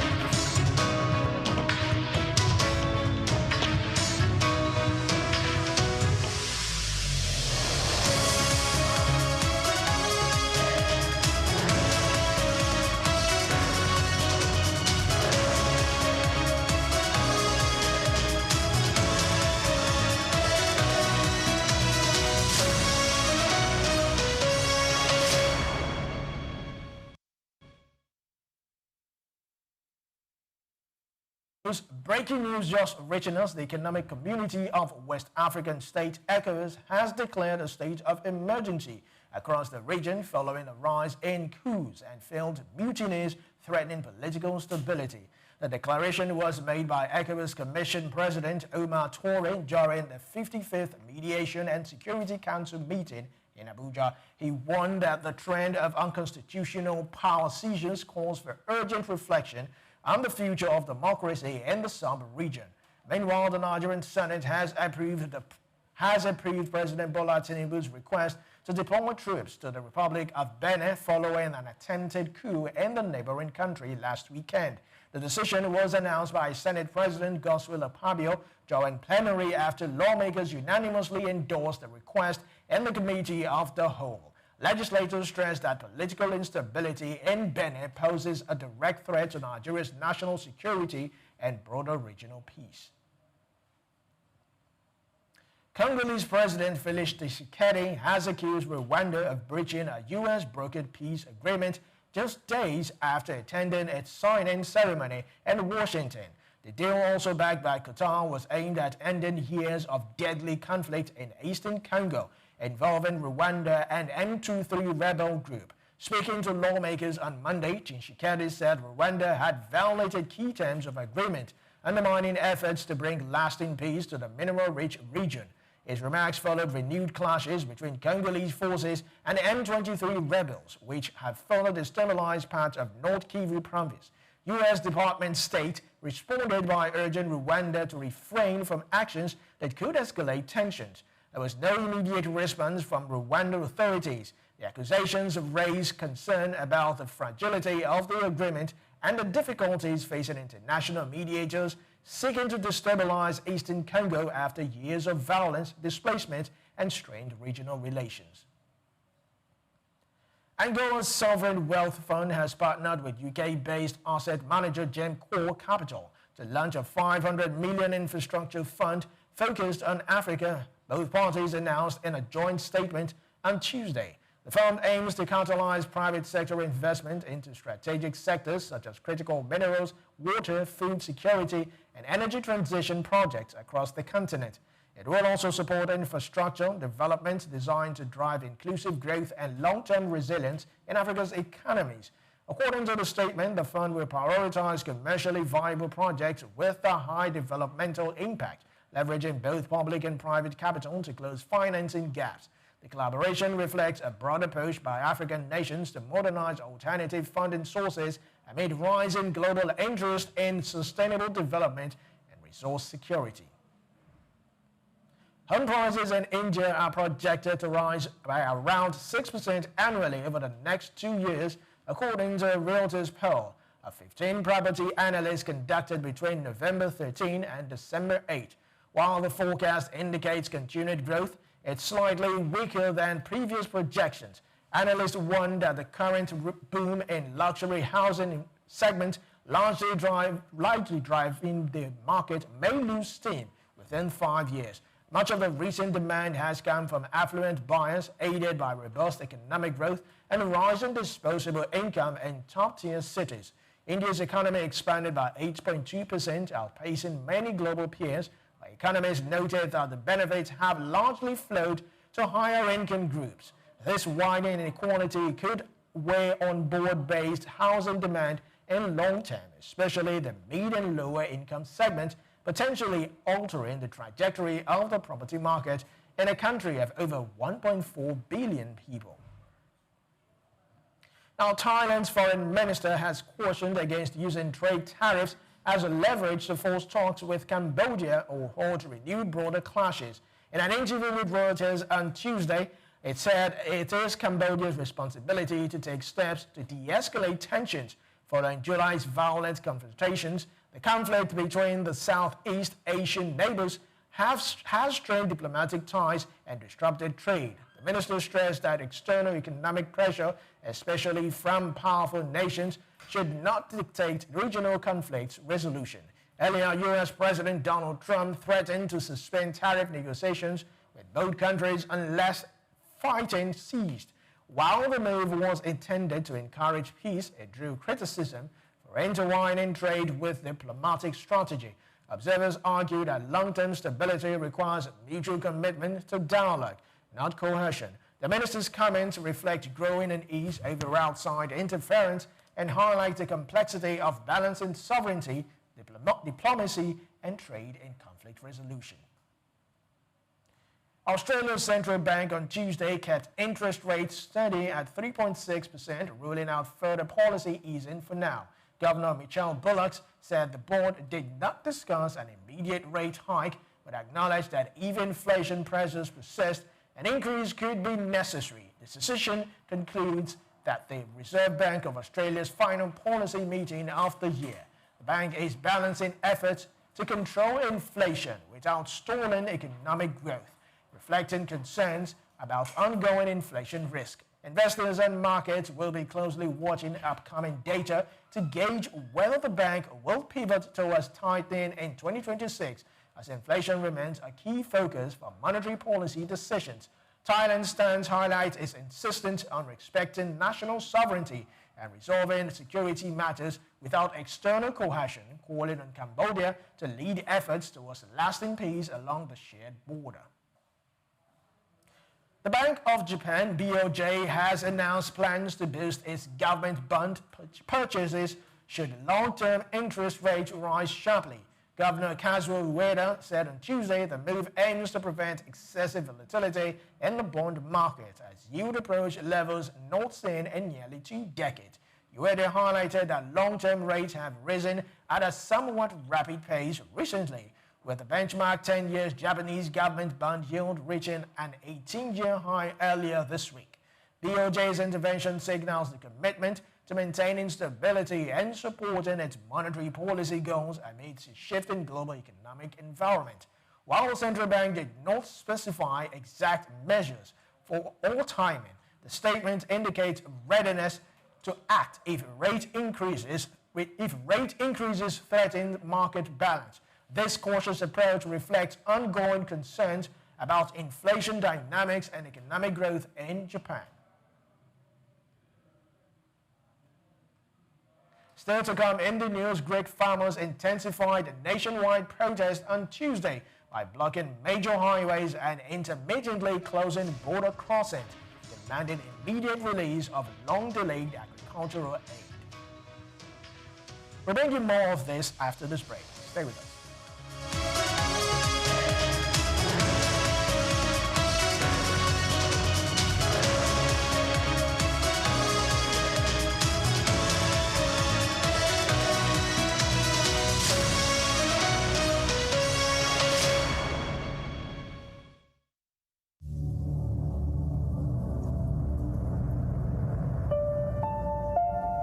It begins with the ordinary.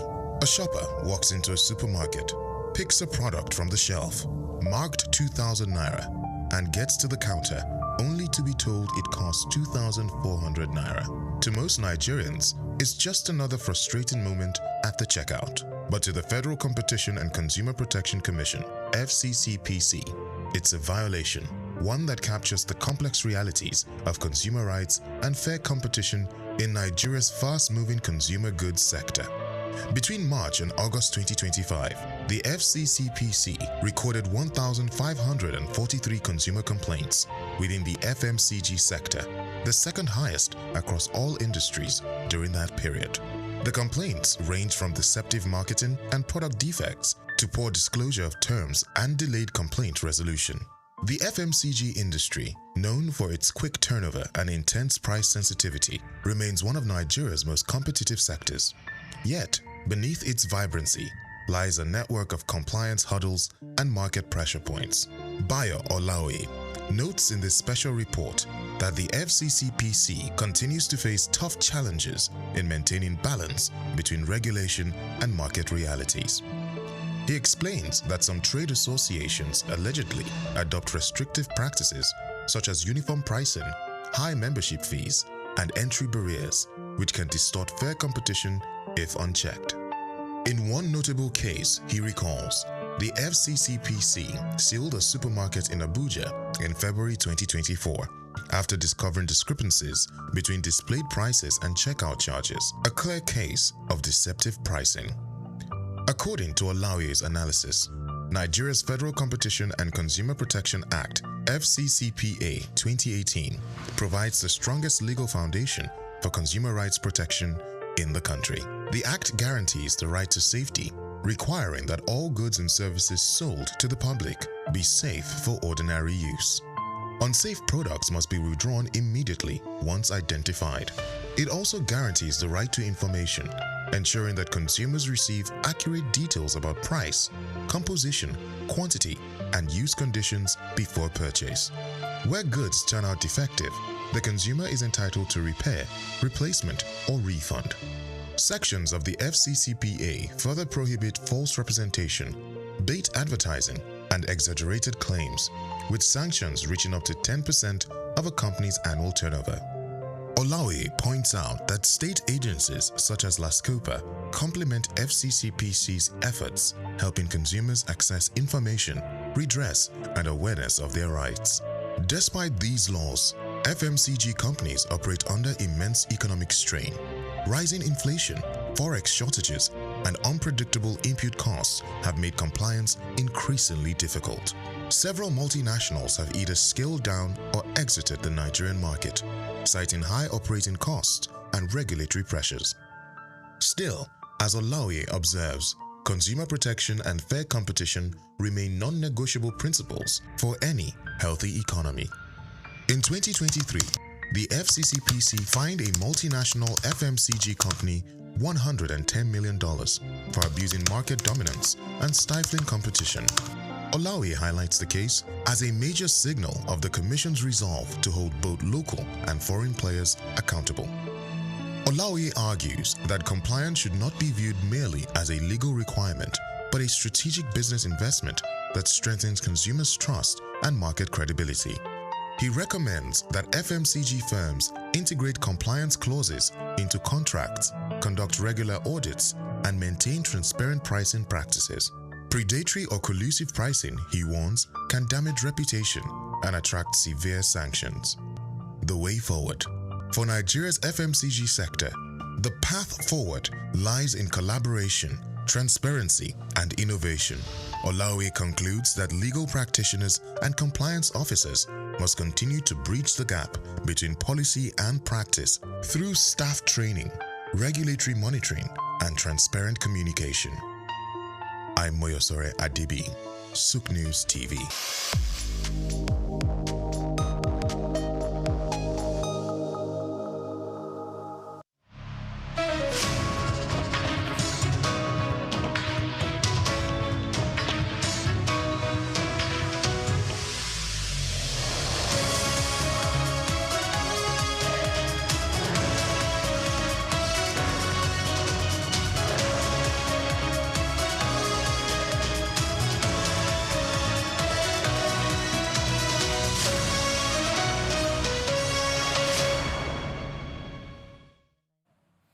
Welcome back. U.S. President Donald Trump has announced a $12 billion aid package to support American farmers facing economic strain from prolonged trade disputes and failing crop prices.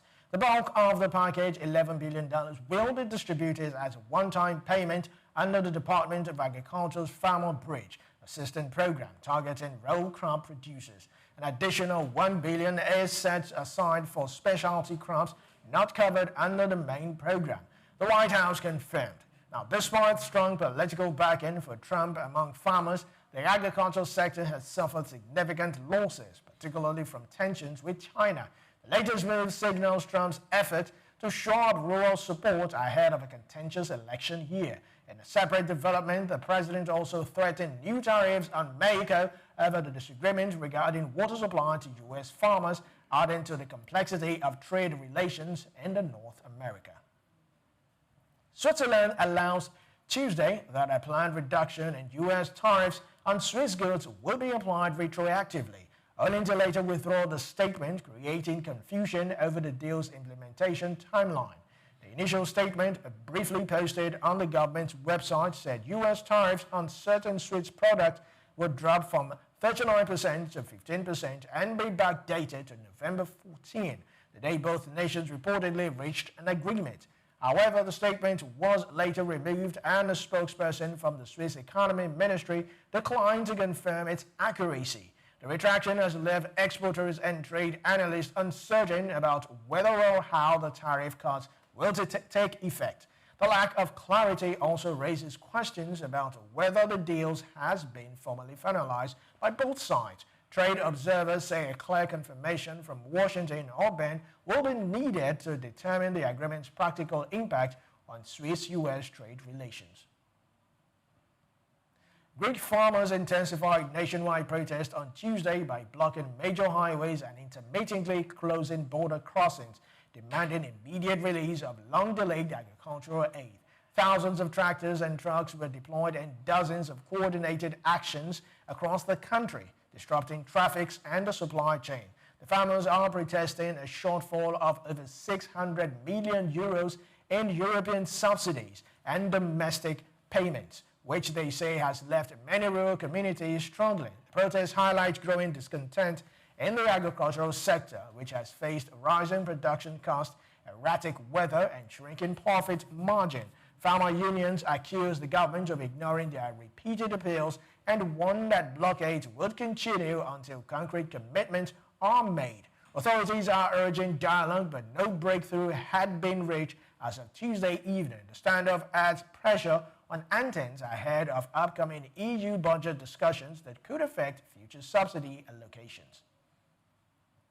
The United Nations has reduced its humanitarian aid request for 2026 to $23 billion, nearly half of the $46 billion sought in 2025, reflecting a sharp decline in donor contributions. This funding forms part of the United Nations' broader $33 billion global humanitarian overview budget, launched on Monday. The 2026 Global Humanitarian Overview aims to provide life-saving assistance to millions affected by conflict, climate, disasters, epidemics, and crop failures worldwide. Despite a reduced appeal, the United Nations continue to face unprecedented humanitarian needs, with rising hunger, mass displacement, and deadly attacks on aid workers increasing. The United Nations has been forced to prioritize only the most urgent cases. This significant cuts highlight the challenges faced by the global aid system amid shrinking donor support and growing crisis. U.S. container imports declined by 7.8% in November compared to the same period last year, according to Descartes System Group. The drop was attributed to weakened demand for Chinese goods and one fewer business day during the Thanksgiving holiday period. Despite decline, American seaports still processed 2.18 20-foot equivalent units, marking the fourth strongest November on record, trailing only 2020 to 2021 and 2024. The figures reflect typical seasonal trends but highlight broader shift in trade flows. Analysts say the dip underscores how trade policy uncertainty and global economic challenges are impacting logistics. While volumes are down year on year, the data suggests the import market remains resilient by historical standards. Businesses are watching for further signals from China and U.S. Federal Reserve as interest rates and consumer demand will shape container traffic heading into 2026. In sport news, Chiamaka Nnadozie has climbed to the top of the Women's Super League goal prevention rankings following a standout performance in Brighton's 1-0 win over London City Lionesses.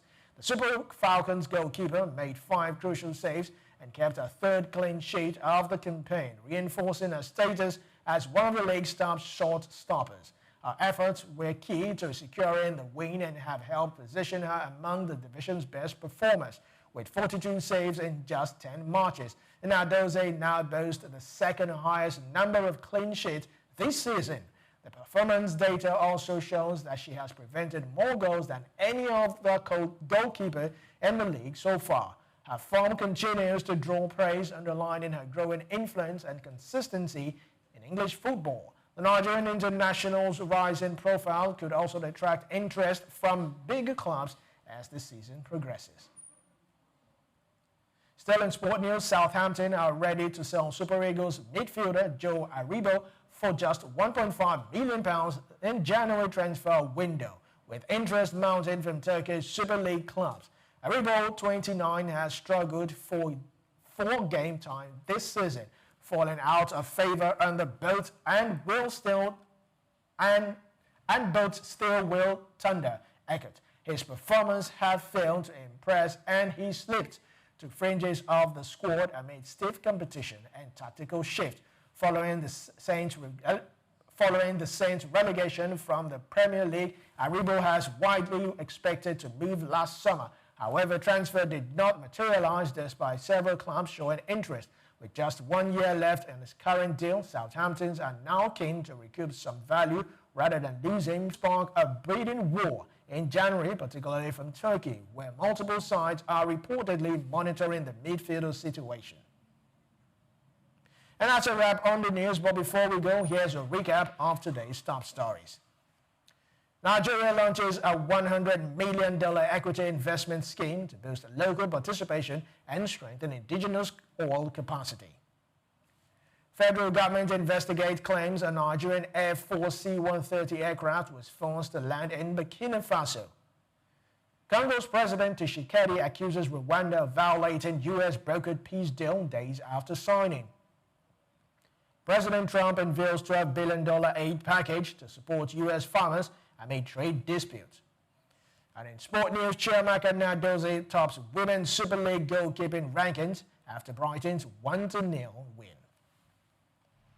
Many thanks for watching. Do well to follow us on all our social media platforms at SOUQ News TV. I am Olumide Shokoya. Thanks for watching.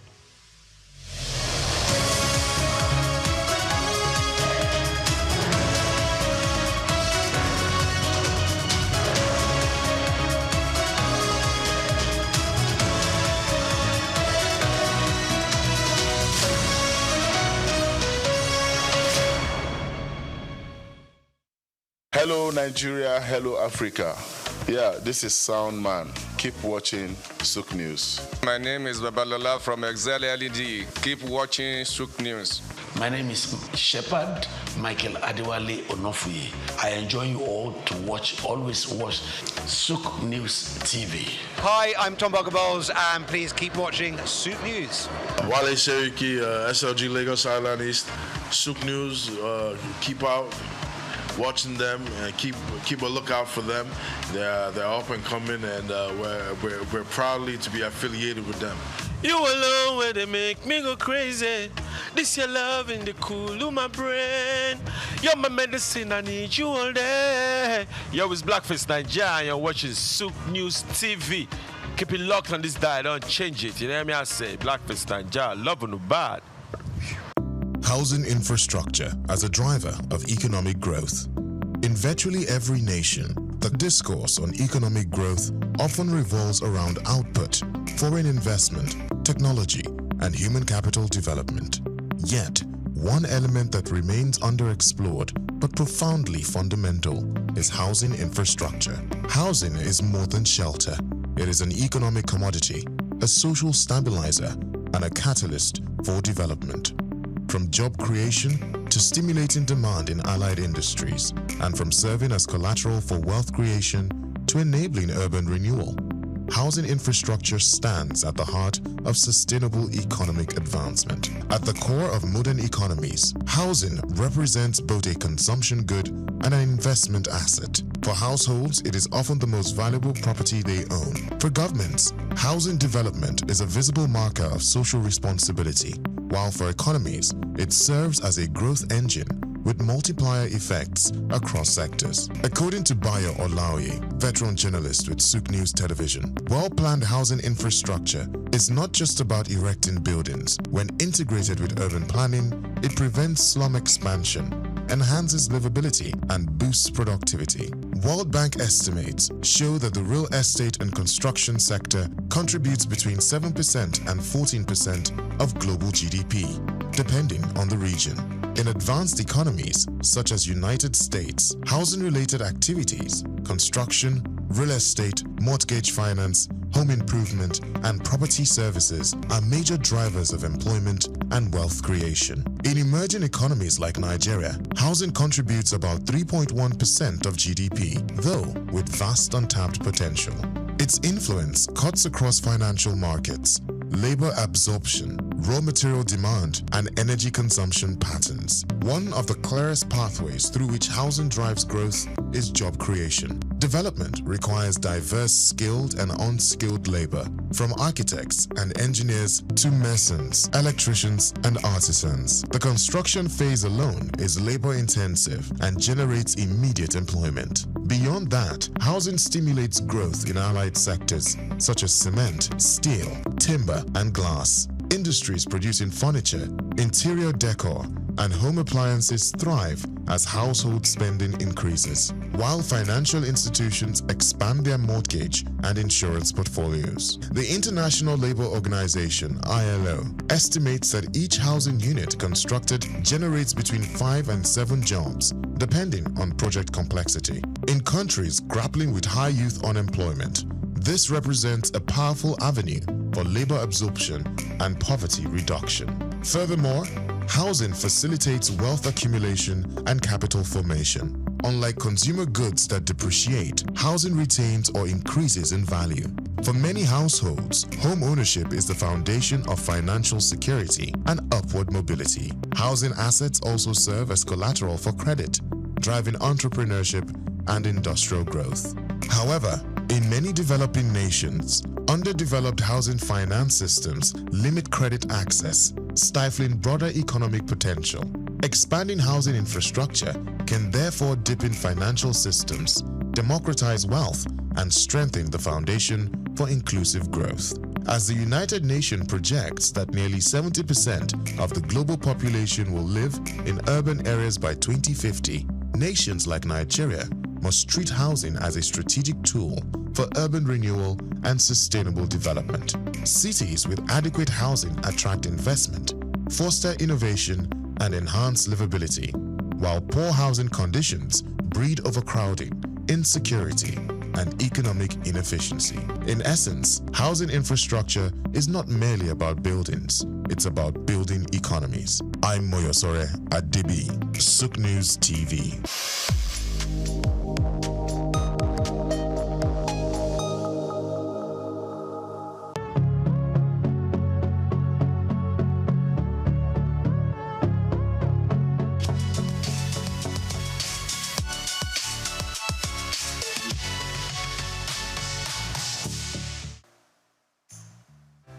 In 1957, just a greenhorn leaving school and looking for a job, going into broadcasting was something that I dreamt of. But that's only meant going into radio, because my old school, Holy Child College, still on the same site in Obalende, 2 streets away from the old NBC. I still can't forgive whoever changed the name to something else that is being called now FRCN. Because if the BBC remains BBC 100 years after the founding fathers, dreamt of starting television, radio from, all the war years and learning a bit from America. It all started from America. Because we were taught about all this. Every time they took us from school to take part in, schools debates on radio, we just walked across. It's all in Obalende and Ikoyi, Balende/Ikoyi. So I dreamt of doing something along the line. And then one of my teachers left us high and dry. He went to be a news reader on radio. Marie Tabio, who later became Mrs. Irikefe. Then we had people like Tung Adedoyin and SOUQ. We used to listen to them on radio on the old, you wouldn't know anything about that now, the rediffusion. It was just, a little box in your home, and everybody look forward to either listening to the 7 o'clock news in the morning or 6 o'clock or 7 in the evening. So that was all all I had to do with broadcasting. And who was going to take me there was another matter altogether. Who would take you, little 16, 17-year-old girl, into broadcasting? But one had been bitten by the bug then. So, and only God knows where whatever dream you had was going to lead to.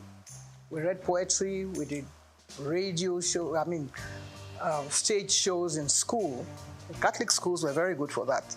And my old school, just celebrating 150 years of its existence, just down the road from here on Broad Street.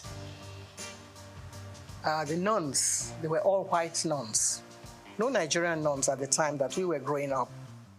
So all the dream they had, this kind of dream that we have now, going to England, but they were coming here to teach us. So I had learnt a lot of poetry, I had taken part in Festival of Arts, and I had gone to, the biggest hall we had then was at King's College, which is also down the road. Means of transportation was your SS foot. No BRT, no bicycles or whatever. So we did it all just walking around and learning from our teachers. And of course, our mentors were the nuns, like I said. So in my wildest dream, there was no way that I was thinking of going into anything like broadcasting. That is going back to answer your question. But they had a lot of plans for the girl child. And not along the religious lines now, but actually they came to actually engender this whole idea of pushing the girl child forward. And not just me, a lot of us. People like Mrs. Francesca Emmanuel, they also went through the whole gamut of all this dream that I'm talking about. Television itself was brand new in the world. I have to talk about radio because that was what I knew as a child. But television, when it started, we didn't even know. Maybe in America, and then it went to Australia, and then to France. No. France came after Nigeria. You wouldn't believe that, would you? That we were number 6. America, Britain, Germany, Australia, one other country, and coming now home to Nigeria, where you cannot help but give a lot of credit to the dreams of people like the late Chief Obafemi Awolowo and one of his ministers then, Chief Anthony Enahoro. So that's how I believe this whole package was placed on their laps and sold to Nigeria, to the Western Nigeria government. On the radar were lots of other people like me who had dreams about becoming Miss Nigeria. So maybe that will now give you a little background about how I took part in the Miss Nigeria pageant, Western Nigeria, and I became Miss Western Nigeria. Somebody must have fine-tuned some little knot somewhere and said, okay, you probably might be able to deliver. Because you are being interviewed when you go before the panel of judges. And somebody must have said, okay, that's a good material, you can come and take part in this. Before then, we had other people, Anike Agbaje Williams, Poliola Sokwe, who were working on radio. My dream was to work in radio, but then I missed that. And I was nursing, that dream of still going to radio. Never knew what television was all about. So maybe that answers your question, I'm not sure. But I took part in the Miss Western Nigeria pageant and I won. took part in the Miss Nigeria contest and came second. So that meant that I didn't win. And if one of the, maybe the prize was to go on TV, it wasn't even there. It wasn't written into the, program that whoever did this, but the person was going to go to England. And so Helena Yemeluna, who won that contest, went to London and fulfilled her own dream. But I was still biting my nails, waiting for when I'll be able to get a job. There were other things that girls could do. You could be a nurse, you could be a teacher, you could be an assistant, a dental assistant. All those were things that people, young ladies, can, fulfill their dreams along those lines. They're still there. You still have young ladies. Mrs. Muritala Muhammad, the first time I met her, she was a dental assistant. Little did we know that her husband was going to be the head of state and she'll be first. So you see, lots of things were there for the young girl who wanted to learn, who had the talent, and who wanted to perform, and who wanted to work hard. But now I don't know if girls want to work hard. All they want is, the table to be set, and then they come and, partake of whatever is there. It wasn't too difficult at the time that I was picked as one of the people to come and appear in WNTV. The audition was actually carried out before my time.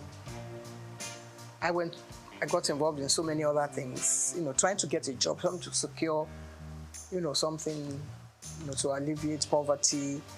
There was not too much poverty in Nigeria at the time because people could still make a living for themselves and, get by in society. But I was lucky that I had an aunt who was a nurse in the hospital in Ibadan, UCH in Ibadan.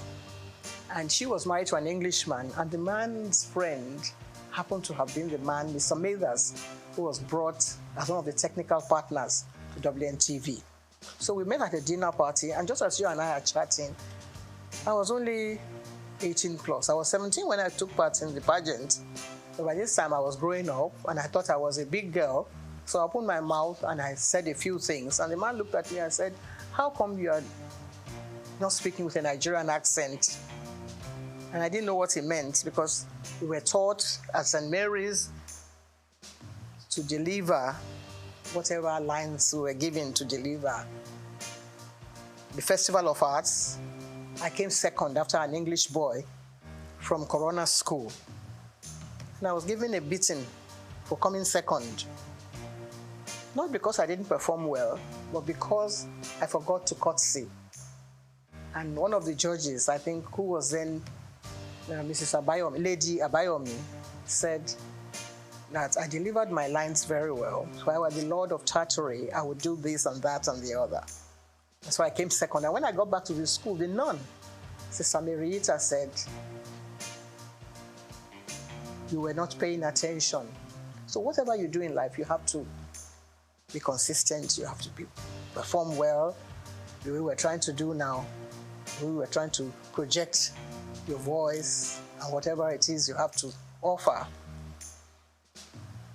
with a lot of humility, not, trying to show off or to project your own image, or whatever message you have to deliver, you have to make sure that it is well delivered. The following year, St. Mary's Convent School, which is my old school, which is 150 years old in existence, went to the same King's College Hall, and we beat a lot of secondary schools. We came first. Pied Piper of Hamelin. Have you ever heard of that poetry?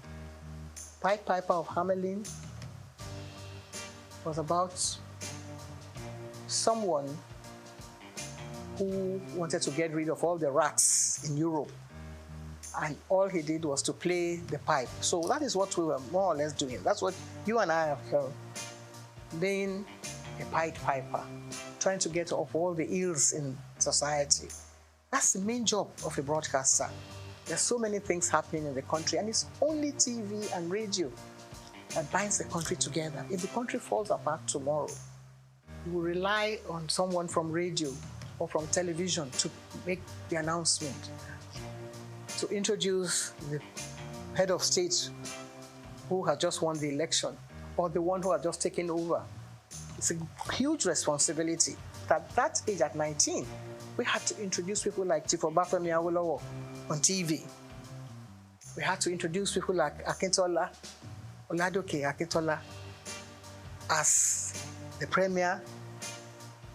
And when everything broke down and it all went into smithereens, they brought in Chief Majekodumi as the administrator of the Western region. All this happening before our eyes. There were no other stations in the country except WNTV.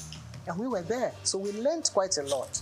In fact, I believe that the whole country revolves around broadcasting. And if you are part of that organization, how would you feel at my age, at 80-something? As young people, perhaps you don't know all this history that I'm telling you about. It's a long, long story. But when you sit down, you have to put it all into perspective. You see that, well, some people are actually meant to be in different positions. Some people are meant to be doctors. Some people are meant to be nurses. For those of us that are in broadcasting, it's a huge responsibility. It's a passion. Sometimes you don't even know how you got there in the first place. Or somebody may have discovered you. It's like being in Hollywood in those days. Someone has to develop, so you have the talent, the latent talent, and then somebody will discover you. So that's how I was discovered by Mr. Mathers at a dinner. I was put in that place because I had won the Miss Western Nigeria contest. If I hadn't done that, I probably would be somewhere in the kitchen washing plates, washing all the dishes. So there you are, if that answers your question.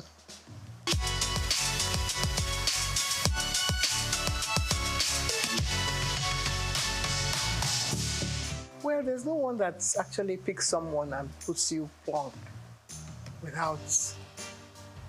I mean, of course, if you don't have any experience on the job, you have no business being there in the first place. But if I had taken part in 5.5 of Hamelin Towns in Brunswick, I was only 13.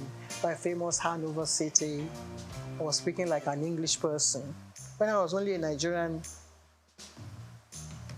little girl, being nurtured, by my mother, who was a seamstress. How would you ever get there? But you already have that background, that solid background on the rock, as it were. So, by the time I was ready to go on TV, I had learnt from all the other, people that I mentioned their names earlier, like Anike Agbaje Williams. And I wouldn't say it was easy, because you always have that, butterfly fluttering in front of the camera or wherever. I think I took to television like I was meant to be there, with all humility. If I had been groomed by all these nuns that I have mentioned their names, they came to Nigeria to serve the people. They were not earning salaries, To become a nun, you have to take the oath of obedience, chastity, poverty, and all that. So you're not earning a salary. But whoever is there now is thinking of how much money he's going to get from whatever take comes from here, there, and yonder. So they taught us well. And nobody said you're going to go and appear on TV or you're going to be on radio. But just do what you're meant to do properly, with a lot of sense of responsibility and diligence. And that stands at the back of your mind. That goes everywhere with you, wherever you go in life. Even when I was nursing a sick child, my late son was a sick child. And I was meant to take part in Verdict 79 with my colleagues Kerry Ahmed and Adamu Aogi. They all came with me to the hospital, which is just next door here. And then we came back and mounted the podium and continued our business as if nothing was happening. It didn't die at the time, of course, but the job must go on. That is always there at the back of your mind. So my first night, I wouldn't say that I didn't have any jitters, you know, that I was not nervous. But I was able to deliver, and I think that was the staying power. That was what kept me going, because other people came on board. I was not the only one. All the members of the board had their own, you know, little nephews and nieces that they wanted to project on TV. They all came and they couldn't make it. But Anike and I kept going. And if you gave me a script now, I think I would try and... We didn't have too many, what do you call it then, teleprompters. Well, I was very good at, you know, I had a photographic memory. So I was able to get hold of the script, and in less than 60 seconds, I'll be able to deliver it straight to the camera. That was one of the assets that I had also, which was God's gift. It's not by own might or whatever you think you have. You have the talent, of course, but also there has to be some other little bits of gifts that, you know, will help you to project the image of the professional.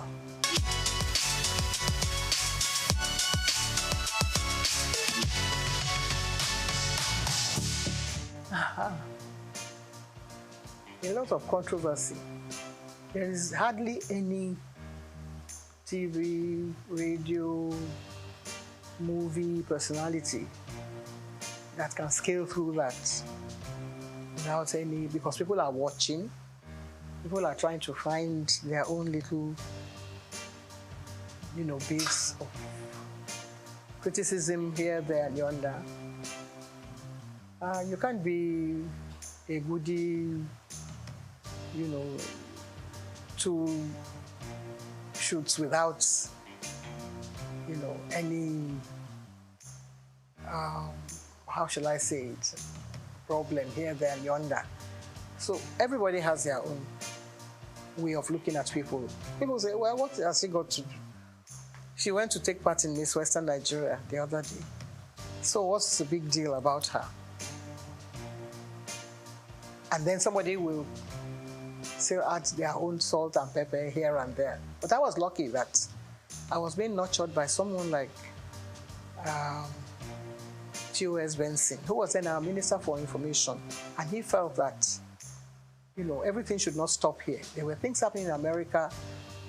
He made sure that my name was there. I was at the inauguration of President Johnson, Lyndon Johnson. And we commanded a lot of attention there, myself and my colleague who came from Lagos, the station in Lagos. And for the president to notice that there were two black people sitting behind him at his inaugural ball, I think it was very overwhelming for me, because not many black people had invitation to that event. But Charity Adadevo and I were there, and he stood up and shook our hands where we were sitting behind, 3 rows behind the president. Then Kennedy had died, and we were still nothing, you know, we were still feeling very hot about, you know, the loss of Kennedy. And here was the new president coming up. We were not particularly keen on being welcomed by him. But then, you know, things like that happen to you, and it makes headline news. 2 black people, they didn't even say Nigerians. They thought we were from Ghana, because some journalists came around and said, how is your man Nkrumah? And we said, no, our own Prime Minister is Tafawa Balewa. They never heard of him then. But then they had to go and carry out their own study and find out who Tafawa Balewa was. And of course, the whole country was very proud of us that we went to actually stole the show at the inauguration of President Lyndon Johnson. So many other things happened. When I came to London, the British Information Office, they were trying to look for someone to host their program. That host happened to be around, so they picked me to host their program. But you don't ad-lib on any of those stations. Everything is written out. The questions, even your answer will be written. You can change it around a little bit, but they make sure that you said the right thing at the right time. So that was how we were able to gain attention. German television also invited us because they were interested in Nigeria. See how the German chancellor came to Nigeria. That was what happened at the time. In 1963, we had just become a republic then, from being an independent station in 1960. By 1963, we then became a republic. And we were chosen to go and appear on German television in Berlin. And they wanted a little bit of culture. So Benson had his own band. So we were chosen to go and represent Nigeria then. Nobody knew who the ambassador was, but they wanted to know who was presenting something on TV. So that's how important television has been. And that, in fact, we were the first television in the whole of Africa. The very first station, WNTV, that was a call signal. WNTV, first in Africa. There's nothing like that now. Nobody wants to know whether you are first or second. But the station that is being run in Nigeria, I think, has the largest number of stations than any other country in Africa. We have about 21 stations, and now it's still, still counting. And yours is coming on board, and so many others. I think next to America, Nigeria should have been the best country for television broadcasting in the whole world. There's not so many countries in the world that has as many stations as Nigeria.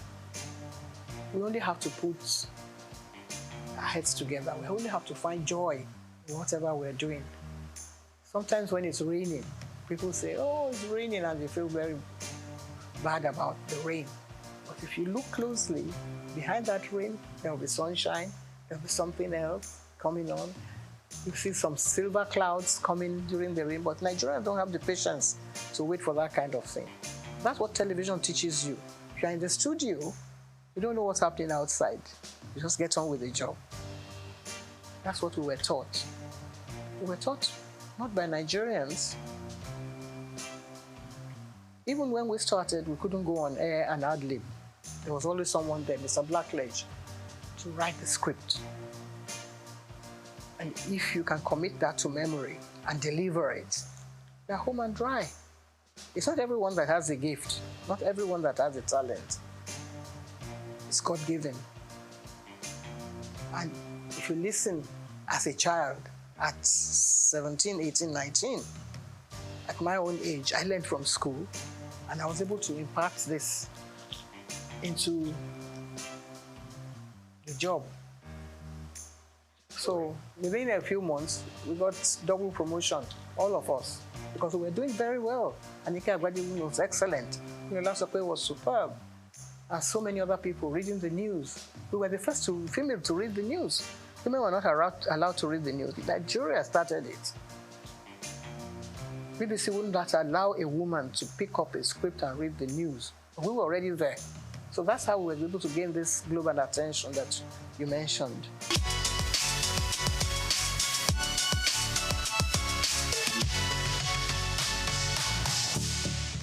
It's not easy. It's not easy. Like I said, when we were taught by, not by Nigerians. But somebody came along the line and said, we don't have to speak like English people. You can just carry on and use your own parochial background. If you are a Roboman, you can speak English the way you like. That was his own idea. Because he didn't believe in us doing all this la-di-da and trying to, you know, say things the proper way. But that watered down the standards a bit. Because then everybody, you know, maybe he had a relation who wanted to appear on TV, and he wasn't allowed to because he couldn't speak like Ikena Ndagoba or Bojalalade and things like that, or Friday Fude or Mike Nahuru. So somebody must have gone to him and said, oh, because he doesn't speak like any of those people who were taught by, you know, foreign teachers, people who had learned, people who knew what a DJ, I mean, we had a Bible then that you had to pronounce your words correctly. So he came and said, now that I'm DG, I'm not going to tolerate all this, your English way of speaking. And some other people, of course, that watered down the standards. That's not our own making. We were still ready to continue the way we were doing, but then they pushed us to the background. But there were others who were able to perform well. Ruth Benamesia, Opia, Sienna Weber, and of course Bimbo Oloyede, who was born in England. If you already employed those people to deliver the goods and to present your programs, you're not going to sack all of them because they speak with English accent. I don't see how that can be an offense. Cannot be, you know, guilty of speaking English well, like the English people. But they then brought out other people. And you had the head of presentation. I became head of the presentation after I came under Ndagoba. And you're trying to prepare your roster, and you wanted to put such people online to read the network news. And they say, okay, bring somebody who can speak like the Radije Didu and do a little bit of Ewe on the side. It's part of our culture. So that is what is happening to TV broadcasting in Nigeria. It's all very interesting. So, you know, this cultural milieu and bringing, you know, a touch of Nigeria. Nigeria is doing well. In that aspect, in the music world, I think we're leading. Some of us who grew up on Handel's Messiah and Mozart, we have to sort of put our hands behind our back now and watch, you know, all the way things have turned around. And Nigerian music is doing well. Afrobeat is reigning everywhere in the world. So really you can't find faults with that. So when they watch a bit of Fela and his children and all his grandchildren doing well, then listen to the channels on TV, you have to take what you get from there as well.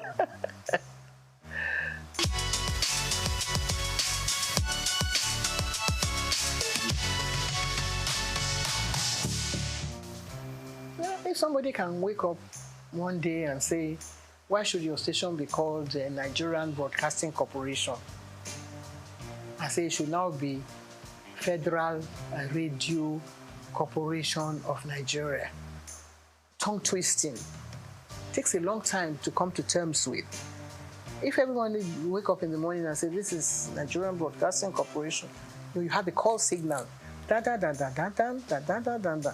This is the Nigerian Broadcasting whatever. How are you going to put that, you know, into context with the new one? First of all, when you wake up, you don't know whether you are even coming out from the right side of your bed or not. You are going to have to face your audience and say, we are no more the Nigerian Broadcasting Corporation.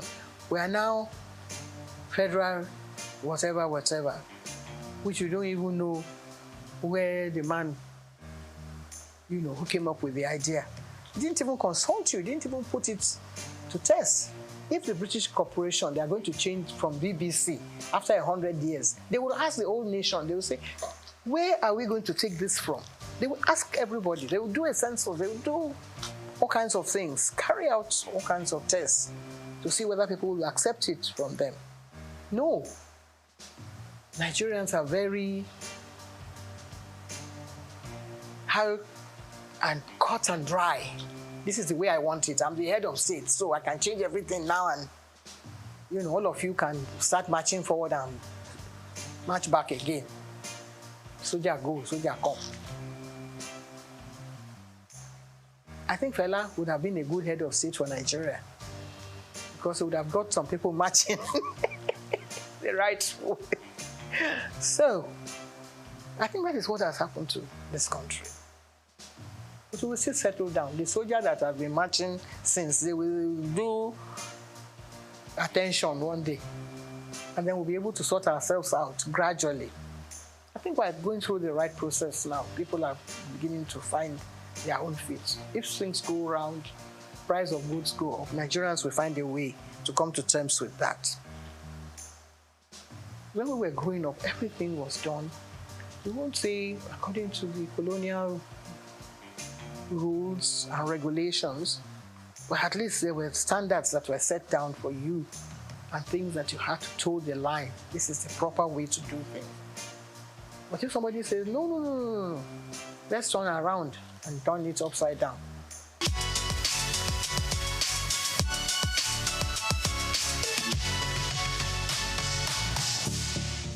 First stack. It's the only thing that has moved to the whole world from Nigeria, that shook the whole world. That brought everybody attention to see what Africa has to offer the whole world. It happened here on this soil in Nigeria. I was a member of the ceremonial committee. I remember the opening ceremony. There were about 15 heads of state. We've never had anything like that since then. That is what we should ask ourselves. Every head of state that takes over from Nigeria should find out again. It's not from broadcasting that you can get the answer. You can get the answer from technocrats who had worked in all those areas. What happened? How come it couldn't happen again? It's like Armageddon. Every country was represented. Every culture was represented. Miriam Akiva was watching us and called us at the station one day and said, even from the way we linked programs, they couldn't expect that it could be happening in Nigeria. We received phone calls. People were sending us bottles of champagne on the air. The links. Bimbo Oloyede was there with me. I was at the opening ceremony. I was yanked from there to come back to the station. From, interacting with the head of state or with our head of state at the time to come and man the station, because what was phenomenal. How come we've not been able to do it? 77 years, how long ago was that? I was only 37 years old then. I'm going on 90 now. It hasn't happened again. We should examine that. Even the head of state that was there is still alive. Let's ask him again. Let us put him down and say, Oga, please explain to us what happened. Some people came up with a theory that the symbol that was used was fetish, that is what has happened and Nigeria has turned upside down. If that is acceptable, it may be superstitious in your eyes, but let us find out. Let's not call the Babalawo. Is it bad that it is a Nigerian that carved this image? And it is making news outside the world. Now you say, no, it is not good that Nigeria should be able to project an image that would attract the whole world, something that will bring everybody on their knees. After the first attack, we were still recovering, just bathing in the glory of first attack. What's this artist, the blind one, who was not part of it, who didn't believe in it? He came and had his own first attack, all on his own, from America. Stevie Wonder, he came with his whole team. We had to mount all the cameras back in the studio for him. He had his own 7-day festival here in Nigeria What prompted him to do that? Other people came. They wanted to know what was happening in Nigeria. What has happened? We couldn't have another president since then. What do you think went wrong? Nothing went wrong. Everything went so well that people wanted to destroy our own Nigerian people, wanted to destroy the glory that's this whole thing that emanated from it. It hit the whole world. People are asking, when you go to Britain, you say, what happened? Why aren't you having? I had a friend who was head of the, he was from the British Guyana, a black guy. He was friends with everybody. He knew all Nigerians. Said, what happened? Why are you going to have another festa? Professor Ian Hall, he keeps asking me. Even if we can't have it because it was very expensive. Anyway, Nigeria had all the money. Even though we had a coup after, it was first of all the brainchild of Gawan. And then Muritala came on board. Muritala was killed. But in spite of that, they couldn't kill that dream of having a festa in Nigeria. If we are able to bring out all those programs again, I think we'll be able to answer those questions. I'm still alive. There are a lot of people who will still want to know the answer to that. It's a very, very brilliant question that you have asked. I think if it was another country, we'll set up an inquiry and say, what happened? Can we resuscitate this whole dream? Some of the tapes that we had then in WNTV, some people put them in one place and set fire to them because they felt maybe somebody in their religious organization said, you are the one projecting all these things, so Nigerians are bringing idols around. Who gave them the idea to make the idol? It's God now. It's from God. Whatever thing you were able to put together. The Bible was put together because God loved the world so much and He wanted us to learn about, things that had gone out from the time of Adam and Eve. God loved the whole world and created Muhammad and said, put people together and let them say Allah Akbar every day, morning, noon, night. God created so many wonderful things for us, so many images that we can imbibe from, so many things that we can learn from. People want to come and learn about our country. Instead, we say, we want our sculptures back. What are you going to do with them? You don't have a museum where you're going to put them to make them thrive and people come here to Nigeria. It's a good idea for them to come, but if they learn about your country, what your people have done over the past 2,000 years. 2,000 years of Nigeria image was put together by the BBC. Nigeria went and tore it up in shreds. He tore it up. He said, what are you doing with that? What you call bad belly. I don't know if anybody sang a song with that title. If we maybe start from there and say, what do you do with your own bad belly? Some people, National Stadium. There is no theatre in England, in London, that I know that have gone to watch plays and things that have not been in existence for over 500 years. So many studios. We have one big one, the dream of Nigerians. And now we want to go and do banking there. We want to go and do trade. It's supposed to be for culture, for our own culture. Lagos State will be dragging federal government by the neck and say, no, we own the theatre now. And we want somebody to come and do something there.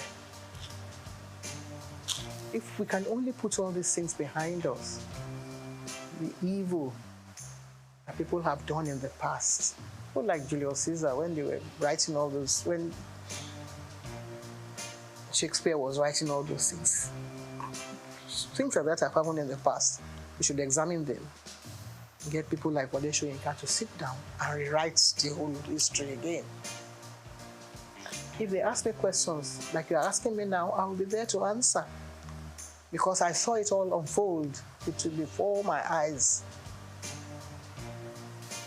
The image of Nigeria will come tops.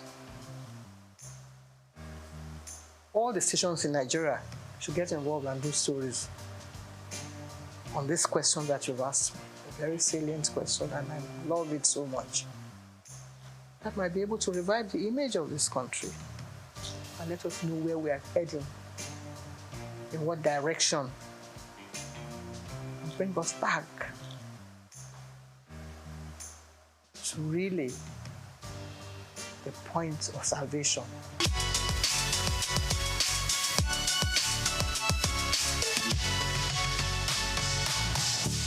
Well, I haven't seen it. I must have mentioned it somewhere, I think on one of the channels, when they was trying to build the scandal around it, and I said, and I tried to put the record straight, that wasn't really what happened. And that,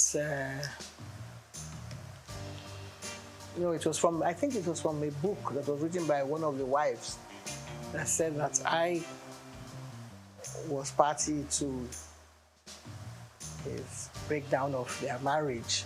And I was trying to put the record straight that that wasn't really the true picture. I have due respect. I have to, bow wherever I come in the presence of a president of this nation, past, present, or even present, yes. I hope I'll still be around when we have others coming on board. But I was taken aback that the head of state asked me a question that, because in the past, we were in the studios when the head of state came, and we were given scripts of, if there had been, there had been several coups, and it's always the presenter or the station, either the managers that take the brunt of the whole, the issue when things like that happen. You don't know who is coming. You don't know how many jeeps are going to be coming in. You don't know how many, what you call all those heavy equipment that they drive in as they are coming into the studio. You don't know where they are going to shoot the station down. Nobody knows that. It's only the people who have worked during that period that can relay those experiences. Sometimes you're at work in the morning, by the time you come back in the afternoon, the government has changed. And if you haven't got maybe your ID card, you won't be allowed into the station, or somebody can throw you in or into jail. So all this had happened in the past. Nobody has told any of these stories. People like Segun Lushola or Dr. Kolade, somebody might come and say, so has happened. I was driving my former husband to work in the morning. I dropped him at the station. By the time I reached home, there had been a coup. Murtala had been killed. And they were under siege, the whole station. Just imagine that kind of scenario. Things like that had happened in the past. But Nigerians don't have that sense of history that wants to sit down and say, well, we want to ensure that it doesn't happen again. Of course, we'll pray that it doesn't happen again. And you wake up in the morning and somebody is announcing something else, different from what you have. A colleague of ours had been, pushed into something that he wasn't aware of. Those are kind of situations that have happened in the past. But this one, we were all dressed in ceremonial costume and trying to, I was the only one that was asked to stay in the presidential, what do you call it, the special area that is demarcated for head of states on issues like that. And all of a sudden, the president is following me all about. And I said, this is getting too close for comfort. And I said, what's your name again? I said, my name is Julie Coker. I was trying to play innocent, that I didn't know what was happening. He said, hey, how much did this your dress cost? Sorry, sir. I don't think I'm the proper person to answer that question, sir. Yeah, you don't have answer. It's a bit unprofessional. I mean, not in the profession per se that we mean, but I wasn't prepared for that kind of thing. So I must have given a rude answer to that. And then, before I knew it, Adel Lanwa, who was then the head of Navy, came to me and said, "You have been very rude to the president." The president said, he asked you a question and you couldn't answer. I said, "Good morning, Mr. President, sir." Because when we introduce them on TV, that's how we introduce them. We're now going to be addressed by a new head of state, Mr. So, sir. And I said, you should go and ask the president of SOUQ. I'm sure he has a record of what the question he's asking me can be answered, better answered by the president of SOUQ. If he finds that unbearable or rude, then either that one is not doing his work well or I'm not doing my work well and I don't belong here. But I carried on regardless. Shortly after that, another top army officer, Joseph Daruba, that one was the tallest man next to Ufwe Bonye, or the one from Mali. And he said, "Julie, I know you can be rude at times." I said, "Not on this occasion. This is a wonderful occasion for the whole nation. And I'm trying to be my best behavior." And he said, the president said, "I'm being very rude to him." He said, "I know you, maybe you can say things." And I said, "No, I never." He asked how much the dress cost. And I don't think I have an answer, which may contradict what will be on record if you really examine it thoroughly. I was getting very nervous at the time. So I dropped everything and disappeared from the scene, and I never went back again. But the thing reverberated right down to all the committees and members by late auntie, what's her name? Kentebe, which was a lady, commodore of their navy.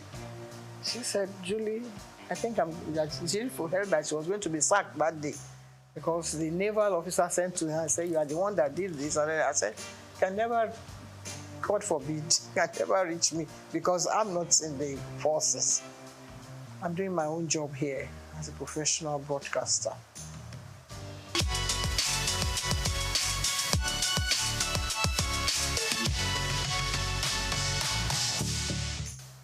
Well, I think it has reached a stage now where whatever you say might be taken against you because there are so many people going to court now and people sent to jail, but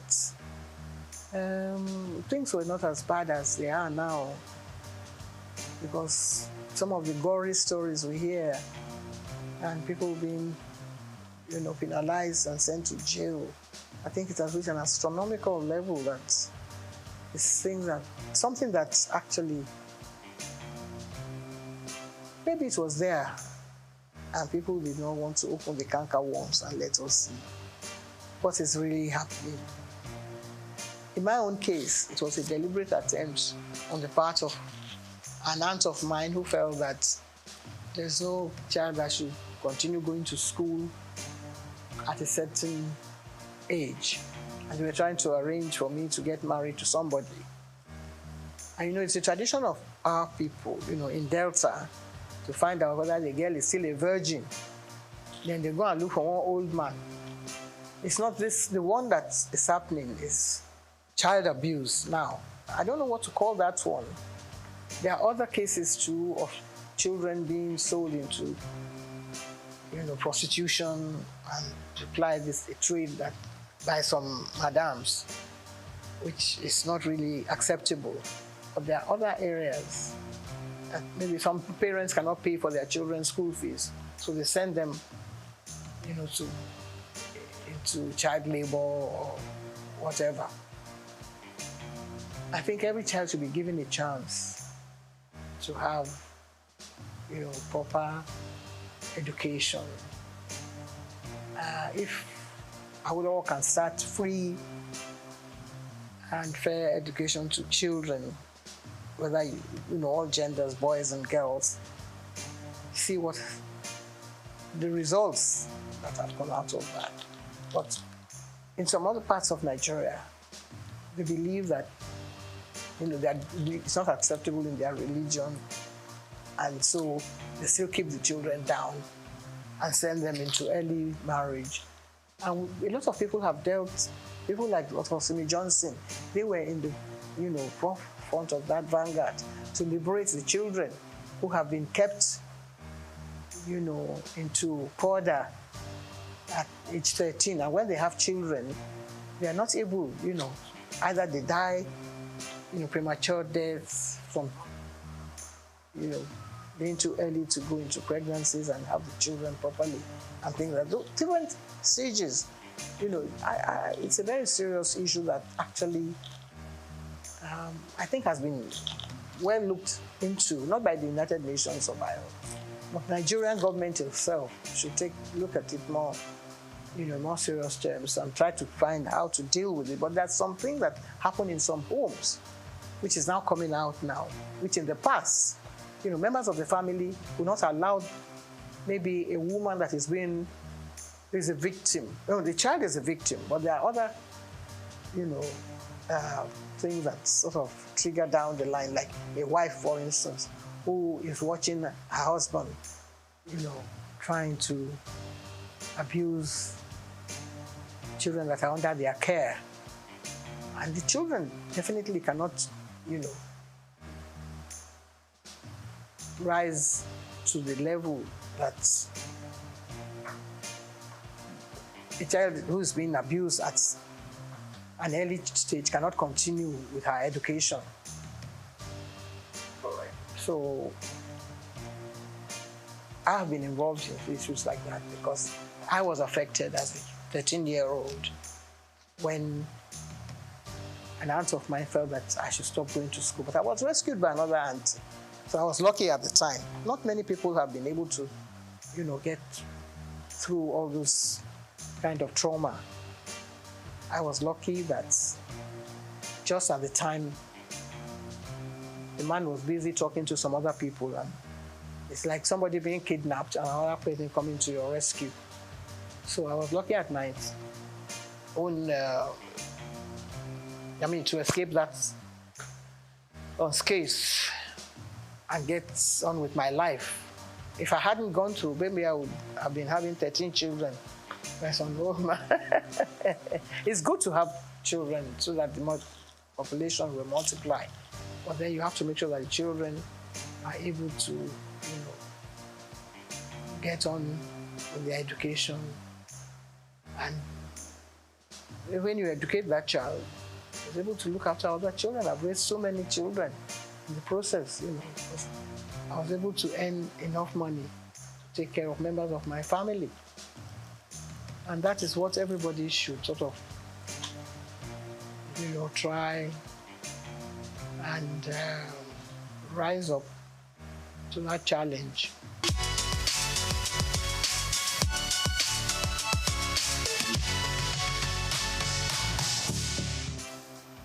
Our chief, Folami Koka, was the Babeto of Lagos. So, and I used to accompany him to the palace of Obaoyekon. And someone then said, well, Yeto, why don't you let... He wanted his wife to be the Yeto, but she rejected it. She said she didn't want to because, she thought they were going to perform some fetish. It wasn't really fetish. My brother now turned to me and said, Julie, do you want the title? I said, no, it's not for me to say, because I wasn't terribly keen.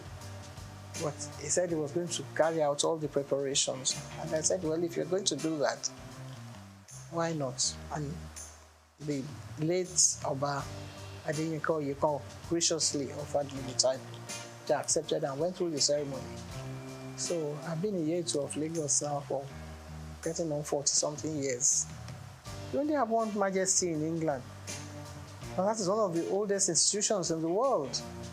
Some other countries are getting rid of their heads of their traditional rulers. France doesn't have one, for instance. There are some countries in Europe, I think in Finland, that still have, kings and queens and all that. But Nigeria, every little village, every doorstep has one title. This is the palace of the so.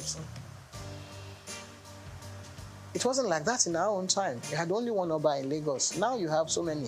You have several Obas. This one claiming this and that. Etiosa, whatever. After a while, there's going to be a clash. Maybe not in our own time. So if they're playing traditional roles, somebody will lay claim to some title that belongs to somebody else and another one. There's no end to it. So let them stay the way they are now. If they want to multiply, that has nothing to do with me because we don't have any say in that. It's not, because you can say now that this station is trying to sell this idea to be propagating an idea that should not be. I don't think anyone should play any constitutional role. If each one has its own, in the states, at the state level, they take it, I think it's rotated. After a while, one steps down, another one takes over at that level. If they want to go and attend a meeting at the House of Assembly, that's up to them. But at the federal level, I think, no. No. I don't approve of it at all. Because then you will have some woman coming on and saying that he's the one that is entitled to the title. It's not, I don't know whether any African country actually accepted that sort of thing. So Nigeria shouldn't start. Nigeria at certain points in any of these things. Once Nigeria starts, other people will start. And before you know it, the whole thing will skyrocket and another war starts. We have enough problem on our hands as it were now.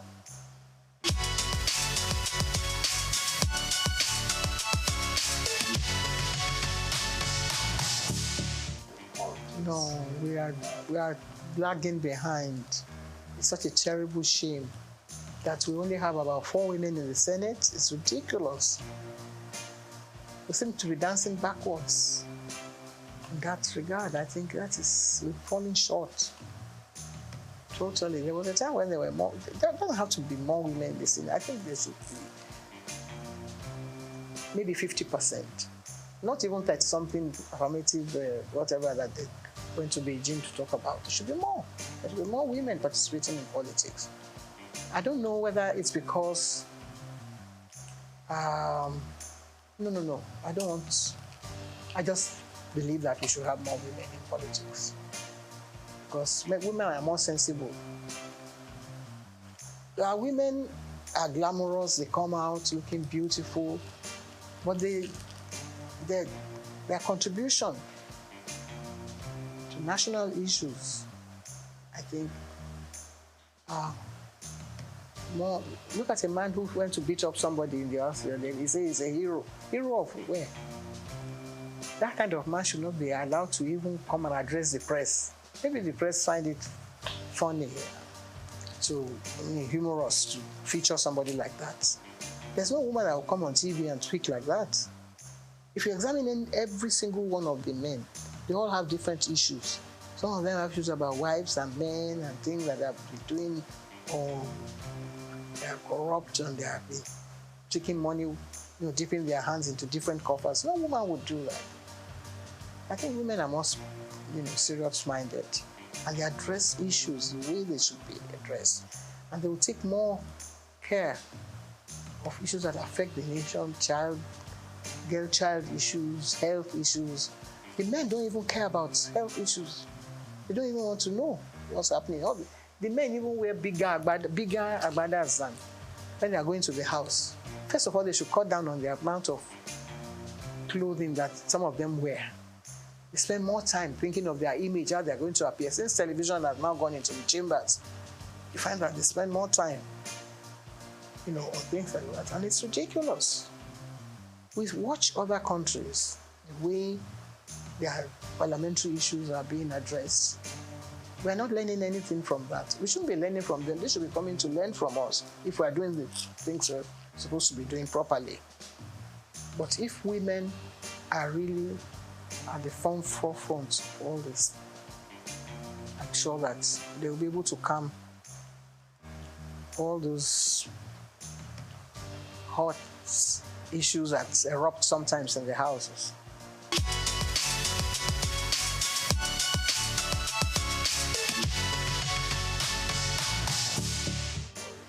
With worry, my mother. I was brought up as an Ichekiri child by my mother. I was taught to sing Ichekiri songs, to speak Ichekiri well, to address issues that affects the people of worry. My stepfather, who also had a hand in my upbringing, was an Ichekiri man. So I think that takes care of all those things.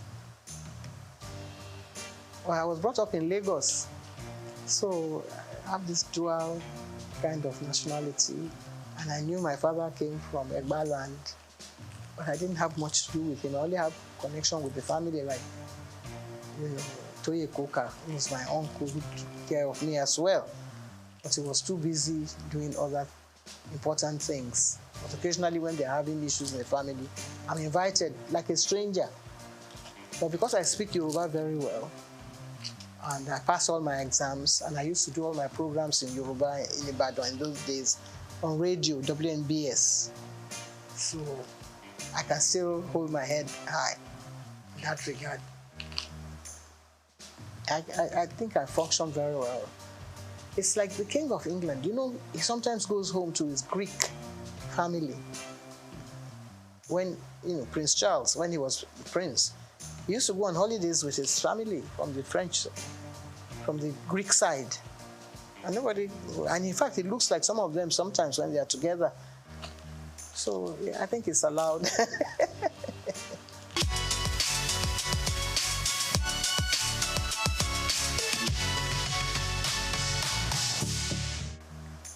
Well, one of the first one, my 40 years in TV, which is actually showcasing all my life in broadcasting from the early stages, which actually should have answered some of the questions, was a textbook in Kenya for many years, because the minister came to Nigeria, and my GG then, Mohammed Ibrahim, had a whole box full of the books, and he gave them to the minister. And when the minister got there, he requested for more copies of the book. I never got paid for it, but I was delighted that they found the book so interesting. So maybe I'll get someone to serialize the book on TV sometime.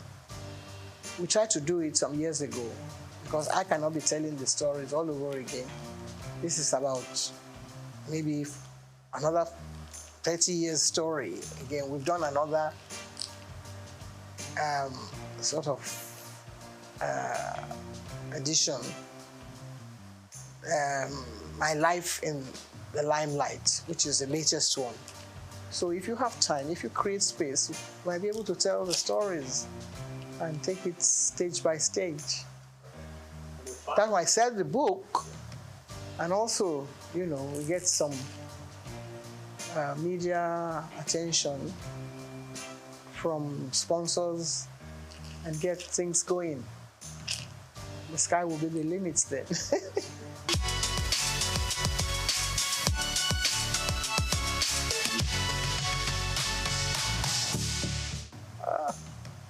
Well, eat well, eat the right food, type of food, eat Ichekiri pepper soup, or anybody else who's cooking pepper soup now, because then you don't have too much oil. I think that damages certain things in the tissues. And if you want to avoid having cancer, there's nobody in my family that has ever died of cancer because of the type of food we eat. So get someone, to prepare There was a time when Tekuri food was being prepared in the museum, and people used to go there to collect the ingredients and the menu, and people lived well. So people are eating Chinese food, which is good. It's healthy, and lots of vegetables. I recommend that for people. I'm not saying that very good health, but I still walk about on crutches. I don't know, my knees are not functioning very well. But still, if you say you paid me compliments, I accept it. Thank you very much indeed.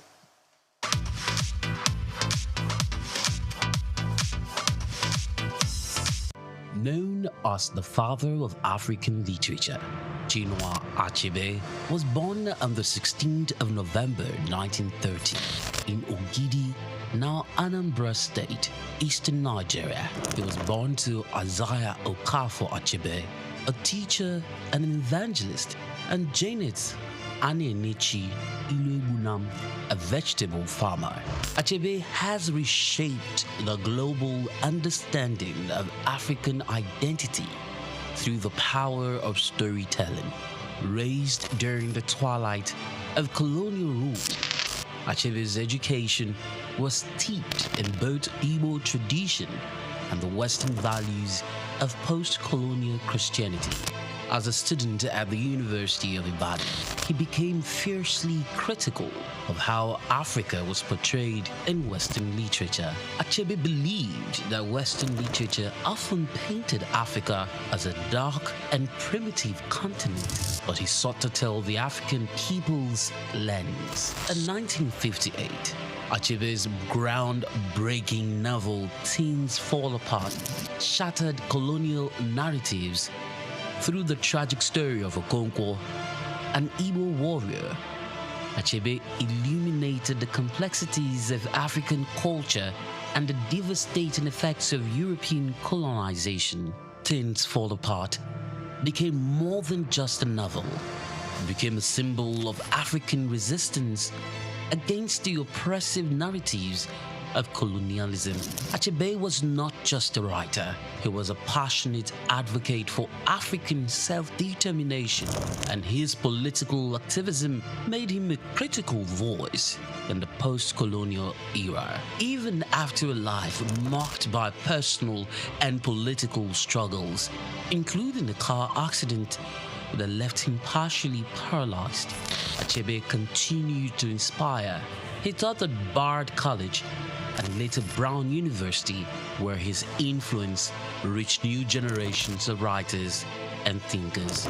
He was married to Christiana Chinwe Okoli and they had 4 children. Sadly, he died in March 2013 at the age of 82. Chinua Achebe's legacy endures in his novels, his essays, and in the countless voices of African writers who follow in his footsteps. He gave us a voice, a story, and a vision of Africa that is ours to share.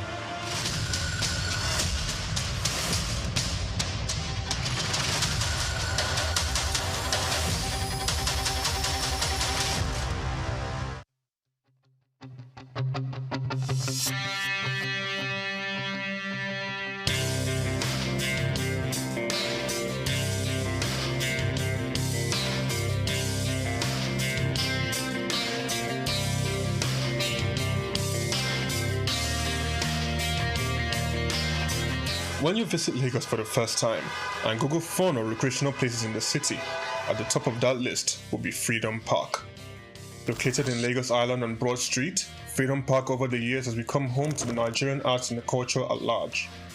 From annual big shows like the Lagos Theatre Festival, celebration at the Lagos Poetry Festival, to local festivals that celebrate literature, music and arts, Freedom Park is one of the most visited recreational sites in Lagos, for both local and tourist people alike.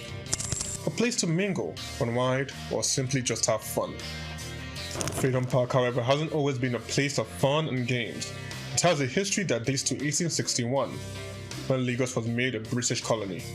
In 1885, Freedom Park was built as a fortified prison from imported bricks. It was referred to as Her Majesty's Broad Street Prison.